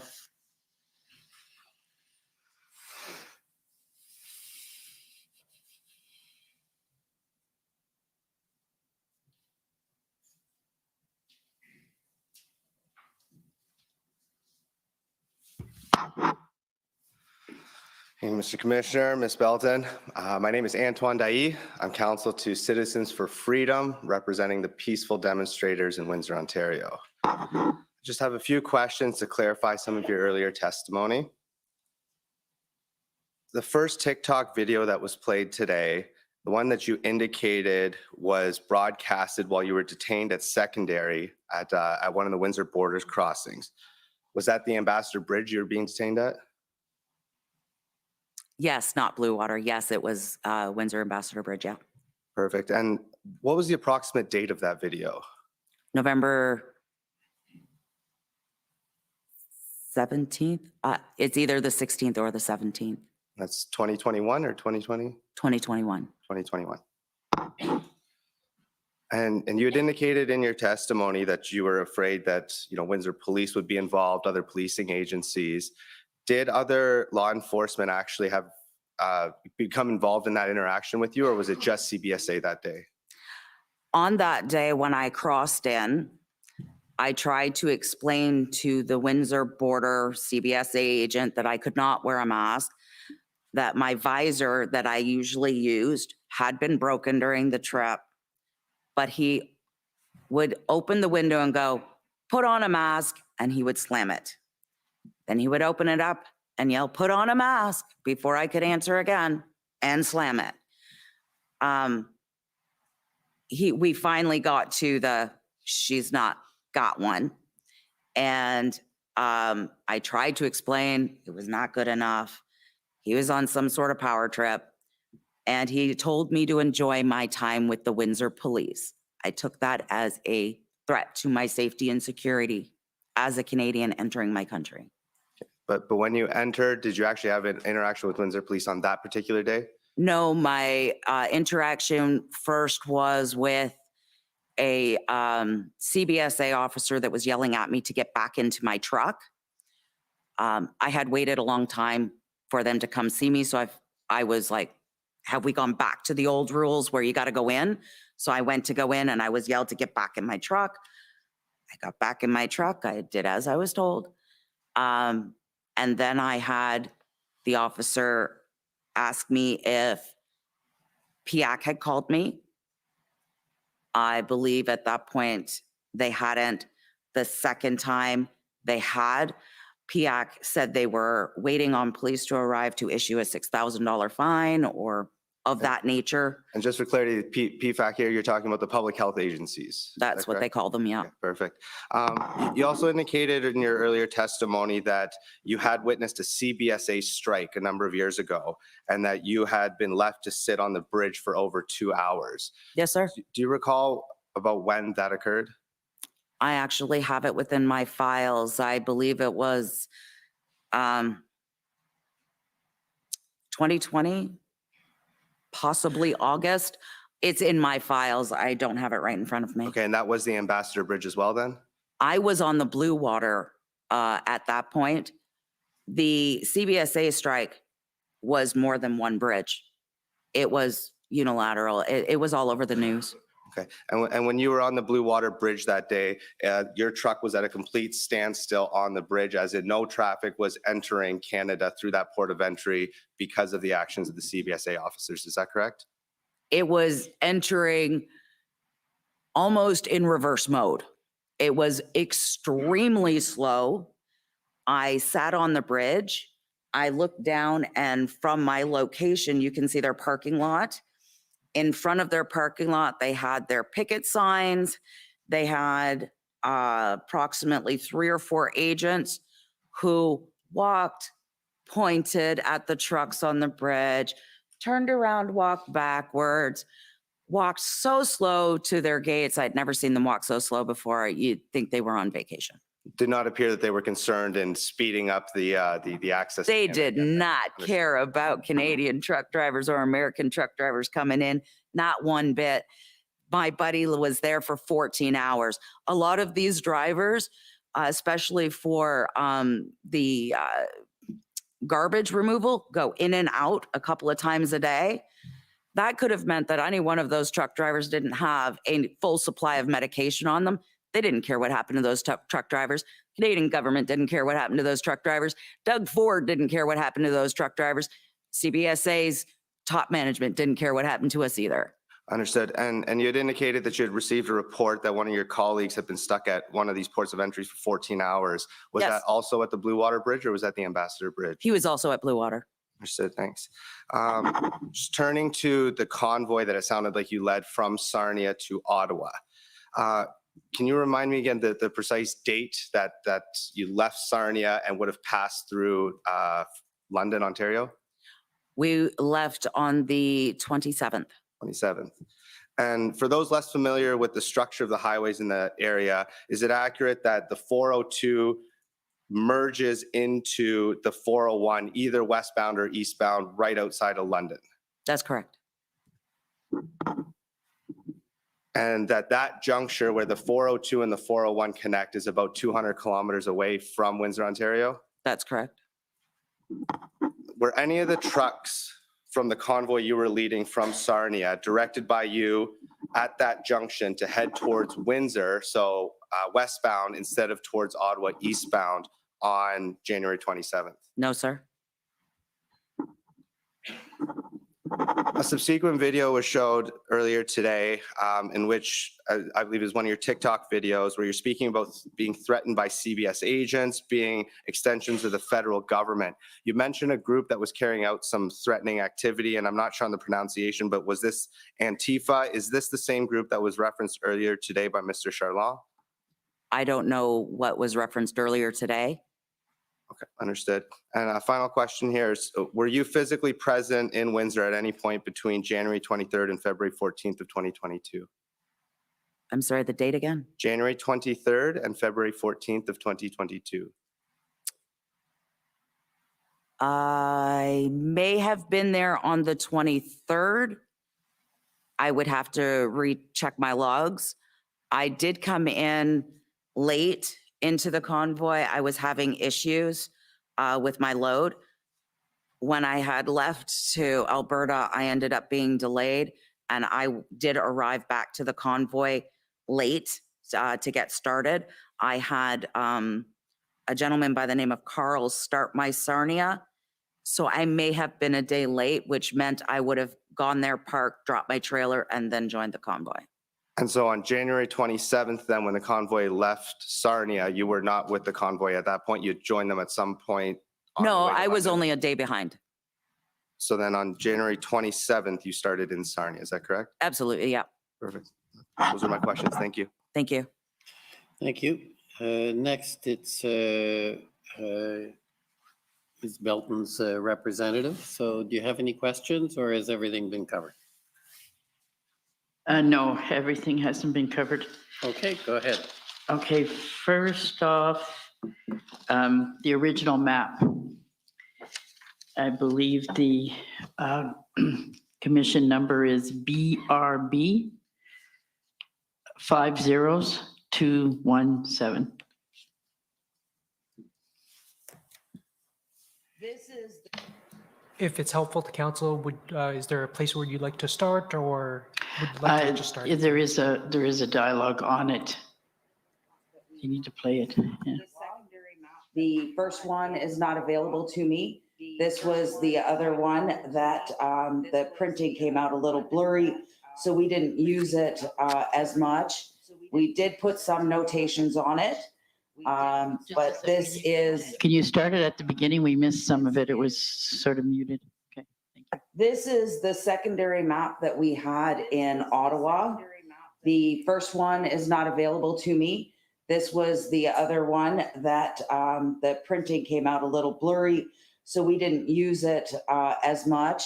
We did put some notations on it, but this is the map that we had in our boardroom.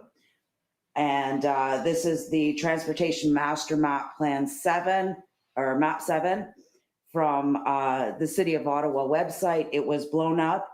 That was supplied to us by Andrew Pelozzo. So on January 28th, the Southwestern Ontario, GTA, and Niagara region arrived in Ottawa, we were led down the Ottawa River Parkway by the police. They told us to take this route, even though it was a non-truck route.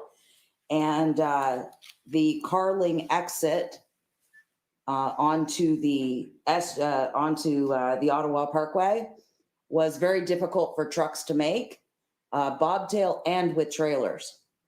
The police had it barricaded and removed the barricades in front of me to allow us to go onto this jam. We arrived here and were brought over by the War Museum. The police had a blockade right here and wouldn't not allow trucks to go up onto Wellington. On January 29th, when the Western group came in, led by myself, Mike, as the second pilot car, and Chris Barber as the lead truck, came up onto the Ottawa Parkway. Police then moved their barricades, which were barrels, they were barrel barricades, and allowed Chris to bring his truck up onto Wellington, approximately this area right here, just before the Parliament Hills. He was pretty much across from the parking area, because I remember parking close to there. They did not let the rest of the trucks come. They all remained behind the barricades that were put there in place by the City of Ottawa Police. Trucks were on both sides. A lane was open on both sides. They used the center medium for their kitchen, and along the sides of each roadway, each direction, is where the cars and trucks parked. The full intention with this map was to make sure that we left lanes open and emergency routes available for quick access for police. We knew that there were several hospitals or care homes in the area. That was very important to us to leave those open. There was Elizabeth Briere Center right up here.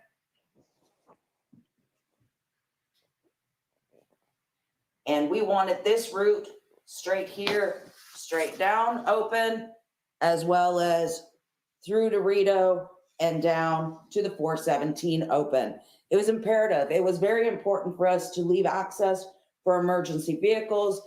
I had a friend who was a resident at Elizabeth Briere, so that was very important to me. And being a long-term resident of the Ottawa area and a former city employee, safety is definitely top priority for myself.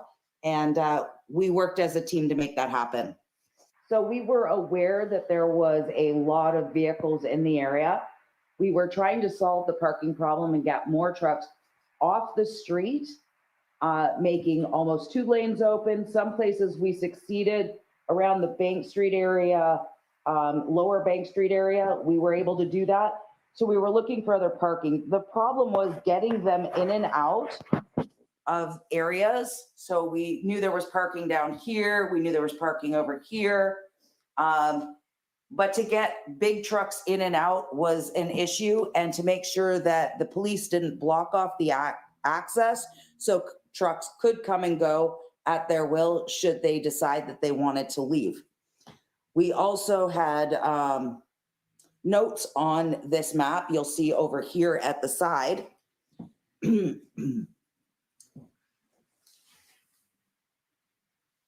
These notes are of leaders, excuse me, and their designed roles. The first one we have would be Pat. It states right here that we knew right from the beginning, because this map was done within the first 2 days of being in Ottawa. So approximately between the 29th and the 2nd of February, I would say.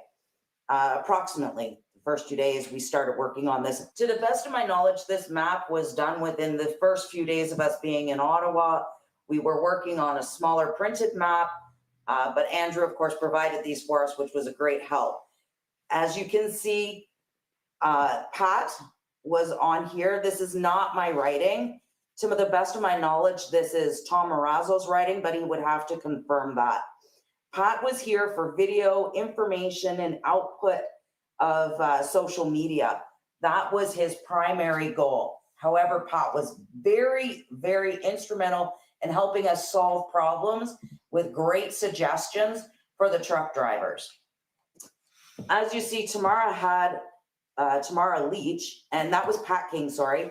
This is Tamara Leach. She has no dedicated spot to her name.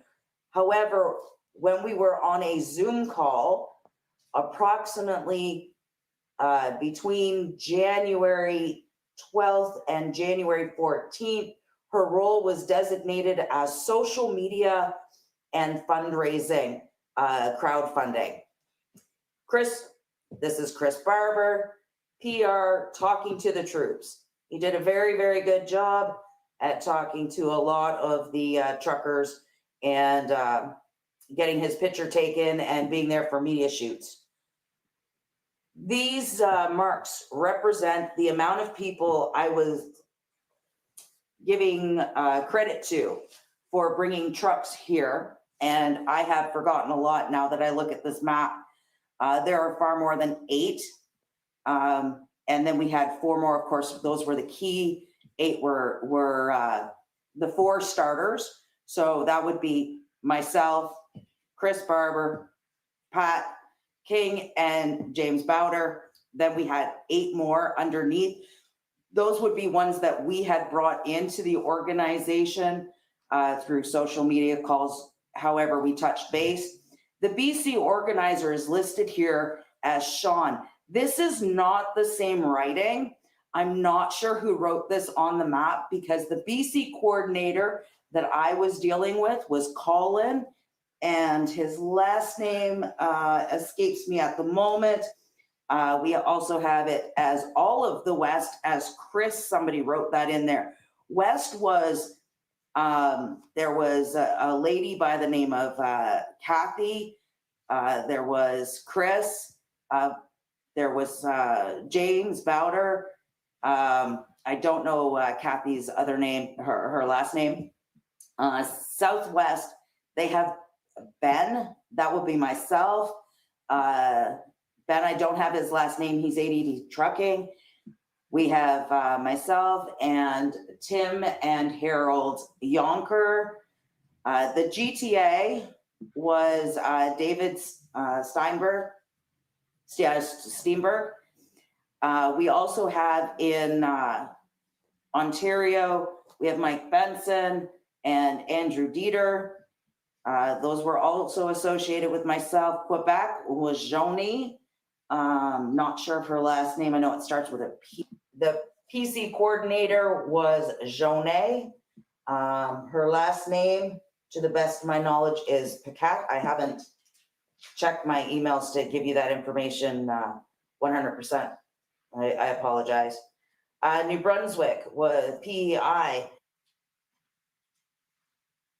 Leanne, Indy, and Ben. I have no idea what these 2 indications are on the map at this point.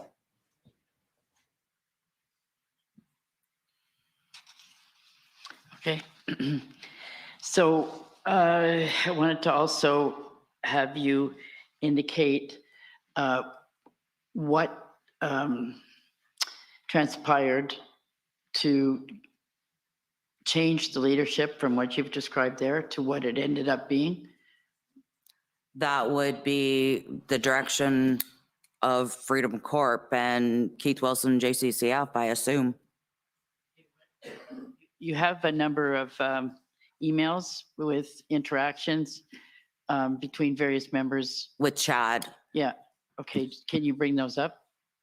I have no idea what they're entitled. Identify the number. Do we have the number for that? Sir, I'm going to rise at this Where is point. it? All of this happened after the fact, well after the events in question. And There's actually, as I understand, also some potentially privileged records in here. And I would like. I Privilege would submit- mean I would have had to Excuse me, sign on a excuse me, privilege. Excuse me, we're just, Yeah. we I have the worked through numbers. me, sorry. So, sir, with respects to relevance and materiality, I think that if you gave a direction that this witness is limited with respect to giving evidence regarding the time frame up to and including, say, after the EA was no longer invoked, I believe that would be appropriate, sir. That's okay with us. Our information is prior to the EA invocation.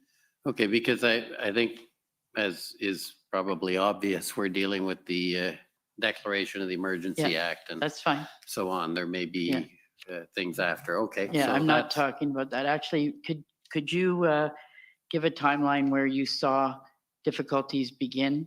And then we have the numbers. So when you indicate what document, we have the numbers. Those documents were provided to me afterwards, Yes, okay. but they Yeah. said they don't want anything outside after that time frame. Well, it's information about what happened in that Right, but they country. don't want all the truth out. They only want selected truth out. I know, but he didn't confine us to. I think he if did it- confine it. Again, it's turning into discussion.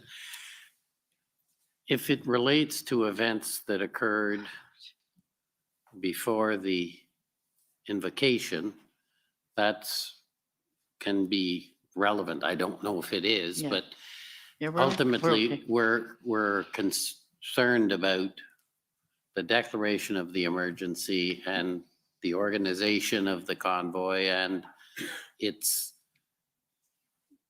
function or what happened in Ottawa. And if it's related to that, then tell us what it is and we can then think about whether we go to the documents. But I don't know what we're talking about, so. Okay, it's documents that were generated before the EA. But we can just talk about the meetings, what was happening when there was One of a the shift. first meetings that I went into was with Tom Quiggins, Chris, TBOF, James Pelozzo. Don't believe there were any lawyers present at that time. Tom Quiggin had come in and looked at Tamara and said, "This is all because of you." I asked Chris to deal with that and to solve that issue so that people understood that that was not exactly true. Her fundraising did amazing. She did a great job, but she did not start the convoy. And I didn't want that to go on. That fake kind of presentation, I guess. I don't know. I wanted to be cleared up. It ended up that Chris asked me to not divide, not to create an issue, to go along with things. And we repeatedly had those conversations amongst us, Chris and I, for me repeatedly asking him to clear up this fake narrative that had been presented and that just kept being presented. Okay, also you had mentioned to me a meeting that you went to in which your character was assaulted. That would have been on a Zoom call thereafter, though. Oh, it was on a Zoom call? After the emergency? Yeah, but well after. Okay, we'll leave that one. That's why I was saying some of that as well Yeah, after. some of it. Okay, so the emails concerning the new leadership, like who became the leader or who directed the convoy, at what point can you pinpoint the period of time, like roughly, not you don't have the specific date because it's a process, but at what point did you recognize that it had been taken over?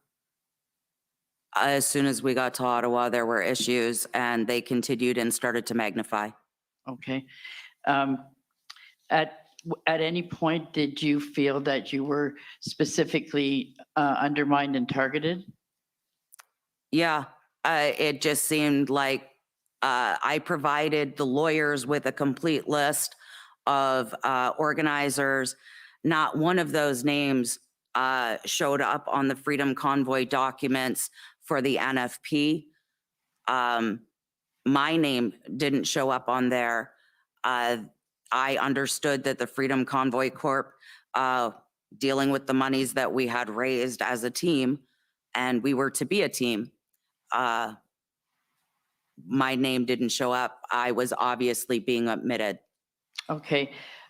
Who do you regard as the, how do you say, the new leader? Like who was giving direction after you guys were kind of, It whatever? seemed we took a lot of direction from Keith Wilson, Okay. Do you have any evidence for that? just in whatever documentation that I've provided. Okay, so can we be specific? Just like I've got. the Again, that would title. be after the EA. I've got the titles and then there's. There the- was a video where he's telling people to come to Ottawa. I do not know what video that is. Okay, and there's, I don't know the number for the, just a sec.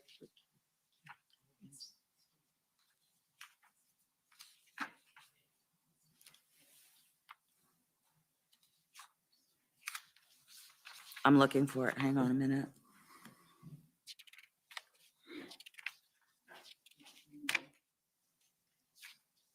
Which one is this?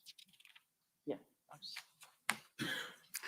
Maybe you could just, it may be helpful if you sort Okay, of we- summarize what it is that you're trying to give as terms of the story, and we okay, can we- leave the documents, they're in Oh. the record, and if Yeah. need be, we'll turn them up, but Okay, I know what it is. It's an interview with the commission and Keith Williams. Wilson, I'm sorry, Keith Wilson.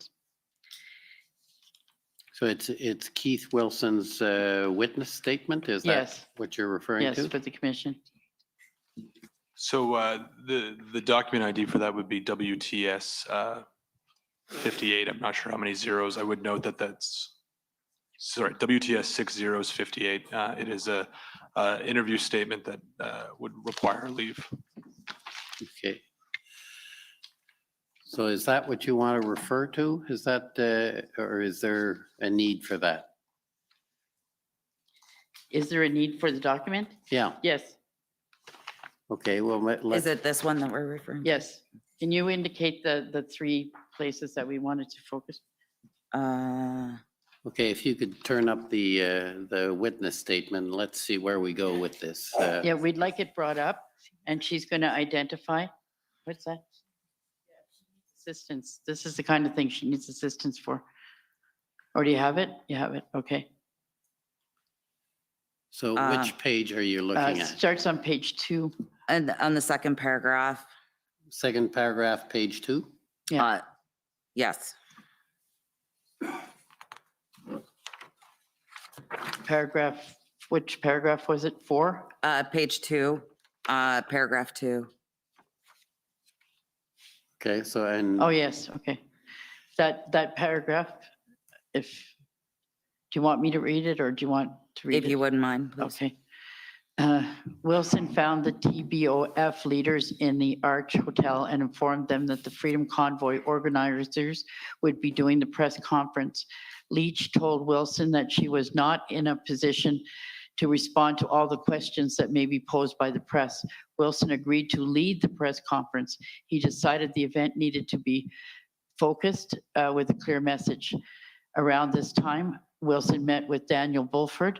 Bulford suggested he speak at the press conference about the convoy's work liaisoning with the police regarding safety and emergency vehicle access. Wilson agreed Bulford should also speak at the press conference. So the position is that that statement indicates that Well- he's taking a leadership role with regard to the members of the Freedom Convoy. Okay. That's okay, well, I think it should come from the witness, I Okay, think. So yeah, what are you trying to, why are you referring to this comment then? Well, Keith Wilson was writing the speeches and directing what we said. Many times he came into a conference room and he goes, let's get the messaging straight. And he said, what are we here for? Mandates. What mandates? All mandates. This was the message that started the convoy. So was he out of touch with what was going on? Did somebody not fill him in? This message was already in place. Okay. So anything further? There was one document there that he distributed to everyone with regard to persons coming in on plane. What's the name of that document? I believe he says that in this one as well.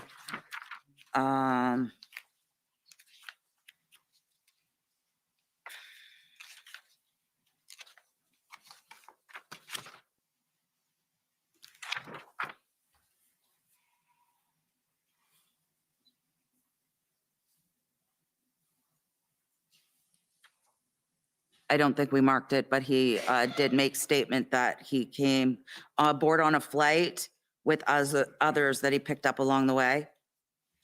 Okay, what did that letter say? It was addressed to all of the convoy organizers, was it? I'm not sure what you're referring to, but if we're still on this document. The one about the planes now. What page are you referring to? We're trying to go to another document. I'm thinking. I don't know where the document is. I'm sorry. Okay. I'm not sure which one we're referring to. This is why I had some help from Rebecca, because everything got jumbled this morning when it was sent back to us. I have no idea where my documents are at this point. I find it extremely unfair that this has happened. If they would have left the naming that I had on the documents, I would have been able to pull these up for you, and we could have referenced, and Rebecca and I, or Jane and I would have been able to be more effective up here. Okay, well, maybe somebody can help her. If find we're the able to document. get the title of the original document or more information about it, we can try to assist in identifying it. It, as I understand, it's a notice. Rebecca has a list of the documentation. If she could come up here, she can show me what it is that we're pulling, if that would be all right with everyone. Or if I can see a copy, I can take a look. Okay. Yeah, we can even. Go ahead.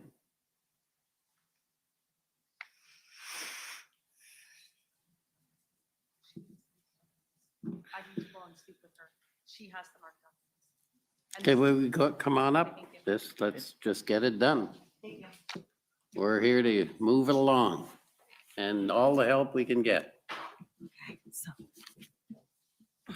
I'm sorry. That's okay. That's okay. He's in the mark.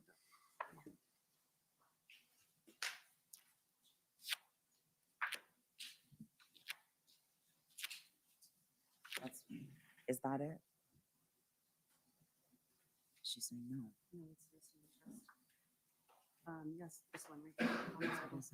Okay. Is that what you read? Yeah. Did you read it though? Or did you want me to read it? I don't think you said it.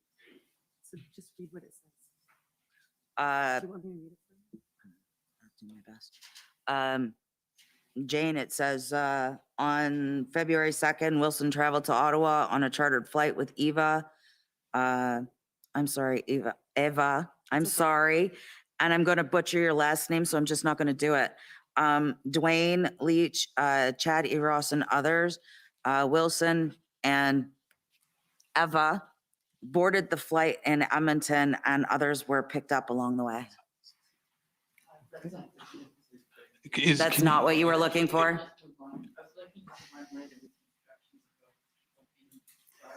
You're gonna have to speak in On the plane, yeah. the one.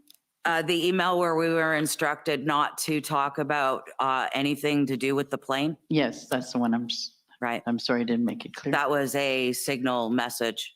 Yeah, do we have it? I don't know what it's been numbered, and I'm not. Okay, maybe you can just testify to that if you remember now which one that was. The email was to a group of us in regards to they had found out somehow about the plane and they were curious whether the lawyers and Chad and Mr. Leach had come in and followed mandate requirements. I didn't think it was a big deal, but we were told we were not allowed to talk about it. Oh, who were you told that by? Keith Wilson. Okay. Are there any other Mr. emails? Chair, may I stay here to help her read her documents? as Yes. requested? May I have a chair, please? Thank you very much. Okay, go ahead. I'm sorry. Is there anything further you? Yes. Okay. I think we'll leave that. She had some other ones, but okay, there was just one, one more item. Actually, two more items, but one, the CB, what is it? CB, okay, now I'm frustrated too. CBSA, the letter that you wrote to the CBSA and their response. Right. We don't have it. You can just speak to Okay, the CBSA letter came in December, and it basically made no accommodations for those that couldn't wear a mask, those that they just wouldn't make accommodations. And I had PIAC there at one point in February of 2021. And the woman's name was Jessica, and she had given me exemptions. My company that I was working for at the time even wrote a letter based on her name on the face mask requirements from PIAC that they give you. She wrote her name, said that if there was any problems, just to refer to her. That never happened. So every time I went through, there was an issue. It depended on what agent I got, whether the issue was a small issue or a massive blown out fight between CBSA and myself. Okay, and you wrote a letter of complaint? to My CBSA? husband actually took the initiative because I was done. I didn't plan on staying in. I didn't plan on breathing. I couldn't do it. And further, I plan to end my life and give him everything, but for some reason I was here to cause a ruckus, I guess, and I couldn't do it as fast as I would like to. My husband went ahead and filed the complaint first on my behalf. CBSA wouldn't allow it. I told them that I was afraid of repercussion at the border, that this would continue to strain the relationship between myself and CBSA. And after their letter of basically not providing accommodation, following the rules of Ontario, which were if you didn't have to be masked if you actually had a valid medical reason. I think going back to a terrible time in your life is a valid medical reason.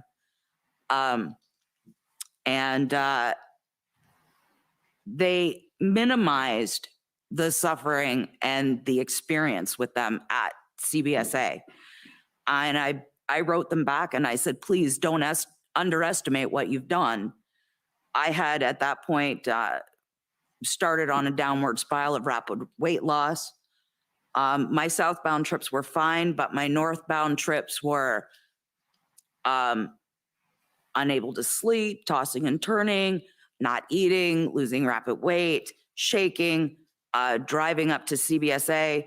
At first it was just a little bit, then it became more and more strenuous, more stressful, and it just started compiling, shaking, driving from Texas to Ontario, and actually being so overwrought on the second day that I had to take a day, and I couldn't move. I couldn't get out of bed. I had to take a day, kind of get my stuff together and continue on. So it was a very traumatic experience, although CBSA thinks they were just doing their job. so after you got the response back from CBSA, you wrote to various MPs and other officials. can you state the names of those individuals and roughly what you were asking them for or to do? I was asking for help. Help. I wanted help. I wanted someone to help me.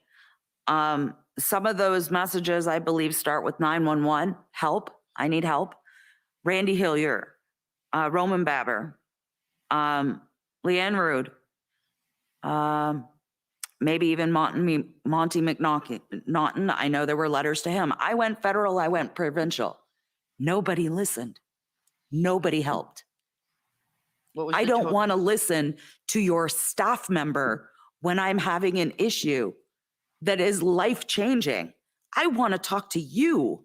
I want to sit down with you, whether it's with a Tim Hortons coffee or a bottle of water, and let's figure out the problem and find some solutions. But those weren't available. How many of those emails did you send? Approximately 32. Okay, so I just have one last statement. You indicated to me that your grandfather had given you an explanation of the conditions under totalitarianism or communism. You recounted that to me. Can you recount it here? Yeah, it was November 11th. I was 14 and I was visiting. And being a teenager with attitude, I sat while the services started in the minute of silence. My grandfather grabbed me by the back of the shirt, by the back of the collar, lifted me up, and he said, "You'll stand here and you'll respect our dead." Afterwards, after the time had passed on the television, I remember we were watching it on television. I went to sit back down, and he made me stand for a full minute. When we were done, I was ordered to go to the kitchen table. I sat with him. Well, he explained to me what it was like to be in Nazi Germany. He told me about the snitch lines, that if you wanted your neighbor's piano and they weren't going to give it to you, you just called up the Nazi snitch lines. And they would take care of the family, and you would go and get their belongings.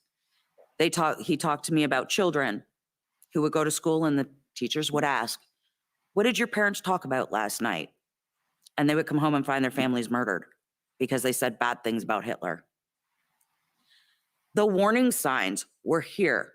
We had people snitching on people at Christmas time, enjoying family members because there may have been 6 people in a home that person doesn't own. And then we watched Quebec police officers pull people out of those homes, throw them to the ground and arrest them because they were spending time with their family. We were headed down the road that my grandfather talked to me about. I don't want to live that way. I want to live the way we have been in Canada. I want us to be united again. I want us to look at people and smile as we don't walk down the street. That works everywhere but the GTA. I mean, I want us to get back to where we were in 2019. That's all I want. It's not that much to ask for. We're not that far away. And we need to stop yelling at people and dividing and pitting each other against each other. We have a prime minister that was a former drama teacher, and all he has done has made Canada full of drama. He's very good at what he does.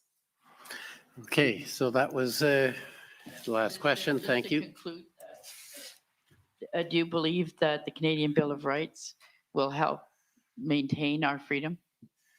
I'm not sure that's relevant to what we're doing here, but I'll let it go. But please, we've heard your message. I think. Yes, I understand. Clear. Providing it's allowed to be addressed in courts, I do believe that it's still valid and still exists. Okay. That's it. Thank you. No questions, sir, for the Freedom Corp.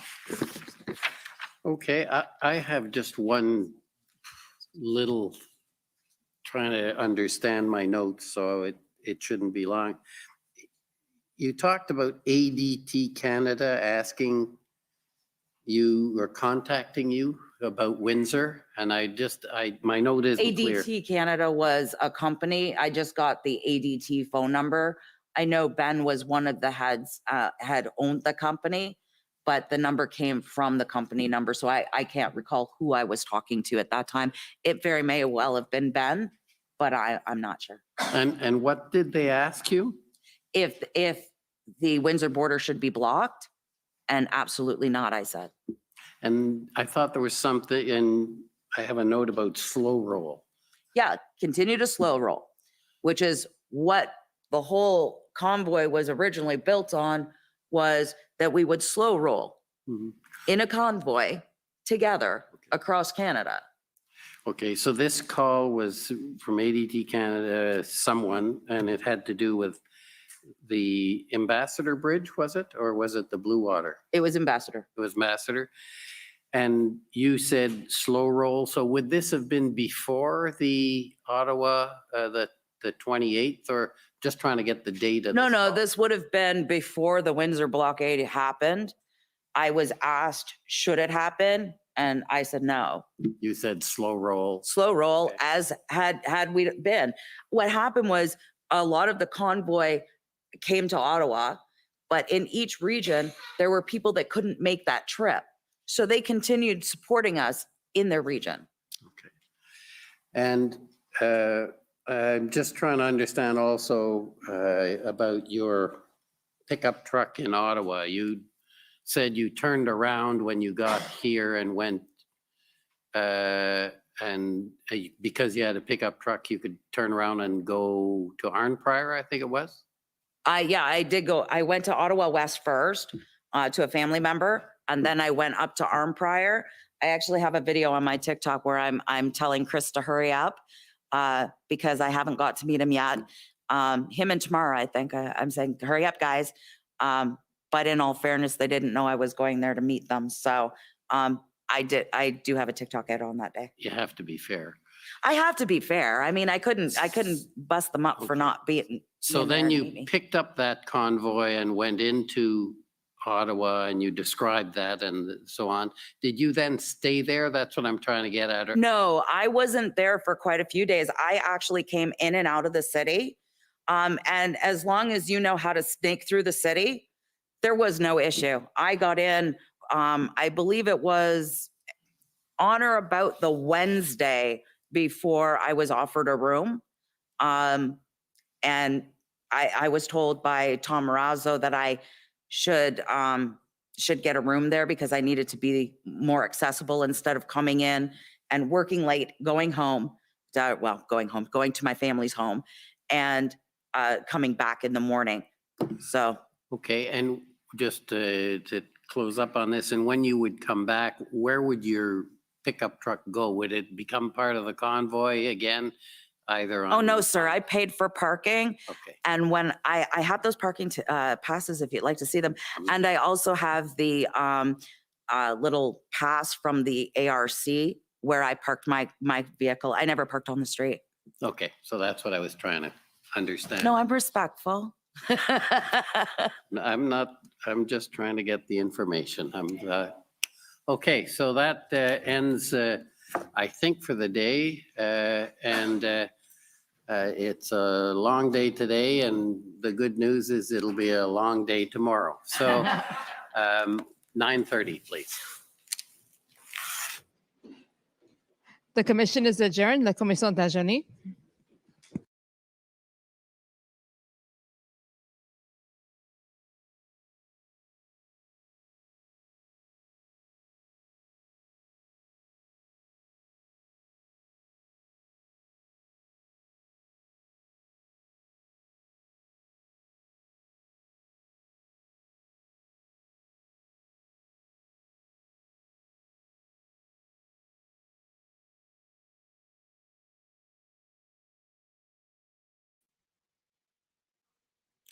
Wow, guys.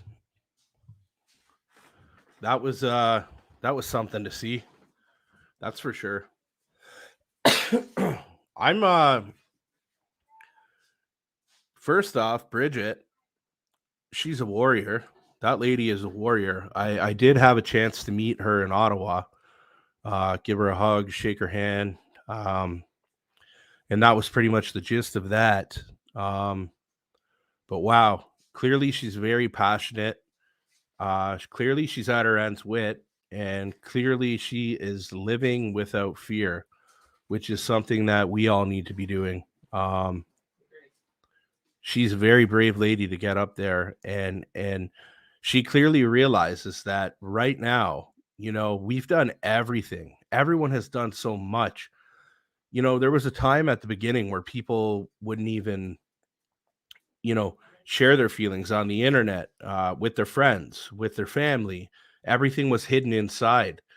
And that's what this convoy did, is it helped people find their voice. It helped people find their footing. It made people realize that they weren't so alone. It made people realize that this wasn't a bunch of yahoos and hooligans, that there were lawyers there, there were police officers there, there were nurses there were doctors there. Everyone was there. Every single culture, every single religion, all walks of life. And they had the opportunity. I always say this could have been probably the most beautiful story in Canadian history. And they chose to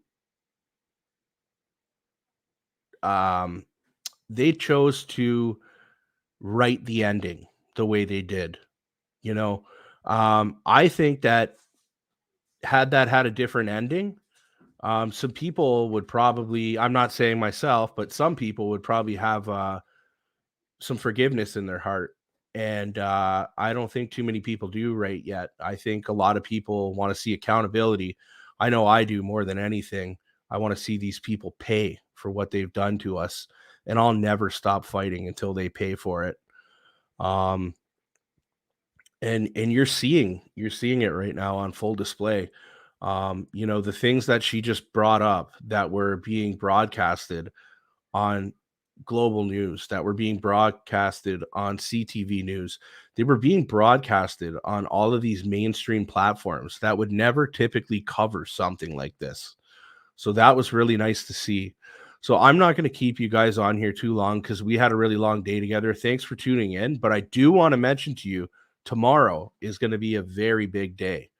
I know who's up tomorrow. It's going to be Keith Wilson, who's the lawyer for the convoy tomorrow. And then he's going to be followed by Pat King and Tom Marazzo. So tomorrow's going to be a day that you guys really want to tune into. That's for sure. I just want to make mention to anybody that's on here watching right now. Streaming this today on Facebook actually banned me for 3 days. Can you believe it? Well, yeah, I'm sure you can believe it. That's the country we're living in right now. So if you guys want to tune into this tomorrow, I suggest that if you're not on my YouTube and you just found your way here today, that you find or that you click like and subscribe and turn your notification on. And then when we go at 9:30 in the morning tomorrow, you'll be here for this. So yeah, I'll be streaming this on YouTube and on Rumble, and I'm not going to be able to be on Facebook. So if you were watching this on Facebook, I won't be there. So go to Rob Primo on YouTube, like and subscribe, and I will see you guys at 9:30 in the morning tomorrow for Tom Marazzo, Keith Wilson, and Pat King. It'll be nice to see more truth get out there.